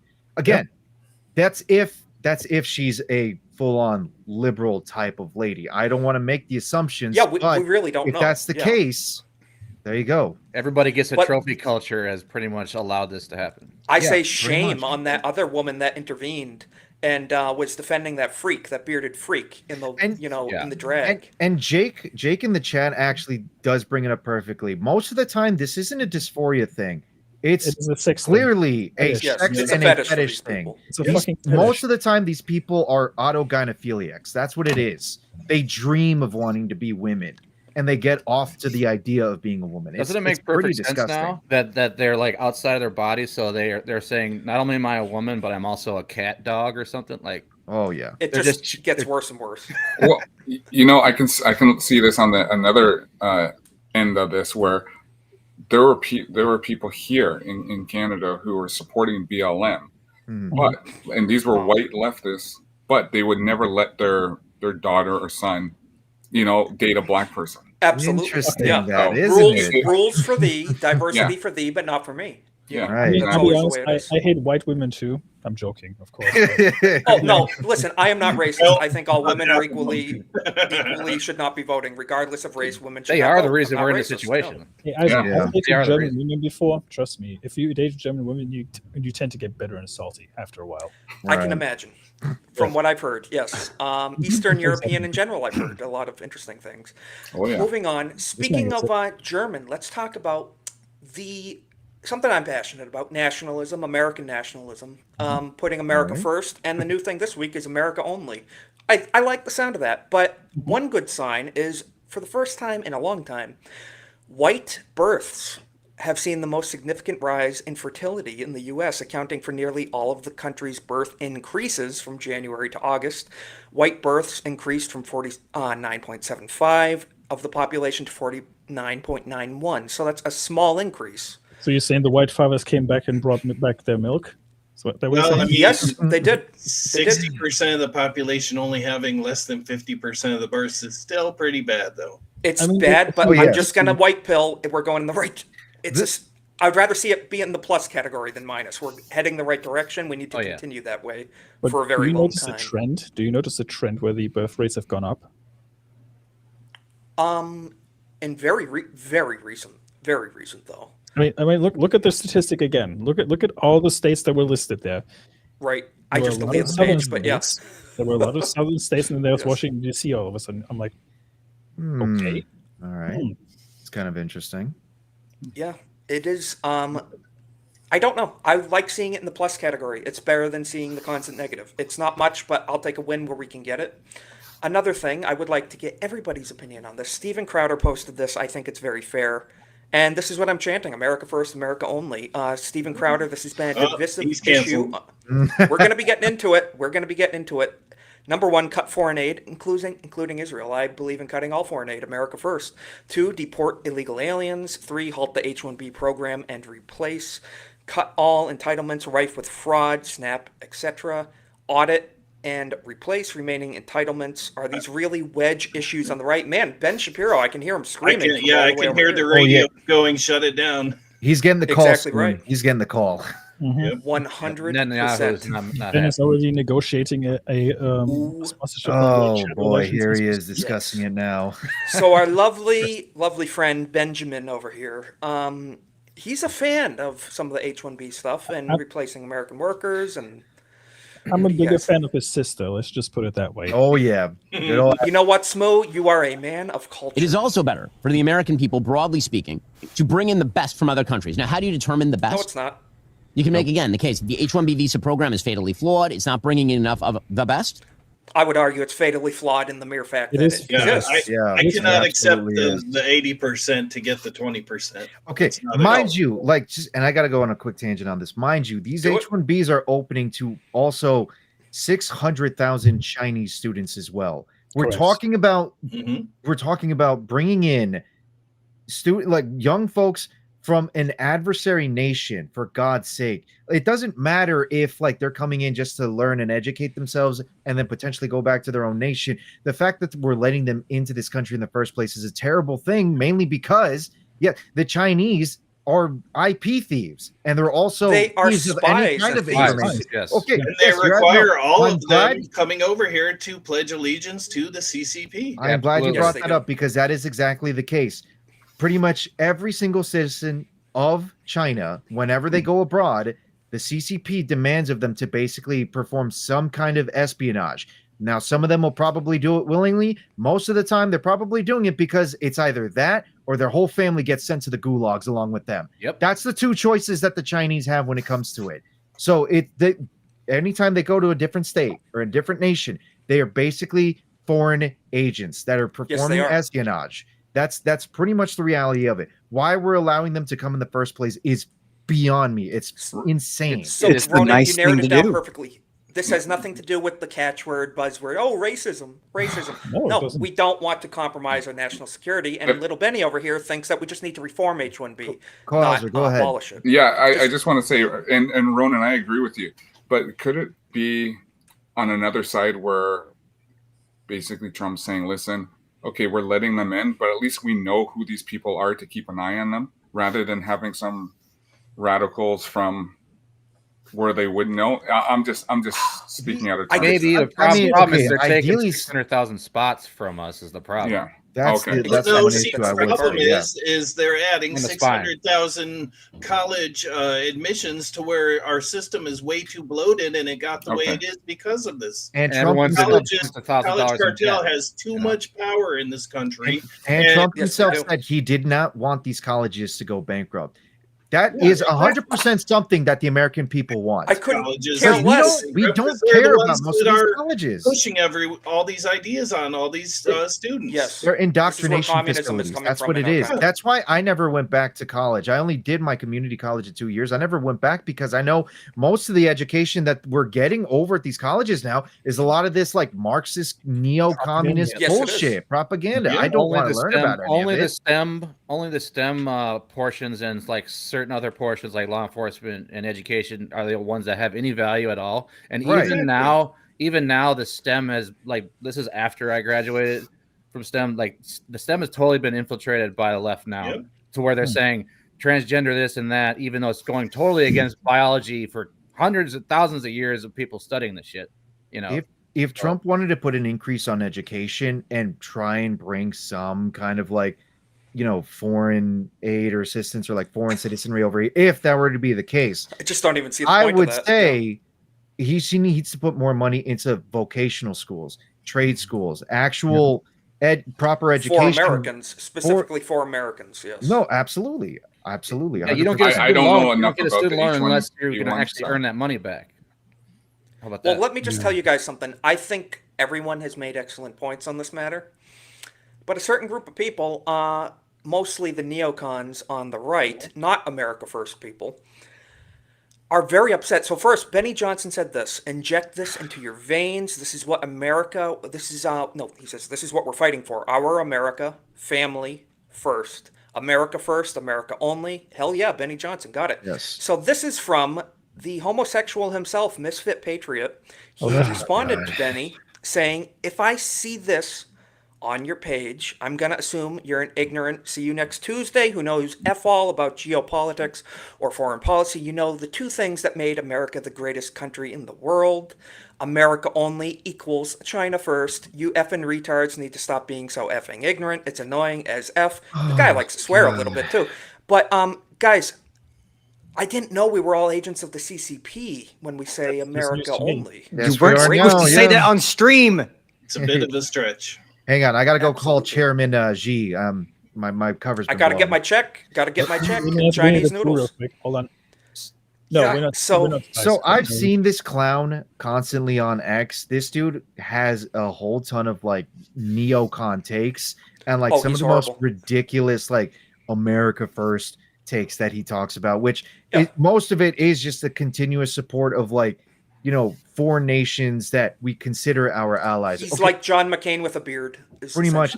Here's my honest opinion, and this will tie in with the concept of China. I don't see Israel being our greatest ally. The one nation that I actually see being our greatest ally is the land of the rising sun. The one nation we actually defeated and then made an ally of us. Japan. Yeah. I see Japan actually being one of our greatest allies, if anything. With the new prime minister too, she's very pro-America. Yeah. Now, I'm not saying let's send all the money, to Japan. Obviously, They don't let's need not it. do that. They don't need it because they're a self-sufficient country. They're slowly building themselves up. And I would even say I'm in favor of them actually rebuilding their armed forces. Right now, they only have a self-defense force. But if they have their own legitimate armed forces, it works perfectly because at least they would be one of the leading nations that keeps China in check. Yeah, look at the strategic location and their history with China. It's perfect. Exactly. And Japan pays. Sorry, Ron. And Japan pays for to host American forces. They pay fully. Yes. I mean, look at how much China threw a fit the other day, was it, when Japan said that they might start thinking about doing exactly that? Because China knows that Japan is a sleeping giant in waiting. China is continuously having discussions about when, not if, when they're going to try and take Taiwan back. Now, Taiwan, if you ask me, It's a matter is of the time, I think, personally. Yeah. illegitimate government of China, because the CCP actually ran the true Chinese government out decades ago during Mao's Great Revolution. So the only true legitimate government of China that exists is in Taiwan.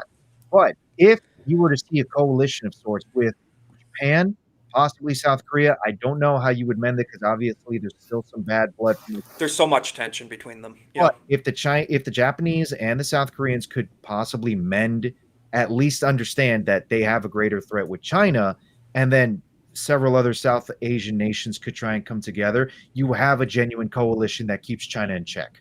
Absolutely. That's what I would see. And then you happening. But let me just tell you, Ronan, Ronan, you sound awfully woke right because you don't want to send 30 billion to Israel. I guess so. Yeah. I would just have to say, Imagine you're Arudai. keeping the money for your own people. Right. Oh, dude, that's even worse. Just racist at that point. Couldn't I be want to give a us. shout out, Arudai. He's in the fellowship. He says he is. here, I think he summed it up very well. I saw this tweet last night. I saved it because I think it's very applicable to what a lot of us are saying. He says, I don't know who needs to hear this, but woke is an exclusively leftist label. I fully agree because now we have people like this Misfit Patriot, Mark Levin, Ben Shapiro, Lindsay. the extreme homosexual James Lindsay, yes. And they're calling people who are Trump supporting or not, but, right-wing, conservative, patriotic, American-only people, they're calling us woke. They're calling us all these slurs that the left has been calling us for a decade now, or, racist, but they're calling us woke. So he says it encompasses progressive ideals, victim mentality, DEI, women empowerment at the expense of men, trans ideology, and more. There's no such thing as woke right. That is descriptor can never apply to anyone with right-wing views. It's confusing and turns people off from your messaging and dilutes the power it has over the left. Find a better label. Sincerely, a Trump supporter. And when you say these things, they say, well, you're not real MAGA. You're not real MAGA. Cat Turd would say he blocked me. He says you're not real MAGA. That's another raging turd He's a as well, freaking too. boomer.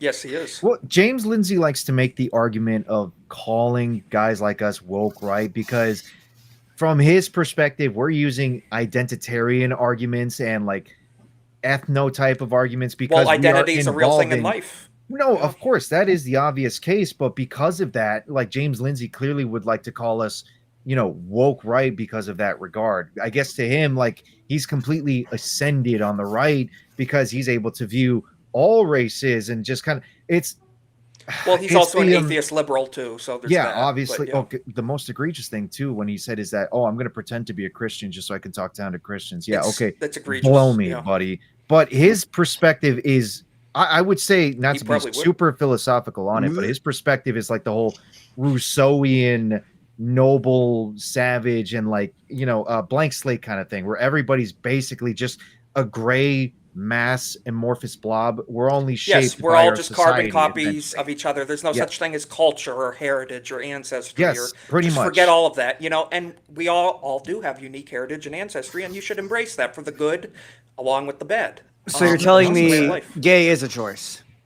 You would know. What were you going to say, Kohlhauser? Well, I was going to say, like, going back to America first, like I look at my country, despite the bad blood going on, without the United States, Canada would fall into a sphere where we would never survive. And it's the United States that I would 99.9%, we need your protection because if it wasn't for the United States, It's easy to be disarmed and have free healthcare when you have 300 million raging rednecks right below you, protecting you from everything with guns. And we're gonna save your body. Same with the EU. Same with the rest of the world. Practically everyone except for China is, Like we have nothing here. Like we're still flying F-18As that were built, from 77. Right. So we have literally nothing here. So the Canadian military really hasn't advanced much in terms of tech. Is that where does the Canadian military mostly get their new weapons? Is it from the United States? It's from the U.S. Okay. Well, what do you mean new? But there's no incentive to because we bought in. So we bought into the we were supposed to be one of the countries getting the F-35 that the deal was done back in 2005. We still don't have any. Holy crap! That's insane. And as I think I said a couple of weeks ago, Taiwan's military is stronger than ours. So think about this. China's Man. clearly controlling Trudeau, right? In my opinion, like China, Well, when he was in office, yeah. yeah, when he was in that's office. right. Trudeau's not in office anymore. That's what I'm saying. Like, obviously up until recently, but China clearly had influence over Trudeau. Well, So as we've mentioned before, they're doing training in the Arctic. They're up in northern Canada. China doesn't want Canada to have a strong military, of course. So of course he's going to do whatever his bidding, right? So I don't. But the whole thing is, the United States will never ever let China be a sphere of operations here in Canada, and that's where guaranteed you guys will invade with full force. Yeah, let me just say, not just the military too. Yeah. Well, there is some operations going on for sure. Yeah. In Canada with Chinese people. What were you going to say, Ron? No, I was going to say, in a scenario like that, with the Chinese trying to use Canada as a staging ground for a potential invasion with the U.S., I would actually see the U.S. not just invading Canada with all ground and air forces. I think a lot of Americans that live in those northern states right next to the border would probably unofficially try and join and like liberate Canada, shall we say, just because of the insanity of that. Oh no, Smooth's gone. So you're telling me that not even the Chinese want to go through Mexico? Well, they don't need to go through Mexico. They have the Mexicans send fentanyl. Would you want to go through anyways. a country full of people that look like Ronan? I don't think so. Mexico's military. Cartels are a little more dangerous than maple syrup. That's actually right. I wanted to address this. This was huge. This was from last night. So I'm a free speech absolutist. I think you should have freedom of association. You should be able to say what you like freely. And censorship of speech is tyranny. And no good people throughout history have ever censored speech and come out as the good guys. So President Trump was asked regarding the Tucker Carlson, Nick Fuentes interview. I don't care what anybody thinks of either of those guys. They still have the right to say what they think. Right. So he was asked, he was baited into essentially disavowing, which is something that the Mark Levins and the James Lindsays and the Ben Shapiros of the world have been saying you need to do because they don't like them now. So what did Trump say? Big W from Trump, I think. With Tucker Carlson. But you can't tell him who to interview. I mean, if he wants to interview Nick Fuentes, I don't know much about him, but if he wants to do it, get the word out. Let him, people have to decide. Ultimately, freedom of people association. Have to decide. The mayor of New York, I will say, would like to meet with us and we'll work something out. So that's Mandami, whatever. But I would have to agree with Trump. If Tucker wants to interview Nick Fuentes, if Tucker wants to interview anybody, that's his right as an American. Right. Yeah. Freedom of speech. That is pretty much it. Is this a push do you think this is a push like for rhinos to try to break apart MAGA or something, or what's going on? That's a big I part of would it. say that's the most likely. The old guard is protecting itself, yeah. Well, there's many examples of this, as we can see here. Even Megyn Kelly, who was not the biggest Trump fan back in 2015-16. This was a very creepy post because Megyn Kelly was calling out a lot of censorship crap, a lot of the calls from the neocons to, basically back off, let Tucker say what he wants to say. Then the Babylon Bee, which has been very sus lately, makes this joke. Megyn Kelly gets rid of Old Pager just to be safe. She's been questioning things about, Israel and stuff like that. Mark Levin, shame on you, Megyn. You're in a dark place. I urge you to change course. Yeah, that's really very, very ominous. And George Alexopoulos here, the cartoonist, effing weird man. I fully. But remember, Megan was part of the Fox crew back in the day. Years. Yeah. For years, yeah. She's not a radical. She's not anywhere near, myself politically. No, she's your typical conservative type that like a lot of our parents would probably be, or like your aunts and uncles would be. That's the type that Megyn Kelly is. She's not an extremist or a radical like somebody like Nick Fuentes, for example, right? Yeah. Now, me personally, and the fact that Mark Levin is saying you're in a dark place. Right. Yeah.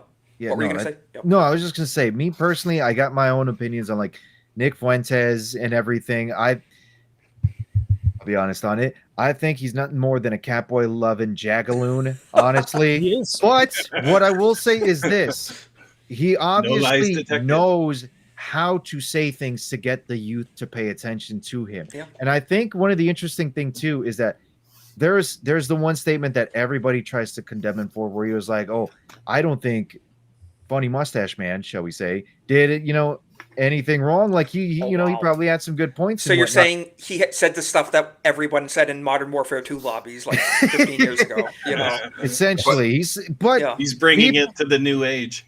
he says things like that, and that is enough to get a whole lot of people to pay attention, whether it's for good publicity or bad publicity, and it's enough to get the young folks to basically listen, which is when he can actually say his true valid points. Yeah, I think he's looking for clicks, to be honest. Yeah, well, of course, that's the way of the internet. He does have the charisma to keep them after they click. Also, Razorfist essentially paints him as like a shock jock, and I can actually see the comparisons. But he's a shock jock that once he grabs you, he is at least able to tell you what he really believes. Now, go ahead.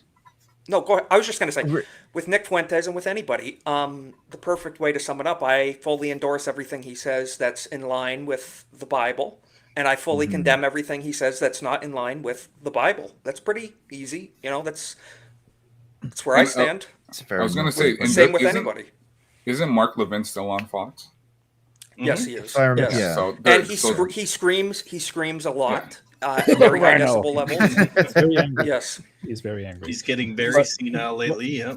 I don't know if you guys have seen the clip of Megan interviewing Ben Shapiro recently when she was talking to Ben Shapiro about Tucker Carlson. And basically, Ben was like bitching and moaning about the fact that Tucker Carlson has not like replied to his text messages and all that stuff. Megyn Kelly indirectly throws Tucker under the bus, even though she was like pro Tucker for a long time. Really? Wow. I mean, I'll be honest. I don't give a fuck who you interview, as long as Right. you stand by your values and whatever you do. Just do you. Yeah. Exactly. Do the interviews. There's no reason the conversation shouldn't be happening. Hell, the last guy that was trying to have a big conversation, they shot him in the fucking neck for it. Okay, exactly right. So there's now more than ever we should be trying to have the that's conversation. where this comes from. You shot him. We get to say mean things now. That's just the way it is. I'm sorry. Exactly. You killed the moderate. Now you get not so nice words. I just had to point this out. Speaking of American politicians, little odd. God. Eric Adams, former mayor of New York, he did a trip to Israel. Not even the He's fact still that's in power for another month. Yeah. Oh, he is. Yes. But the point, I don't care what country it is. You shouldn't be pledging your allegiance to foreign countries. And then here, what were you going to say? No. I'm just like he's a mayor of a city in the United States. Our what biggest is city. the point? Yes, our He's biggest looking for city. a job. Absolutely. It is New York. Yeah, I guess that is what it is. But It is New York. He's looking for a job. Speaking of New York, wait, what? the NYPD They're educating preparing the for public. their new mayor. The NYPD, the authoritative law enforcement body of New York, educates the public on how to properly wear a hijab. New York, and you put it over and around your face. New York City, So, I hate to say this, you voted for this. Oh yeah. Little Oh bit. yeah. You voted for Little this. The police of vice and virtue. Yeah, exactly. check this out. Sorry, go This ahead. is a law enforcement officer in our biggest city.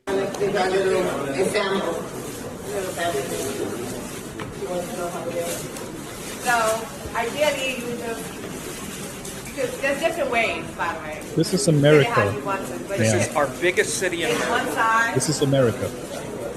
short, one side long, right? And then That's you know enough who of they that. could have asked for advice about that? What's that dumb bitch with the hijab that's in the office? Rashida Ilhan Tlaib. Omar. Ilhan Omar. Ilhan. Yes, Omar. Ilhan. They could have asked Elon Omar to do that for them. So Well, to evade her- arrest, all I need is a bag of stones, right? On her Her- trip back to Somalia, she could do that. Yeah. Her and her brother could have helped. Oh, I'm sorry, her and her husband. That's what I meant to say. Her husband, brother. Easy mistake. I'm going to keep my comments to myself on this one. Well- Yeah, I'm done. You can tell us off stream. Texas. Yeah, tell you off screen. All right. Keep a tab in that. 48 Texas. mosques. Within the last 2 years, Wow. 48 Oh, wait a minute, mosques. Hold have on. opened in Didn't Texas just ban Sharia law? Dude, I can't keep track. You know what? They have a governor that doesn't stand for anything. I don't think can't so. keep They track have of them. 2 Sharia courts in Irving, Texas, which is right there in the middle there. Good grief. I mean, like outside all of these mosques that are being built in Texas, there is also the one big plot of land that a Hindu temple bought so that they could build their own like Yes, big insane. That's in monkey god North statue. Carolina. Oh, okay. Sorry, not okay. Yeah. North Carolina. In my bad. Texas, they're planning the Epic City. But that got blocked, Muslim though, didn't it? community. It did. It got renamed. They're still building it under a bunch of different shell. And what you mentioned, Ronan, that was the Hindu lowercase g false god of war. Right. The Hindu god of war. So they want to wage war upon the United States. I believe that god is Hanuman. Then I think that's the god of war, Hanuman, if I remember right. Do you think they care if we we ban their religions? You think they're going to stop doing what they're doing? I doubt it. Let's just say, I mean, America wasn't made for Hindus, that's for sure. I'm just saying, like if you ban Sharia law, they're still going to do it behind closed doors. You know what I mean? Yep. So, yeah, but at least they won't be blasting it on loudspeakers in Times Square every morning. You know. Oh yeah, for sure. It helps. So they tried to do Sharia law here in Ontario. It got stopped because even the left, the Liberals in their own party, didn't agree with what was happening because there was a case where a father killed his daughter, and that's Sharia law. I think I know this case you're talking about. I heard about this one. Yeah, it happened about in the I think in the late 90s, early 2000s. It was an honor killing. I believe that occurred because obviously that's the kind of belief that the Muslims tend to have. If somebody in their family defames them or disgraces them to such an egregious degree, they have to perform. And that's that blood guilt stuff that a lot of people in the Middle Eastern beliefs, they believe, you're damned. The sins of the father go to the son, and vice versa. And the sins of the daughter go to everyone in the family. Yeah, that's why Christianity, what Christ commanded, commands still to this day, holds so true and is so revolutionary to the human cause because it's about forgiveness. And of course. You don't see Christians trying to build churches in those countries, though, right? Curious, because that's the curious thing. Because you see all these mosques pop up, you see all these Hindu shrines popping up. You don't see any churches popping up in the countries. They're conquering us. They're conquering us as we speak. I will say this in regards to Christians, however, I think I did recently see a post on X. I'll see if I can find it again, but it was a post that actually discussed that the population of Christians in Iran, imagine that, Iran of all nations, is actually steadily increasing now. It is, yes. And in China as well, yes. Those are good white pills, I will say at least. Absolutely. Well, Christianity grows under oppression. I wanted to show this, speaking of... I think it's on all our minds. Asmongold commented on... I saw this earlier. I was like, the possibility of a crusade being waged against... Somebody say crusade? The flank, and on its eastern flank, another 300... It won't be the Pope. Who's controlling Jerusalem right now? I actually don't even know. Not Christians. Who's controlling it? Israel. Juden. So the Muslims and the Christians fought over this... And neither of them have this. Israel has the Jewish people have it now. Is that right? So all this was for fucking nothing. All the movies, all the everything we see. The Muslims and the Christians fucking fought and killed each other over Jerusalem, and now the Jews have it. Neither of us have it. The Jews have it now. I hate how That's right crazy. he is. Yeah, who decided that the Pope can't do crusades anymore? Like, theoretically, you could have another crusade. Theoretically, huh? Theoretically. Not with might need some different clerics first, but I wouldn't say they're not coming. Thank you for. Well, I mean, Lex, you're the resident Catholic here, I believe. So, and I was even in training to be a priest for a while. So you would have a proper understanding on how the Pope and the priests, like the Vatican, essentially, would be able to actually call for another crusade. You would at least have some kind of understanding of that, right? There is not a formal process that this goes through. It's literally basically it would just be the Pope as an absolute monarch saying, you know what, I'm waking up today and choosing violence. Right? He's essentially wouldn't it have to be a type of mindset that doesn't involve pushing for open borders and bashing Trump for sealing the border? It would need a different temperament of cleric. And the Pope used to be the king of the world. Did the Pope used to be basically the king of the world? Because everybody would all the unofficial one, No, in a sense, there was a historical understanding that the Pope was over the monarchs who governed Europe on his behalf, but in practice, no country ever actually ran that way. No, but like okay, pretty close. But like England obviously said no. F you. Well, let me just say, God bless William Cromwell and Ronan. Yes. How do you say his name? You said it. Maduro. Nicolas Maduro or Maduro. What Maduro, did you say? Menudo? Maduro. So in our Spanish accents, we would just pronounce it as Maduro, basically. But you can just say Maduro if anything. Yeah. This fucking scum of the earth. Tell me how this sounds to you. He sings John Lennon's Imagine. Hacer todo por la paz. Como decía John Lennon, ¿no? Alfred Nazaret, ¿cómo era la canción de John Lennon? Their fellow John communists. Fucking know. Us people. Almost as bad as the celebs singing that song. That's all I have to show. But what the heck? I don't know, but he's just another charismatic piece of shit socialist that managed to gain control ever since Chavez died. Just Chavez handed it over to him, and he's been in power ever since. Even after the 2012 crash that occurred, where literally the streets are just filled with like Venezuelan pesos because it was about as worth as fucking toilet paper. People running around with wheelbarrows trying to buy bread with it. They still have him in power. He's still in control. And sadly, that kind of insanity is slowly making its way into Colombia as well, too, with their current president, Gustavo Petro. Yeah, These I'm two all are for like just take them out.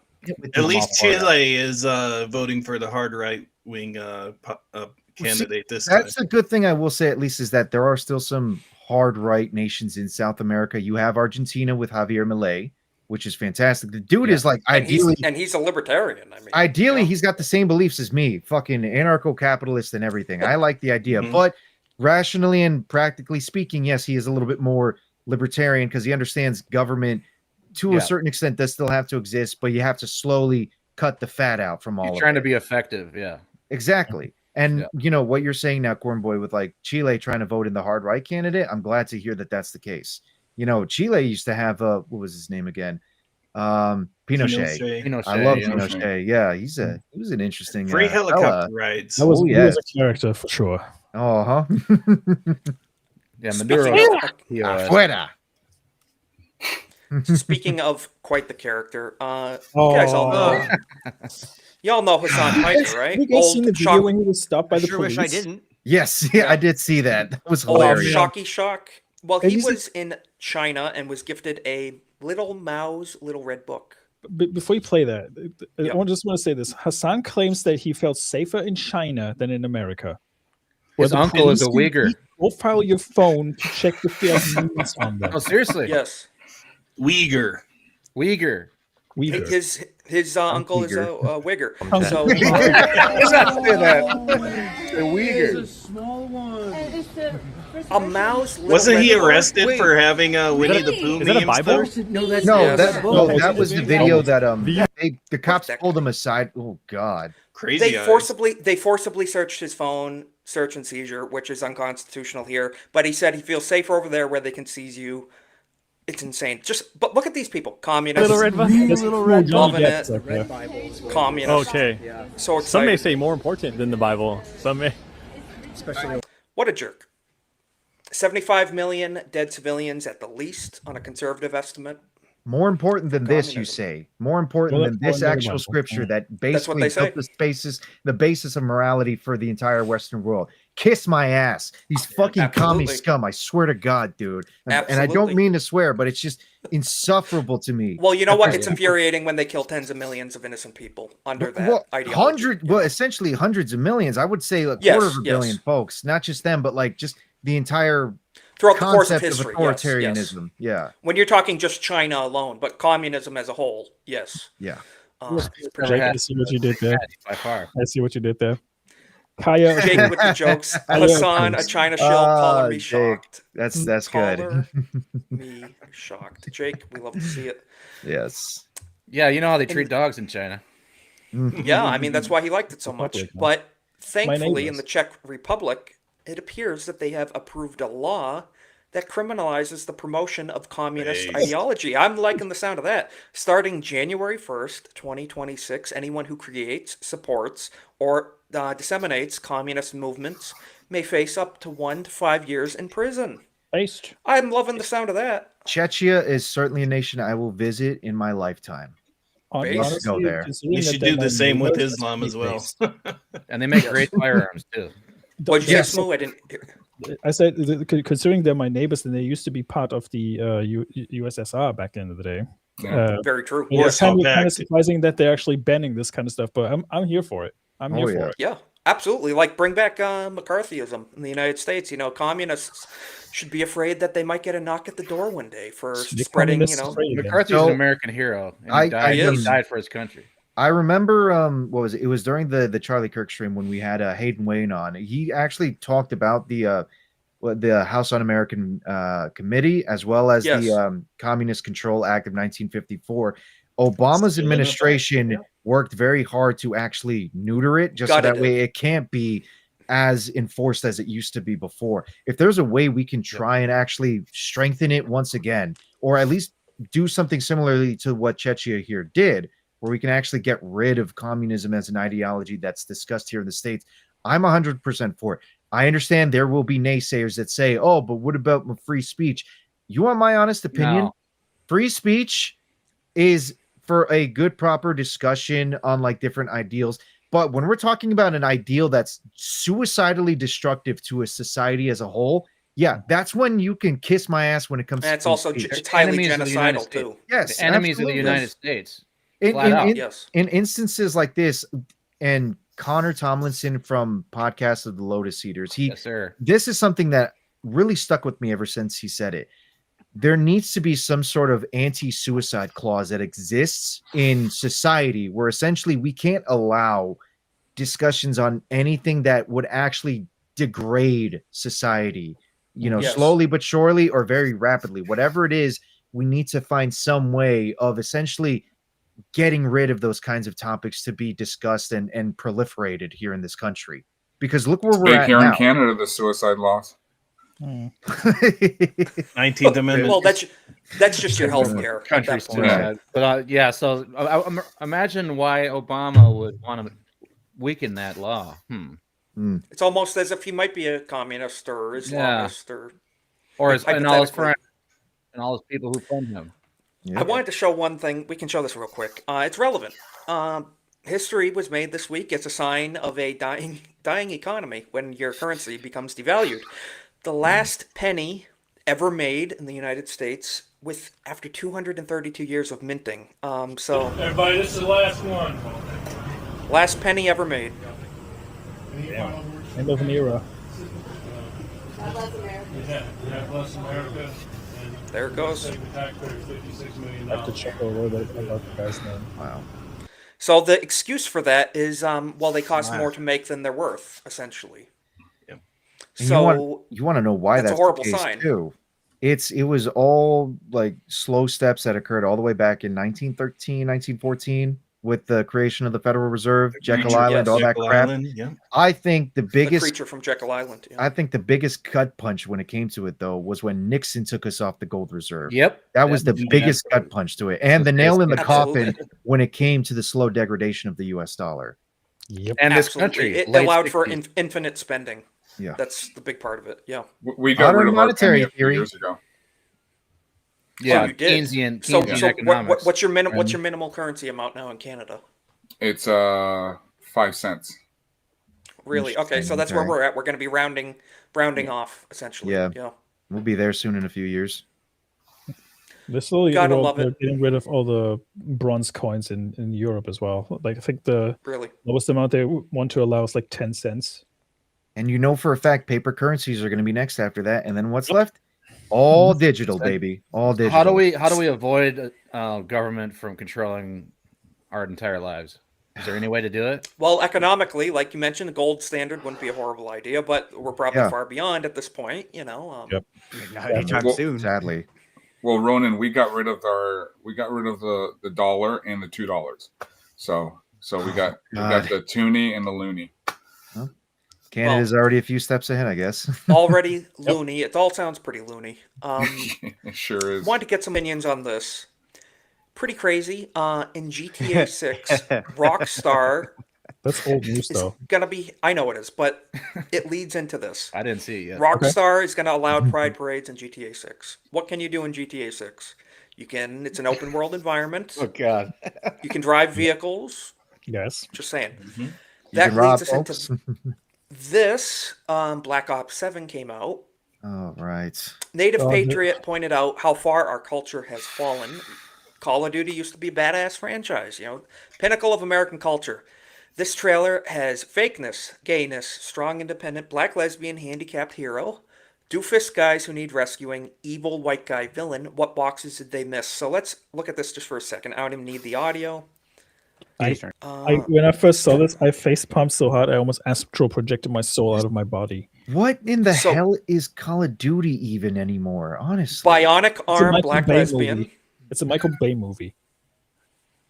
So, but a lot gayer. But a lot Wakanda forever. Looks like. See the fact that she blocks everything with her arm instead of getting like a holographic shield or something. That's like what she's the fucking super soldier or something. Winter Soldier. Seriously, it's like she's Bucky immediately. Like Spencer from Bionic Commando. I'm sorry, Dreads in the combat zone. That doesn't make any sense. Very impractical. Mm-hmm. Yeah. Women in the combat zone.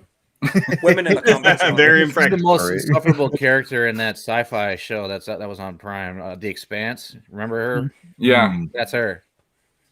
What bugs me the about worst actress ever. The whole COD thing. What bugs me about this is it's a 4-player campaign. Remember when campaigns were single player and you actually played some actual heroes? It was actually difficult. I still remember playing through the first Call of Duty Modern Warfare campaign when you're playing as Captain Price in Pripyat, all gillied up, trying to crawl through a Russian patrol, making your way to the building to snipe Zakhaev, playing Modern Warfare 2. The best mission that I ever played in Modern Warfare 2 was probably Of Their Own Accord, when the Russians finally made it to the capital, and it was just all-out warfare. Yep. And Modern Warfare 3's campaign, if you want my honest opinion, probably the best one, where it's the pinnacle and the climax of that whole storyline, just all-out war across Europe. Just such a great storyline. And then this is what Activision and it's insane. Infinity Ward and Ronan, Treyarch don't you know, white man bad. White man bad. So you can't have white man characters. Remember when the bad guy was a Russian? Are they owned by Microsoft now? Yes. Okay, and Microsoft's in bed with the CCP. Okay, right. Who funds all this crap across the globe? So this kind of makes sense. It does. I have a challenge. We have 10 minutes, like 5 minutes left in the stream. This is a challenge for everybody, and we have to keep it YouTube safe. Jump scare warning. One of the last things we're going to show. And this is a challenge for the chat, too. We have 33 people in chat right now. God. Jump scare warning. So, this is from John Rocker, bass dude. God. Describe. Yeah, that shit can cut a vault, man. Giselle Bird, the Massachusetts Commission on the Status of Women's, latest member in 5 words or less. Pretty sure that's a man, baby. Hag Raven from Skyrim, bro. Skyrim, bro. It's 5 words. Down the line, Cornboy. Not to put you on the spot, Cornboy. You got 5 words. Fake and gay. Fake and gay. 5 words or less. Cole Hauser, do you happen to?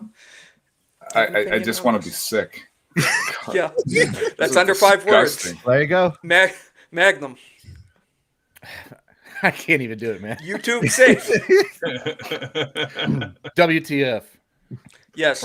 Ronan, YouTube safe. Oh, I mean, I already said it, but I'll say it again. Hag Raven from Skyrim. Oh, that's the best one. Yeah. I can't top that. Smooth, did you get yours in yet? My black vault cutting chin. Yes, accurate. And Lex, what's 5 words or less you'd use to describe this individual? Excuse me, sir. Good answer. Good answer. Yeah, it's a good one. Very well said. Who let the dogs out? Exactly One 5 more. minutes. Never been a long time. Perfect. Finally got I'm something. trying to pull this up. Cole Hauser just sent me this. So speaking of Modern Warfare 3, we're going to show this real quick. Goodness. What is this, Cole Hauser? So this isn't one of the bonus maps because I remember when I was playing it, because every time I'm running around and I kind of stopped and then I took a picture of it. It's pretty cool. It was a multiplayer. It's pretty cool. You wouldn't see that nowadays, would you? No. Whatsoever. Well, that's why when you showed the other one, I was just like, you know what? They had some pretty. If you go behind the screen, you'll see some pretty cool stuff in there. And that's from the new Call of Duty? No, from the that's Modern Warfare 3. Oh, from Modern Warfare 3. Yeah, Okay. Yeah, the original 2009. It just goes to show you how far our culture has kind of fallen. It's My favorite part, or my favorite thing in video game history was the end of Fallout 3 with the commie-hating robot. Ah, yes, Liberty Prime. Yeah, communism Jeff is a preferable alternative to communism. Yeah, that is. Yeah, that it is. Man. So, guys, we are. Dead. Yeah. Oh man. What's this? The Bog Witch from Legend. I haven't seen that. Oh, brutal. But that is going to have to wrap it up. We're going to go around the horn and we're going to check in with chat. This was a good stream. Thank you, everybody. I really appreciate you showing up. Corn Boy, as always. Where can people find you? What you doing? How you doing? Just catch me on my YouTube channel there on the screen, and watch out for gaming streams every once in a while. Hopefully we get some repo going this week, maybe some Battlefield, who knows. It's a good season for repo. That is. Let's get Corn Boy to 100 subs too on YouTube. So everybody go check him out. Cole Hauser, you are coming off of your first stream this week. Good job. I really enjoyed it. Where can people find you, and what are you going to be up to? So you can find me on, of course, YouTube. You can find me on X under Cole Hauser, and I'm just going to be doing another toy stream this weekend, and having a lot of fun doing it. Fantastic. Keep up the good work, too, because that was a really fun stream. And Jeanette, you guys talking. I look forward to seeing more. And Magnum, as always, thank you for joining us. What are you going to be up to? Yeah, same as usual. Should be another Nerdspiracy tomorrow night. And then I have a video that I was working on, and it's kind of evolved into a larger project. So I'll let y'all know when I got some more details.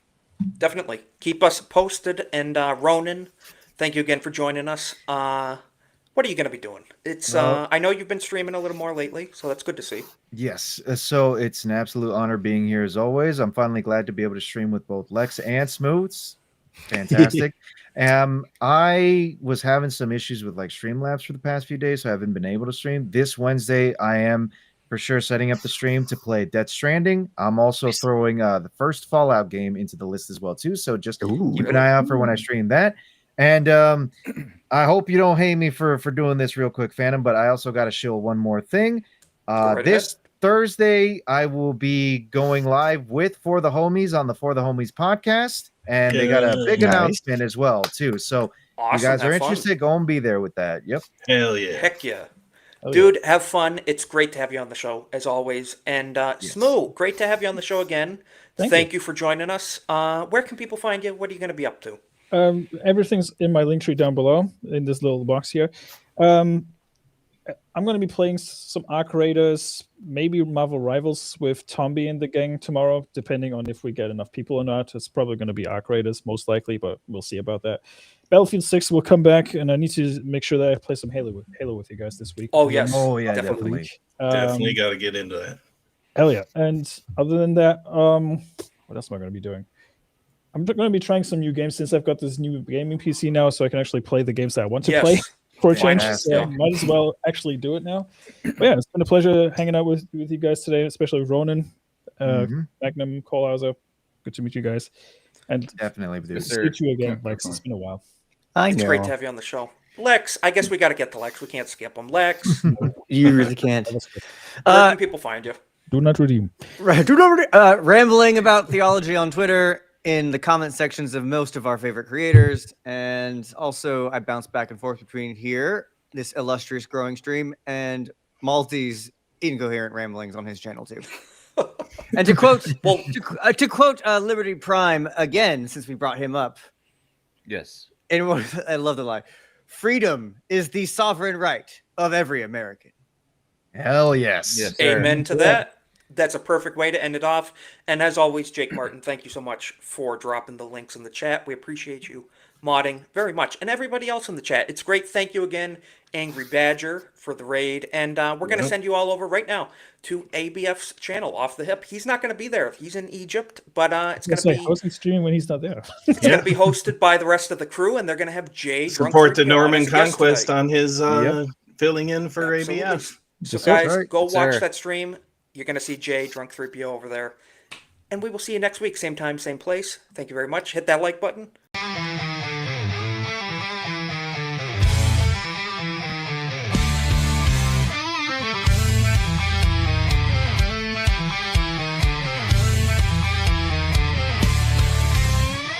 Golden Age is back.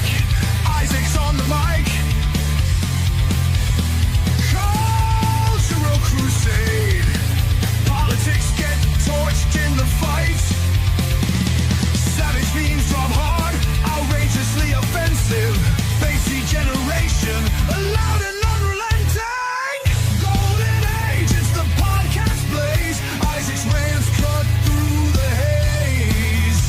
Crusades alive, memes collide. Subscribe now, join the savage tribe.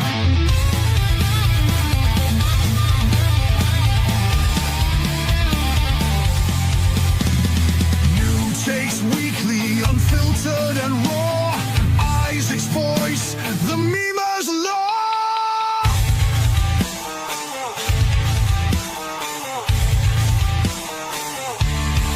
The golden age of America begins right now.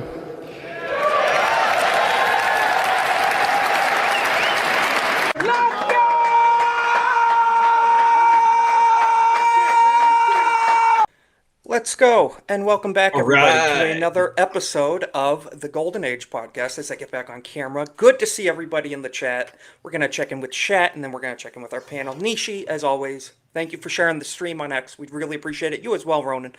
Good to see you. Big Dog Jake, Hail Man, John Ambler, good to see you, brother. Just JK. We have Legatus over on the YouTube and the Kick side, and that's a reminder, guys, we are also live on YouTube, X, and Kick.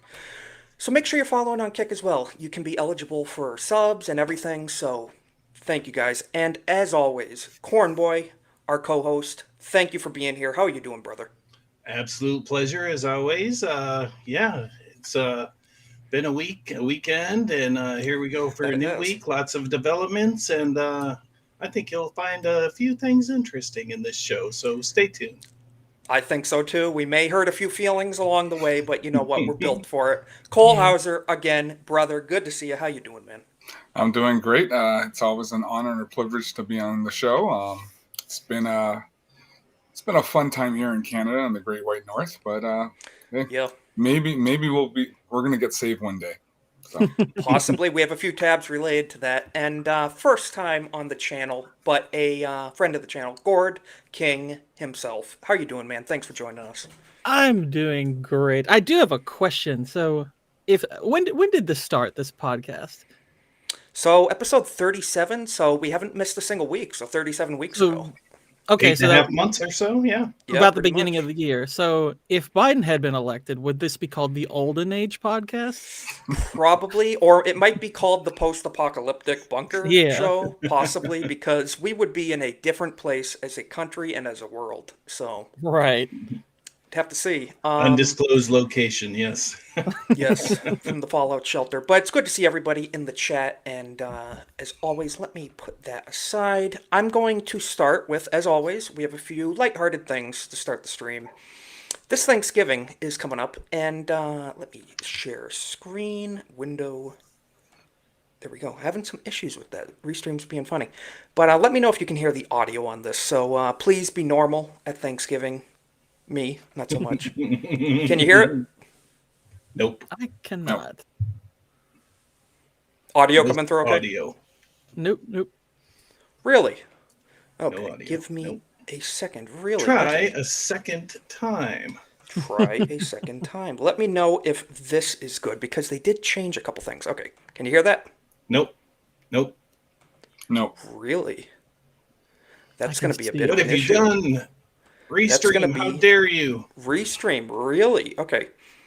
One last time. We're going to try this. Let me know if you hear this. If Nope. Okay, let me know. Nope. Not at all. No. Really? Okay, well, we're going to have to work around that now, aren't we? So Oh, I don't no. know what Restream is doing, but we're going to work around this. So essentially, it's Alex Jones doing an Alex Jones thing at the Thanksgiving table.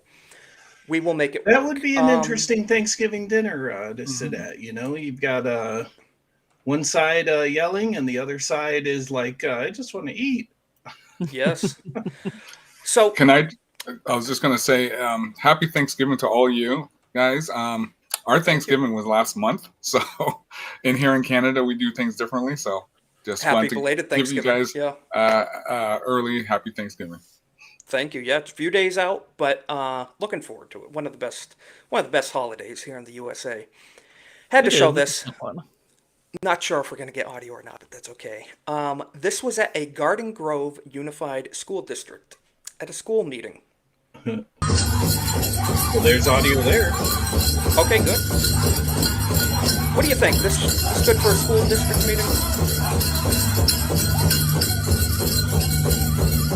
You know what? Maybe we don't need audio for that. But I was seeing some verified Native American patriots tell me that they didn't actually dress like this until they started needing to sell it as like, you know, a good to sell to the white man. Like this is us. Yes, until they needed to rebrand and look a little less child sacrificey and a little less genocidal and slavery. They said not until like the mid 1800s. So was that was that a pride belt? Is that what we was going for there? That's what I thought. He might have incorporated modern day sensibilities into it. The rare Native American. Yes, the Native Americans. It wasn't polio that got them; it was AIDS, actually. But so you know how we say stop Asian hate, or not we, but people in general. You know, the Asians had some trouble at the train cars in some diverse neighborhoods, essentially. But breaking, an Asian nail salon owner has gone viral after absolutely demolishing That's a bit redundant. Yes. By the way, to anyone in the chat who doesn't know, my siblings are Asian, so it's doubly funny really? for me. Yeah. Okay. So you know you're going to be able to work through the accent a little more. I find this doubly funny. You said disrespectful black woman. That is redundant. Who told him to go back to his country. Listen to what he says. I saw your EBT card, all this. Let's hear. Let me know if this comes through. And come in here and pay me, and then Coming through. you can talk to us all kind of way you want to, bro. The fuck? I can talk to you however the hell No, I you want to. cannot. Go back to your damn country if you want to act like that. Back to the... You just told me to go back to my country? Yes, I did say that. Bitch, I saw your fucking EBT card in there. Guess who paid for that motherfucking shit? I did. Oh, well. Bitch, you know Oh, well. I'm fat. Oh my fucking god, bro, you got me fucked up, bro. So we'll leave it there. But he didn't beat around the bush with that, now did he? It's almost like he had some emotional damage from it. Emotional damage. I wish I had that clip. Yeah. I thought that was Philip Chan for a second, to be honest, but it might have been Phil. Easy mistake. You know what? When I see that, it's just entitlement, you know? Yes. Because again, I said this over and over, blacks who caused the most think they've done no wrong. So it's black fatigue, you know, all it over. Really is. That's all it is. Everyone of every color has it too. Everyone's kind of sick of the poor attitudes. Was she mad that her EBT card wouldn't pay for her salon visit? What's going on there? Could be. You know, I don't think that qualifies. But speaking of disrespectful ladies, former First Lady Big Mike went to a People magazine photo shoot to show off her beauty. Now, a lot of people on the left are saying she's far more beautiful than the current First Lady, Melania Trump. Aww. What do you think? This looks more like that school I don't school think meeting she's ready for an American Eagle ad. I don't know what brand her pants are, but she does not have good jeans. I'll tell you that right now. What were you going to say, Gordon? I was just gonna say, it's like, look, I know men do a lot of things better than women, but beauty's not one of them. I'm just saying. It's very true. Very true. And speaking of, she must have men, male genes, to be able to fit in them. Speaking of men who like men, Dean Withers, prominent Gen Z leftist influencer. Now, this did get community noted, but it doesn't change the fact that this is hilarious. Dean Withers comes out as bisexual, otherwise known as flamingly gay. And it did get community noted as being satirical, but that doesn't change the fact that this clip still exists. And, of course, it didn't save. Needless What's to say, the point of community noting a satirical account? I don't understand that. That I don't understand. Literally the clip says fake news. The whole channel, like the actual bio says they report fake news. It's literally ingrained in the bio. I don't know why you need to community note that. Because apparently people don't look that far into the fine print. Apparently, but you would be surprised. Yeah, it is what it is. So in Texas, there's a gentleman by the name of Wesley Hunt that is running for Senate primary. He has received an endorsement from prominent Gen Z leftist influencer Olivia Juliana. So they took a selfie, they met up. He is a Democrat running for office. Olivia Juliana gives a hefty endorsement to Wesley Hunt in the Texas Senate primary, hoping to tip the scales in his favor. What do you guys think? You think she's gonna help out his campaign, tip the scales, get some voters for him from the Gen Z department? Tip the scales, she might do that. I think that plane's nose is tipping downward the whole flight.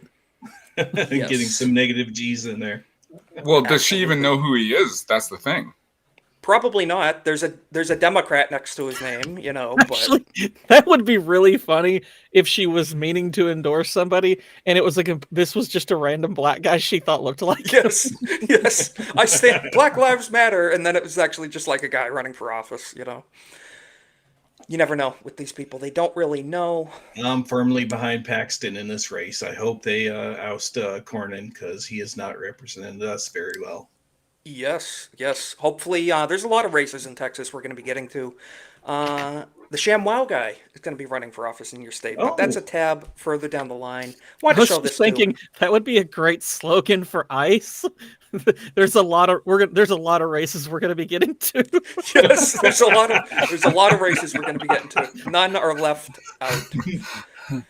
Had to show this pretty quickly. ABF and a bunch of people from the Fellowship, Gary, Nerdrotic, Jeff Up North, ABF, everybody went to Egypt on a big trip recently this week. And this is pretty funny. ABF posted this. Found J.D. Vance at the Egyptian Museum. So that's a real bust at a museum in Egypt. And it's just shockingly looks like Fat J.D. Vance, like the meme. And just even leads back you to then, they were believe. down with the memes. JD But Vance it just is leads an you to old believe that Egyptian prophecy. Maybe what people's grandmothers told them, we was not kings, possibly, from what we're seeing from this. I'm just saying. So it's pretty interesting, the type of people that are represented in Egyptian, architecture and stuff. It's oh, look at Phil Orion. Yes, exactly. Yep, you have a poster to prove it. Yeah. Pharaoh Ryan. It's goes without saying.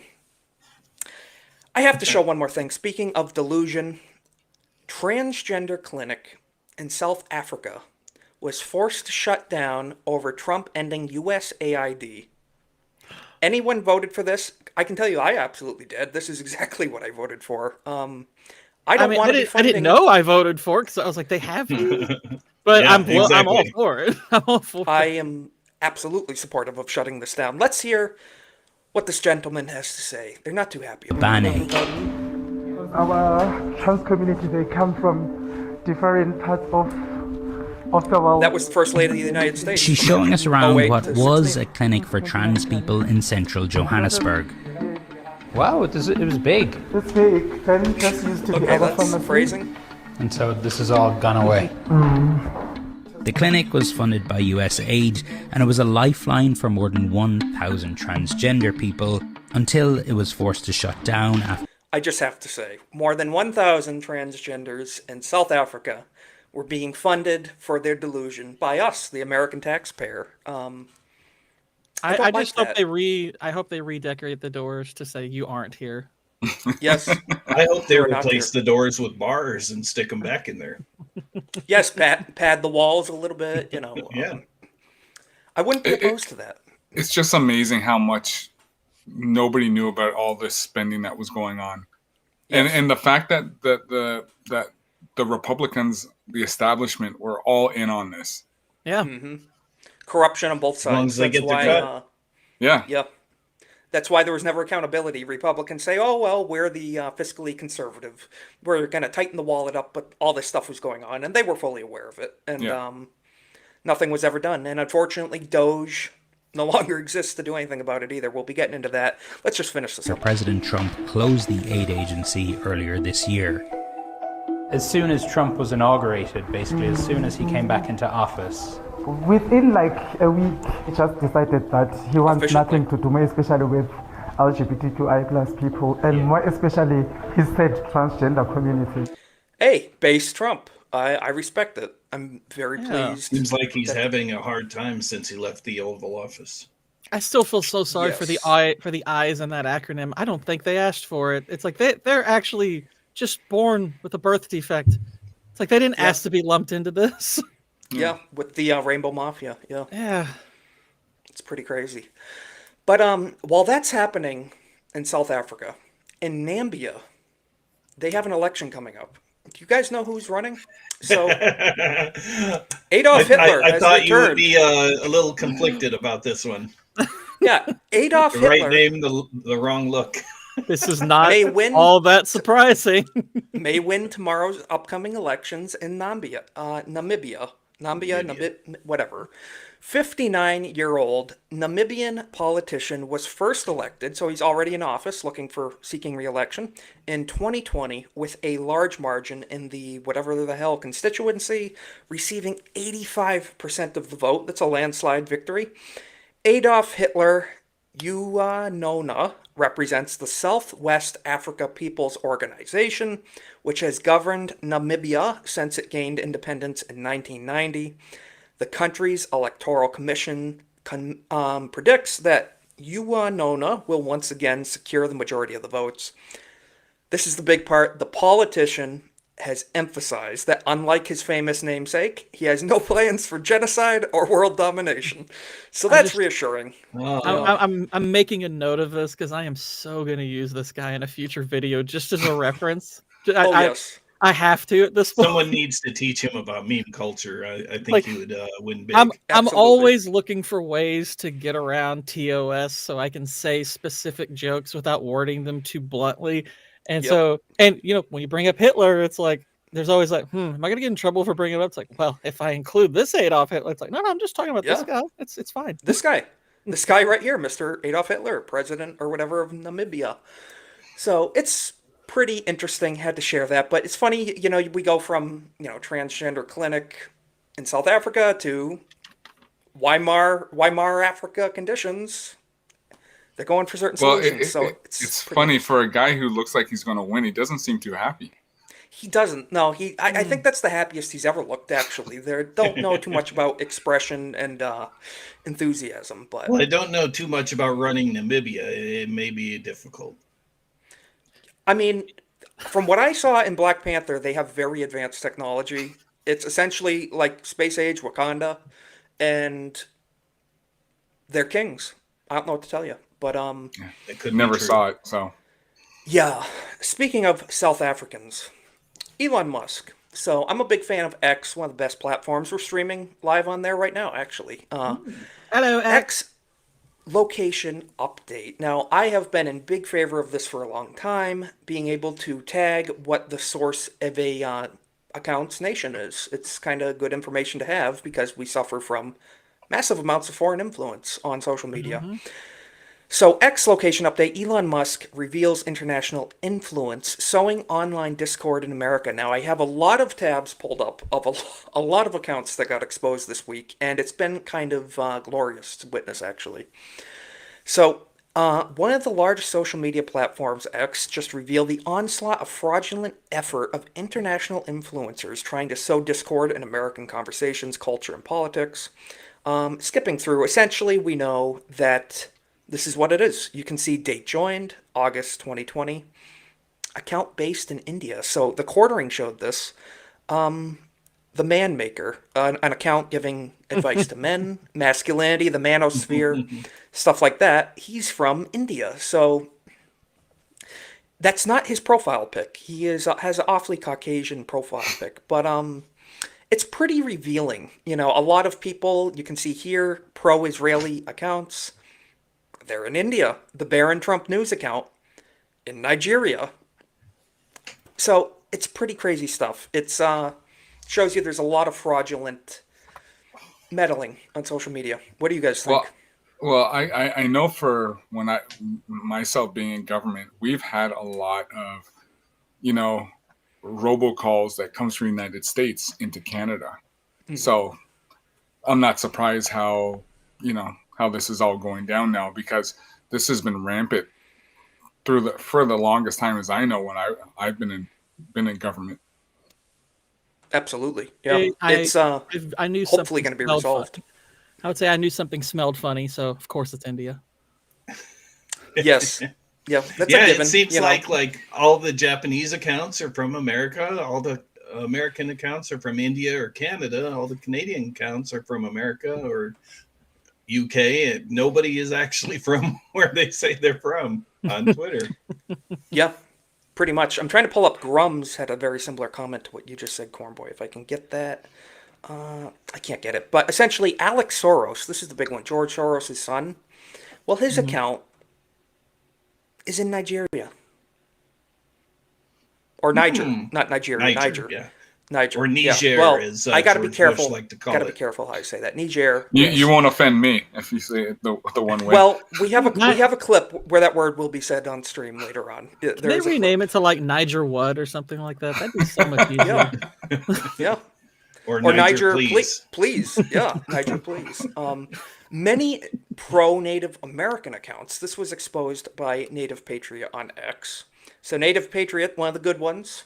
He's a patriotic Native American, which, frankly, I'm a Native American. I was born here. We've been here for over 400 years. Leave us alone, But essentially, a lot of these pro-Native American accounts, Native American Loves Shop, this account, 11,000 followers. Well, guess what? Based in South Asia. So now what does that mean? Because I've seen India and Pakistan on there. Are there just other countries that are not listed for part of South Asia? I don't know. Well, there's other ones, or stuff continents. like that. I've seen ones where they Cambodia, just mark it like maybe Europe. I've seen ones just mark Europe. So I don't know how that works. And also the gray check marks are not getting that revealed too, like the government accounts and stuff. Generally South Asia. If it's not India, it could refer to like Bhutan, Bangladesh, Nepal, Pakistan. Right. It's like a conglomeration. Maybe Sri Lanka. Yeah. Okay. And then the DHS account went viral because somebody photoshopped Israel as its yes. I saw origin. Their response was pretty funny to that too. But that that's pretty funny and sparked some controversy. But these accounts all essentially got. The Muslim cowboy. The Muslim cowboy. Well, guess what? He's from Saudi Arabia.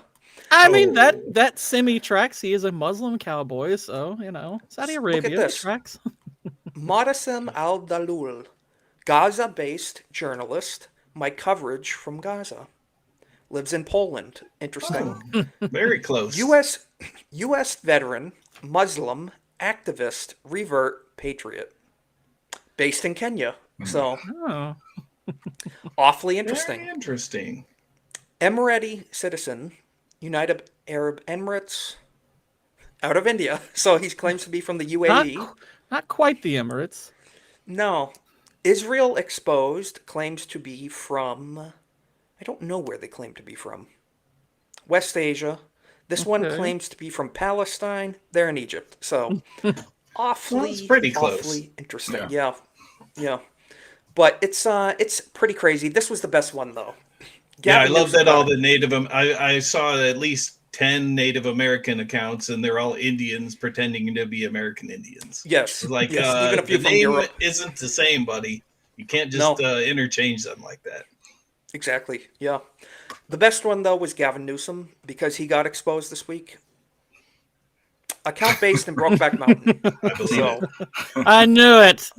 Yes. That's a factual statement right there, I do have to say. Probably the best one. And Quarter Black Garrett, who we all know, I think he had the best response to all this. I'm going to get your opinions on this. We need this feature added to X ASAP. We need this button, Elon Musk. Indian content toggle It on. should be so easy to toggle on and off accounts from certain geolocations now. I don't understand how that's not an issue to put that in there. Oh, I would pay more for that feature, to be honest, at this point. Exactly. I mean, you shouldn't have to. He's missing a business opportunity by letting people opt out of regions they don't even want to hear from. Absolutely. I know many people would concern would be.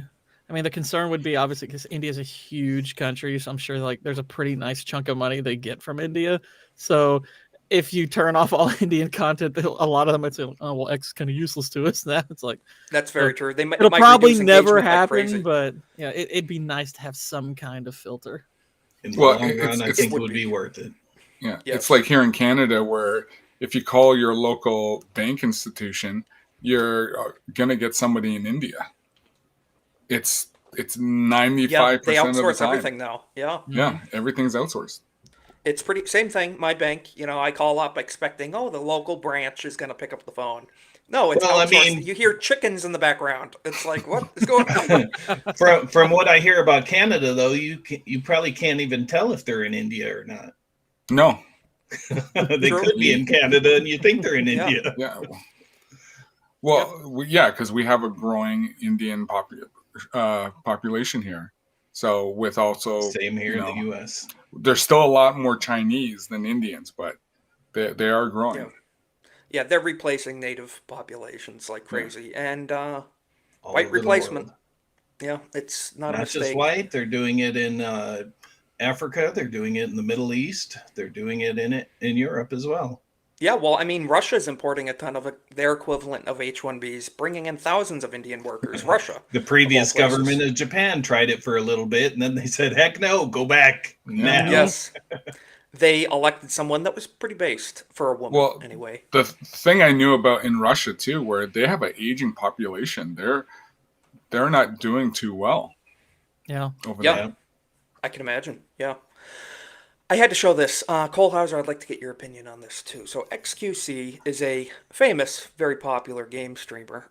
He took some heat this week. Now, ripped a heater on live. Wow. Preface this, gamers have a reputation for saying words. Gamers say words. It's part of it. Modern Warfare 2 chat lobbies, Halo 3. In the heat of the moment. In the heat of battle. And XQC, he dropped some words on a stream. Let's hear what he had to say. 17 minutes in the lobby, they get free fucking pickings for the loot with a free loadout. That's the point. That's the point. Like, enough at one point, these are shit mechanics. Like, what are you talking about, man? The PvP component. I understand that. So it may have slipped through, but Kongman Lee covered this pretty well. And I agree. I'm glad we're finally moving past all the gay and fake outrage over a word. Its only function is to browbeat well-meaning into submission. Just say who cares, and the word loses all its power, essentially. I think that's a perfect summation of all of this. Fake outrage accomplishes nothing. A word only has as much power as you give to it, essentially. And if you haven't seen, somebody made a short AI video of XQC playing Arc Raiders. It's hilarious. Really? I got to see that. Wow. It's pretty cool. Yeah, I've heard a lot of people are raging at that game in some cases. Yeah, I guess my take is words are going to get said. Even in the heat, they're going to get said. Now, I know if I'm gaming or I'm out with the boys, it's going to come out. So it's part of life. I don't, especially when, black guys are constantly letting it throw left, right, and center. So I've never. There's no big deal for me. So it's like whatever, right? Words are words. Whatever happened to sticks or stones may break my bones, but words will never hurt me. And people are acting like he should be canceled or worse. Over saying. I say give him a break. Yeah. Like I appreciate that he didn't walk it back. He's like, yeah, I said Absolutely. it. What about it? I mean, like if he had come out and apologized or had like, been standing for a long time on some stance that we don't say words like that, then I would actually have an issue with that. It's like, oh, so you're just a hypocrite. But yeah, if he's just gonna say, he's like, yeah, I said it. What about it? It's like, okay, fine. Exactly right. Yeah. It's like it's a word. I respect it. You don't bow to the cancel mob. Because you'll accomplish. Yeah, there's no malice behind me. It's like there's no malicious intent behind it. It's kind of what he said. It's like, yeah, it made the dialogue a little bit funnier. It added some flair to it, and I'm like, yeah, I get it. Have any of you guys seen? Sorry, have any of you guys seen Trading Places with Eddie Murphy and Dan Aykroyd? Mm-hmm. Do you remember the scene when? Well, there's a scene, Cornboy, you probably know, when Eddie Murphy was hiding in the toilet stall, and the two brothers were talking, and he basically said, "You think I'd really like to have an N-word working in this company?" Now, when that was funny. That was funny. So when people just take it out of context, out of the fact, oh, why did he say this? Why did he say that? It's, Exactly. I mean, if you want to trying to describe malice where there is none. Yeah. If you want to see for me being black, it doesn't bother me one bit. If you want to see one of the funniest bits of television, like in history, there's a clip from the show Louis, the show that Louis C.K. did, where him and this lady are in this museum of just really weird, like fake modern art. Like there's like bags of dog poop, and that's supposed to be art. And there's a button that just says push, and he's like, I guess we're supposed to push it. And she says no, and she's like, I don't think you should do that. And it literally says in Louis' voice the N-word really loud, echoing through the museum. And it is one of the funniest clips I have ever seen in my life. I need to watch it now. Yeah. Oh my gosh, I was crying. I was laughing. It is said in the loudest, most abrasive way possible. And then when he's like, no, I didn't actually say it, and he keeps pushing the button, it's playing completely different sounds. That's so funny. That's awesome. No, I need to see it. We need that type of humor back. Yeah. And speaking of old school comedies, that's a perfect segue. This is reported that Donald Trump is reportedly pushing Paramount to make Rush Hour 4. Now, IGN has been talking about this, and, IGN take with a grain of salt. But essentially, Donald Trump reportedly wants to revive the raucous comedies and action movies of the late 80s to late 90s, and has personally pressed Larry Ellison on Rush Hour 4. Pretty interesting to see a president engaging in the culture sphere so greatly, Is this from the same reporters that said he demanded a guerrilla channel on the cable news in the White House? I didn't know about that. Like that, yeah. It was. Yes, that's why I'm taking everything. Term, they were all joking that he wanted a guerrilla channel. Really? So, see, I don't know. That's why I'm saying IGN take with a grain of salt. But essentially, they're claiming that it's been 18 years since Rush Hour 3, and most think the action comedy franchise is dead and buried. But if Donald Trump reportedly gets his way, a new Rush Hour film will be made. Now, they make it sound like he has so much more influence over what he does. Yeah, he's just the president. He can't make a company do this. I'm willing to bet that this all would, if we were to have seen literally this conversation, I'm willing to bet it came from one conversation. He probably just said, you should make another Rush Hour. I'm willing to bet. Yeah. Probably in passing. Yeah. Look, I mean, here's the thing. Let's say they did another Rush Hour. Rush was good. Wouldn't that be nice?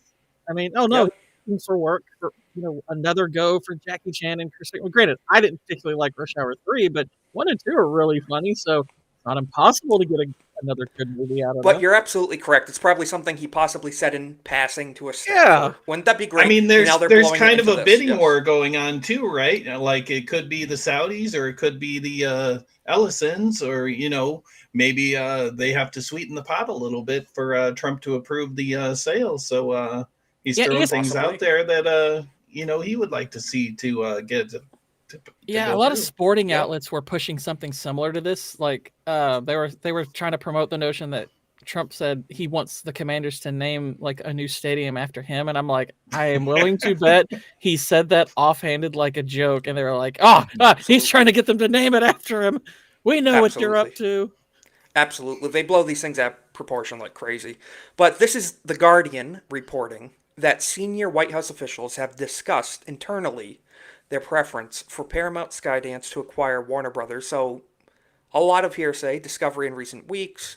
If that deal goes through, we know Warner Brothers Discovery, considering bids. But then Trump wants Ellison to push through a new Rush Hour film. It's worth noting that Rush Hour director Brett Ratner made Amazon's upcoming documentary about the First Lady, Melania Trump, a project that comes after Ratner was accused of misconduct. Interesting. A lot of interesting connections. Like I said, it's IGN. I'm taking it with a grain of salt. I still think it's interesting, but it's IGN. IGN. It's a lot of hearsay. IGN is an anagram for half of the N-word. So. Yeah, you just need to rearrange them, actually. Yeah. There you go. Ironically, those were the letters that were highly worn down on my Xbox 360 keyboard. What were you going to say, Cole Hauser? Well, I was going to say, do we need to get back to those 90s, even 80? Well, I would go back to 80s comedies, because they're well needed. But, as we saw in this latest rendition of Naked Gun, will they actually go that far to go back to this, to where we were? Yeah, right. Comedy. Are they willing? Are they going to commit to the bit? That's the question. Yeah. Comedy's been in a really rough place over the last 6 years or so. I can't think of hardly a genuinely good comedy to come out in the last 6 or so years, maybe even longer. The only movie trailer I've seen that has some promise is Fackham Hall. That looks really funny. That was a great trailer. Yeah, and that's British humor. Yeah, I have some hope for that, but gosh, other than that, it has been dry. It's pretty sparse, and it's a shame because I think that's where a lot of the people getting offended easily over things. It cultured that greatly. It encouraged that because you need pop culture media to push the barrier so people don't get comfortable. It needs to make you a little uncomfortable, unsettled. Really consider what's important. A joke is not gonna kill you. Well, I don't know if you saw. I posted on X last week. There was a clip from the Kentucky Fried Movie. I didn't see that. Okay. It was the same guys who made Airplane, Naked Gun, the original. Okay. And where a white guy comes out, and you know this. I know this. And he basically walks into the middle of black guys, screams out the word, and starts running. But it's the whole plot line too. Basically, they frame it as he's a stuntman / danger seeker, like an evil Knievel. So you're like, oh, what's he gonna do? And he goes to a group of black guys and shouts the N-word and That's runs. awesome. He's a thrill seeker, huh? Yeah. So those are the comedies I want back. Yeah, absolutely. Because I mean, if we could get a repeat of the 80s and 90s, we'd have 2 good decades of culture to bring back. Just repeat it all in new ways. Yeah, I mean, it's 80s and 90s. That's a better era for just movies in general. You have way better action, and I mean, we've had these recent movies, they have the new Predator movies, which are just heavily watered down, feminized nonsense. And I mean, the Predator has daddy issues now. It's like, what have you all done to these movies? Just what I want to know about murderous space aliens' feelings. Yeah, that's what I'm very interested in. Ugh. Yeah, directly after he fights a Native American female movie. Oh well, she's a no. He had one in between. Which I did a 2-part video review of Killer of Killers, which features a Mary Stu, a Hispanic Gary Stu, and a decently stoic Japanese ninja, but who's also kind of retarded. I'm gonna have to check that out because that sounds. Before you start, so the Shamwell guy, he did a comedy movie. He did. So I heard about that. Wasn't it the lowest rated on IMDb or something like that? Well, if you go back and if you watch the trailer, you will die laughing. Okay, I'll check it out after the stream. Yeah. Vince Offer. I know the ShamWow stuff. I don't know the movie. The ShamWow guy. So this is a 2-parter. This is part 1. Part 2 is kind of like ShamWow salesman Vince Offer has filed as a Republican to challenge John Carter in the primary. Now, okay, interesting. So ShamWow guy, Republican. Now, this post went viral. This is the interesting part 2, and I'm going to say allegedly before all of this because I have not heavily researched the subject. I actually don't really know anything about the guy other than the commercials and the fact that he's now a Republican running for office. But this is the claim from a lot of people on X saying, allegedly he was born in Israel, so he's a foreigner, moved to New York City, then California, became the ShamWow guy, beat up a lady of the night. Why don't they ever mention the slap chop? I don't know. Got sued by his assistant for allegedly doing some pretty horrible things. Made a movie that got 1 out of 100 on Metacritic. Now he's running for Congress in Texas. So that's that movie you were talking about, Cole Hauser, the 1 out of 100. It was funny. You know, honestly, I'm going to watch that trailer. Israel. He was born in Israel. So he was born in Israel. So I don't and like Offer foreigners is running actually for his office. first name. His real last name is Shlomi. Yeah. Really? Yes. Offer Shlomi. Offer Vince I do love the fact that we have a Jewish guy whose name is Offer. That's fantastic. Yes, His name is Offer. That's funny for multiple reasons. Offer could mean the hitman sense, or it could be, like in the transactional sense. Transactional sense. For some reason, the coins were pretty light. I got, but is his if he doesn't use Offer you can't refuse in his campaign, don't vote for him. He's not worth it. He should do it. It would be worth it. Yeah. But Cornboy, the former pitchman, filed in an area north of Austin. So Austin, Texas. Yeah, that's the north suburbs. Luckily, I live in the southwest. Okay. Do you think that area? You think they're gonna go for that guy, or what do you think? Maybe. I mean, it's the more well-to-do suburbs north of Austin, up to Temple, where the big VA hospital for the state is, and up to Fort Hood as well. Okay. Yeah. Well, if you think of, sorry, go ahead, King. Oh, I was gonna say So I'm kind of scanning his Wikipedia page. The arrest thing's pretty funny, I think. Apparently, he and a 26-year-old prostitute were arrested in Miami Beach. The report said that she bit into his tongue and wouldn't let go, so he punched her in the face. Oh my god! Yes, I remember that's that. That's a natural reaction. I don't blame him. That is wild. That is wild. And I mean, now he's running for office, so yeah, there's the opportunity to vote for that guy. We shall see. Well, think about this. To I guess, to all the people that stayed up watching infomercials. Hey, that's the ShamWow guy. They'll recognize him. They go, yes, recognizability. Yep. I bought the ShamWow. It was a pretty good product. Mm-hmm. I'm going to vote for this guy. I had the slap chop back in the day as well. Yeah. Well, I'll tell you what. If Billy Mays, rest in peace, was still around and he ran for office, I would have probably voted for him. I liked that guy a lot when I was a kid, seeing him on TV. Just saying. So yeah, soak John up all Ambler, this debt. He gave her the old slap chop. Yeah, right to the face. I like the comment a little bit before. ShamWow, more like ShamPow. Hey, I'm sorry, Steve. Steve is saying, Steve, are you of the tribe? We have to ask. Vatlaw, that article you sent me about Mr. Adolf in Africa, we showed that earlier. Do you think he marketed that product in Israel as the Shalom Wow? Shalom Wow. What's another product? I don't know. I'll think about it. We'll think about it. The slap chop. It's good for cutting vegetables. It's good for clipping coins. You don't know. But the end of an era, we have to transition. Doge, speaking of saving money, Doge is over. This is unfortunate. This was one of my favorite parts of Trump administration 2.0.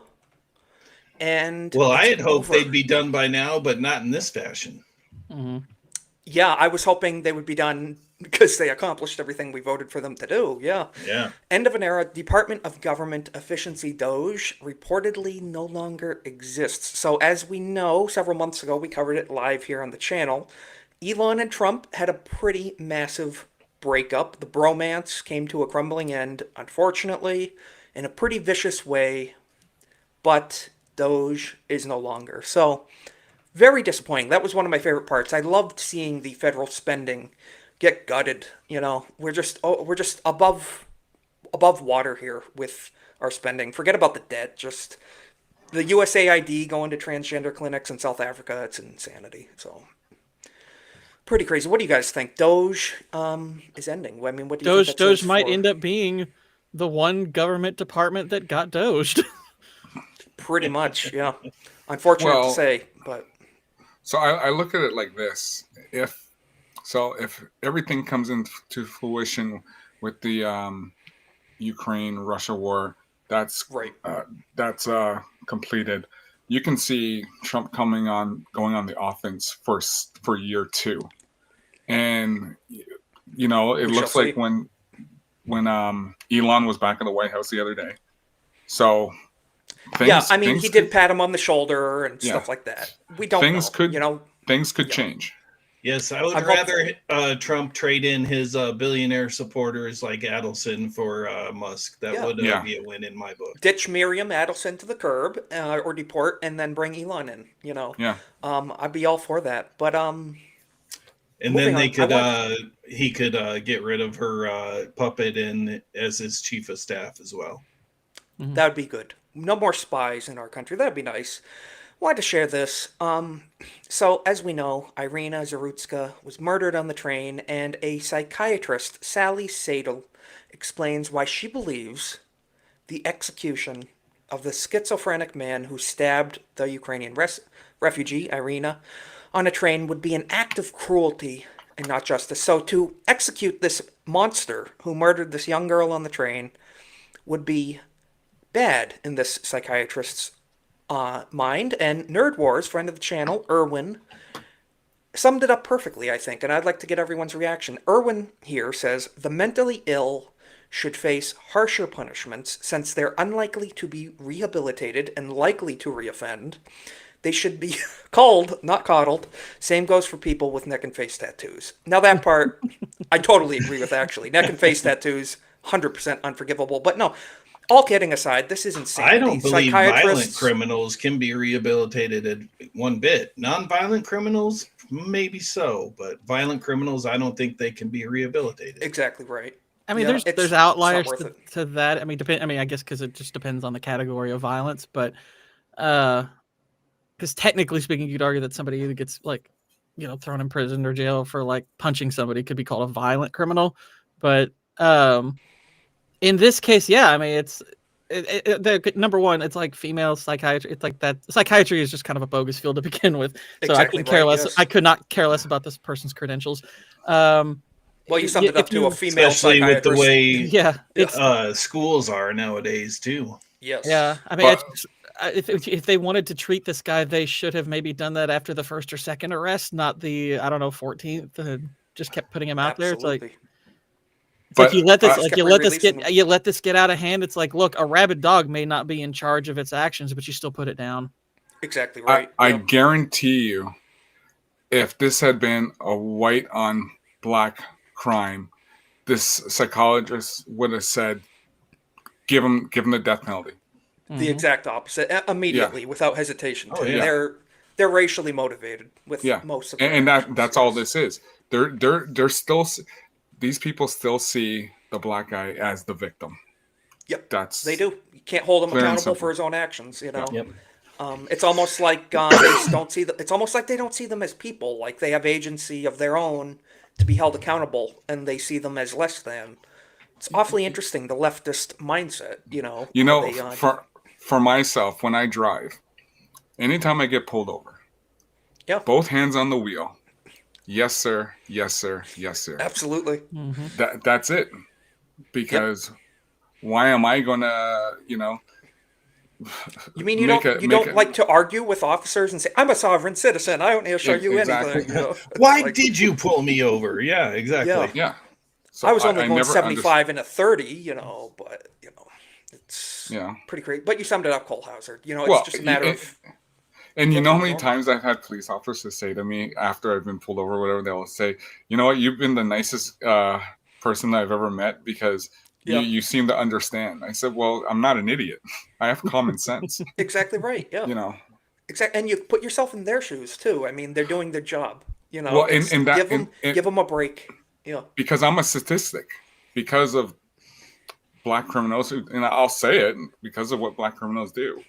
So I have to be on watch now because of what they've done.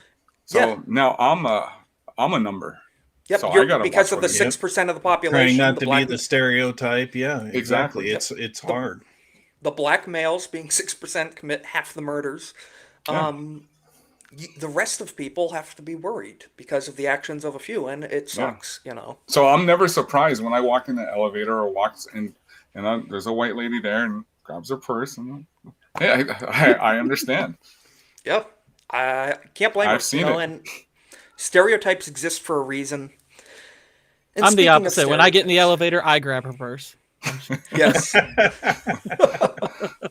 So, speaking of safety going downhill, New York City is going to hell in a handbasket. And Hail Naganal. Good to see you in the chat, man. Good to see you.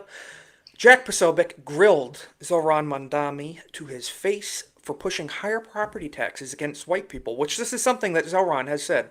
He wants to tax white people at a higher rate, which is illegal to do that.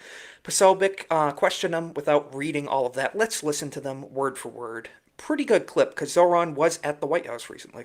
Is manageable to actually get through and not the cause of yet another weight that we see in our city. To be clear, you're continuing this idea of race-based property taxes. No, to be very clear, no, the use of the term was a description of neighborhoods, not a description of intent. So you intend to tax the whiter neighborhoods more? No, we intend to create a fair property tax system because we want a New York City that is not only fair Weaseling and right equitable, out of that. but also one that every New Yorker can afford. You see Jack's face right there. But no, that is something Zoran said. So he's saying, I'm not saying I want to tax white people. I want to tax white neighborhoods. That's his way of getting it. Will you be exempt from it if you paint your house from white to brown or black? I mean, is that what he's talking about? I mean, maybe I'll get reparations. Clarification might be needed. It would be helpful. Yeah, he didn't say it was racial. Maybe it's the color of the house. Retint those picket fences. Yeah. So after watching that press conference, and Trump knows it. Yes. That New York is going downhill fast. Yes. And they're not going to be able to recover, where they're just going to say, there's going to be a lot of people coming out and says, you know what? Yeah, I voted for this guy, but I didn't vote for what he wanted. So absolutely, they're going to abandon him fast. And I doubt he serves a full term. I think he could be recalled. But I had a family member mention this weekend. What do you guys think? What if Trump, after his term as president, ran for mayor of New York City after he was done as president? He returns. He says the king is back. We're going to revitalize. Could be a possibility. He is a native New Yorker. I could see it happening. Possibly. I could see it. I mean, I could see him running. I don't know if they would accept him at this point, just because of how far to the left that New York has gotten. Right. And I don't expect them to elect on the basis of intelligence. So. No, they do not go off of principle whatsoever anymore. You know, I think the return of the Jersey mob is like their best hope at this point. Yeah. Pretty much. Well, let's get Tony Soprano up in there. What? It's the adage I always mention about the givers and takers. You have to have enough givers to have, takers on the welfare system or on the, let's say, taking more than you give back side. But Absolutely. New York is going to be left with nothing but takers. Who's going to be the givers? It's definitely not going to be us. Well, now they're saying, we're going to tax people in the rural counties, upstate more, and it's going to fund all our garbage in the city. And it's kind of like South African kill the Boer type of stuff, where it's like we're going to go after the farmers to give to the city people. And it's pretty crazy. It's urban versus rural at this point. And just remember, everything started going down. Like, I don't know how Mandani was like trying to blame Trump or anybody, but New York's been going downhill ever since Bloomberg took office. Once ever since Giuliani left, yes. Bloomberg took over. Because he came in as a Republican, then he went as a Democrat. He fought his way in to get a third term, and New York's been spiraling down ever since. Yeah, like New York was in its best when Giuliani was there, when George Pataki was governor. Yeah, well, Giuliani had the no broken glass, and then he also had stop and frisk, and from what I heard, New York got cleaned up quick under Giuliani. Yeah, cleaned up all the rats too. Yeah, exactly. Literally, it was almost like the same playbook that Bukele used in El Salvador. Actually, punish and get rid of the criminals. Yeah. I mean, who would have thought that works? What a concept. And I think Sal right here made an excellent point. One problem is New York City is not even a majority American city, let alone native New York. And that's a very great point. A lot of New York City residents don't even speak English and are not American born. That's a massive concern, actually. I think the only natives there are like boomers nowadays. Yeah. There's no millennials or Gen X or Gen Z born there anymore, unless they're children of the immigrants. Yes, and that is a massive concern. And we have guys like this. Wanted to show this clip too from the press conference. So as we know, Zoran and his leftist ilk, have been accusing Trump of being a fascist, of being a dictator. And, many people would be like, well, I wish he was a little closer to that instead of being a pushover sometimes because, maybe if he was a MAGA king, maybe we'd get more things done quicker. But he's playing ball. Trump is playing ball. And look how Zoran had to just immediately walk it back. And when asked by a reporter about his comments calling Trump a fascist. He asked about your comment calling the president a fascist. And your answer was, both President Trump and I have been clear about our positions and our views. Are you affirming that you think President Trump is a fascist? I've spoken about. That's okay. You can just say okay. yes. Okay. It's easier. Sure, It's easier than explaining it. I don't. Easier than explain. Look at Zoran is so uncomfortable. He's because now his voter base, who you mentioned, Cole Hauser, they might not be very happy with this. They're saying, No. I voted for he's essentially the Antichrist. He's the anti-Trump. We're gonna take down Trump. And now he's just standing there smirking next to an alleged fascist. And they're thinking, why didn't he say anything? Why didn't he speak up? Because Trump isn't, and he knows it. It's propaganda, and the left likes to play those games. And Trump. Well, he knows when there's an issue. Who else is he going to call? Yeah, exactly right. There's Yeah, no one else above him. When New York City, Hochul, what's she going to do? She's already given all her money to her.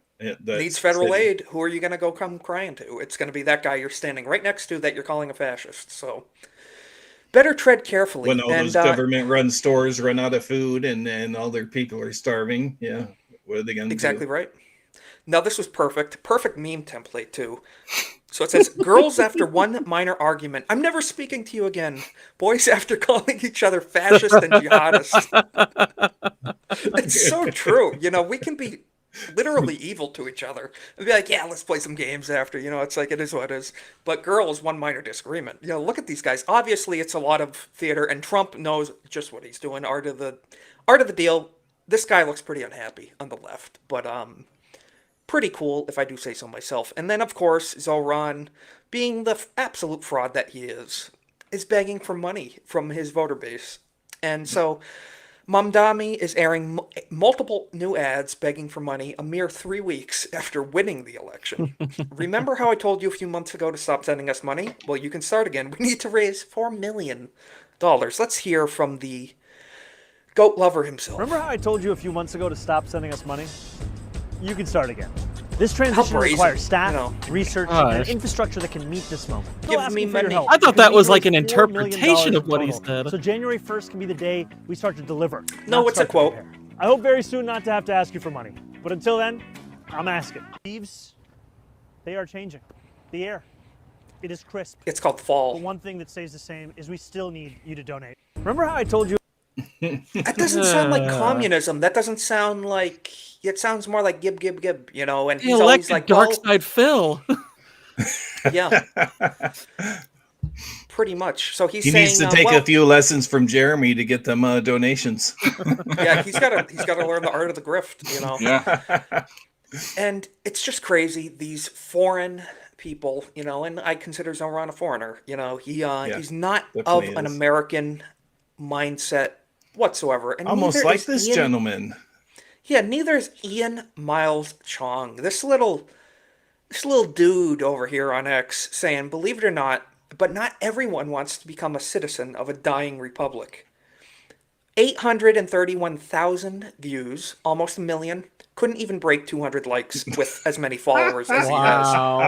Talk about a ratio. I can't show the replies because they are not YouTube safe.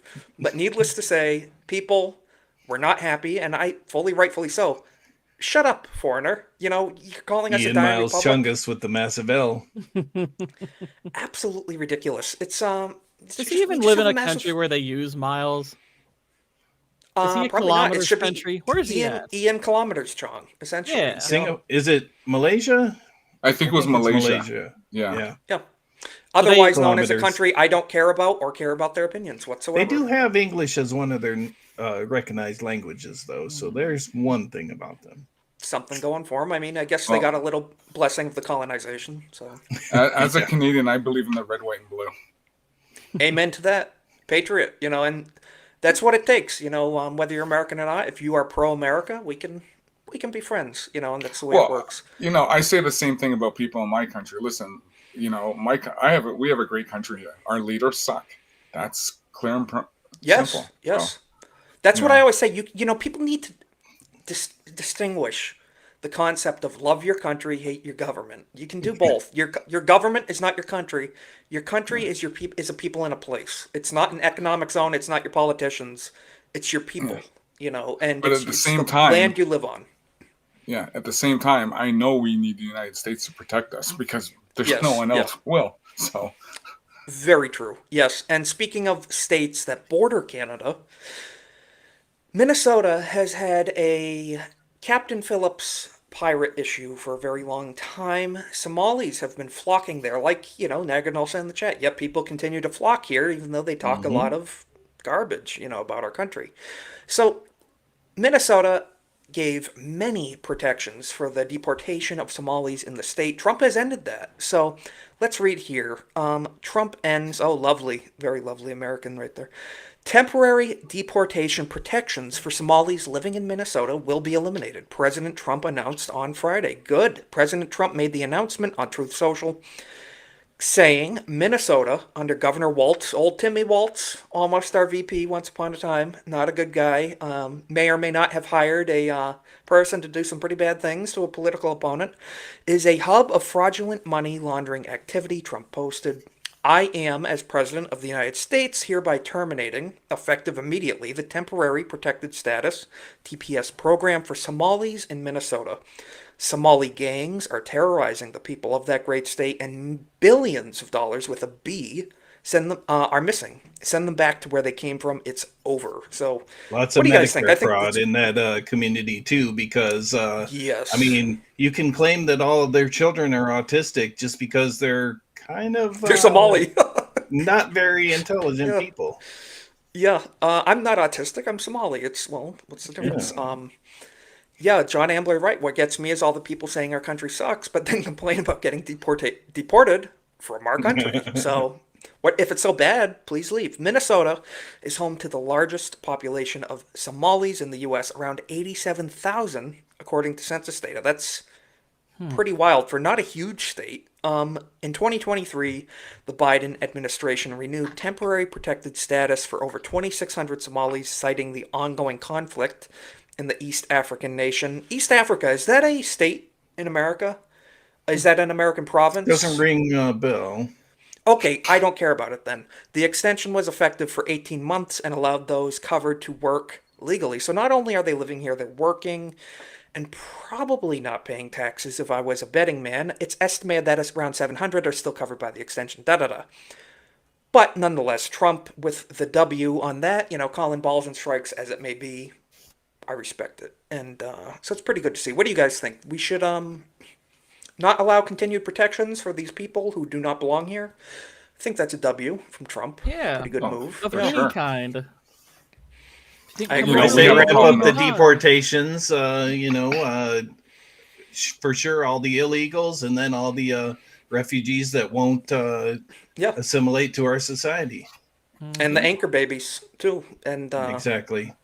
We got to work That's why on I'm hoping that executive order gets codified. The birthright citizenship, I think, is going up to the Supreme Court very soon. Well, let's hope none of these federal judges have anything to say about it, because they are on a tirade today. Pretty bad stuff. I wanted to point this out, though. You guys know Mark Kelly?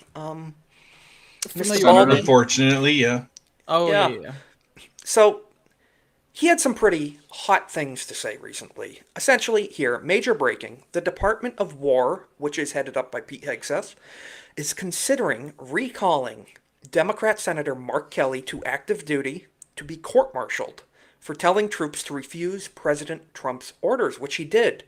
FAFO is in order. Statement from the Department of War. The Department of War has received serious allegations of misconduct against Captain Mark Kelly, USN retired.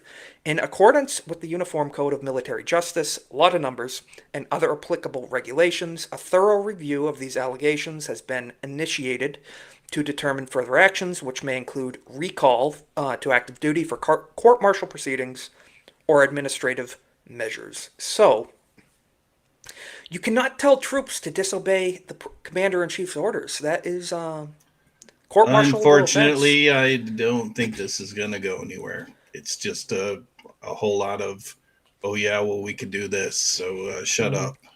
We've been seeing a lot of that. It was pretty obvious sedition, but it's one of those things that'll probably get dismissed on a technicality.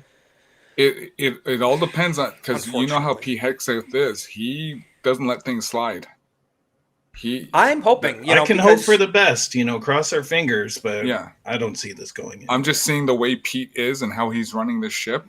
Like, nobody is. He has brought standards back to our military greatly. There has been a lot of blackpilling lately with holding people accountable. And now, if you're right and they do this, that would go a long way in restoring a lot of people's confidence that people are being held accountable. Absolutely. Well, and I think that's kind of the point of this, because like the military has been so degraded under Bush, Biden, and Obama. It's just like now they're trying to get things back to normal. Absolutely. Yeah. I'm hoping it happens, and we shall see. We shall see, essentially. And we are welcomed by Nick. The Plot Strikes Back. How you doing, man? Welcome, Nick. Good to see you, gentlemen. I'm doing well.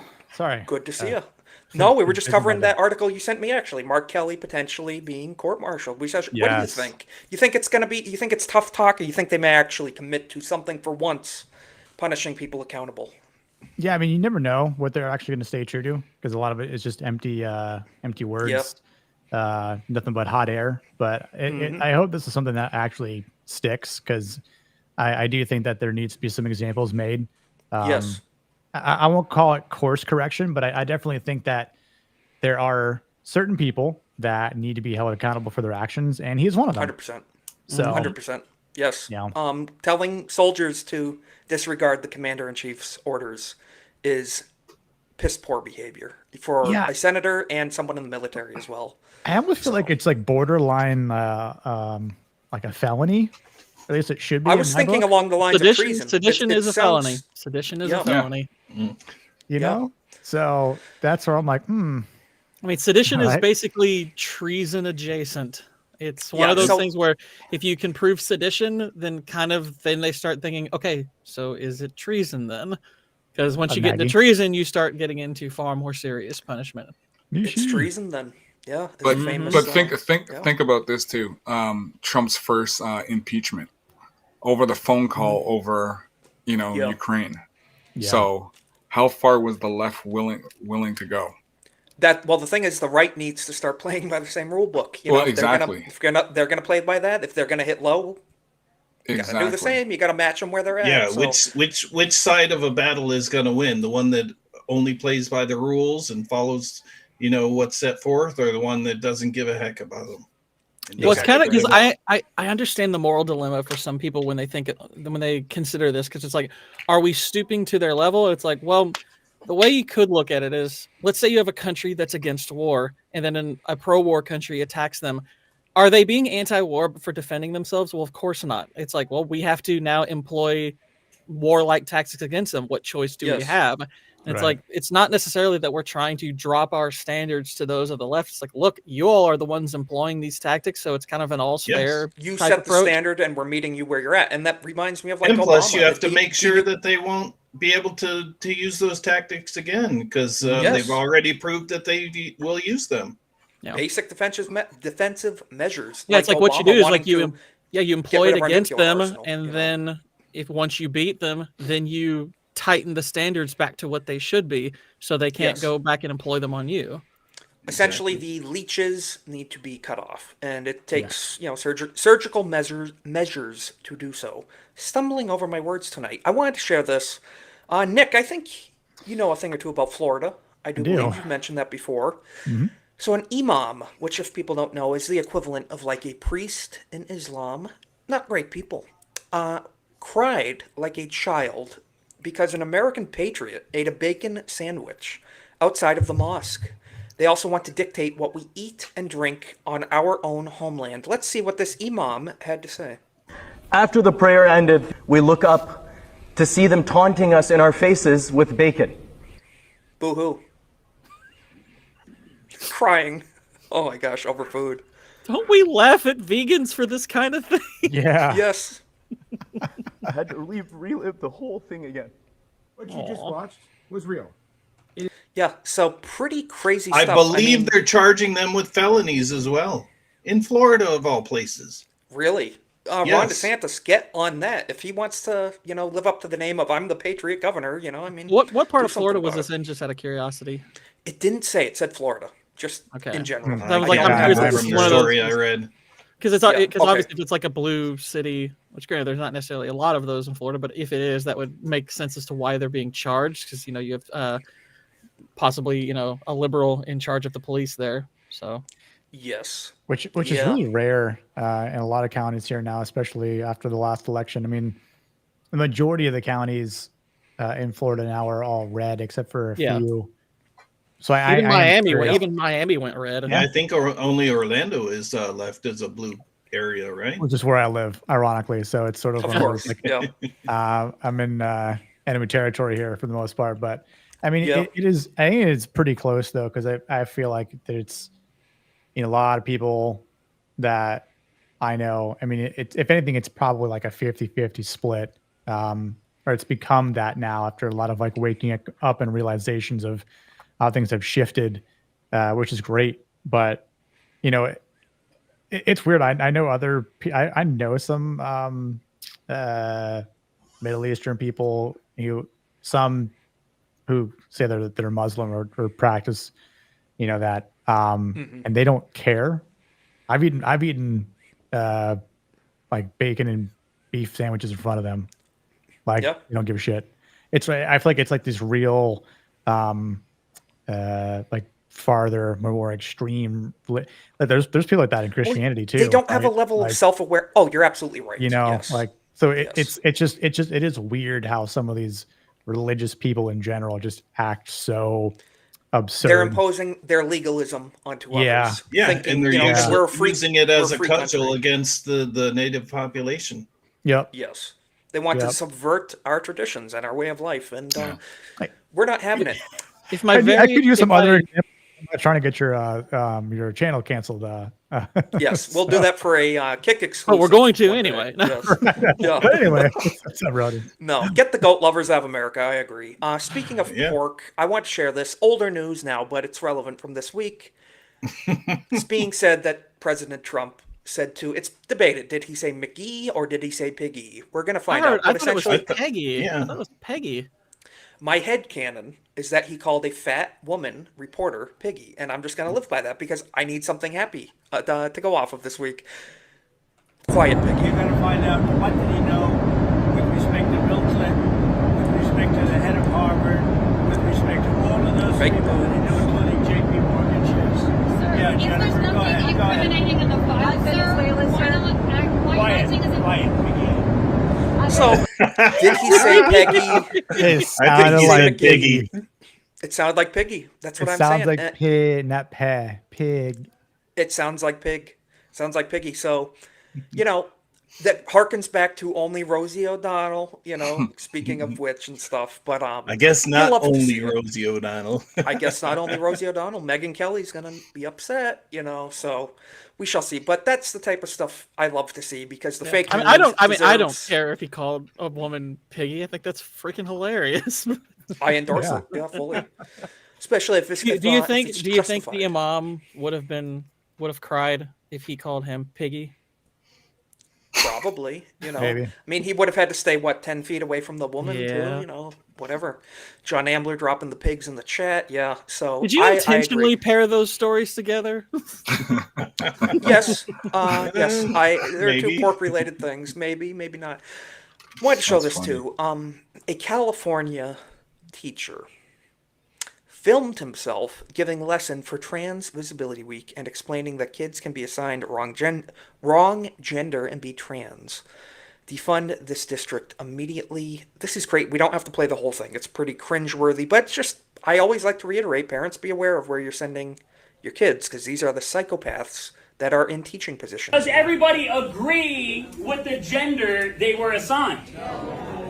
Some of us maybe. Some of us might go, yeah, that's definitely me. But some of us might be looking at that paper and going, I'm not a boy, I'm not a girl. And that's exactly how trans people feel.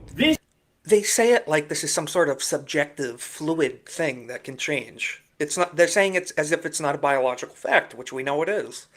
And they are telling this to school children. Yeah, that's absolute wild. Insanity. Yeah. Grooming at its finest. It is. Yeah. So This is just this leave is it the there. one area where I might agree with the Imam.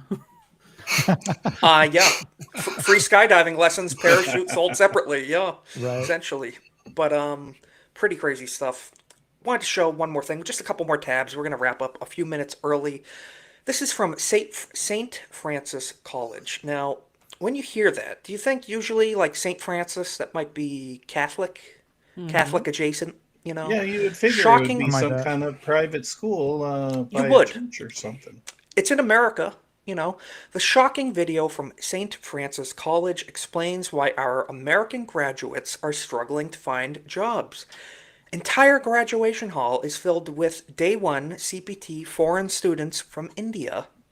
As per ICE, U.S. currently has over 500,000 foreign workers on OPT and 140,000 on CPT work visa. So entire Indian population in this graduation room. I'm going to tone down the audio because who cares, but St. Francis College in America.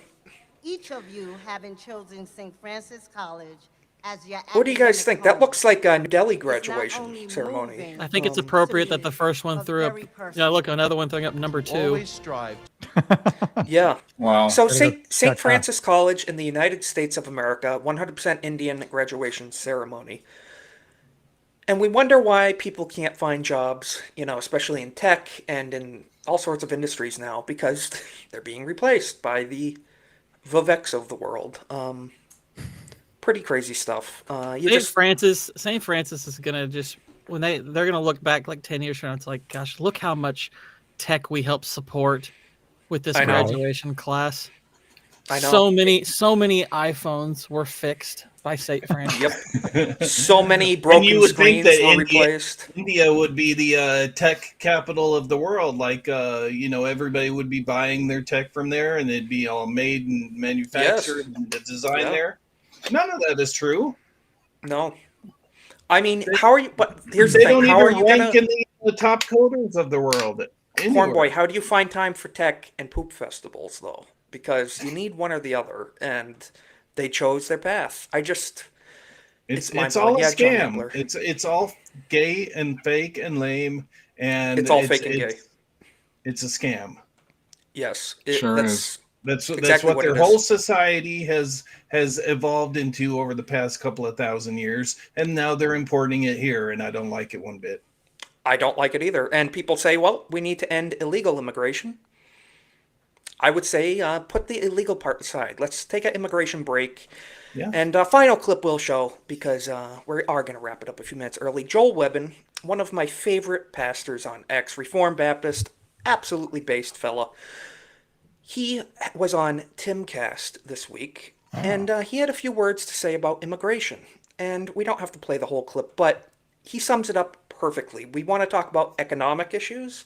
Well, a lot of this stems from social issues and immigration. And let's hear what Joel had to say. When you think of all the different elements that would change, like think about people who are waiting for a kidney transplant. Think about hospital waits. Think, showing up to the emergency room. Think about food banks. Think about how it would affect, of course, taxes, welfare and all those kinds of things. And then you think about traffic. You think about housing prices, right? So you have an entire generation that is hopeless, right? Gen Z, I mean, all of them pretty much just, you talk to any young person under the age of 25, under the age of 35, honestly, and say, hey, do you think you'll ever own a home? And they just, they'll just laugh, or maybe. Exactly. Yeah. Many people, they're like, what even is a down payment? You know, people, it's a foreign concept nowadays. Pretty crazy, but Joel summed it up but we're perfectly. getting those 50-year loans. Hey. Yeah, 50-year loans. $2,000 stimmy check maybe next year. It's going to be great, guys, you know. Might help a little We bit. shall but see. 15-year car loans. You're Stimulus check's only good if they're taking it out of the budget, and they rarely do. They rarely just add it to the budget, in which case it's just inflation. Pretty much, yeah.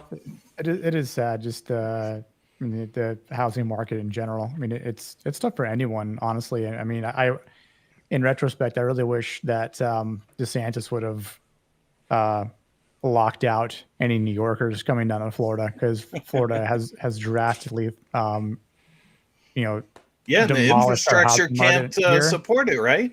Yeah, I mean, like, you're talking like double, at least everything here in Florida. I mean, it's like, and it's jacked up the interest rates a lot, and yeah, I'd say like there are houses that are selling, of course. I believe it's technically a buyer's market right now, which is really weird, but I kind of disagree. Still, based on the interest rates being still so high compared to what it was during Trump's first presidential term, right? So, I definitely hope it gets back to that point. It could be next year, but still, it's going to take a lot to get to that point. And obviously, I think if the no property tax happens next year here in Florida, it's gonna be great. Obviously, more incentive to buy a house. That would be fantastic. Yes. You know, Well, you see, it's a buyer's market for buyers such as BlackRock and Airbnb and landlords. People with of all insane, sorts. a lot of money, because obviously at that point you're like, you know, if you live in a nice apartment and you're paying a nice chunk for rent. It's like you want to be able to get into a mortgage that's less than that. But if you're going into a mortgage that's the same or more, then it's like, who cares if you have a house? Because if something breaks, in you know, in a house, guess what? You're fixing it, bud. You're paying someone else And to at fix it. today's Meanwhile, prices too, yeah, absolutely. So, whereas obviously it's like, that's why a lot of people live in apartments where it's like, you know, all you do is call maintenance, or go online, put in the maintenance order, like, yeah, come fix my shit. You know, so Exactly. Well, like Ronan said, the new American dream, owning an apartment that's an 8x8 box, essentially. Yeah. I mean, Cole Hauser, how is it up in Kanakistan? You know, with the housing market right now. It's pretty bad. It's like, especially in my central area, it's pretty bad up here, where a basic house is going for at least like $1.7 million, $1.8 million. So now and it's that's Canadian. Yeah, that's Canadian, and now you're having like families, like 5-6 people living in one house. Oh yeah, absolutely. Oh, multi-generational living is gonna be the way of the future. Absolutely. You know. Are you in the central, west, or east part? I'm in east. Okay. I'm in Ontario. Okay, gotcha. And with the boomers outliving their pensions and Social Security and whatnot, they won't be giving inheritance to their kids anymore. They'll be selling those homes to pay for elder care. Yeah. Elder care too, which is a Haitian visiting, you know, once a week. But we are going to wrap it up. Give a few minutes leeway because I'm going to be on Nick's stream. Nick, we're going to do a quick round of outros right now, and then we're going to check in with the chat. Nick, tell people where they can find you in about like 8 minutes. What you going to be up to? Yeah, so on my channel, The Plus Strikes Back, I host a Monday night show called Masculine Mondays, where we talk about the importance of masculinity in cinema. We do a new movie every week because they don't make movies like they used to, of course. So that's why we focus on all the movies that have come up before the last 5 to 10 years. Some outliers, of course, like John Wick and so forth. But Sisu, another one, right? Yes, Sisu's fantastic. Seeing the second one this week, yes. Yeah, I need to watch that. We'll cover both on the channel at some point. We're doing Gangs of New York in about 10, 15 minutes here. So, And then I do videos every week. Again, now covering Landman Season 2. And then on Tuesday nights, I host a stream called Trendy TV Tuesdays. Or Gord is on the channel as well. Hello. Finishing up Dark Wolf episode 7 tomorrow, and then moving on to probably Fallout Season 2 when that starts. Really? Might be a little Have controversial. Yes. Have fun with that, man. Yes. Wow. Pretty wild. Yeah, the first season was controversial, to say the least. But guys, definitely check out Nick's channel. I'll be over there in about 10-15 minutes. Like Nick said, we're going to be reviewing Gangs of New York, a movie I do like quite a bit for a lot of reasons. And we'll be talking about that there. So guys, click that link if you want to see that. And Gord King, first time on the channel, thank you again for joining us. Truly appreciate it. We'll be dropping your links. Tell people where they can find you and what you First, can be up to. first, thank you for having me. This was a lot of fun. I will be on Nick's channel, as he said, tomorrow, talking Terminal List. I don't have any other live streams this week other than, I guess, Sunday nights. I'm over on Film Comics Explained with Niat and the gang, talking various pop culture news and whatnot. And as for what I've got going on my channel, I typically do, longer breakdowns of film or TV, usually things that have been out for a little while. I'm currently working on a video for Rings of Power Season 1, Episode 3, because those videos, which I made 1 to 2 years ago, kind of hit when I started the channel. And so a lot of requests to do more. So I am currently working on... It's a hot subject, that's for sure. Yeah. Currently working on a rather lengthy breakdown of Episode 3. Looks like it's going to be pushing well past an hour and a half. Damn. So, wow. Yeah, for just one episode. It's I'll pretty be looking rough. forward to that. That's going to be a good watch. Yeah. Because I do not like that show, to say the least. No, and in this particular episode, just to tease it, if you don't remember it, it is quite possible. It's in the conversation for worst episode of television ever made. It is that bad. Wow. I had to take notes on about 95% of the dialogue. It's like pretty there's crazy. something wrong with like that. Well, the fact that you're still here and alive and kicking and with us is pretty great. So glad you made it through that suffering. But Cole Hauser, thank you again for joining us, brother. You're doing a great job on your channel. I'm dropping that link as well. Tell people where they can find you, what you're going to be up to, what you're doing. You have a new podcast going too, so. I do. I have the Praise Raw podcast, thanks to Ryan Kennel. Fantastic. Praise Raw. Praise Raw. So I've been doing my Transformer and G.I. Joe streams, so having fun doing that with Anjanette. So she's been helping me on my stream, and I'll be for Nick. I'll be catching your show tomorrow because I'm a big fan of Terminal List. So nice. Yes. Appreciate it. I want to catch that. But yeah, you can catch me on YouTube and catch me on X. And usually we're doing our my toy stream Saturday mornings. So fantastic. Yeah, definitely. I've made sure to catch those replays as well because that's a good watch. And Cole has a fantastic collection, especially in the Transformers and old G.I. Joe stuff. That's where we get Ara. If you don't know the history, check out Cole's Twitter for that as well, for some of the background history of that. But it's a good 199 piece of lore there. Yeah. And Cornboy, we're going to be dropping the link to your channel as well. Tell people where they can find you, what you're going to be up to. Well, you can find me at that link. Let's see. Halo is on sale again on Steam, $10 for until $9.99? December 2nd. So maybe try get that game and join us in the GCA for sure Discord, and we'll play some Halo together. Maybe I'll stream. Yeah, guys. Who knows? Pick it up on Steam and pick it up if you want to join us. And, we can get a squad together up there in the GCA Discord. So for sure. Check it out. Hit us up on Discord or X, and you can have a good time. Master Chief Collection, right? Yeah, $9.99 on Steam right now. So definitely pick it up, and $9.99. we can get a group together. $9.99. And so we're gonna end it there. And as always, guys, check out ABF. We're kind of the pre-stream for Off the Hip. So give them a raid and say what's up. Don't say anything calling them gay. I mean, don't say that or anything crazy like that. Definitely do it. But guys, we will catch you next week. Thanks for joining everybody in the chat. It's great to see you all, and we will catch you next week, 7:30 p.m. Eastern.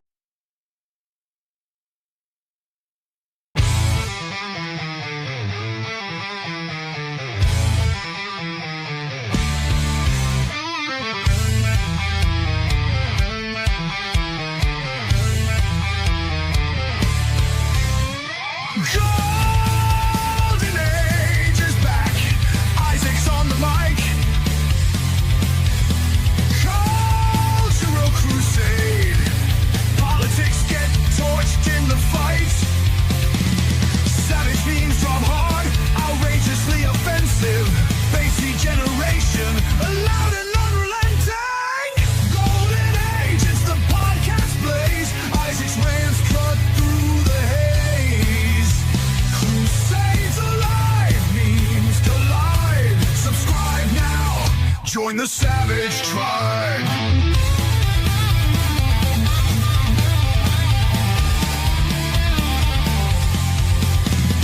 New takes weekly, unfiltered and raw. Isaac's voice, the memer's law.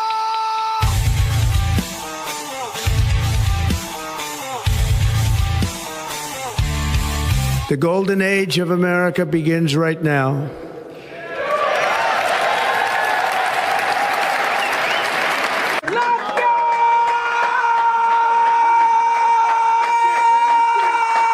Let's go, and welcome back, everybody, to another episode of the Golden Age Podcast, episode 38, as I pull everybody back on screen. How is everybody doing tonight? We have a packed chat. Cornboy, as always, thank you for joining us. How you doing, man?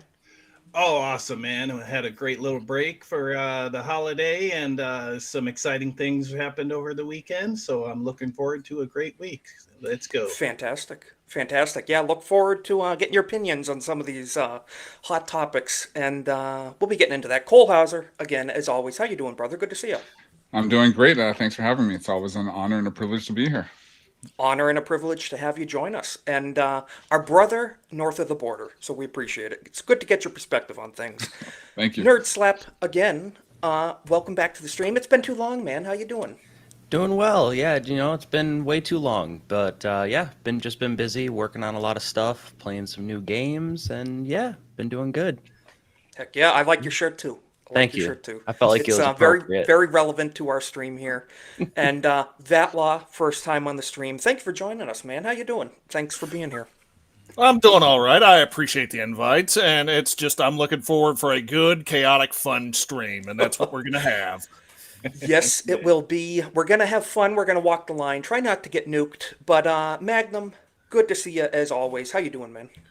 I'm always the best one to have on when you don't want to get nuked, right? No. Definitely. We're playing it safe. Yeah. No, but I'm great. I had a great Thanksgiving. Went to the range today and let the freedom seeds fly, and then going on vacation to Florida in 2 days. So. Dude, have a safe trip. Have Awesome. a good time. Sounds good in this cold weather, man. And Lex Ludendi, as always, good to have you join us. How was your Thanksgiving? How you doing? Oh, it was great. They had to wheel me back into my classroom with a whole barrel today. It was fantastic. A wheelbarrow, yeah. It was awesome. I was debating which slurs I should open my tirade with, but I guess we'll save that for later. We're saving it. We have some slurs loaded up. Guys, make sure you're also following on Kick and X, because we might have some YouTube unsafe things this week. And yeah, Kick is unnukable. Cap is right. But good to see everybody in chat. Legatus, as always, modding. We appreciate you, brother. And as always, Jake Martin, good to see you. Thank you for modding. Thank you for being here. We have, as always, Cap over on the Kick side. We have Nishi. We have Nerd Slap Gaming. Who's that guy? I don't know. And then we have Jeff up north. And you're shoveling a roof. Well, be safe up there, man. And we have Rhonda, the Crusader, as well. How you doing? Good to see you. We're going to start in with a few funny things, as always. It was Thanksgiving this week, obviously, as many well know. Alex Jones had some very interesting posts that went viral. Him and his girl, Sydney, were enjoying a lovely Thanksgiving. 24 million views on X. This went viral. That lucky Guys, son of a bitch. It looks real. Haters will say it's AI. What do you guys think? I don't think it's lucky AI. girl. Look She at that is a breast. lucky girl to score a guy like that. turkey breast. Absolutely. He is greedy breast, there. yes. Did he really need 3 turkeys there? I would stuff her turkey. Magnum, right out the gate. We appreciate it. I had the surprise for you about your channel. Do you know what yes. video this is for you? What video this is? What do you mean? Video I'm taking this off number? the screen. It is video 69. Nice. Ooh. I mean, I did not put 2 and 2 together. You know what's funny? This is the 38th stream as well. Yeah. So it just up match made in heaven. So I was not even noticing that. Thank you, Vatlaw. Wow. 69th stream. All right, guys. Celebration. Video. Yeah. And yes, as Cornboy said, please like the stream and share too. We appreciate it. Guys, there's a new dating website for Arab individuals that has hit the market. It is storming the airwaves. I'm going to try to share this screen. Let me know what you guys think. So it's called jihadis.com. Oh, wow. Let's see what it consists of. So, Looking for someone who shares let me know your if you can faith, hear it. your Can you hear it all values, right? and your sense of adventure? Yeah. Jihadis.com brings verified Muslim singles keeper together with for matches sure. so good they'll feel explosive. Yeah. So, nonetheless, we're going to see how it goes in the Middle Eastern market. What do you guys think? It's going to catch on? When they meet, sparks fly. Sparks fly. Yes. You know, I can could feel see feel I could see a large boom in user numbers. Yes, absolutely. It's it'll be very like they said, popular. explosive chemistry. Yeah. Explosive growth in that app. I see it coming.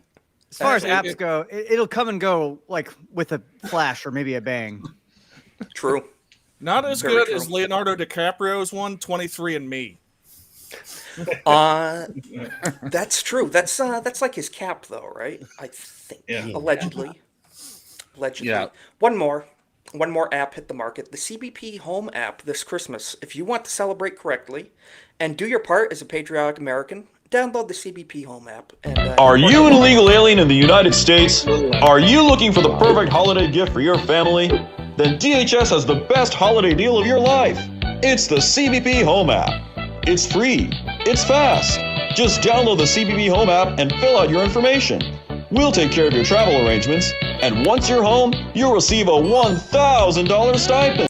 Well, I don't know about you guys. I think that's the perfect Christmas present you could gift anybody. Your local taco stand owner, your local whatever it may be. Make sure they download it and self-deport on time this Christmas. So I'm downloading it right now. Absolutely. It'll Keep be that the on best speed Christmas vacation since Chevy Chase's. It's very true. Yes. Yeah, And you guys just remember when I'm in $1,000? Florida, don't use it on me. So. Okay. Yes. Yes. We've allowed you to visit. Go right ahead. Yes. Cole Hauser is exempt from the deportation methods. The reward's not worth it. We need more Cole Hausers in America, actually. You know what? A patriot's Hear, a hear. patriot. So, Pete Hegseth posted something. Lex, you shared this with me. There's a new Franklin book. Franklin is a wonderful little turtle children's book. So, Pete Hegseth, our Secretary of Defense, or Department of War now, actually, head of the Department of War, Franklin targets narco-terrorists. So, Franklin doing his duty as a diligent servant to the United States of America. You love to see it. What do you guys think? This is a great read this Christmas season for the youngins and the family. Stocking You guys gonna stuffer pick up for this all book? kids everywhere, for sure, no questions asked. I would. Absolutely. Yeah, I honestly, only turtle. see one issue is What's that he's using a Russian RPG. Why is he not using an American bazooka Well, or something? Maybe I he picked I it was off going to the say battlefield. he really should have used the side mounting LMG there because that That's RPG what I'm that's saying. messed up that interior. Yeah, the get that minigun on the 308 side of ripping. a chopper. Yeah. Yeah, it seems a little what I'm close to let that explosion go off, but he does have a shell, Or- so Or the True. other option, maybe Franklin needs an AC 130. Ooh. I like the idea of that. But you know who doesn't? Liberals on X were freaking out.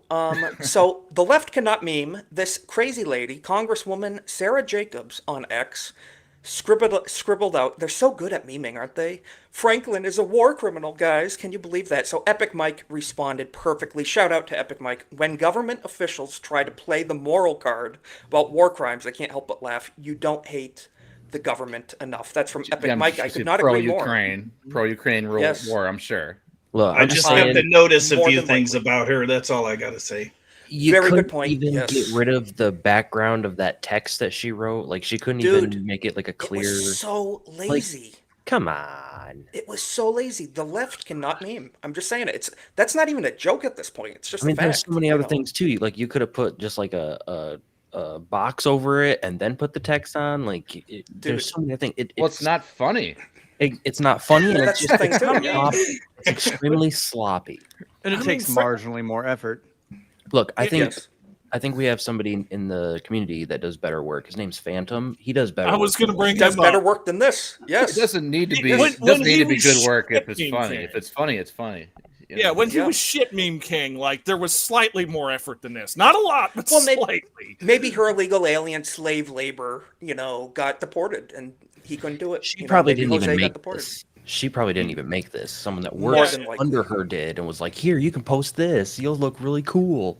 My guess is she has about 20 people on her staff. She tasked one with making them, and this is what they came up with in an hour. Yeah. Not And in she felt 5 at minutes, liberty- in an hour.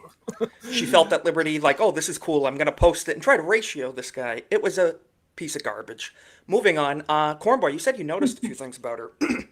This is a very nice little clip. A couple more funny things. We're going to get into serious subjects here in a moment. What was this late night show's host's name again? Johnny Carson. Johnny Carson. Yes, it always slips. The my original brain. Tonight Show. Every time I ever see clips of this show, it just makes me want to go back and watch replays of it because this guy is hilarious. And the gentleman he has on makes some very good jokes. Let's hear it real quick. A Jew was talking to a Chinese doctor. So he says to him, I never thought we would get along like this. The Chinese doctor said, well, why not? He said, well, you know, Pearl Harbor. What's Pearl Harbor? I'm Chinese, not Japanese. Well, all you Orientals are like, well, the Jews sink the Titanic. Jews sank the Titanic? He says, yeah, sure. Greenberg, Goldberg, Iceberg, all the same to me. So I just had to share that. I love those old clips when late night TV was funny. You know, when they actually had a sense of humor, weren't afraid of stepping on a few toes. You know, it's. I think his show is on Tubi. So if you wanted to Really? go back and watch it, I think it's on Tubi. I think I saw it Wow, on there. okay. Yeah, Nietzsche's saying that in the chat. It's on There's a Tubi. Rodney Oh, yeah. Dangerfield episode. That's what I want to see. Yeah. Not just Fantastic. that. Isaac, you would actually like his takes if you actually looked into like his Oh, I bet. actual takes. I bet. Yeah. No, he seems pro America. Definitely from what old I've seen, he school doesn't seem- Hollywood. Yeah. Yeah, he Very doesn't seem old crazy. school Hollywood. A lot of shut up and act from him. Yeah. Yes. Yes, Well, we played his clip months ago. If he said, you know, late night hosts and should not be, they're not political pundits. What were you going to say, Yep. Cole Hauser? Well, even today, I don't know if you saw, I posted today from that movie from the ShamWell Guide in Inappropriate Comedy. There was a skit, Yes, I watched that. the one where Go Back to Africa.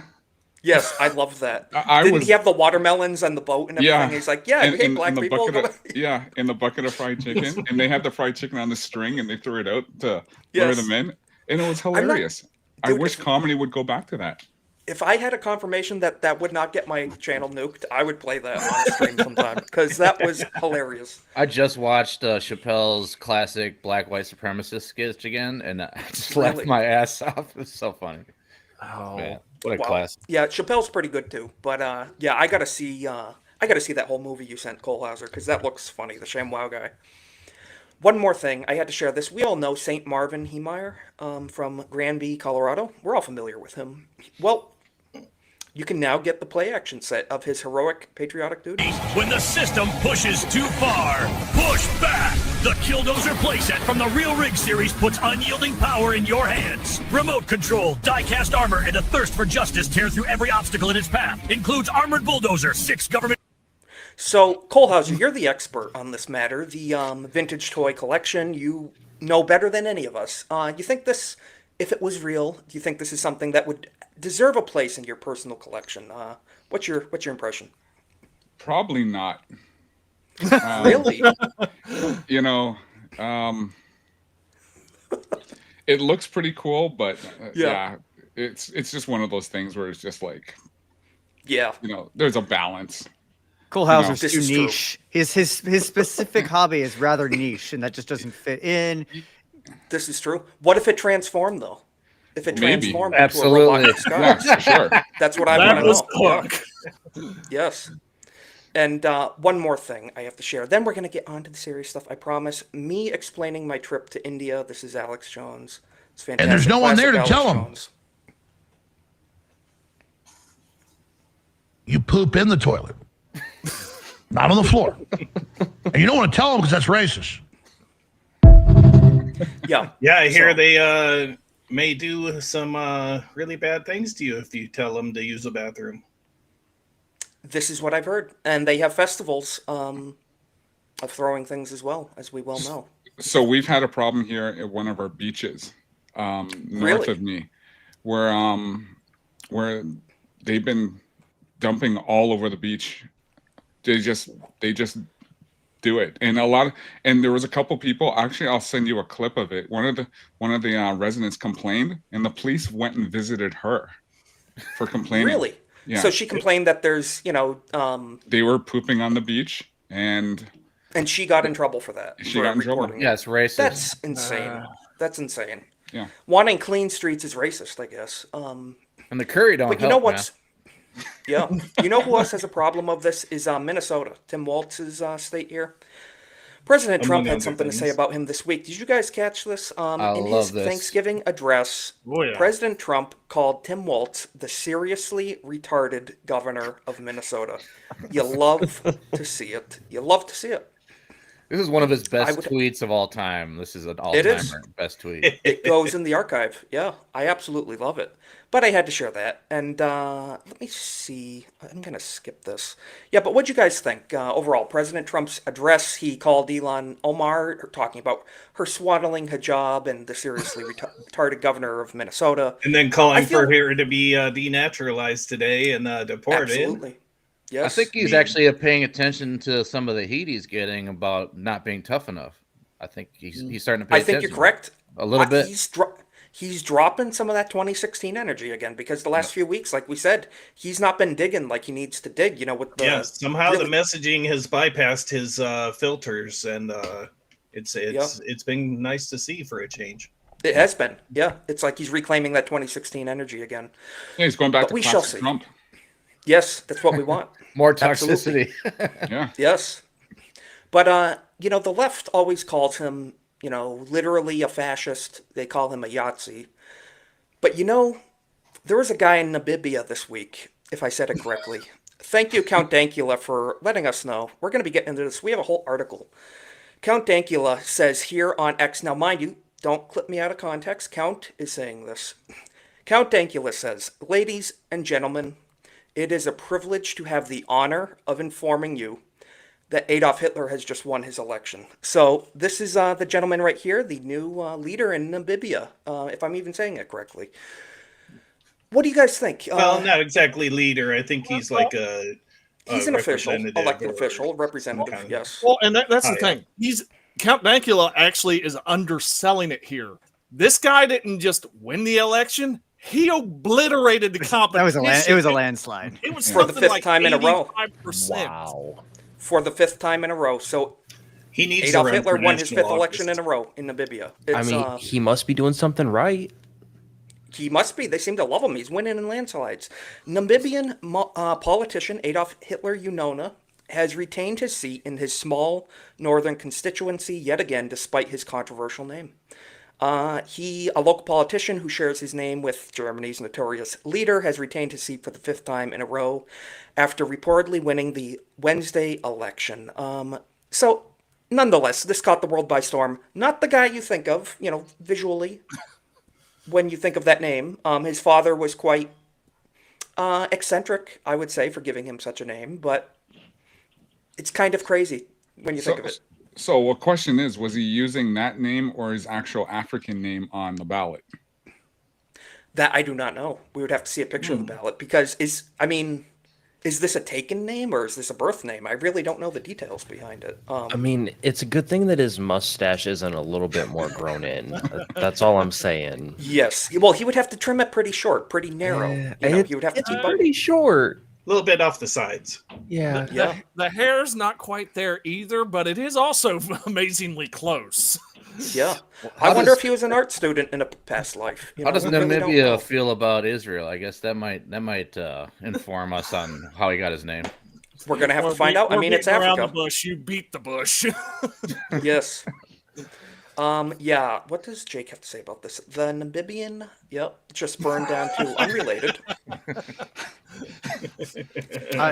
Mel, I did not see that coming. I did not see that coming whatsoever. They may have a Kristallnacht coming. Who knows? Yeah. And it's just crazy. It just had to, because when you say it out loud, it's like, wow. It's that's not a traditional Namibian name. That's why it's funny. Or is it? Yes. Or is it? Could be. Maybe someone went there after a a German war. colony.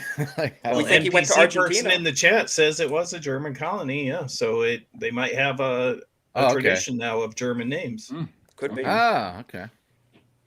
Interesting. Of the famous Namibian Hitler family. Maybe they're a well-known family over there. Could be quite revered for all you know. Maybe. So he's. We shall see.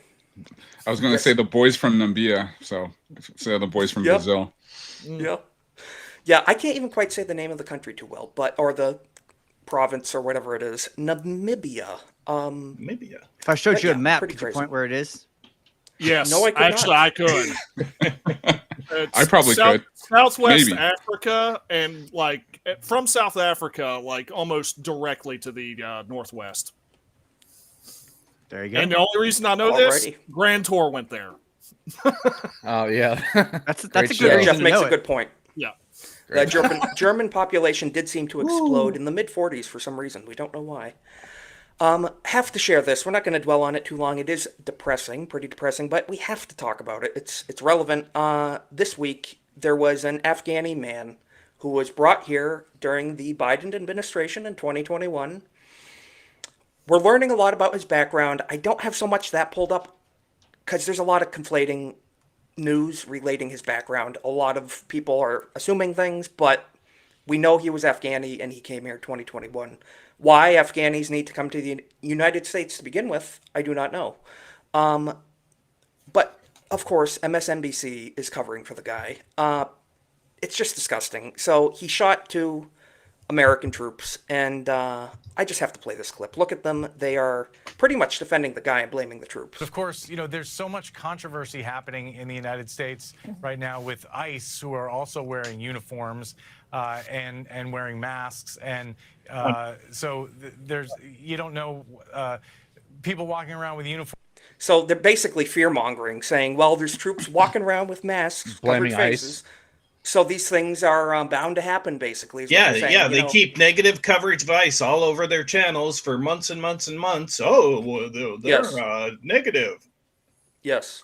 And they say, Sickening. refer to ICE and all these, law enforcement and servicemen and everything as the worst of the worst. And then they wonder, why does violence happen against them? They don't want people to know that Joe Biden brought him here. So Yeah. after They want to cover for that. the most terrible pullout in history. Well, I just saw. Sorry.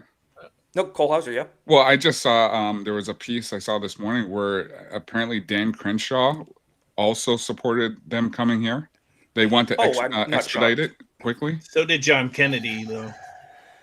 Dan Crenshaw is a traitor, in my opinion. He Yep. certainly not a Republican, that's for sure. He's a rhino. But unfortunately, in this tragedy, there was a loss of life. National Guard member Sarah Beckstrom, or Storm Beckstrom, has died of her injuries in the DC attack. She was hanging on there for a bit. Her father was updating people, but she did not live. She was 20 years old, and she was killed by an Afghani brought in during the Biden administration. Pretty disgusting. Pretty disgusting. People need to be held accountable, and we need mass deportations. What were to they say the least. speculating that he was trained as a CIA operator? That's what we're thinking. in He has some Afghanistan. very, very odd background. Very odd. And to say I the think I least. saw that he and his wife and his 5 kids were brought in and immediately given a very nice apartment complex to live in for free for the last 4 years. Yes. And I'm going to have to agree with NPC person here, too. The legal ones have to go as well. We don't want people from the Middle East to have very different Import values. the third than- world, become Yes. the third world. Yeah, and there needs to Assimilation be certain seems to be a myth. standards. There needs to be certain Yes. standards for both illegal and legal. I mean, illegal, you're Absolutely. gone. And then legal, if you don't speak English, you're fucking gone too. It's very true. Pardon my Yes. French. And the other National Guardsman who was shot, Andrew Wolf, is awake and responsive. So just had to Good. share that. Very depressing, but it's good to know that he is awake and responsive. That's See, very good.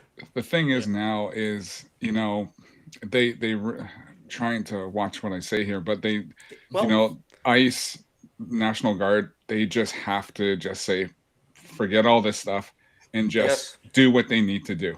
They need to stop That's holding it. back and enforce the Exactly. law, and don't worry about optics. I Exactly. wish Trump would be the king that the left accuses him of being, at least for a little while, because it's time for him to throw down the hammer, basically. Yeah, Throw because that we hammer. always say, if only he was the man that the left thinks he is. Yes. If we have to Exactly. up their salary, I will gladly give part of my paycheck to up their salary to get this done, because Yeah, they need to open the avenues for that. The everywhere I salary, and go. also give them some more means with which to enforce the Give them law. a bonus, give them power, all that. Give them everything they need. Well, they got Yes. that in this last budget, but the thing is, they just have to just say enough is enough and just open up. Take That's take the gloves off. Yeah, exactly. Yes, stop holding back. Treat criminals like criminals. What a Yeah. concept. And as Cornboy said, this is from Lectern Guy on X. Great guy.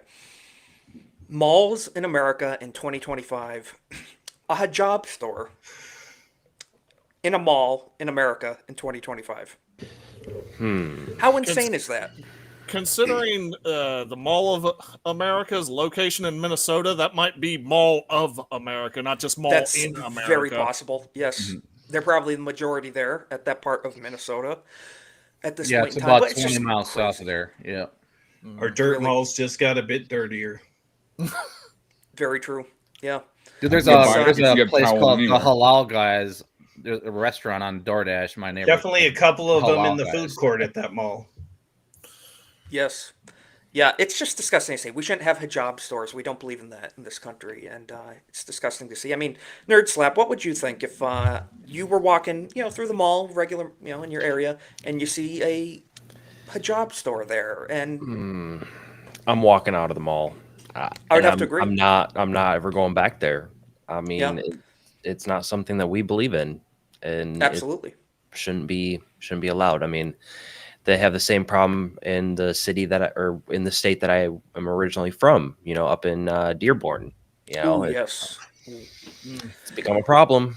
Yes, but- we have a clip for that in a little bit. That's that place has gotten taken over by certain groups of people from the Middle East, and it's not good. And they're behaving very violently Yeah, towards and the it natives turns there. out every city that's being taken over is rife with fraud. Yes, we're learning that in What were the Minnesota as well. Ironically, yes. This is Who would have ever guessed that would happen? And it happens so rapidly because people like us don't want to put up with this shit, so we leave. And then we leave. Well, that's the quicker. problem. It's white flight. Yes. Right. Yeah. Every time. Pretty much. And when in reality, you should stand your ground and push for deportations and reclaim your country. In my opinion, Jeff is saying in the chat was in Minneapolis airport and don't know if there were any white Americans working. Yeah, have fun. You got to go back Friday. Be safe, Jeff. So sorry, Jeff. Good luck. Yeah, be safe. Prayers up for Jeff. But it's pretty crazy. Thankfully, there is hope. There are other based countries, such as Japan. They are making good moves. This week, Japan's same-sex marriage ban is constitutional, says Tokyo Court. So mind you, same-sex marriage, if that's what they want to call it, it's more of a mirage, in my opinion. But Japan is retaining their based, reputation here. So a Japanese court has ruled the country's ban on same-sex marriage is constitutional, bucking a trend set by courts around the country that had raised hopes for marriage equality. Of course, the BBC is going to say marriage equality, when in reality we know it's cultural Marxism. It's they're trying to usurp It's sad to traditions that have see stood for us thousands of lose years. our position as a trendsetter in cultural progressivism to yes somebody else Yeah. like this. But good on them for picking up the mantle of morals. Well, Yeah, they Japan tried to is leading the experiment. way in tradition. That's They for tried sure. to experiment for a while, and they just don't like it anymore. Well, that and this is more or less the backlash there. It's they killed Shinzo Abe, and then they had an election, and then the right's like, okay, you thought he was bad, we're going to put someone more based in there, and that's what they've done. Yeah, and that's the direction they're heading in, and hats off to them. Absolutely, they're heading the right direction, literally and figuratively. So, And the problem is too, when you have like organizations like the EU, the UN, who are trying to bait Japan and other countries into doing their bidding. That's where all Yes. this stuff starts. yes, it's that globalist, Yeah. that just that hegemonic, disgusting, like you said, the UN. Let nations be nations. We have individual values as countries and as a people, and leave people alone. Not everything needs to be all integrated all the time. But one thing that was encouraging, again for 2 years in a row, Chevrolet, made a based car commercial. We're going to skip through it, but they had. This is awesome. This is from Native Patriot on X. He's an awesome follow, but he makes the point. Holy crap, Chevy made a wholesome commercial with an entire family of white people. Can you believe that? In modern day. Yeah. So What? I don't even remember the last time that happened. Good, wholesome, and white has been demonized for years. Let's check it out. Gonna put the audio pretty low so we can talk over it, but just visually, let the visuals sink in here. Found You know, it. in modern day. Are we feeding an army? Pies are in the fridge. Hun, did you get the casseroles? They're usually from India. Yeah.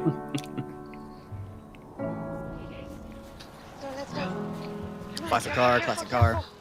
Yep. Yeah, Yeah, it's I all agree. Great commercial, pro family. That's what we need more of. Yeah. Got the dog cars and the made kid. with actual metal instead of plastic. Yep. V8. I just love to see it. It's like this, they're bringing American nostalgia. I've got Not relatives this, still driving that exact Suburban. Well, in different colors, but that's Suburban. 1992. Yeah, A beautiful car- Americana. Not just that, a car that is not tracked by satellites. Now, granted, Yeah. every single fucking phone in it is, but not the car. Yeah. All they need to do is change the music out for some classic rock, and we're good. Get some old, who is it, Bob Seger in there? The Light Yeah, there you Rock. go. Yep, there you go. Get some Enter the Sandman in there. Yeah. Metal's great as well. No, but it's just, yeah, Jake makes a great point. Even the ground is white. You love to see it. I am also dreaming of a white Christmas, and take that how Me you will. too. People may look into it however they may want, but, you know, I said what I said. But no, just overall, I had to show this because seeing pro family rolling up to the house, you got the kids going to see grandma and grandpa. It's not a bisexual, black, Asian, Muslim, lesbian couple with their adopted kids that they're indoctrinating with woke ideology. It's like, it's normal. It's See, I even missed this. They kicked Yes. the DEI department out for this frickin' focus group. Oh, finally. yeah. And I'm willing to bet that they're going to see a huge boost in sales. Because after Yeah, I've that. already seen And people in the boosted replies like, backlash. I'm going to pick out a Chevy next time I need a vehicle. Shit, Commercial honestly- I mean, so white. if they remade that Suburban like Honest- that, I'd buy one. Yeah, Hell Corn yeah. Boy, that was the point I was going to make. If they put out that model this year and said, okay, it's going back to all steel, we're going to put a new motor in it, minimal electronics to where you can actually fix it yourself, it would sell. Oh yeah, it would. I was trying to say Absolutely. Smith & Wesson needs to bring back their hammer-fired pistols too. Like, let's go. This bring is it true. back to old school. Double action, single action. I'd love that. But Sal makes a great point. Reminder that the cash for clunkers was an Obama scheme to get rid of non-OnStar equipped cars. That's very true. That Yeah, destroyed absolutely. the used car market in the United States. Beautiful people cars. talk about an Hey, entry-level guess car, what? a beater car. They don't exist anymore. Guess what has never recovered since then, too? Yeah, our country, essentially. Yeah, and you can't even buy it. He got rid of all of the great used cars, so people had to spend a ton of money on junk. Absolutely, that. yeah.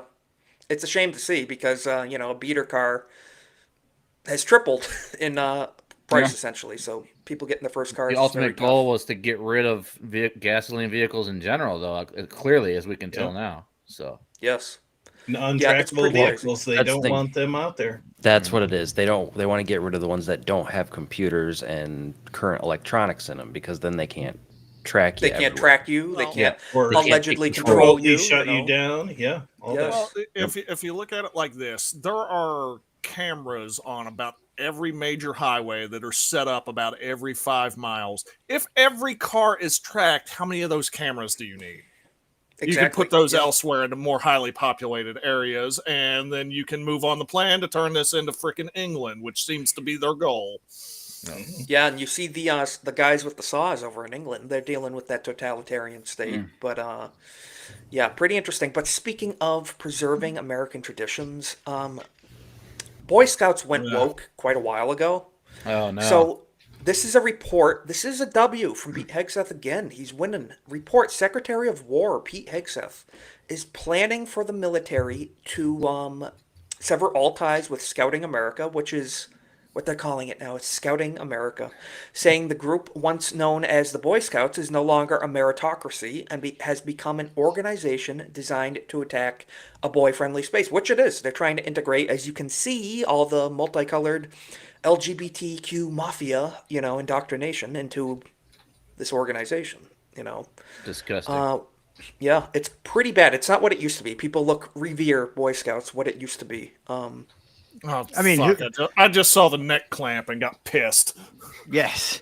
But I mean, who wasn't a Boy Scout back in the day at some point, or at least didn't know a bunch? Like, you didn't have to even go all the way to Eagle Scout, but almost everyone I knew growing up at some point was at least all the guys were at some point part of Scouts, even if they didn't go all the way through to the Eagle Scout and all that nonsense. But it was a thing. It's a formative part of coming up as a young boy in America, for generations. But wasn't it too because this happened during the Obama term when they wanted to let girls into the Boy Scouts, but they already had the Girl Scouts. Exactly. They already had Boy Scouts and Girl Scouts. And I mean, NPC person here in the chat, he nailed it. Essentially, women want to I want to be represented in everything. I want to see myself in this organization, this thing. And but you can't go in their space, and it's a problem. Do they have? I was gonna ask, do they have boys in the Girl Scouts? But then I thought twice. I was like, yeah, they probably do at this point, don't they? Probably at this point. Nowadays, yeah. But no, they're the boys of the parents who turn their boys into girls. I guess that kind of brings it up. He said women ruin everything. I want to amend that and say awfuls ruin everything. Yeah, I mean, Lisa got this right. Is there anywhere the alphabet people do not inject themselves into? Pretty much no. They're always trying to put their ideology into everything. They can leave no stone unturned. It's pretty disgusting. And like we say, it's cultural Marxism. Yeah, it's they attack. Truly fueled. They're attacking people. They're invading your space and attacking you, and they're claiming that we're doing it to them. Exactly. Like, get the fuck out when of you here, simply man. say, leave alone our thing that has stood strong for generations, and they're like, no. Oh, you're attacking me. Okay, doesn't make sense. Now, oddly enough, I see one place they're not trying to inject the rainbow into, and it's their chief ally. They have not successfully made an Islam logo with rainbow on it, and I wonder why. Maybe they will for the skydiving school. Be like have an Islamic, be like, yes, all gays welcome to the Islamic school of skydiving. It's going to be Looney Tunes. They're going to pull that thing and an anvil's going to fly out. Just going to be strings or something. Yeah. Bungee jumping. It's like it. Won't make it. But yes. Yeah, Jeff makes a good point. Opted out of Boy Scouts when they started making Christmas ornaments. Yeah, that's Girl Scout. It's like making ornaments. I mean, I get it, but yeah. Maybe when you're 5 or 6, but not when you're like 10, 11, 12. Exactly. Yeah. Should be outside starting fires. I could even understand if it was like doing that at like 12 California or so. Boy Scouts. If it's for a fundraiser or something, or like an event that you're going to sell them, I can kind of understand. But if you're just doing it to do it as an activity, then I guarantee they're doing it to gayify the boys. Be like, here's arts and crafts. Arts and crafts, boys. Exactly, yeah. Yes. Got to get rid of the toxicity. Going outside and playing with knives and, God forbid, target practice. I mean, they used to do that in Boy Scouts. But nowadays, they're like, you don't even look at a gun. It's... Yeah, my father used to bring a shotgun to school, and they would even have their competition shooting and everything at just school. Up to just a couple generations ago. Yeah. Well, I'll say this. A lot of us have a few years on Isaac. Dude, I'm from West Virginia. There's a reason I didn't speak up when you were talking about the West Virginia National Guard. It was too hard for me, but not to tangent too much. Yeah. Went to school when the year started 19, and about every weekend from late October through about January, half the students, if they had a truck, they showed up and there were guns in the back of them because they went directly from Friday to hunting that weekend, then came back the next week. Had gun racks And in my dad's time. It was normal. And no one was there ever any massive incidents of mass killings or mass in West Virginia? No, because everyone had them. We so were it's almost Texas, as polite as a church on Sunday. Yeah, so it's almost as if the guns aren't the problem. An armed society is a polite society. Like demographics were a bit different, though. Yeah, even here in Toronto, we had a lot of gun ranges, and now we're down to maybe 3. Like there were, Really? we had a lot. In Toronto? Yeah. Well, they're banning guns in your country, so Yeah. that kind of makes sense. Yeah, well, it's where I'm at in Florida. I drive past 3 different ranges on the way to work. Yeah, absolutely. Yeah, where I'm at, they're pretty few and far between too. I wanted to pull this up. Speaking of, damn it, Ryan Kinnell uploaded a great post. Let me try to pull this up. You guys, hold on one second. I think you're going to resonate with you saw me. You replied to this, Cole Hauser. Here we go. Oh yeah. Here we go. Okay, I got it. Give me a You second. just said he replied to it, and he laughs because he knows exactly what it is. Yes. So this is a garbage account called Trump Tracker, and they're trying to disenfranchise red states, saying that red states have the highest murder rates. So they list here blue states have the lowest murder rates: New Hampshire, Vermont, Maine, Rhode Island, Connecticut. All Does New anyone live England- there? All New England, yes, but certain people do not live Only there. a We're gonna be certain getting into group that. of people. Yes, murder rates per 100,000. Notice anything, and then highest murder rates. Very interesting. Mississippi, Louisiana, Alabama, South Carolina, Missouri. What is, besides the red versus blue, what is a potential factor here that they are not taking into consideration? Well, Ryan Kinnell said, I do notice something, but it's not the same thing you noticed. So I replied with the fantastic meme from the Ancient Aliens guy. And I mean, Cole Hauser, I forget exactly what you replied. I'm going to be very careful venturing into the replies, but do you remember exactly? I think it was a GIF or something. Yeah. It was a GIF. Yeah. Did you But, heart your own post? hell yeah. If you're not liking your own post, then you're not doing it right. Exactly. See, that's the key. You have to like your own posts. You got to prime the pump. You got to get it started somehow. Heck yeah, it's like that tip jar. You put $3 in it first before you get it. Notice how they left Illinois off the chart, like as if it's not number one every year. Yeah, because I was reading that the city of LA and the city of Chicago combined are 50% of the murders in the country. It's something like America is like at the top of the list for homicides per capita, but if you knock off like the top 10 cities, America is at the bottom of the list. Yeah. Oh yeah. No, our murder rate is lower than UK. Or if you knock off one demographic. We're at the bottom of the list. Well, that could be clipped out of context, Scarboy. We're not saying to knock off one demographic. We're saying 1350, 650, whatever your flavor is. Thank you, ABF. Thank you. I like all my posts. I wouldn't have posted it if I don't like it. Thank you. And if you Totally really want agree. to take it the next step, you got to put a big like logo from your channel on the video, have it moving around, just like what's his name, Dom Luker or whatever. Yeah, Dom Luker, the breaker of narrative. Yeah. Yeah, I've had And then a you love-hate quote tweet it, relationship and with then you like that post too. Dude, I comment on my own posts. You have to repost the quote tweet and repost the repost. Well, how You many just gotta do chains it of right. replying to yourself do you do before you quit? It's I talk to myself all the time. I'll say it's the Atomic Patriot approach because he always tags me, and that's when I see it. Just Is tag he'll make a 18,000 post, people. and Yeah. then his reply will be a bunch of tags, and then his next reply will be a bunch more tags. Yes. Hey, it gets eyes on the product. But It does. Nerd Slap, I believe you're going to have to get going here. You have Off the Hip, you. which we're going to be raiding into here in about 45 minutes. Tell people where they can find you, and thank you again for joining us for as much time as you can. We appreciate it. Well, I appreciate you having me back on. And like we said, it's been a while, but hoping to Yeah. make this more of a regular thing. But yeah, Absolutely. you can find me over on Off the Hip here in about 45 minutes. We're going to be having Jeff from Suns and Shadows on. And then you Fantastic. can find me on my my YouTube channels. I got the one listed. Oh, it disappeared. But Nerd Slap Gaming is my YouTube Yes. gaming channel. I got the Nerd Files and then my Kick channel. So make sure to follow all of those. We're Nerd Files. That's a pretty good group of people you got there. Not to brag, It I'm is, just it saying. It's, is. keep an eye out for that. But guys, definitely make sure you're following Nerd Slap and check them out on Off the Hip here in 45 minutes. So thank you again for Yes, joining sir. us. We appreciate it. Yeah, have no, fun. thank Have you fun with again the guys for- over there. Thanks for having me. And remember, everyone, stay retarded. Absolutely. Stay retarded. Always. Be like Nerd Slap. Stay retarded. I don't have a Appreciate choice. it. See you Wouldn't guys. change if I Yes. could. Yep. Or as Couldn't we change call it, if I would. Tylenol. Well, Tylenol. affected. Stay retarded, but I believe Robert Downey Jr. gave solid advice about the amount of retarded. Yeah.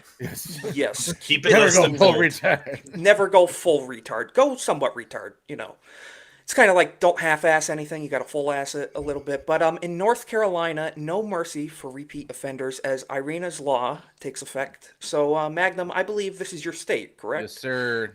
This is where the tragic murder of the Ukrainian girl, she was 24 years old, Irina Zerutska, was killed by this subhuman monster that slaughtered her on a train. And they have passed a new law which essentially, like we said, repeat offenders are going to be shown no mercy going forward. And this needs to be the case because these people have 10, 20, 30, 40, 50 That's insane. offenses on their record. And the trend with progressive enclaves is to reduce prosecutions in order to reduce crime stats. We were just talking about that. These cities choose to not prosecute people in an effort to keep their crime stats low. It's You get low quite crime subversive. if you don't arrest people. Yes, there's no Amazing. crime if you don't report it. 14 arrests this guy had, repeat offender, 14 arrests, and he was out walking the streets, taking the trains. Pretty horrible. But Magnum, I mean, with this being your state, what's your initial impression of this? They're implementing this law, going to be cracking down on repeat offenders. Well, the first thing you think of is the Democrat cities going to actually do anything about the law? You know, because they Right. don't follow laws for the most part. But basically, this is a purple state, and our governor is a Democrat, but he's pretty damn right wing for being a Democrat. Blue dog. That's good. About as far right as you can get. I still don't like him because he was pro-immigration when he shouldn't be. But and obviously, this state, I think the state has got a bigger immigration problem than almost any state I've been to. It's pretty bad. It's really bad here. That's unfortunate. But this guy was not an immigrant. He's just a criminal who got away with it forever. That's another issue. Charlotte's a hellhole. I work in Durham, which is a hellhole. I want to leave the city, but I have to work, so I have to go where I find work. So it's nice to see a step in the right direction, and as long as they enforce the law, and we do have 6 out of 9 justices or something are all conservative. So we got the judicial. That's a good thing. Yeah. We got the judicial lockdown. So as long as we enforce these laws, I'm all for it. But I'm just tired of seeing this no action stuff where we put out laws and then nothing happens. You know. Well, Trump is even taking notice of this stuff. Trump is saying he would absolutely revoke citizenship from naturalized criminals. So that's a pretty good thing. Even if you're naturalized, if you're a criminal, we're gonna denaturalize That you. should have been on the books to begin with. Revoke right? your citizenship if you're committing crimes in our country. That's not tolerable. Well, Putting a halt. Yeah, go ahead. I was going to say, honestly, that's not even as far as I'd go. I'd go to just not even your criminal. It's you get a DUI and you're naturalized. Fuck you, you're gone. It didn't mean enough to you to be here. I fully agree. Yeah. If you don't pay more in taxes than you take in welfare, then you're gone. That's what Absolutely. You can't come here and be a leach on the system and in a country you're visiting in. Yeah, and you pay your taxes here, and then if you're going to send money back home, we're going to tax the hell out of that too. So that's very true. But President Trump was saying they're going to put in a halt on asylum processing in the wake of the National Guard shooting, which we were talking about. So it's unfortunate that it takes these tragic events to get the attention of the administration and elected officials, and but hopefully they'll finally take action. I say better late than never. I think this should have happened on day one. This is a lot of the stuff I believe he was campaigning on. But if he follows through with this, I will definitely congratulate him fully because we need this. I mean, Cole Hauser, in your country, do you see any of this? This repeat. I'm sure your judges are not the best. So just last week, our provincial, we're equal to provinces equal to state. So Yes. our premier, which equal to governor, basically came out last week saying they're going to start getting rid of the cashless bail, which was a big problem. So now they're finally getting, because we've had a lot of, there's been a lot of shootings, there's been a lot of home invasions, a lot of carjackings where they just kind of just pushed this to the side. So now they're finally getting onto this, where they're going to Yes. say, okay, enough is enough. But because it was brought in from when Trudeau was in office, so finally they're what a wonderful leader he was, right? Yeah. Yeah. Yeah, So we cash don't to have anyone sale has much better worked out now. everywhere it's been tried, hasn't it? Yeah. And they need to crack down on smaller crimes too, because my work alone in Durham had 12 car break-ins, mine included, in the course of like three months. And these I'm are not people that laughing came at that. here. I'm laughing at. Sorry, you reminded me of what's his douchebag in Hollywood. Like, oh, leave your car unlocked. Maybe they'll leave you a knife when they Yes. rob you. Yes, well, that was in your country too, right, Seth, Kohlhauser? yeah. They said leave the keys by the door. The police actually, Yeah. because Oh, that was an I meant actor. Seth Rogen. Yeah, Yeah, Seth I Rogen. think that's who it was. Yeah, it was. But the police said, and he got railed over the coals over this, where he said, just leave your keys where they can get them and just cooperate, because And we did they had say- Go ahead. Yeah. No, I was just gonna say, did they say if someone attacks you, like don't resist them because they might hurt you Exactly. further? Yeah, Okay, just same let thing. them take. Yeah. But we had an incident here that happened earlier on this summer where a guy's Lamborghini was going to get stolen. He brought out his rifle. He shot, and he shot in the air. And then the This police doesn't have a wanted. good end, does it? That's a waste of a round, but yeah. Yeah, the police wanted to charge him. Yeah. But it just kind of went away because the premier got involved and says, listen, we need castle law here.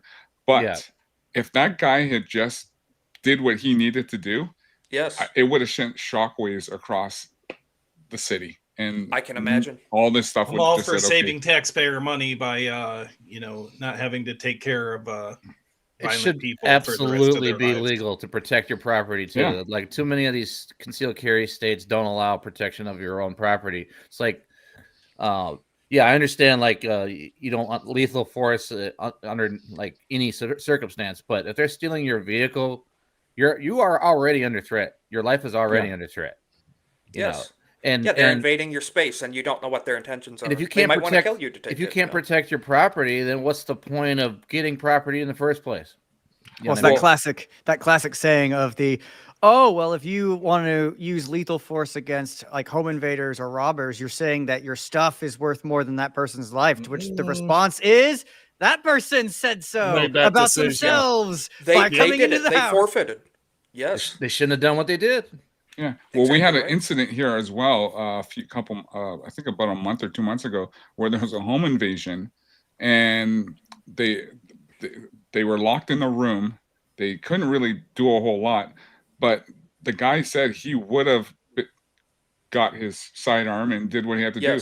But the police said, well, we were there in less than 2 minutes. Well, the guys were already in and out and gone. So it wouldn't have mattered. Yeah. If they just, if they weren't going to prosecute, law-abiding citizens. Exactly. A lot can happen in 2 minutes. Is my Well, that's the thing. They say, response can't to you that. just wait for the police? Maybe not. I mean, someone can get to you pretty darn quickly. Yeah, like and 99% of all murders probably less than 2 minutes. Yeah, and I agree with ABF. Yeah, I remember a girl on a train. I don't think it took her 2 minutes to, but never mind. Yeah, more like 2 seconds. Yeah, it's a story a little earlier, which, I mean, after seeing her photo in that's making me rethink my legal immigration status Yes, idea it's there. making me think. If she was alive, she could stay. Yes. Moving on to something a little more lighthearted. We know whoever is running the DHS account is killing it. They're doing a great job. It's got to be a Zoomer, I think.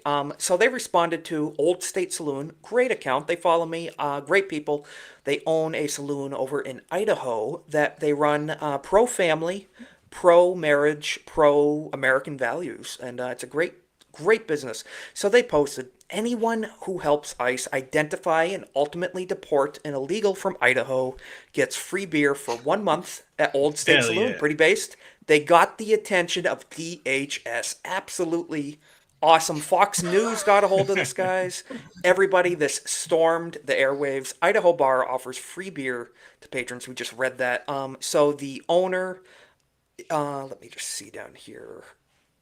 Yes, Old State Saloon owner Mark Fitzpatrick discussed their heterosexual awesomeness awareness month. Pretty fantastic. If I lived closer to Idaho, I would frequent this business pretty often. What do you guys think, though? You know, free beer for a month. Not only the reward from ICE, whatever But that did you number is know? at now. They also add. Oh, it's. They also. It doesn't say here, but they also added a self-deport freebie, which is you get one free beer before ICE picks you up. Yes, they did. They said if you deport yourself, self-deport, you will get free beer as well, which is pretty nice. You know, I mean, Jose the roofer, go get your free beer and leave. On your But way it's out. Yes, leave, have a beer on your way out. Bar patrons are raising a glass to local Idaho saloon after its viral free beer. But I just have to say, I love it. I think it's a fantastic business tactic. We too, need to spread this idea I think around the someone nation. claimed it. Not the self-deport one, the other one. They actually did. I think so. I'm reading someone did claim it. Well, I was wondering if it was just limited to one person. Like if multiple people got multiple people deported, like all of them get free beer or something. It might. I don't Next think it thing was. you know, half of Idaho's empty and the rest of the state is drunk. Exactly. You know what? I'm good with that. I'm good with having a bunch of drunk Americans as long as the immigrants are kicked out. At that point, if I'm getting free beer, I'm tipping very well. So they're probably not going to actually. Well, they hurt said the free beer. business They as didn't say bad as free they food think. or. They're going to be ordering Yes, food. exactly. Yeah, they're going to be ordering food, and they're going to be tipping well because one, they'll be getting free beer, and two, they'll be consuming Beer is free food. beer. It's bread, basically. And mind you, they places didn't. in Texas, you could do that where they would give you if you order a meal, you get a free beer with it, and it's like That makes people are going to sense. show up. It used to be very common actually.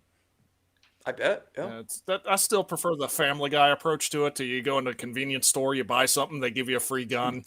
I like that. I'd be down with that. But you know who wouldn't be? That's a good segue. In England, the UK, good old jolly UK, a UK man, was arrested for posing with a gun in photo while taken in the United States, where it's legal to do so. So we are a free country. You are allowed to hold firearms and take photos with them. So he was visiting the United States. Here he is, the gentleman from the UK, holding a shotgun. He's out doing American stuff. He's visiting.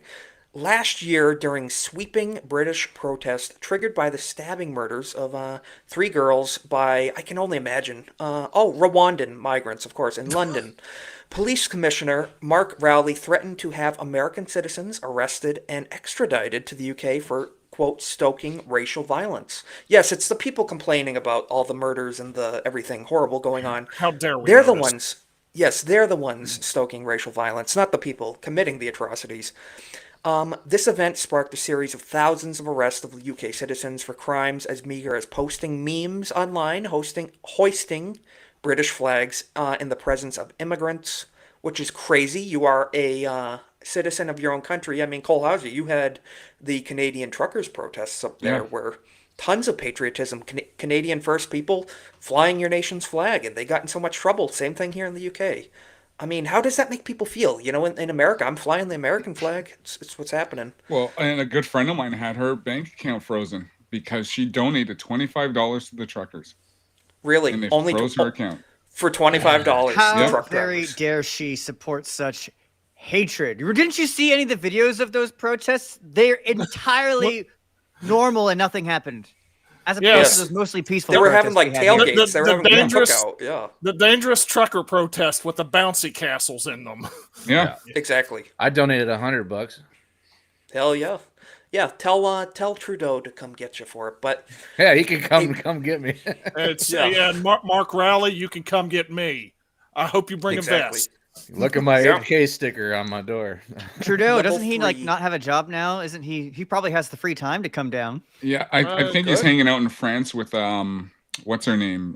Katy Perry. Oh, I was wondering if he went home to I Cuba. think you might be right. Yeah, you said her and France. I'm so used to the women there being accused of being men. You know, I don't consider, it was a little confusing. But no, this is crazy. So a British IT consultant was arrested in West Yorkshire police after posting pictures on LinkedIn, of all places, of himself holding guns during an American vacation. John Richelieu Booth, 50-year-old man, shared the photograph taken at Florida homestead on August 13th. The post sparked a 13-week ordeal. 13 weeks, which began with a police warning at his residence. Officers cautioned him about online content and its potential impact. Here's the kicker: on others' feelings, on their feelings. So Well, him mate, did posting you post a a poll asking everybody what they thought before you did that? God, it's so, exactly. so Did you consult the licensing officials if this was okay first? Yeah. the feelings license. You gotta get the This- feelings this- license. The license. This actually yes. worries me a little bit because it's West Yorkshire. Well, a lot of us know somebody who lives in Yorkshire, not West Yorkshire. Yeah. Does that count? Does does he live there, Heels. or? Heels versus Babyface. Ooh, really? Yeah, As lives there. counts in Okay. Scotland, but Heels versus Babyface, I'm pretty sure he's in Yorkshire. Or at least something bad ever happened to Dank in Scotland. Well, That yeah, would be ridiculous. Dank's already had this shit go down. Oh, wait. So hurting someone's feelings is a crime, but actual crimes are not crimes. That's what's going on in the UK kind of right what made me now. think of it, Noticing the crime is the crime. Right. Yes. Yeah, they hate it when people notice things. Very Well, much so. And you remember when JD Vance said, the UK could be the first Islamic country with nuclear weapons? That's what's making me think. If they people don't realize this. Yeah, the UK has nukes, and if they get usurped by Islamic, people taking control of offices, they're just across the ocean from us. mean someone and they besides could their be king? Muslims with nukes. Well, Pakistan Terrifying. has them, Yeah, but only because the UK gives them $1 billion a year. Well, You know what? I'm kind of okay with Pakistan having them so long as they're very short range. Yeah. If Pakistan has very short range nukes, they can only send them nearby. And, Well, they're going to send them probably two directions, and Yeah. you could probably figure out which two places they'd be pointed at. Yeah, India. Can I think about somewhere else? Yeah, And the other country. Yes. yeah, both begin with I's. As for the problem with England ending up with them, we got to last till the next election. That's it, because Farage is going to take that shit in a landslide. 2029. Oh, yeah. We'll have to see. We'll have to see. Changing gears a little bit, this is very quick. Then we're going to move on to the Tucker Carlson and Pierce Morgan stuff. Just had to share this. Lego. Look what they're doing. Minifigures. Here's the kicker, though. It's a great title. No. Yes. Scroll down. I'm gonna. So first, Jonathan, love is love. Under grooming. Wow. Accurate. So fashion and grooming. I think that's fairly accurate. You make it great. Yeah. I mean, he's a groomer minifigure. They're rubbing it in our face. Pretty much. They're pretty much saying, "Hey, we can do this. What are you going to do about it?" We are groomers. So, yes, just parents. I always say, parents, beware of what you're giving your kids, because the toys and the media you grew up with might not be the same anymore. The IPs are in different hands now, with people with different values. I mean, Cole Hauser, you would know. I mean, Yeah. Transformers, GI Joe, Star Wars. It is not the same that you grew up with. No, well, you saw what I purchased yesterday, where okay. they had the Megatron, the original, and you can't even have that anymore because he's a gun. So Are you that's kidding why me? they got rid of him. Did you post this on X yesterday? Let me Yeah. see. They changed him to a tank because, well, he was a Walther P-38, and they said, you can't have guns anymore. Really? Yeah. I can't find it right now. Very What do you take famous into that? One of those gun. three ranges. Megatron. I seen those police trade-ins the other day. Actually, I should have bought one. No, but that's insane. So because he's a gun, ridiculous. And didn't they take guns away from GI Joe like 10, 15 years ago in some cases, some figures, or was there a stint at least? There was a couple of guys who's basically they don't have any guns, so they just That's insane. You're part of the U.S. You're part of the U.S. Special Missions Force, and Really? Okay. They remove it. Makes no More sense. like special needs forces at that Yeah. point. So what do they just replace it with mace, or a can of mace, or something? Well, that Or on rape top of whistle. that, Or the whistle. the GI and GI Joe is general infantry. Yes. Yeah. Yeah, give him a taser. Oh boy. Still, we're going to be careful here, guys. At the very least, make sure you check the pinned comment in the chat, because you better be following on Kick. If YouTube doesn't like this, I don't know what to tell you, but we're going to play it anyway. Tucker Carlson talked to Piers Morgan this week about the matter of free speech, and Piers is like, no, we have free speech. Well, you don't, because you can't say basic words. In the UK, you can go to jail for using the F word. No, not that F word. The other F word. Piers Morgan responds. So, guys, check it out. We have the clips. This is everything. They're talking about how the UK has changed. Did they really win? Suppression of free speech. All this stuff. But what really came out of this was this clip, which I enjoy very much. Tucker says to Pierce, we'll just hear it out of his own mouth. I don't necessarily need to say it. Let's check it out. Elizabeth Kinney from Tranmere. Have you read about this? Go on. She's a mother of 4. I think she's a nurse. And she gets beaten up by her boyfriend. He beats her up. She goes to the hospital. And she texts someone, a buddy of hers, a friend of hers, a girlfriend of hers, and describes the man who beat her up and sent her to the hospital as a, quote, faggot.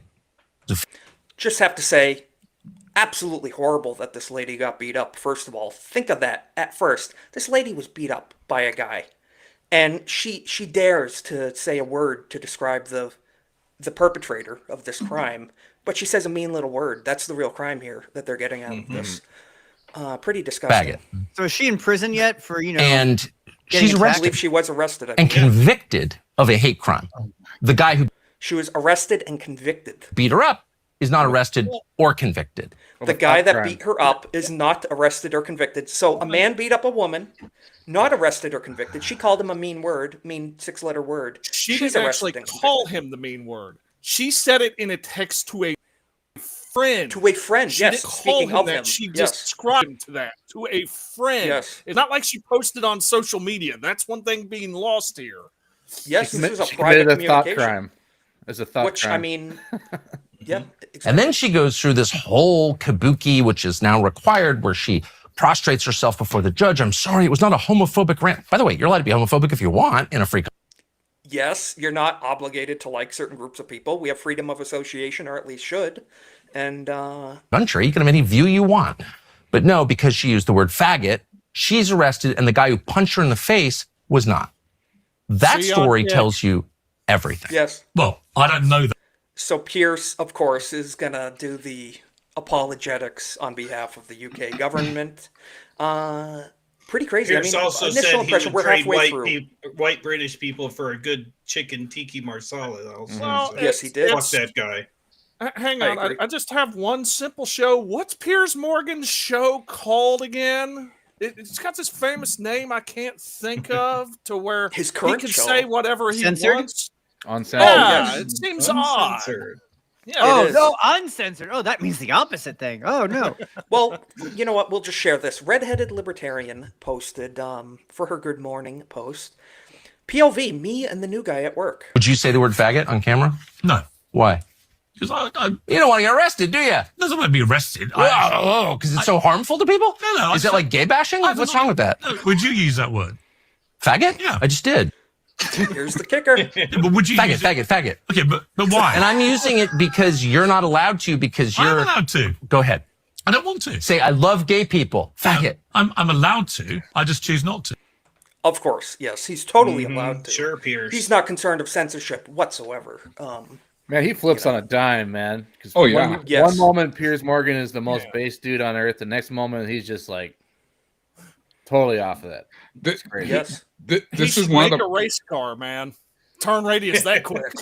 It's like the stuff when he has like Gary and Drinker on a show and like suddenly I know. he's super bass and then He's he turns pretty around bass and does then. this. Like what What were you happened? going to say, Cole Hauser? Well, it's just like, Stephen A. I don't know why everyone gives him a Yes. platform just because he says some nice things about the right, but he's never on the right. He's a complete lefty. Anti-TSA.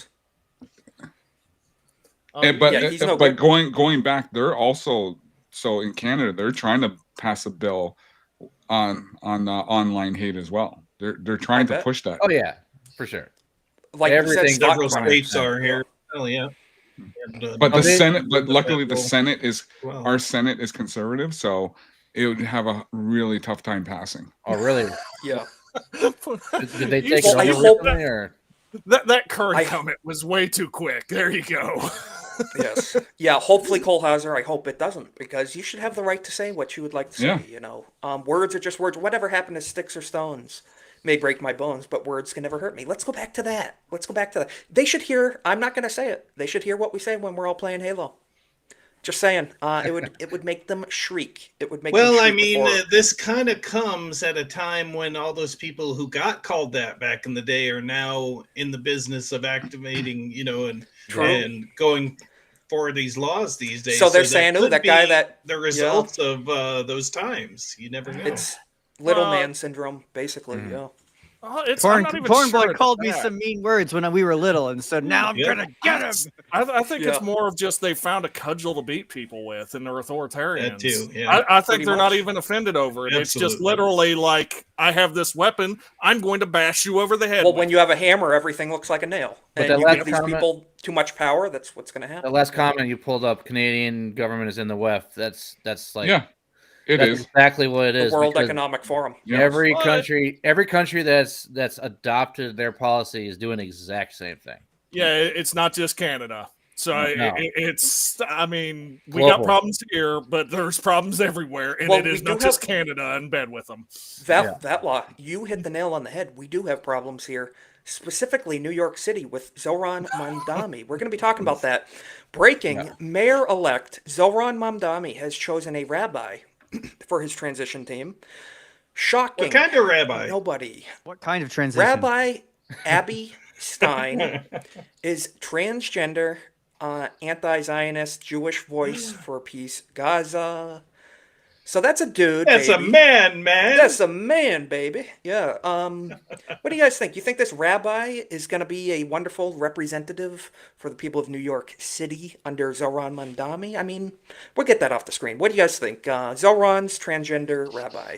Well, first that's off, good thanks for getting it off the screen. You're welcome. Yes. I need to go grab some bleach for my eyes real quick. Yes. Their yes. phrase for peace in Gaza is basically Israel give up and let them all kill you. So Lisa got this. R.I.P. NYC. That's what I have to say. Yeah. Our biggest city. We make fun of London, but we're turning it into New York City stand at this point. And I don't think certain types care if you're secular or you're purely religious Jewish. I don't think they care. Yep. But here's the thing. Go ahead, Cole Hauser. Well, I was just going to say, having that rabbi there, are they going to represent the rank and file of the Jews in New York? No. I have no Maybe the idea how ones any who of that stay. works. Good Lord, no. I wouldn't be happy if there was a Maybe. person like that was saying, I'm going to represent Christians in this group. I'd be like, get the heck out of here. They You did know, finish it's, his bris though, apparently.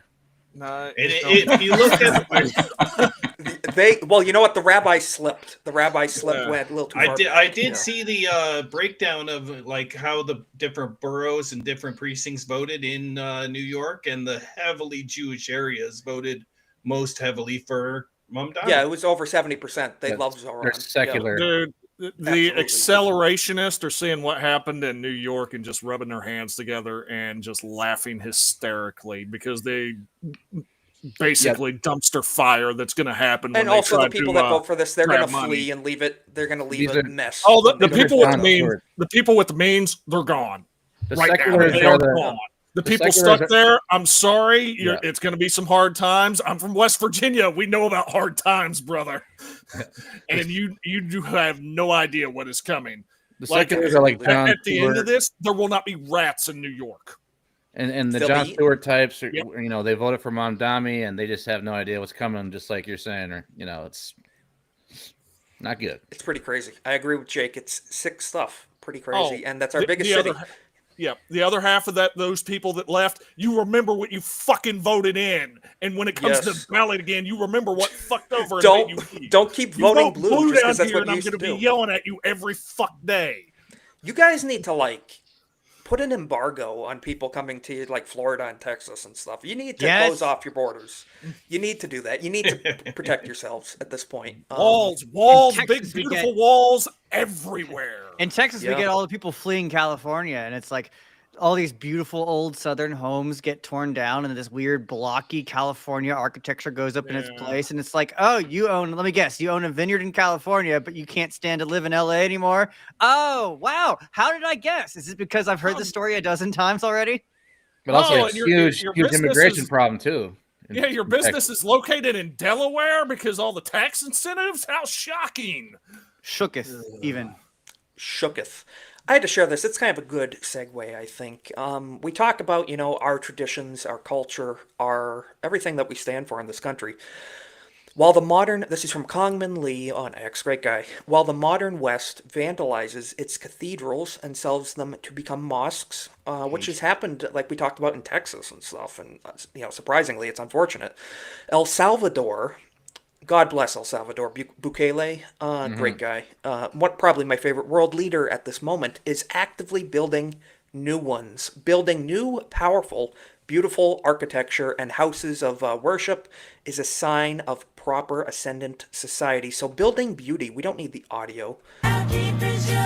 But essentially, it's like we're tearing down our statues, our monuments, while El Salvador is saying, you know what, we're going to preserve Western heritage, Western culture, and build things of beauty again. This is something you would see out of the Middle Ages. I mean, what do you guys think? It's nice to see stuff like this get put up again. The whole point of buildings like this was, and like historically, you look at some of those beautiful ones over in Europe. Imagine this.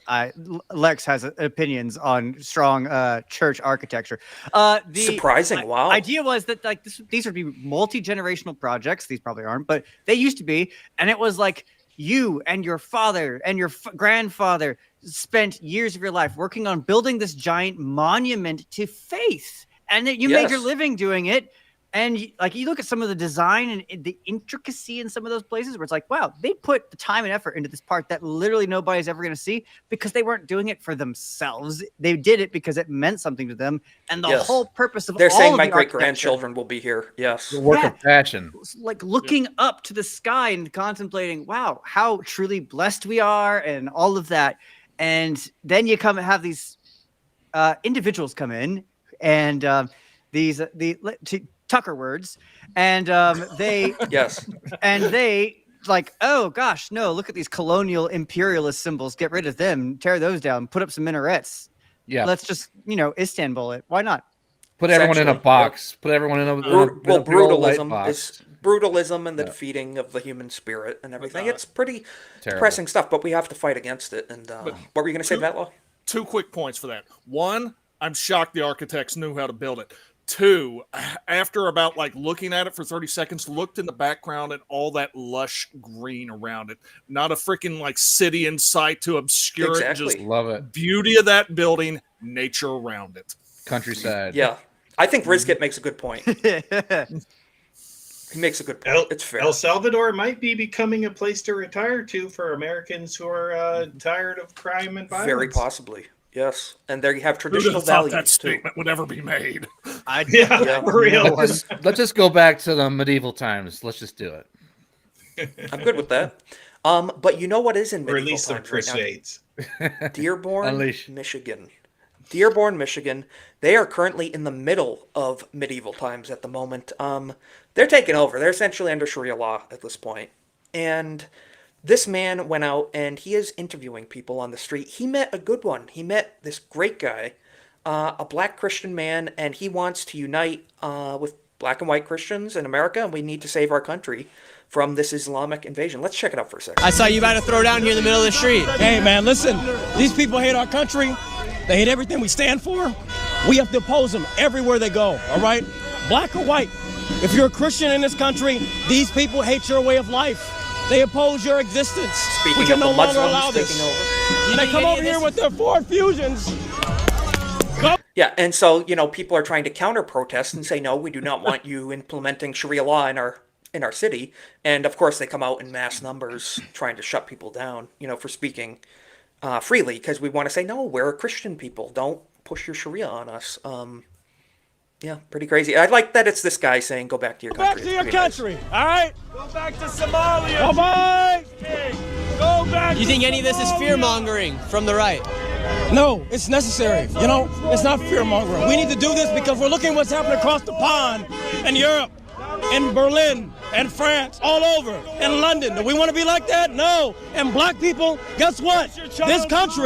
This country that you live in, you benefit from it.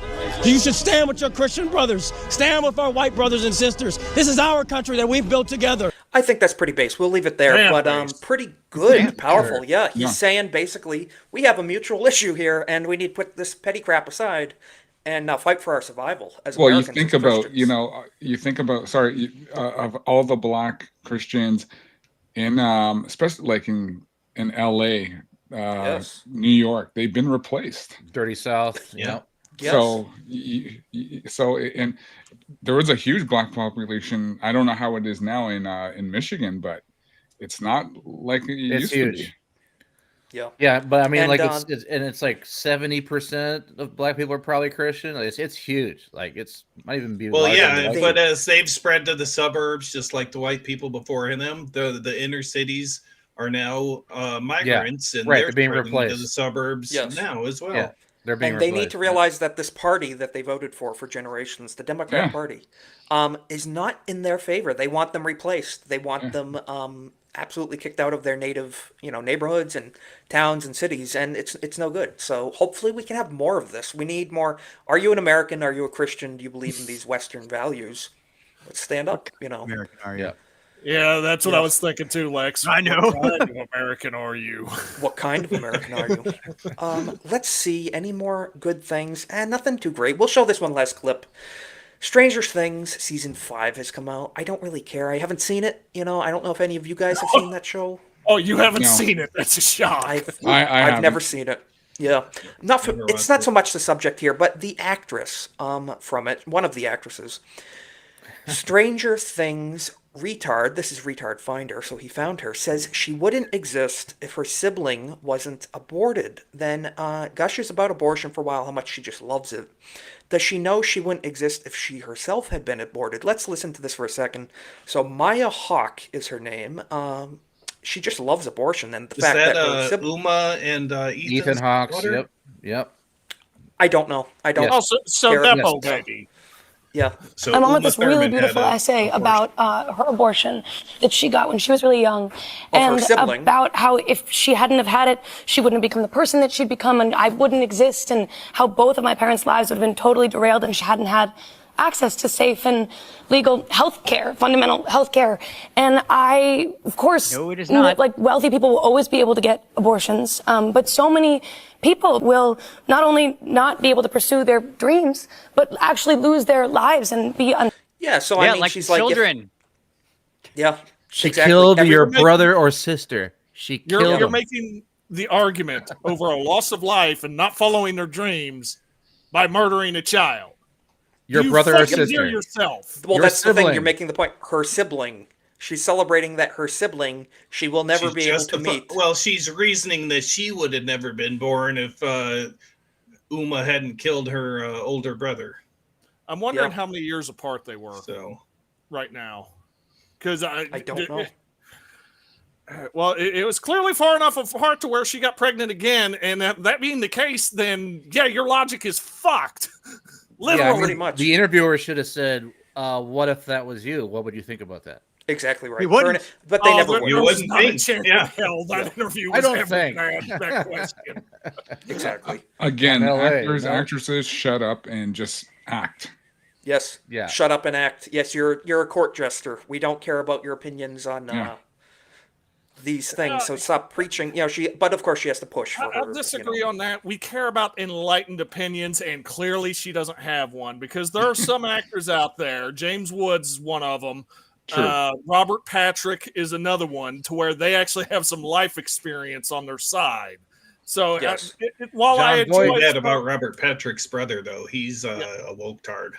But yeah, Richard Patrick. John Voight, Dennis John Quaid. Voight. There's a few of them out there that got a brain to them, but there's a lot of them that are just Kool-Aid swilling, sipping. few and fucking far morons. between to have any Yeah. logic in that industry. So that's for I mean, sure. maybe the exceptions to the rule, but I don't exactly want to throw them all under the bus. No, Yeah, there's I'll a give few. you that. I'll give you that. I'll give you that. Well, Yeah. if they actually know what they're talking about, then fine. Because I don't have a right more than anyone else to talk. I just happen to. But when do they're a little using bit of that research. platform of like, you're Right. here to talk about your movie, Oh, Shut yeah. up. You know, Absolutely. stop telling me Talk what about to think. the movie. You know, other stuff. Talk about exactly. the movie, right? We're Time actually and here place to type talk- of thing. If you're on your own Magnum, time, that's different. Yeah. You're in Well, America. Of course, you have more of a right to talk than anybody else does. Yep. Haven't you Oh, seen what good. we talk about all night? All these other countries, they don't have a right to say what they want. That Very true. and I will leave with the last one. May he rest in peace. But Norm fucking McDonald. Yes, Norm sir. Macdonald. Yes.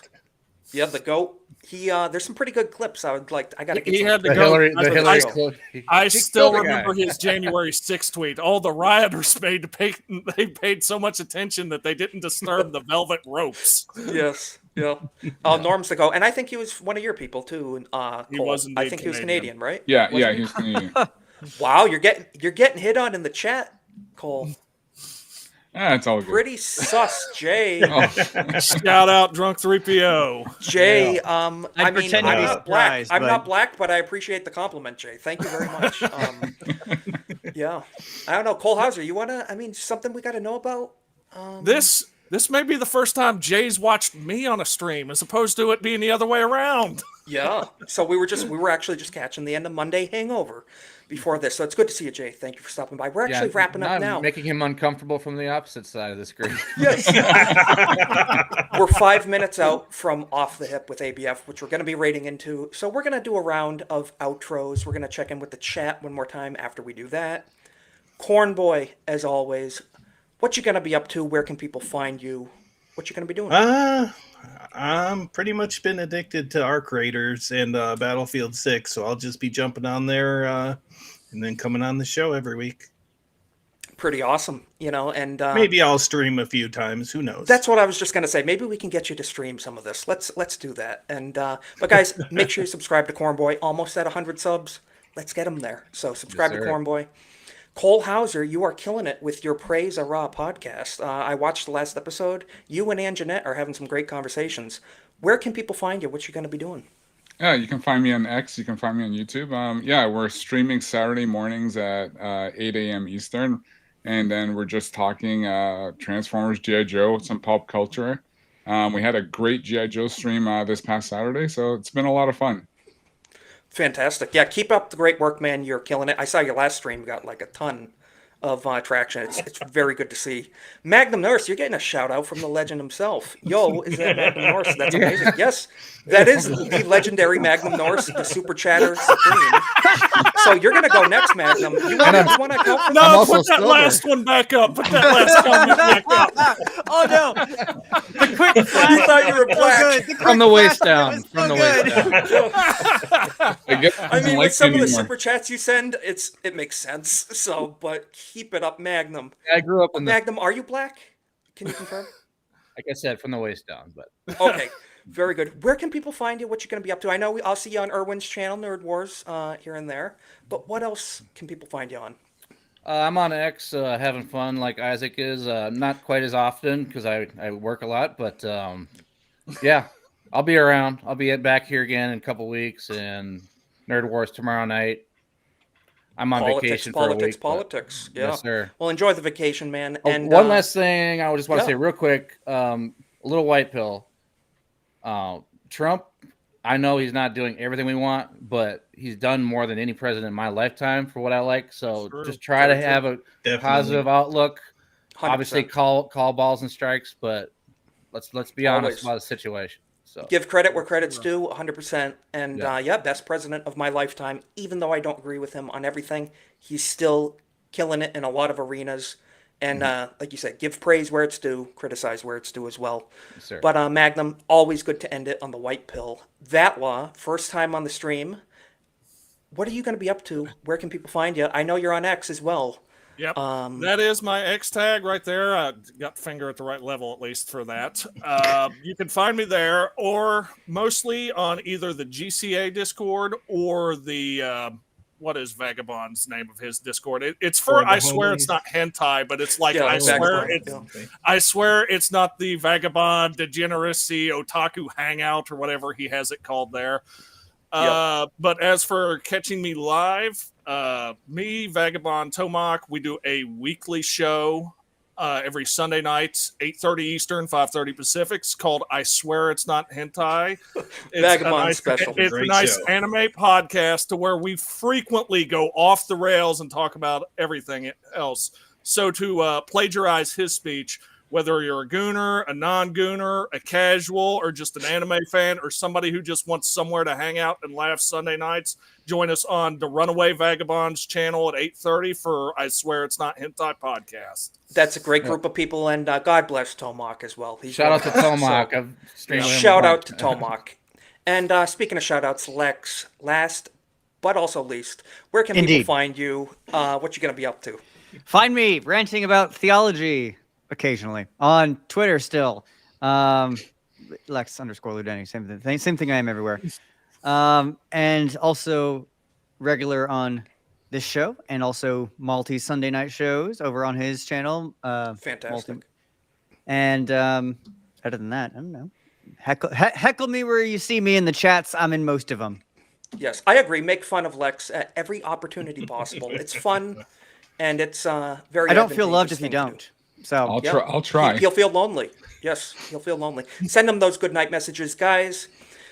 Go raid ABF. We're gonna drop the link in the chat. Give him a Golden Age raid. Spam it. I mean, go right ahead. We're dropping it on the YouTube and the Kick side. Go say hello to the guys over on Off the Hip. Watch the stream. Give them a thumbs up. Again, thank you for joining us on another episode. We will see you next week, same time, same place, 7:30 p.m. Eastern, and we will catch you on the next one. Have a good